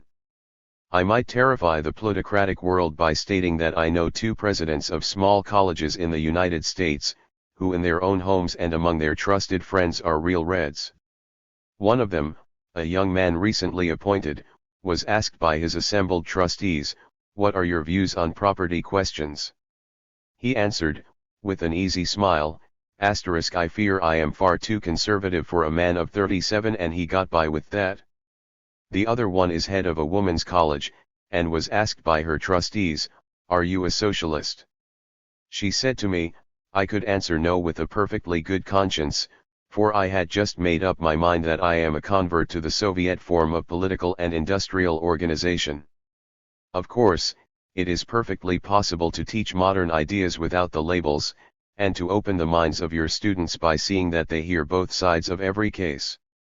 If you avoid the extremely crucial questions, such as the IWW and Russia, you can get by with this in the majority of institutions, especially if you eschew outside activities and never get into the newspapers. Many professors are doing this, others have tried and slipped up, and have sacrificed promotion and security. Many professors are rovers in the academic world, staying in one place for 2 or 3 years, and when they are not able to stand it anymore, moving on. There is an infinite variety of degrees and shadings in such cases. Conditions differ with institutions, and with subjects taught, and with individual teachers. Some get away with what others dare not attempt. Some spoil their chances by bad manners or bad judgment, and, of course, many others are accused of doing this. You will seldom find a fight over a question of academic freedom where there are not other factors present or alleged, personal weaknesses or eccentricities. It is always easy to find defects in the characters and temperaments of persons whose ideas are offensive to us. 29. 438. Likewise, of course, it is easy to find excuses for seeking the safest way, and holding on to our jobs. The psychoanalysts have a useful word for mental processes of this sort. They are rationalizations, and the masters of our educational system have provided an elaborate set of rationalizations for college professors who wish to avoid the painful duty of being heroes. They will be loyal to the institution and to their colleagues. They will be scholars and not propagandists. They will be judicious, instead of being emotionally unbalanced, like Scott Nearing. They will argue that their specialty is one of unusual importance, and they are privileged beings, set apart to work at that. Or they will plead that social evolution takes a long time, and that every man's first duty is to look out for his wife and children. These, too, are phrases which I heard over and over again, and they reveal the psychology of the academic rabbits. You will perhaps be interested to meet one of these rabbits, so here is part of a letter written by a professor in a large college in New York City. I do not believe that there is a single group of special privilege. The human race is made up of people who are looking after their own interests first, some with energy and ability, some with weakness and folly, but not with less singleness of purpose. All such groups, in so far as they have ability enough, want to control education and all other group activities in their interest. This is perfectly natural. Of course, the big book corporations work for the promotion of their friends just as you and I do. If they put bad people into the schools and colleges, it is the fault of the employing agencies. Before I conclude this chapter, I ought to mention one hopeful incident which happened at Lafayette College, a religious institution located at Easton, Pennsylvania. The president of this institution, McCracken, is a product of the University of Jabbergrab. He was professor of politics there for 12 years, and has 5 honorary degrees. He has as the Grand Duke of his trustees the president of the Hazleton National Bank and the Hazleton Iron Works, and as first assistant he has Mr. Fred Morgan Kirby, president of the Woolworth Stores, also of a bank and a railroad, a high-up interlocking director in railroads, lumber, insurance, gas, and electricity. Mr. Kirby decided that he did not like modern ideas, so he gave $100,000 to Lafayette, to furnish a salary of 7. The academic rabbits $439,000 a year for the teaching of civil rights, very carefully laying down his definition, those absolute rights of persons, such as the right to acquire and enjoy property as regulated and protected by law. Also he declared his purpose: that the fallacies of socialism and kindred theories and practices which tend to hamper and discourage and throttle individual effort, and individual energy, may be exposed and avoided, with a firm belief that the protection of the civil rights of individuals has contributed greatly to the advancement of the nation, and that the encroachments, and threatened encroachments on these rights will imperil the country, and destroy the prosperity and happiness of our people. I, Fred Morgan Kirby, give to Lafayette College, etc. These are high-sounding legal phrases, and we shall understand the situation better if we put them into plain business English, as follows. I, Fred Morgan Kirby, having become owner of a chain of hundreds of stores throughout the United States, and wishing to have my descendants own these stores forever, seek to provide that the wage slaves who work in these stores shall never organize, but shall come to be hired as individuals under the competitive wage system. To this end I wish to hire a man to teach in a college that any proposition to have the Woolworth stores out-ned by the public, or democratically run by the people who work in the stores, will imperil the country and destroy the prosperity and happiness of America. Mr. Kirby thought that $7,000 a year ought to buy a real high-up professor of political science, and his college president invited a young professor of a leading university, who asks me to omit his name in telling the story. This professor boldly asked for an opportunity to discuss the question with /IR. Kirby himself, so they sat down to luncheon, the Grand Duke and his university president and this young supposed to be rabbit. The supposed to be rabbit suggested that it might not be quite fair to lay down to a man of science exactly what he should teach forever after, which surprised Mr. Kirby, and rather hurt his feelings. He said that when he hired a salesman, he told him what to say and how to say it. Mr. Kirby is a nice, amiable old business gentleman, and he asked, plaintively, why can't I employ a college professor to sell my opinions? The professor, who is a lawyer, said that he should be very glad. 440. To become Mr. Kirby's attorney if invited. He would give up teaching work and advocate Mr. Kirby's ideas. Only the fee which Mr. Kirby offered was insufficient for a lawyer, and he would regard that merely as a retaining fee. Then the professor turned to President McCracken, asking him if he did not think that possibly the terms of the bequest might have a tendency to control the opinions of the professor who accepted the chair. President McCracken answered naively that he had never thought of that. Such a dear, innocent college president, he had given an honorary degree to A. Mitchell Palmer only a year before this. The deal with this professor did not go through, and here is the significant part of the story. President McCracken asked one university after another to recommend a man for that chair, and not one would do it. Not one economist of standing could be found who would accept $7,000 a year to become the salesman of Mr. Kirby's ideas. In the end they had to take an obscure lawyer from Washington, whom no one had ever heard of before, or has ever heard of since. That is encouraging except for the poor students at Lafayette, who are innocently swallowing Mr. Kirby's poison. Chapter LXC. Workers * Education. We come now to one of the most important aspects of American education, the movement of the workers to take charge of their own minds. We have surveyed the field, and seen that our great universities and small colleges, with negligibly few exceptions, represent education of the people by the plutocracy for the plutocracy. As the class struggle intensifies, it naturally occurs to the exploited classes to have an educational system of their own, to be run by them for their own benefit. This is the movement known as workers' education.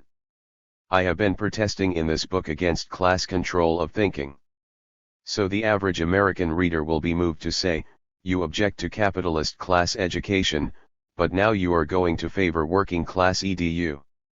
Workers' Education 441. Cation. There are a few words to be said on this subject before we enter the workers' colleges. Let us assume for a moment that, human nature being what it is, and the forces of capitalism being what they are, we have to have some kind of class control of education.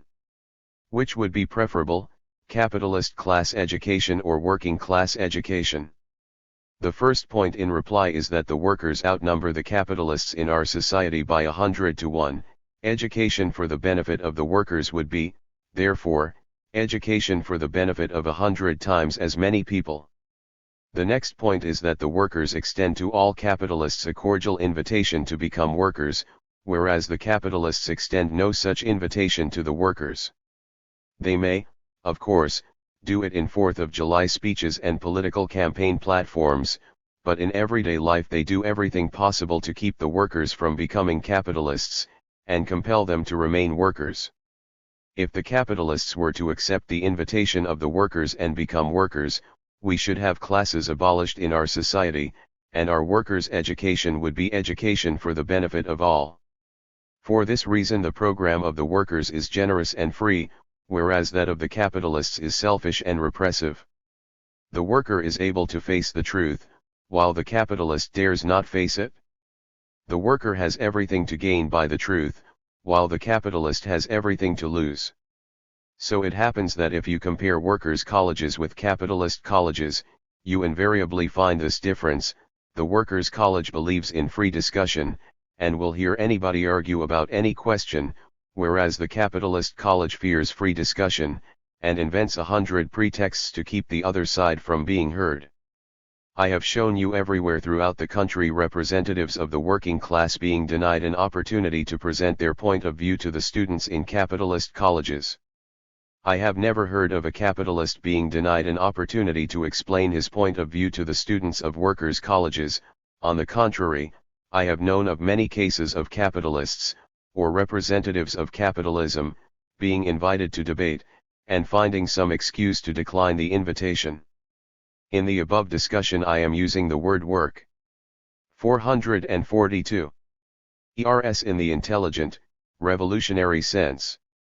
I do not mean the men who dig ditches or who run machines, I mean workers of hand or brain, all those men and women who do the useful and necessary work of the world, whether it be digging ditches or surveying them, tending machines or inventing them, sweeping out the buildings of a college, or teaching in its classrooms, or determining its policies.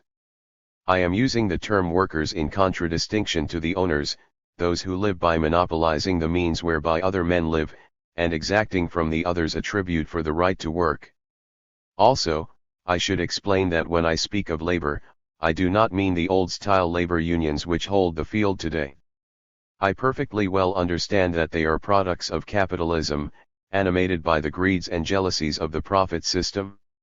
Little by little, however, these labor unions are forced to widen their boundaries, to combine and take in larger groups of the workers, and at the same time they broaden their ideals, and approach the revolutionary point of view, which understands by social justice the right of all workers to access to the sources of wealth, and understands by freedom the right of all men to agitate, educate, and organize for a society in which no man exploits his fellows.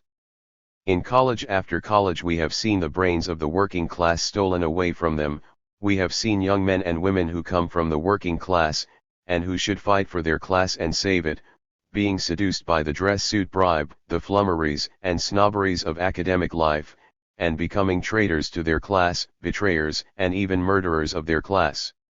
So come the organized workers to save their own, to teach their sons and daughters, first, class loyalty, and through that, loyalty to truth and social justice.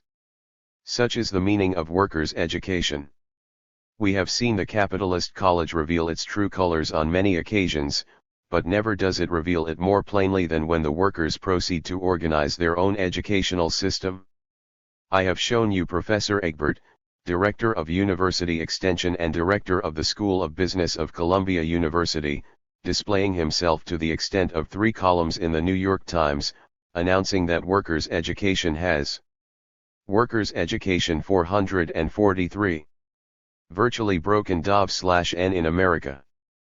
But the interlocking professors do not content themselves with lying about labor education in the capitalist press, they and their masters intrigue against it, they boycott it, they turn loose their slander factories, their Helen Ghouls and 100% mobs against it. We have seen the typewriters and the teachers of the Rand School of Social Science being thrown down the stairs. We shall see professors of capitalist colleges being, figuratively speaking, thrown down the stairs for venturing to help in labor education. Let us take, for example, the experience of the Workers' College of Minneapolis, narrated in an affidavit by E.H. Holman, chairman of the Education Committee of some of the labor unions. The Workers' College of Minneapolis laid down a very moderate program.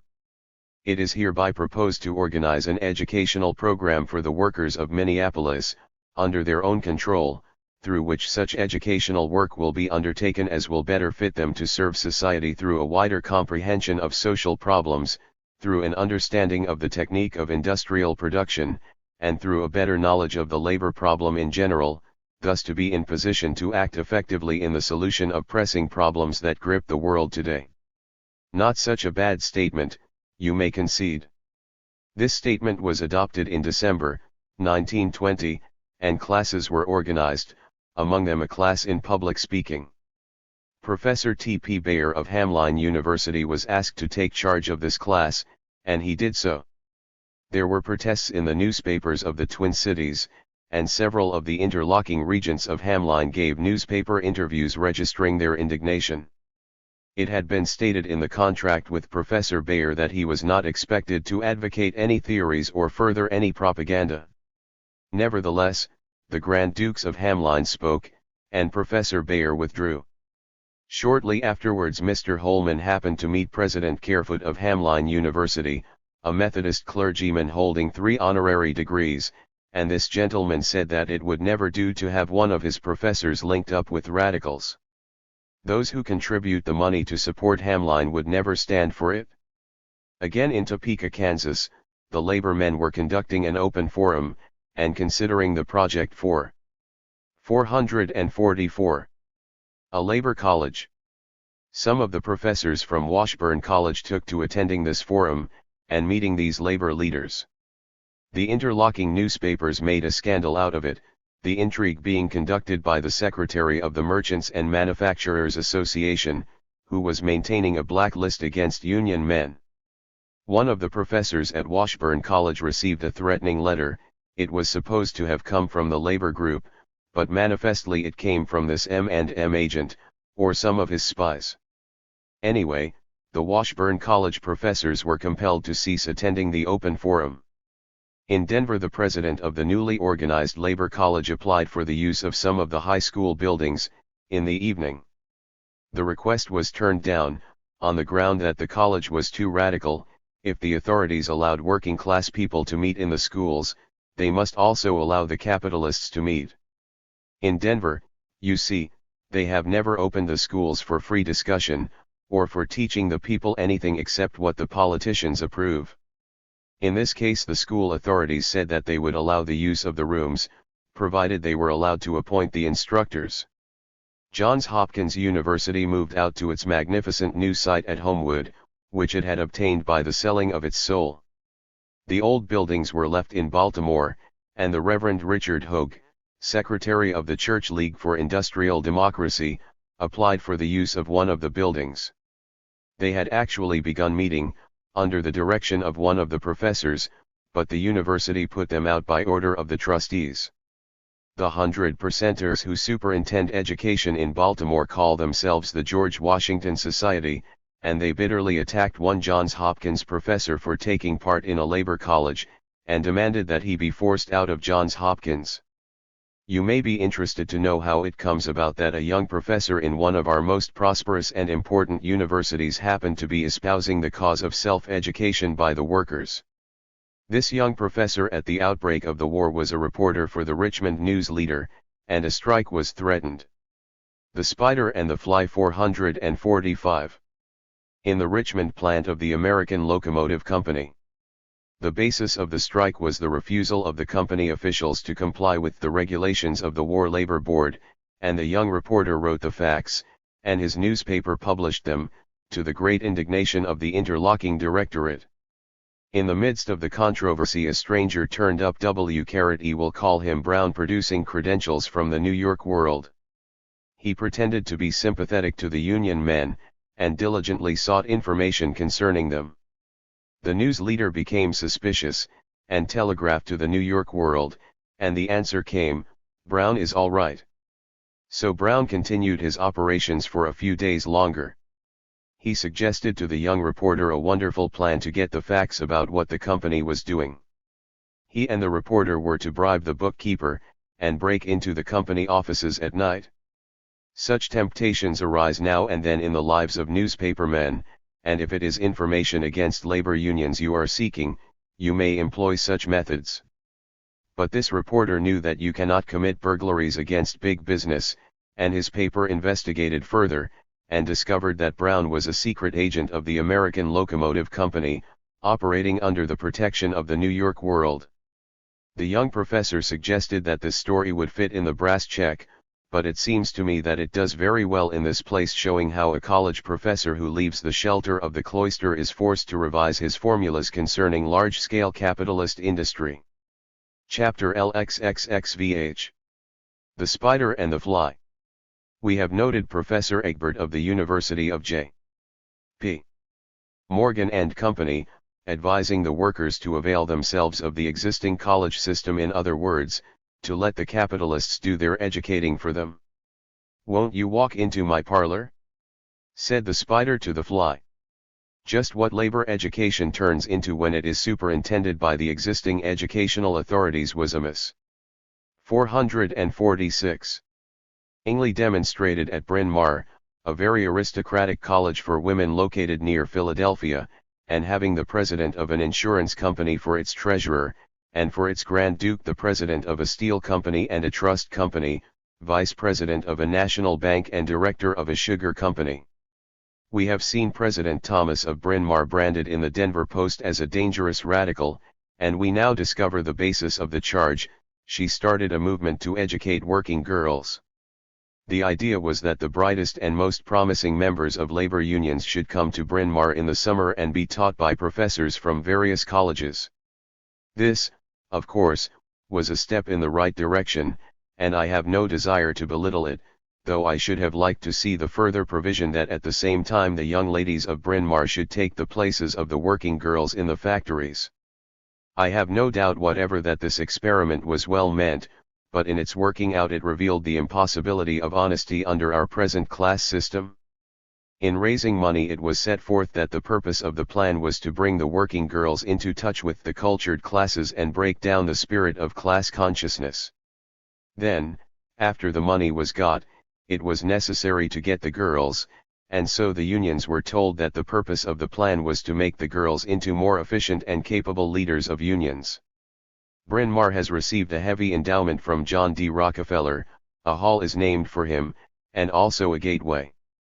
The organizers of the summer school were getting up a prospectus telling of the plan, and they put on the cover a photograph, with the name Rockefeller Gateway.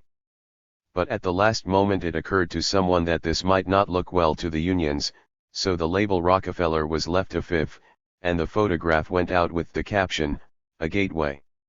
I met 3 different professors who were invited to come to Bryn Mawr and teach at this summer session, one of them, Professor H.W.L. Dana, whom we saw turned out of Columbia University as a scapegoat for the pacifism of Nicholas Miraculous. Professor Dana had an interview with President Thomas, in which the terms of the Spider and the Fly 447, the engagement were laid down to him. There were to be no social relationships with the working girls, no tennis dates, no activities outside the classes. His subject was to be literature, and he was to avoid dangerous writers, such as I. Morris, Whitman, and Ruskin. He was to teach literature as art, and not as part of the labor movement. On the train going home, Professor Dana decided that his academic dignity had been infringed upon, therefore he sent a telegram to President Thomas, saying that he was unable to agree to the terms. He sent a copy of this telegram to Rose Schneiderman, one of the working class leaders, who had been charged with selecting the girls, the effect of which procedure was instant collapse on the part of President Thomas. She wrote saying that Professor J. Dana had entirely misunderstood her, she had not intended anything of the sort. Dana had asked that there should be student representation on the board controlling the experiment, and President Thomas now said that she had had that idea in mind all along. So they provided a system of student representation, with an open vote, and the balance of power in the hands of Bryn Mawr graduates *, who are helping at the summer school with the title of tutors. A harmless working girl, not a trades unionist, was selected as representative of the girls. The union girls, of course, understood perfectly what was being done to them. They would smile to Professor Dana and say, "You must remember, they aren't used to democracy. You must be gentle with them. You see, they haven't suffered." Stop and think about that beautiful phrase. The tutors would gossip among themselves, telling about funny mistakes which the working girls had made, such as not knowing to what century Shakespeare belonged. They would correct the table manners of the girls, and without ever thinking that the girls also had secret laughter over the mistakes of the tutors.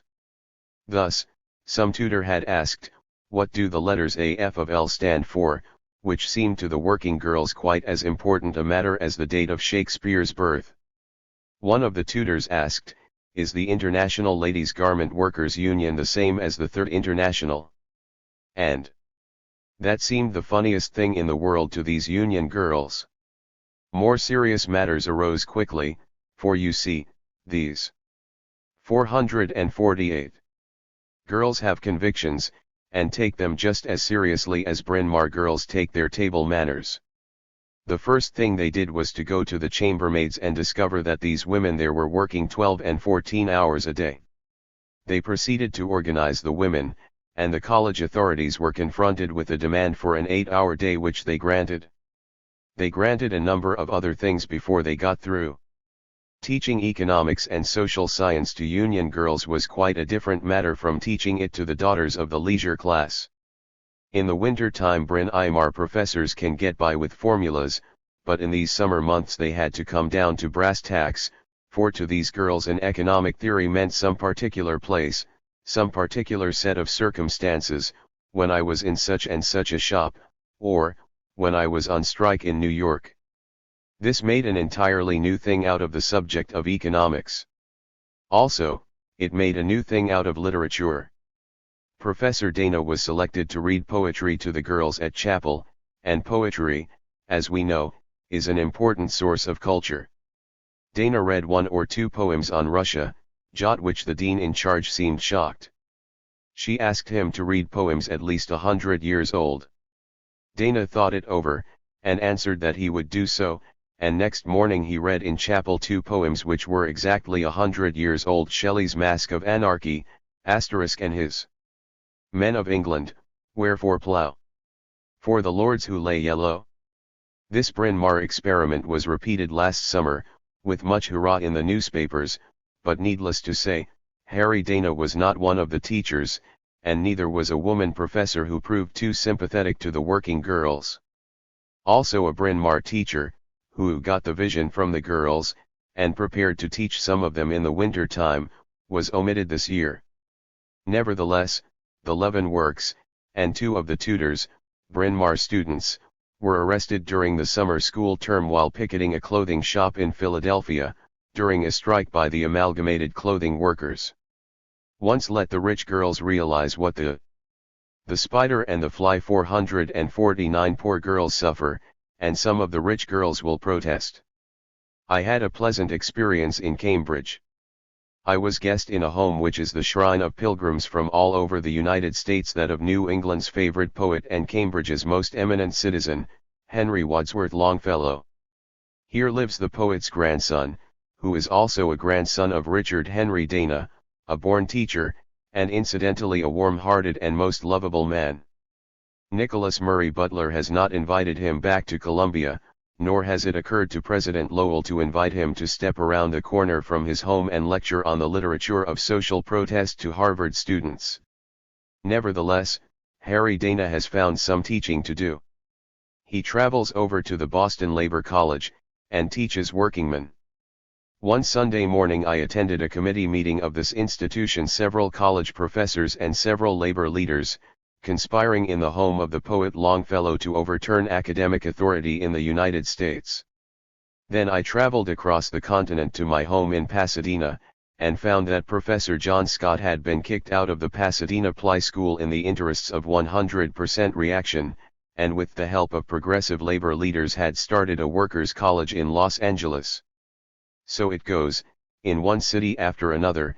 Any time a group of labor men want to save the brains of their young people, they can find a kicked-out professor, and any time a kicked-out professor is willing to cultivate his self-respect on a little oatmeal, he can manage to get together a group of class-conscious labor men, and can greatly increase his influence and effectiveness. When Dana was fired from Columbia, he lectured to classes of 600 and 800 people at the Rand School, while Scott Nearing assures me that continuously during the 8 years since he parted from the University of Pennsylvania, he has had not merely larger audiences, but more serious and more interesting audiences. 450. Chapter LXVIII. The Workers' Colleges. I begin this chapter by telling you about a very pleasant enterprise, the resident college which has just been started by the labor education movement, the Brookwood School at Katana, New York. Brookwood is a co-educational college, with a 2-year course and a year of postgraduate work. Its aims are set forth as follows. Brookwood aims to train economists, statisticians, journalists, writers and teachers, organizers, workers and speakers, for the labor and farmer movements, in order that these movements may have people coming from their own ranks, with their own point of view, who are fully capable by training and knowledge of exercising a genuine statesmanship. Brookwood was organized by Toscan Bennett, a reformed corporation lawyer, and his wife, a reformed suffragette. They purchased a farm, with a beautiful old colonial building, and this summer, while I am writing a book, they are working on new dormitories and I wish I might be there. If you want to find in this ugly and greedy world a place where the true spirit of comradeship prevails, where men and women, middle-aged and young, consecrate themselves with fervor, and also with fun, to the service of freedom and social justice, take my advice and pay a visit to Brookwood. The clothing workers' unions in New York and the coal miners in Pennsylvania furnish most of the pupils, and pay a part of their expenses. They are taught by the customary outfit of kicked-out college professors and school teachers. There is Josephine Colby, who organized the teachers of Fresno, California, and was separated from her position by a superintendent who stated in the newspapers that he didn't believe in using arguments in dealing with union school teachers. The thing to use was a baseball bat. Also there is David Sapaz, who was in a student revolt at the University of Wisconsin, when the working students organized and got the business manager of the university fired. As a result, Sapaz was told that it would do him no good to get a degree, as he would not be recommended for a teaching position. Also there is a J. Must, a Reformed Quaker clergy. The Workers' College's 451 man, who has received a quite unique training for his career as labor educator. I first heard of him as a theological student, through a little mimeographed circular, towards a new preaching order. He and a group of 3 or 4 young men proposed to go out into the world in the old apostolic fashion, without scrip or purse, and bring capitalism to its knees by moral fervor. It was a most eloquent piece of writing, and I marked this young clergy carrot man for a career. Next I heard of him in the Lawrence textile strike of 1919, his carrot preaching order was trying its eloquence upon the president of the Woolen Trust, who came within an ace of going to prison, upon the charge of having had dynamite planted in the homes of non-union workers, as a means of discrediting the strikers. Mr. Wood did not yield to young Muster's apostolic fervor. On the contrary, he had his Cossacks ride the young clergyman down on the sidewalk, and poimed him over the head with their clubs and finally throw him into jail. So Mr. Must preached to the strikers, and following the best apostolic precedents, started a soup kitchen for them, performing the miracle of the loaves and fishes with the help of checks from a few good angels scattered over the country. After he had got through with that strike, he was a trained labor scholar and ready to teach literature in a workers' college. 4 years ago there were only 2 or 3 labor colleges in the United States, all of them in New York City. Now there are 6 in the state of Pennsylvania alone.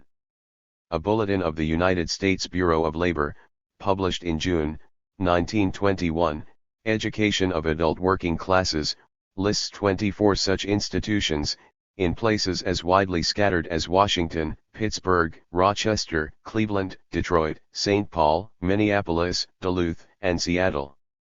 The auspices under which these schools are organized are: Central Labor Unions, 5, Local Unions, 5, International Unions, 5, State Federations, 7, Socialist and Radical Groups, 1, the Women's Trade Union League, 1.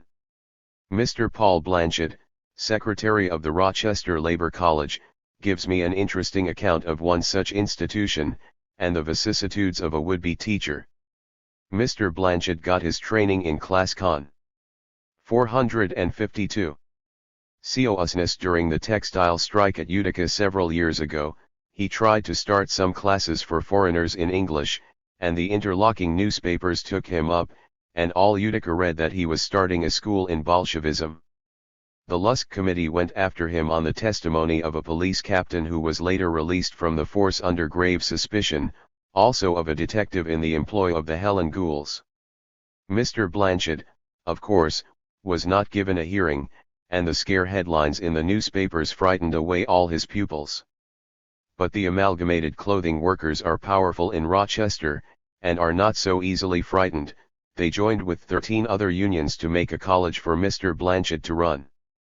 They make a contribution of 1 cent per month for each member, a total income of $700 a year, which no doubt looks extremely small to Professor Egbert of Columbia University, which has 7 millions a year.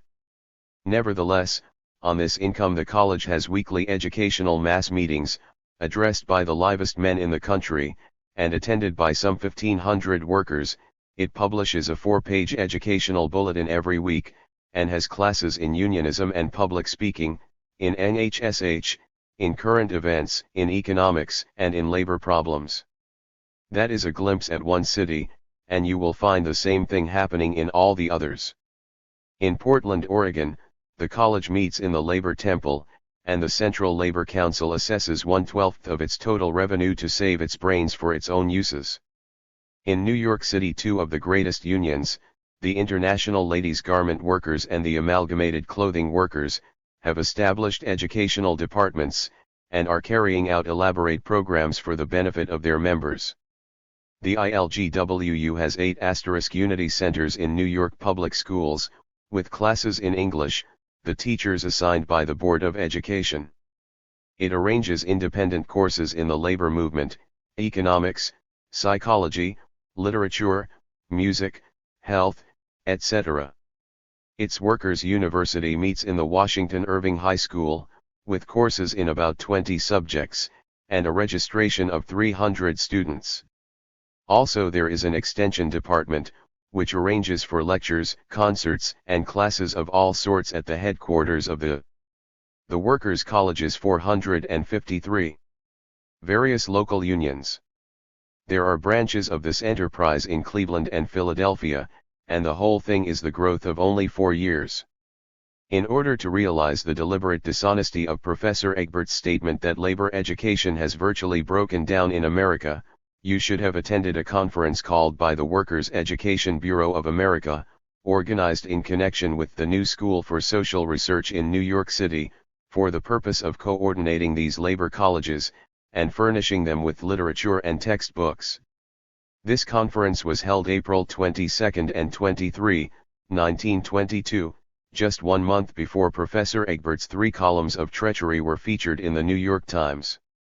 Here were eager delegates, teachers, and students, addressed by speakers as wide apart in their views as Samuel Gompers, James Morer, Charles A. Beard and Benjamin Schlesinger. I will list the subjects discussed at one of the sessions, dealing with teaching methods in workers' education, this just to give you an idea of the breadth of view and practical grip of the movement. The forum, the debate, schoolroom methods, discussion methods, health education, methods of health education, the teaching of economics, journalism, mass education, educational aspects of work, correspondence education, textbooks, public discussion, trade union meetings, problems of adult instruction. Also, this Workers' Education Bureau is publishing a series of volumes, entitled The Workers' Bookshelf, to serve as textbooks in the labor colleges. They are the kind of books I believe in, for they cost only 50 cents a volume. In the Labor Age, New York, you will find much news about these movements. Also, you should know something about the work in England, where it is 20 years old, and has grown to be the brains and fighting spirit of the British labor movement. The story is told in An Adventure in Working Class Education, by Albert Mansbridge, founder and General Secretary of the Workers' Educational Association of Great Britain. The radicals who are making over the mind of British labor have a magazine, The Plebs, which American students ought to see. 30. 454. Teaching at these workers' colleges is a very different matter from being an old-line college professor. Here you have students who really want to study. You are back in the 12th century when 5,000 men thronged to Paris and sat on the hillside to listen to Abelard and dispute with him. You are back in the old days in America, when a college was a student sitting one end of a log and Mark Hopkins on the other end.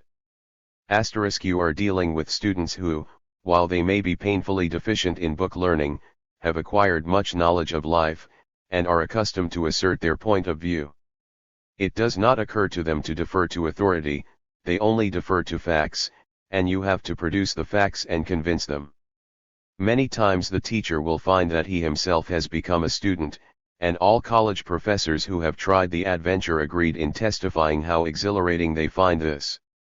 Labor education offers to the college professor a semi-respectable way to get into contact with the real world. So I plead with professors who read this book to avail themselves of the opportunities existing, or if there are none in their neighborhood, to get busy and make some. I am told of one professor in Pennsylvania who used to travel about from town to town teaching labor groups, a class each night in a different town. That is real adventure, and it lies right at the gates of all our institutions of higher learning. Try it for a year or two, and you may find that you have built up a clientele, and no longer have to shiver in your boots when you hear a rumor that one of your trustees has asked whether it is true that you are a Bolshevik one. Chapter 6. The Professors' Union. The labor movement at its present stage can, of course, not support all the college professors who would like to be free, so it becomes necessary to seek another remedy. This remedy is obvious: the college professor must do what the labor men are doing: agitate, educate, organize. The formula, *Tn union there is strength, applies to brain workers precisely as to hand workers. You would. The Professors' Union 455. Think the brain workers ought to have the brains to realize this, but they do not, for the reason that their class prejudices stand in the way, the anarchist attitude which goes with the intellectual life. So it comes about that college professors are only 2 or 3% organized, while coal miners are 60 or 70% organized, and garment workers and railway men from 90 to 100% organized. The union of our higher educators is known as the American Association of University Professors, and we have seen it at work in a number of institutions. It has a total membership of 5,000, among a possible membership of some 200,000. Thus 2 or 3% of higher educators pay the cost and bear the burden of representing the whole group.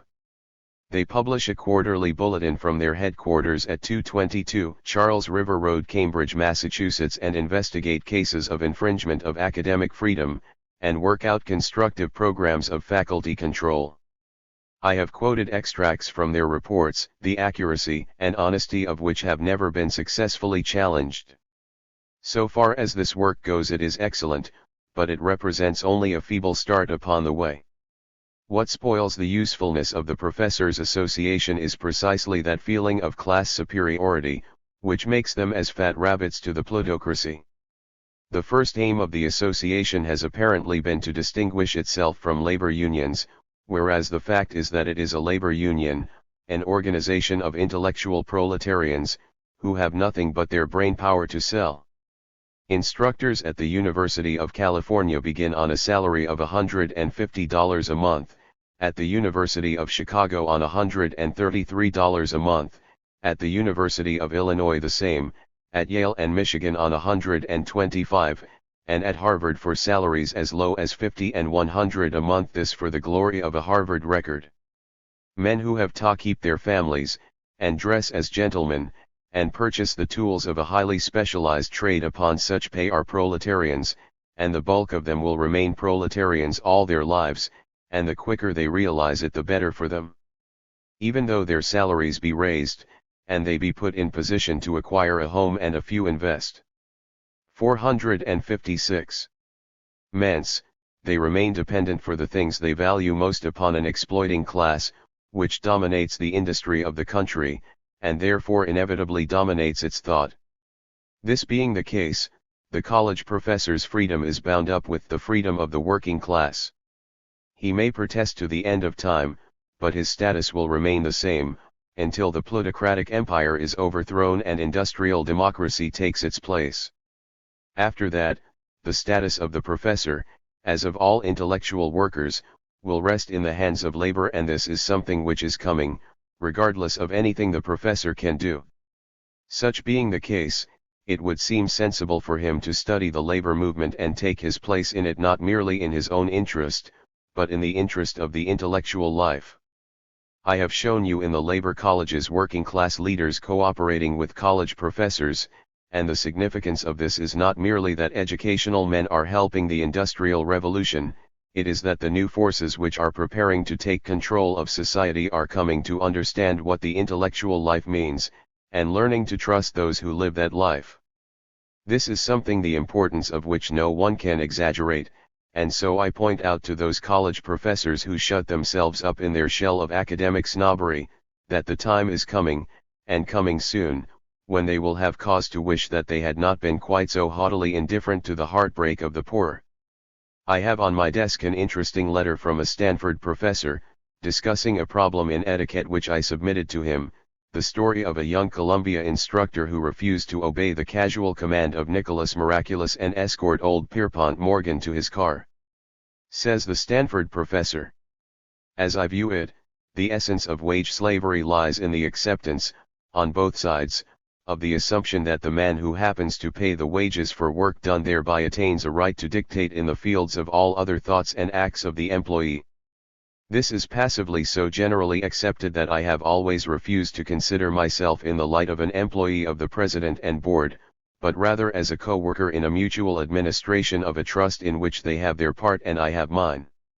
And this despite the fact that they have the undoubted legal power to dismiss me and I have not that to dismiss them, this being merely one of the differentiations of function in the administra." The Professors Union 457. Shin of the Trust. Authority is an insidious thing.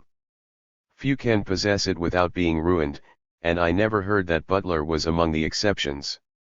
This, you will admit, is the dignified attitude of a scholar, and I have no doubt that many college professors seek to maintain that attitude. All I can do is to tell them how they seem to me as men swimming against a powerful current, and it is only a question of time before their energy gives out and they move the way everything else is moving.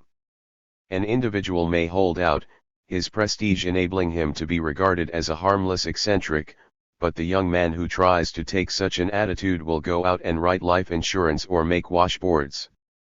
The effect of economic inferiority is inescapable and automatic.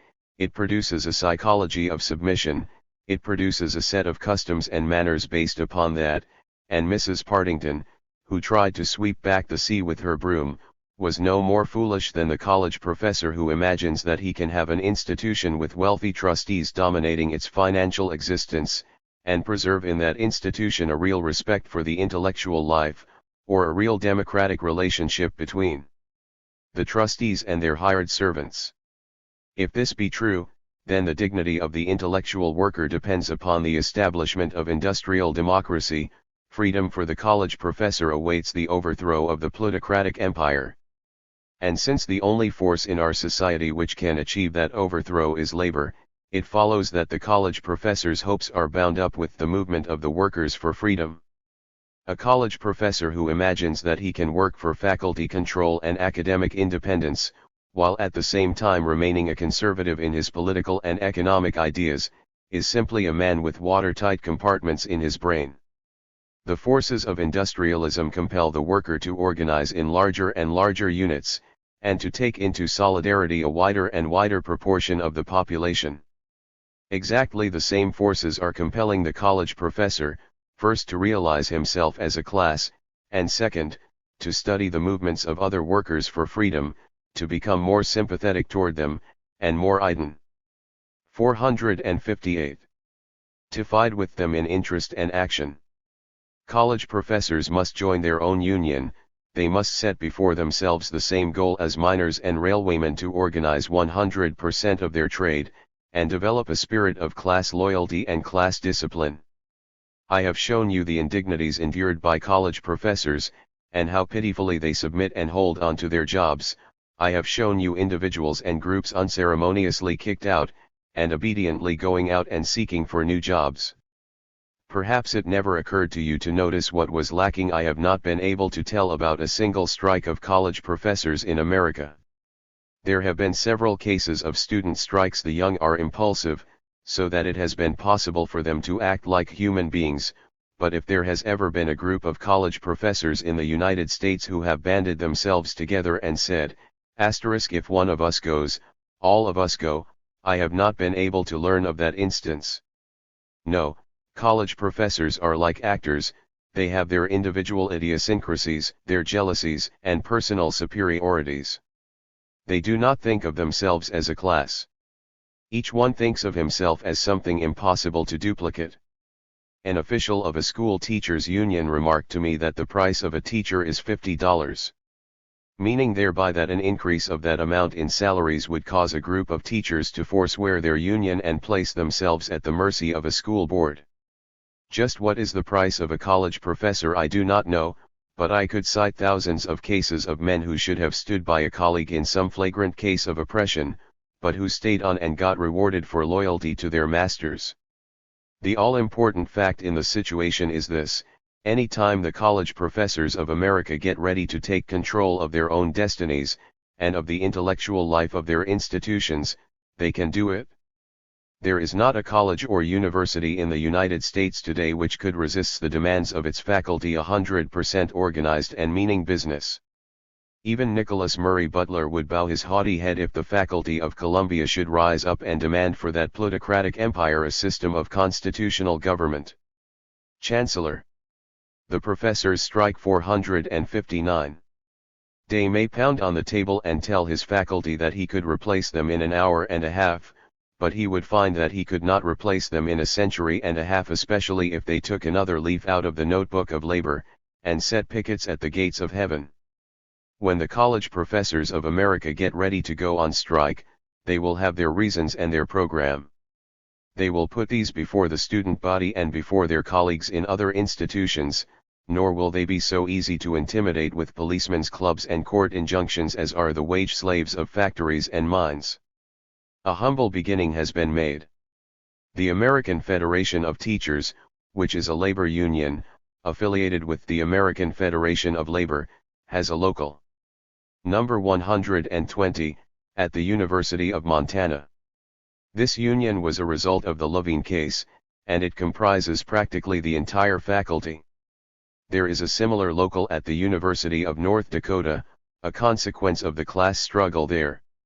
And in New York City is the Teachers Union of New York No. 5, which includes a number of social-minded college men, including Dewey of Columbia, Ward of the Union Theological Seminary, and Overstreet and Stairs of the College of the City of New York. The president of the American Federation of Teachers writes me, "We have had a few other collegiate and university locals, but they did not prove very long-lived, and it was very difficult for us to get detailed reasons for their decline. I presume fear would account for most of them." Chapter XC. The Professors' Strike. The final purpose of this book, you will now realize, is to bring about a strike of college professors.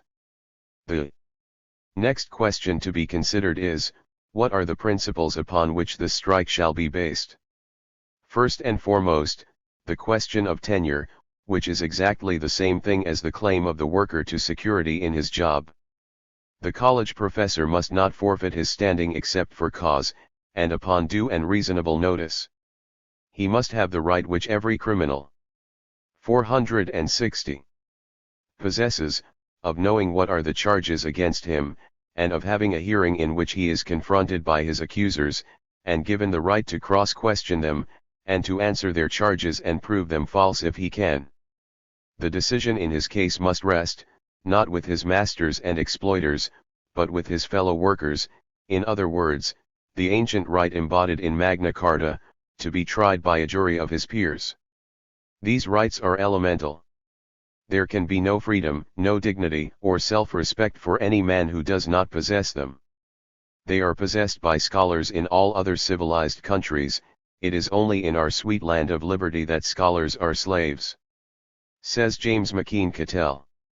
That a professor's salary should depend on the favor of a president, or that he should be dismissed without a hearing by a president with the consent of an absentee board of trustees, is a state of affairs not conceivable in an English or a German university. The reason for this anomaly is that TNE American College has not been organized on the principles of American government, but on those of American business. The college is not a state, but a factory. I have compared Columbia and Minnesota to department stores and Clark and Johns Hopkins to Ford factories, and in so doing I was not merely calling names, but making a diagnosis.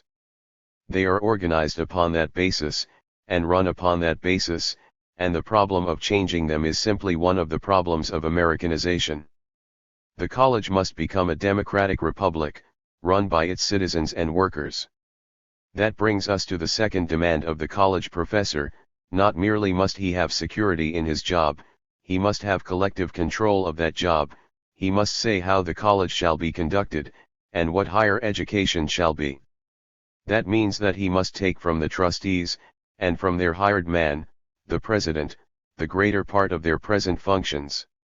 I say democracy in education, and you have a vision of a great university turned into a debating society, all the time which should be spent in getting things done being devoted to squabbling and bickering among various factions and cliques of the faculty. That will happen sometimes, inevitably, it is one of the incidentals of all. The Professors' Strike 461. Beginnings of democracy to function.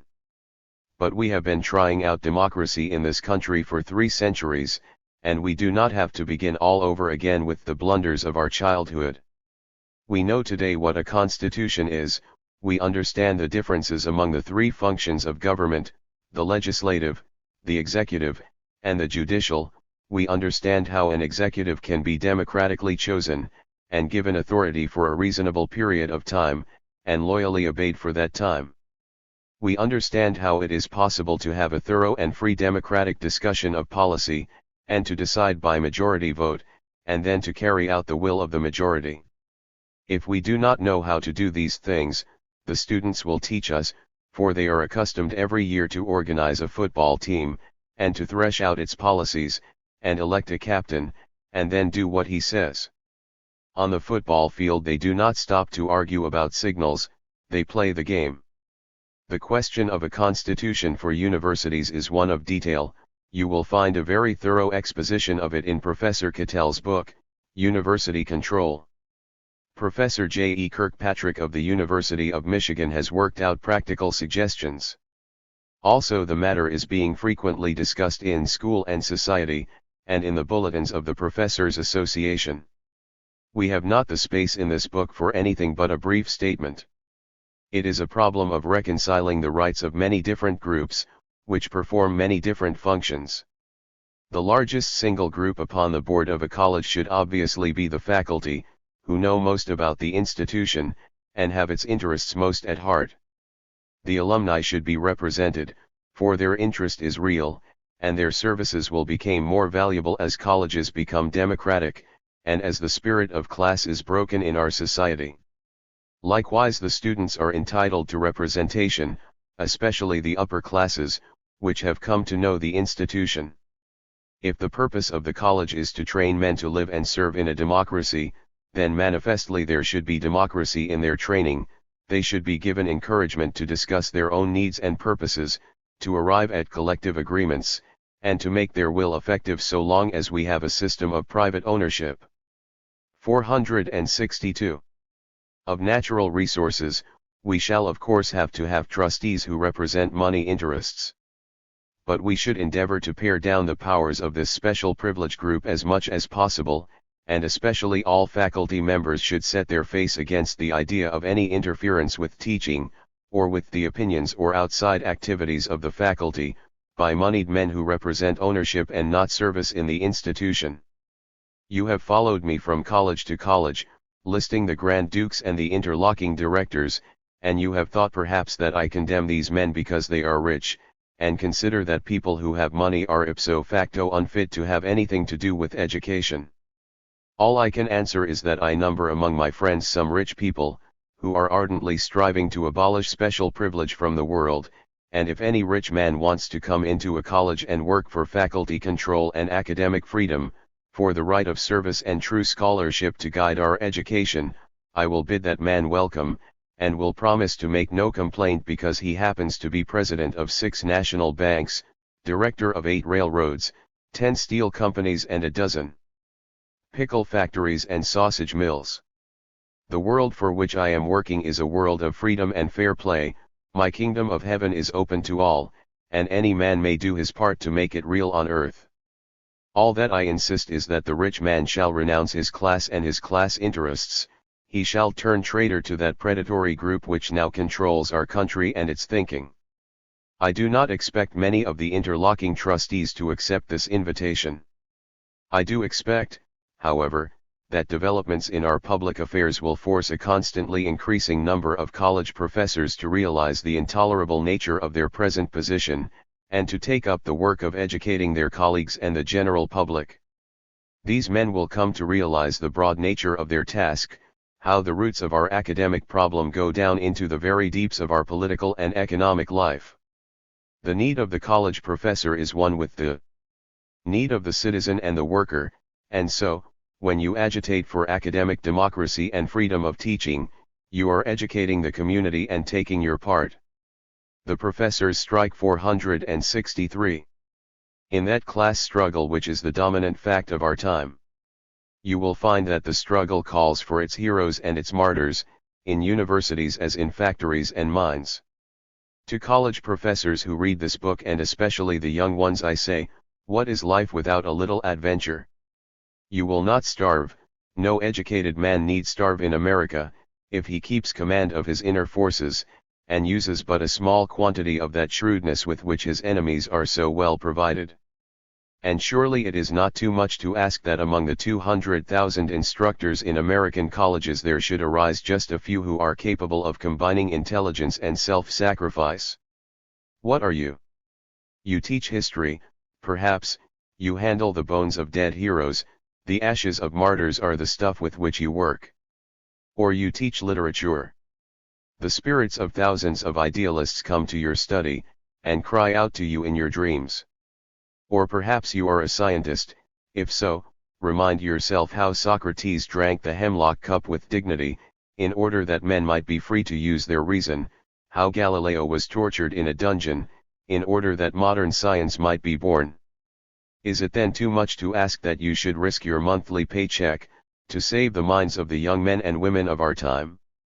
Think of these things, the next time you are summoned by your dean for a scolding, and tell him that a college professor remains an American citizen, and that he does not sell all his brains for $200 or $300 a month. I ask for a little personal boldness, also a little for your institution. What if the new endowment does not come, and you cannot get the new buildings you had hoped for? The best work of men's brains has been done in garrets, and not in marble halls. Remember the glorious example of Johns Hopkins and Clark in the old days. It is really possible for a university to remain small, and for everybody in it to starve along and serve the unfolding spirit of man. You do not know the possibilities of sacrifice that lie in a group of scholars and thinkers until you try. Even your students v/old be willing to work and earn money for their institution, if it were put up to them as a new crusade. Yes, and you would find here 464. And there an alumnus who would understand and help. I do not urge that you should refuse money when it is offered on honest terms. All I mean is that you should make plain your policy, that money has no voice in the control of the institution, which knows but one loyalty to the truth and but one instrument the open mind and but one method investigation and free discussion. Say to your would-be benefactors, we are educators, we know what the pursuit of knowledge is, and we teach it. If you wish to help in that, well and good, otherwise we go our way alone. I conclude this chapter with 3 stanzas written by Ralph Chaplin, one of America's greatest poets, whom the United States government has held in prison for the last 5 years, and plans to hold for 15 years longer, on account of his political opinions. Mourn not the dead that in the cool earth lie. Dust unto dust. The calm, sweet earth that liars all who die as all men must. Mourn not your captive comrades who must dwell, too strong to strive, within each steel-bound coffin of a cell, buried alive. But rather mourn the apathetic throng, the cowed and meek, who see the world's great anguish and its wrong and dare not speak. Chapter XCI. Educating the educators.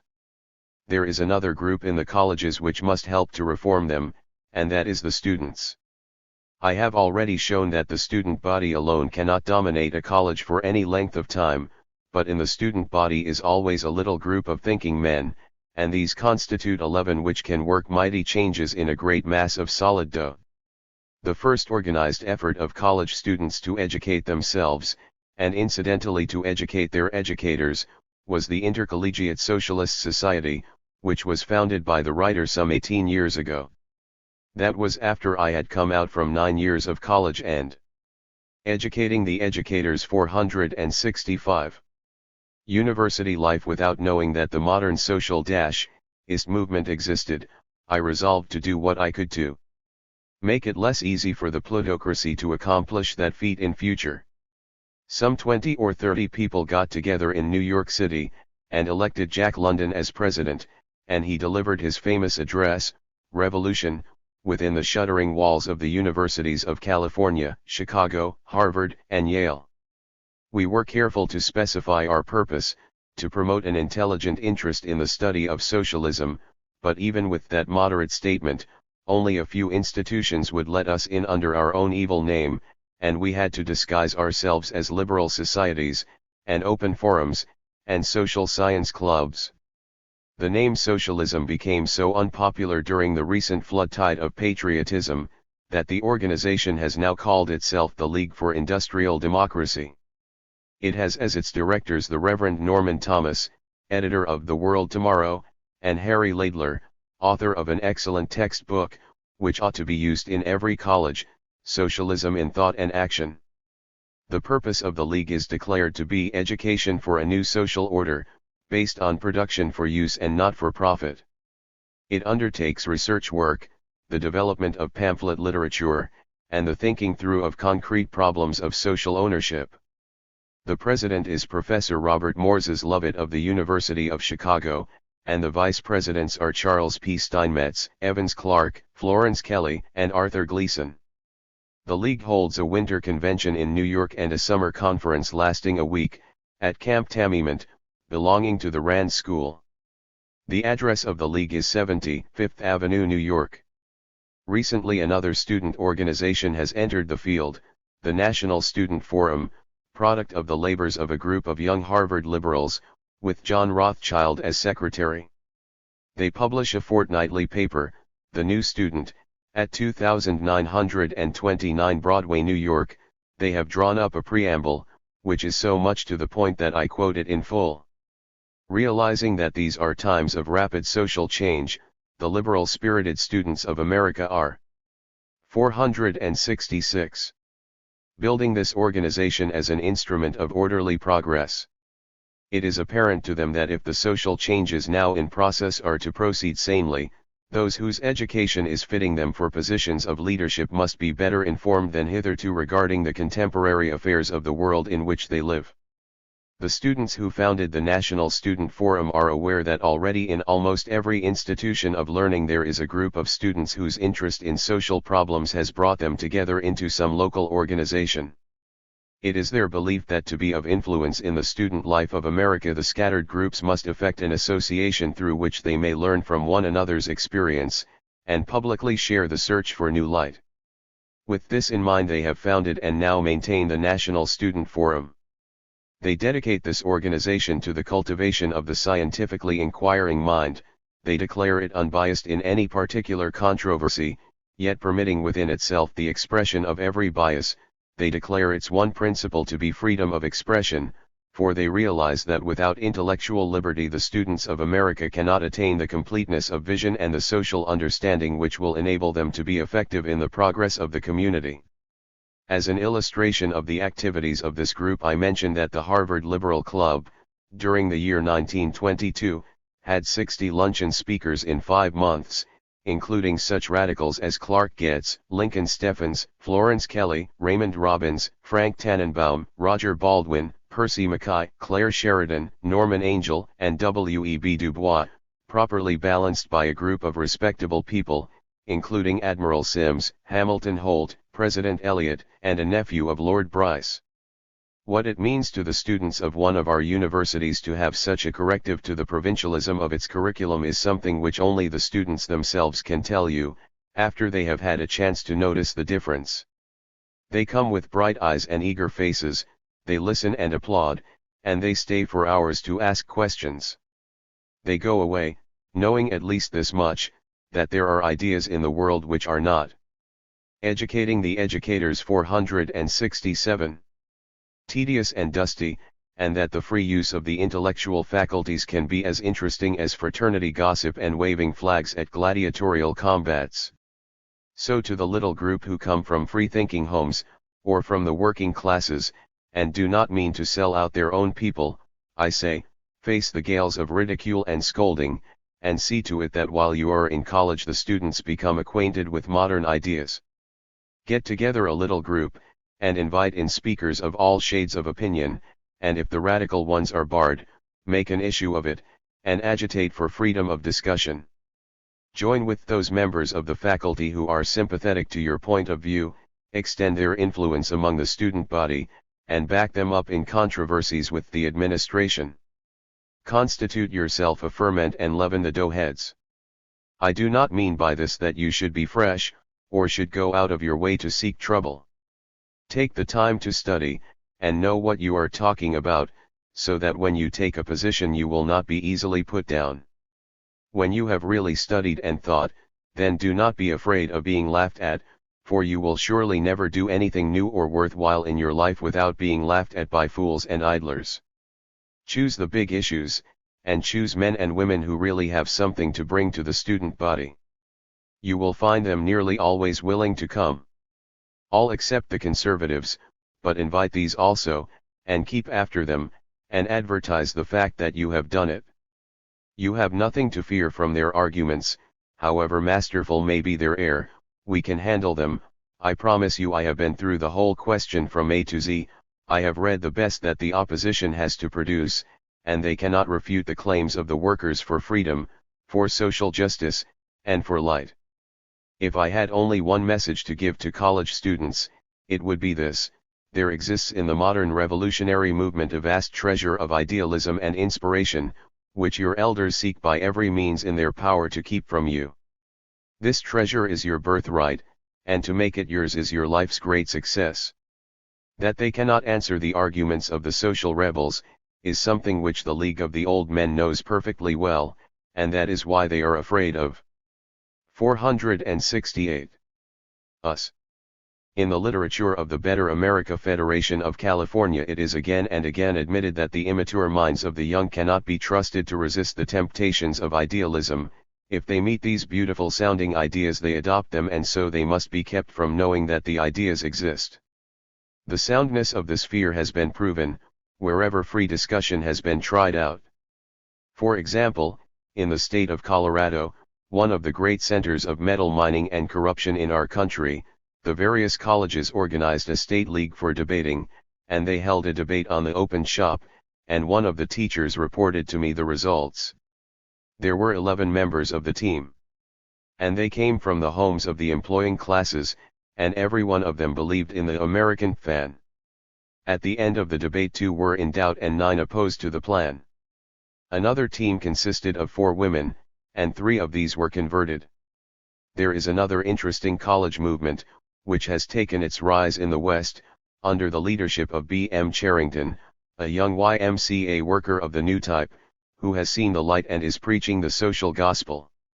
This organization is taking college students out into industry in the summertime, not merely to earn money, but to learn the facts about labor conditions, and to understand them. The students are required to read books on the subject, and to prepare papers on what they have found.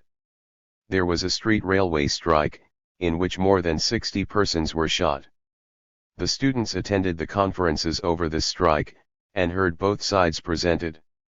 At the end of the summer's work they held a convention and drew up a statement, as follows. Having been associated, under the leadership of men of high ideals and Christian motives, for the purpose of intensive study of the human factor in industry, and having, as a result, come to a realization of the present seriousness and possible disastrous results of the turmoil and unrest which is now gripping the industrial world. And further realizing that those who are to become the business, professional and political leaders of tomorrow, the present college men, are, through lack of knowledge of and interest in these conditions, not only neglecting a vital part of their education, but are actually committing educating the educators 469 an injustice against humanity in failing to prepare themselves to meet the inevitable crisis. We, the members of the Denver Summer Study Group of 1920, undertake to expand that organization under the name the Collegiate Industrial Research Movement. The same thing is being done by the Young Women's Christian Association.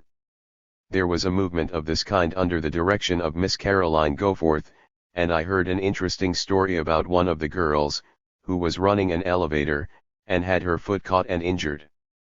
She was dressed like a lady, and looked like one, and the surgeon took her for a passenger, and was courteous and helpful until he discovered that she was an employee, when he became abrupt and negligent. Our interlocking newspapers profess to wonder at the existence of parlor Bolshevists and pink tea socialists, and may be interested to know how such creatures are made. Here was one made in a few minutes, by sharing the actual bitter experience of the workers. I have narrated how the working class students at Bryn Mawr proceeded to unionize the help at that college. This is another work which liberal students may undertake with profit at many American colleges and universities. I have already referred to the experience of a group of students who set out 10 years ago to reform conditions of labor at the University of Wisconsin. They organized an industrial union of all working students. The university authorities tried to break it up, and threatened to expel a group of 40 active students from their jobs and therefore from the university.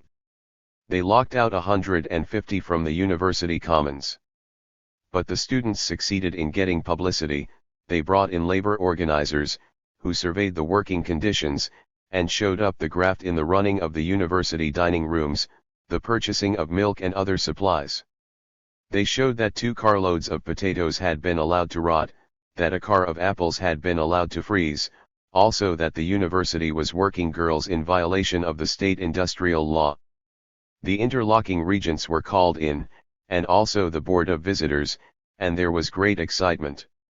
One of the students reminded President Van Hise that the Milwaukee Trades and Labor Assembly controlled a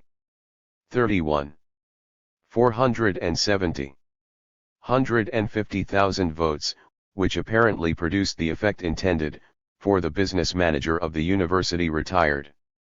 The interlocking trustees showed their appreciation of his fidelity to the principles of exploitation by immediately calling him to become president of Tufts College. Tufts gave him an honorary degree, and Brown and Clark followed suit, and now he is chairman of the Massachusetts Security League. Chapter XCII. The League of Youth. I have ventured to suggest student representation on boards controlling our colleges, and perhaps you thought I was showing too much confidence in student wisdom. Fortunately, I can show you a few places where students are beginning to take up the problems of their own educating, and to find fault with the courses served out to them by the interlocking directorate. For example, Mt. Holyoke, a woman's college with 1,000 students, located at South Hadley, Massachusetts. They have organized the Mt. Holyoke College community, governed entirely by committees of students and faculty. I note that they are fully aware of the various functions of government, and how to make a democracy work. They have arranged an executive body consisting of the acting president of the college community, a student, and the presidents of various student and faculty organizations, a legislative body consisting of 1 member for every 15 students and 1 for every 5 members of the faculty, and a judicial body consisting of 5 students and 2 members of the faculty. Also, these students have organized a committee on the curriculum, and 340 of them have reported a strong demand for the elimination of required Latin and mathematics, and for the requirement of physiology and economics, also for modern government and hygiene. More significant yet, the students of Barnard have got busy, right under the nose of Nicholas Miraculous. They organized a committee on their own initiative, and have constructed an ideal curriculum. Listen to what these progressive young ladies purpose requiring of freshmen. The League of Youth 471. A course on the history of mankind, counting 10 points, a synthetic survey course designed to bring out the chief aspects of man's relation to his environment by tracing present conditions and tendencies to historic processes, the physical nature of the universe. Man as a product of evolution. The early history of man. The concept of culture. The historical processes leading to present cultural conditions. Modern problems, political, economic and social. Next they want a course, counting 6 points, in human biology and psychology, giving an outline of human development and distribution on Earth, man in relation to his nearest kin, a survey of human powers and functions, an introduction to general biology, the structure of the human body, outlines of embryology, functions of the body and their interrelationships, and laboratory work on all these problems. Also imagine young ladies actually putting such things on paper. They ask for specific human development of the sex reproductive bearing function. A. The facts of structure, functions, development, and hygiene of the sex and reproductive apparatus of the male and female. B. The outstanding facts of maternity and paternity. C. Effects of sex on individual human development, from fertilization to maturity. D. The nature and power of the sex impulse. E. The gradually developed sex controls imposed on the individual by society. F. The pathological effects of perverse and social uses of sex in society. G. The facts underlying a satisfactory adjustment in marriage and homemaking. Also they want a course in general mathematical analysis, counting 6 points, the technique of expression, counting 2 points, and English literature, counting 6 points, with the aim to present literature as an aspect of life. The emphasis throughout is therefore on subject matter rather than on technical or historical problems. Yes, and also these young ladies of Barnard have taken up the problem of having Nicholas Miraculous tell 472 them whom they masten to. It was declared to them that the good repute of the college must be preserved, and after an argument they submitted to that imposition, but one thing they laid down very emphatically: they want the college authorities to give up the idea of protecting their tender young minds. As they put it, resolved, that it is the feeling of the student council that there is nothing gained in shielding students during 4 years from problems and ideas they must face during the rest of their life, and that if they are considered incapable of rational judgment upon theories presented to them, the solution lies in further training in scientific method rather than in quarantine from ideas, and that a reputation for fearless open-mindedness is more to be desired for an academic institution than material prosperity. Also the Harvard students are waking up, under the influence of the Liberal Club.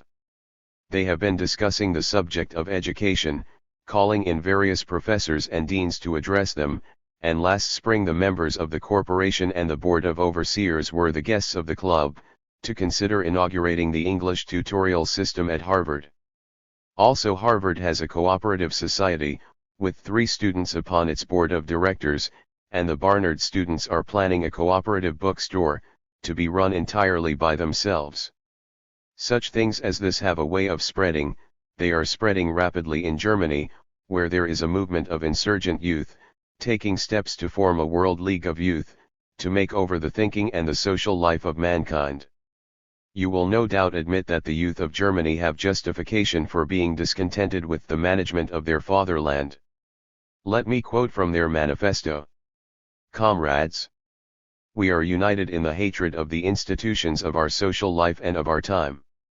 We ask ourselves, whose fault are these institutions, this civilization? On whose conscience rest these political systems, these schools, these churches, these politics, these newspaper, and so much else? The adult people. The Open Forum 473. Again, here is a statement from one of the leaders of this new and vitally important movement. The unifying characteristic, indeed the only sense of the youth movement is this: we no longer want to obey laws, coercions, customs that come to us from the outside and that have aims without a living, inner meaning to ourselves. We want to form our lives in accordance with laws that are within us, laws toward which alone we feel a responsibility. Our own country has been more fortunate than Germany. We have still a great measure of prosperity. We are not yet in the pit of hell with Central Europe. But we are sliding, and sliding fast, and those who run our country do not know how to stop the process. I have shown you the League of the Old Men, suppressing thought and wrecking the world, and now here is the answer: the League of Youth. The old men were raised in the old order, their thinking is bound by its limitations. But we, the youth of the world, live in a new age, and have new problems to deal with. We cannot well do worse than our elders have done, we may very easily do better. Since we have longer to live in this world than our elders, we have surely the right to save it if we can. Chapter Scheme. The Open Forum. I am writing in a time of reaction, but already the streaks of dawn are beginning to show. We are soon to witness the social revolution in Western Europe, and it will not be possible to keep these ideas from stirring the minds of young America. Our politics will change, and with that change will come freedom in our state universities, and the privately endowed institutions will be forced to come along. Just what will happen in the great centers of snobbery, such as Columbia and Princeton and Pennsylvania, I do not attempt to predict. Perhaps their faculties will wake up and take control of their own destinies, or perhaps we shall see in our political life some violent revolutionary change, which will sweep the plutocratic endowments out of existence all at once. I am 474. Not advocating such a procedure, but I see our ruling classes doing everything in their power to force it, and if their efforts should succeed, we may see very quick reforms in American higher education. What is it that I want? What should I do if I had my own unhampered way? Should I kick out all the reactionary professors, and turn Columbia and Princeton and Pennsylvania into socialist propaganda clubs? If I could have my way, I should not commit a single violation of the principles of academic freedom for which I have pleaded in this book. The trustees and the presidents should of course be laid on the shelf, for these are administrative officials, and properly removable when a change of policy is desired. This would apply equally to the deans as administrators, but so far as the teachers are concerned, I would do them the honor to set them free, and plead with them to open their eyes to the new dawn of social justice. Just as there are thousands of members of the clergy who would jump up with a shout if they knew they could cease preaching fairy tales without losing their jobs, so there are thousands of college professors who would consider the truth if it were presented to them, and would teach it if they were encouraged. As for the aged-minded ones, what I should do with them is to compete them out of business. I really believe in truth, and in the power of truth to confute error. I take my stand on the sentence of Wendell Phillips: if anything cannot stand the truth, let it crack. What I ask is free discussion. What I want in the colleges is that both faculty and students should have opportunity to hear all sides of all questions, and especially those questions which lie at the heart of the great class struggle of our time. What I should do to the college would be to introduce a few live young professors who know modern ideas, and would lecture on modern books and modern political movements, explaining the revolutionary spirit which is vitalizing history, philosophy, religion, and art. You would see in a year or two how the students throng to these live men, and how the old men would have to wake up and fight for their prestige. This is the plan of the Open Forum, and I urge groups of young professors and students everywhere to take their The Open Forum 475. Stand on that. We desperately need men to lift their voices in this cause just now, for in the last 8 bitter years the American people have shown that they have no idea what free speech means, no trace of such an idea. We sent 1,000 or 2,000 men to jail for the crime of expressing unpopular opinion. As I write, 4 years after the armistice, we are still holding 76 such men in torment, and the great mass of authority which controls our politics, our press, and our pulpits shows that it has no conception whatever of the right of a man to advocate an unpopular belief, or of the danger to society involved in the crushing of minority opinion. It is not too much to say that in America today it is a general and firmly held conviction that to believe and teach certain ideas is a crime. And from where shall we expect opposition to the survival of savagery among us, if not from our universities, which are supposed to be dedicated to the search for truth? It is the shame of our time that our colleges and universities have been silent while freedom of opinion has been strangled in America. Right here is the crucial issue. Here is where the call for academic heroes and martyrs goes out. The few of us who believe in the truth have an organization, which will back you and furnish you with ammunition in this fight. If you do not know its literature, write to the American Civil Liberties Union, New York City. I have heard the arguments of the reactionaries, their cries of horror at the idea that the sensitive minds of the young should be exposed to the corruption of vicious and incendiary ideas. To this the answer is plain: if any parent wants to keep his child from thinking, there is no law to deny him this power, but he should keep that child at home, and not send it to an institution which exists for the purpose of training young men and women to use the faculties of the mind. Colleges and universities are places, or should be places, for those who wish to think, and for any institution making such a pretense there can be but one rule of procedure, which is that all ideas are given a hearing and tried out in the furnace of controversy.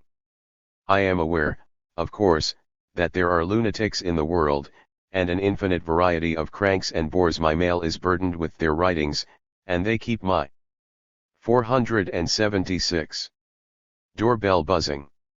I do not mean to say that college platforms should be turned over to such people. What I do say is, that whenever any considerable group of thinking people claim to have important new ideas to teach the world, they should be given a hearing in colleges, and if their ideas are unsound, let it be the business of the college to produce someone on the same platform to expose that unsoundness. The one thing that should never be heard inside college walls, or in connection with college policy, is that ideas should be suppressed because they are dangerous, because, in other words, they might win converts if they were given a hearing. I met on my journey a horrified university trustee, who exclaimed, "What?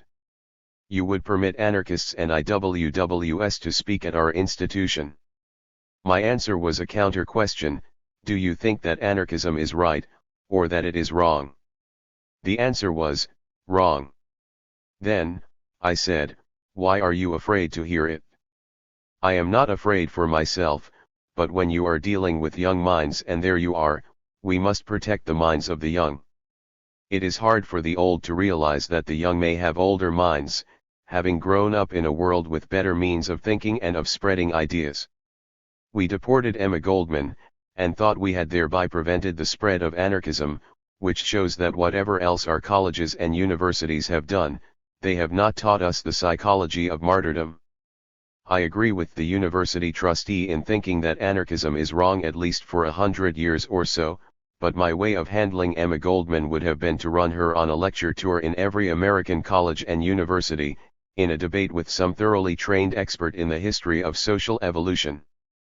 I would have let all the students hear her, and keep her until midnight answering questions, so, if there was truth in her views it would have spread, and if there was error the students would have been inoculated against it for life. Some years ago I wrote that I should like to send every clergyman in the United States to jail for a week, this not out of any ill will for the church, but as a step toward prison reform. In the same way I should like the Open Forum 477 to see our college students go to jail, or barring that, I should like to have the prisoners come to the colleges, to tell the students how men become criminals, and what society could do about it. Some of the most interesting men I ever met were criminals, and others were tramps, and others were social revolutionists. I should like to see all college students go to work in factories, and I should like to see the leaders of labor, both conservatives and radicals, brought to the colleges to tell the students about industrial problems. Let the employers come also. Both sides would be more careful of their facts if they knew they had to present them before a jury of wide-awake students and highly trained faculty members. What a service the college might perform, in toning down the bitterness of the class struggle, if the faculty made it their business to invite both sides in every labor dispute to come and justify themselves, if the faculty would keep at it, and accept no refusal, but smoke out the arrogant ones, who take, either publicly or privately, the old-style attitude of the public be damned. That is my program for colleges, to discuss the vital ideas, the subjects that men are arguing and fighting over, the problems that must be solved if our society is not to be rent by civil war. Everybody is interested in these questions, old and young, rich and poor, high and low, and if you deal with them you solve several vexing problems at once. You solve the problem of getting students to study, and also the problem of student morals. You turn your college from a country club to which elegant young gentlemen come to wear good clothes and play games, and more or less in secret to drink and carouse. You turn it from that into a place where ideas are taken seriously, and the young learn the use of the most wonderful tool that the human race has so far developed, that of experimental science. When you understand this weapon and its powers, you are no longer afraid of the specters and the goblins, the dragons and devils and other monsters which haunted the imagination of our racial childhood. You know precisely, and you know certainly, and so you are free from fear. You go out into life as a young warrior with an enchanted sword, all powerful against all enemies. To forge that sword and train you in the care of it and 478. The use of it, that is the true task of our institutions of higher education. To that end the call goes out to all men and women, who have learned to believe in reason, and wish to have it vindicated and used in the world. Our educational system today is in the hands of its last organized enemy, which is class greed and selfishness based upon economic privilege. To slay that monster is to set free all the future. If this book helps to make clear the issue, and to bring fresh recruits to the army of emancipation, its purpose will be served and its author will be content. It was my original intention to write a book dealing with our whole educational system, but as you have seen, the mass of material dealing with colleges alone proved sufficient to make a full-sized book. It is my purpose to follow this with a second volume, dealing with the public schools, and entitled The Goslings.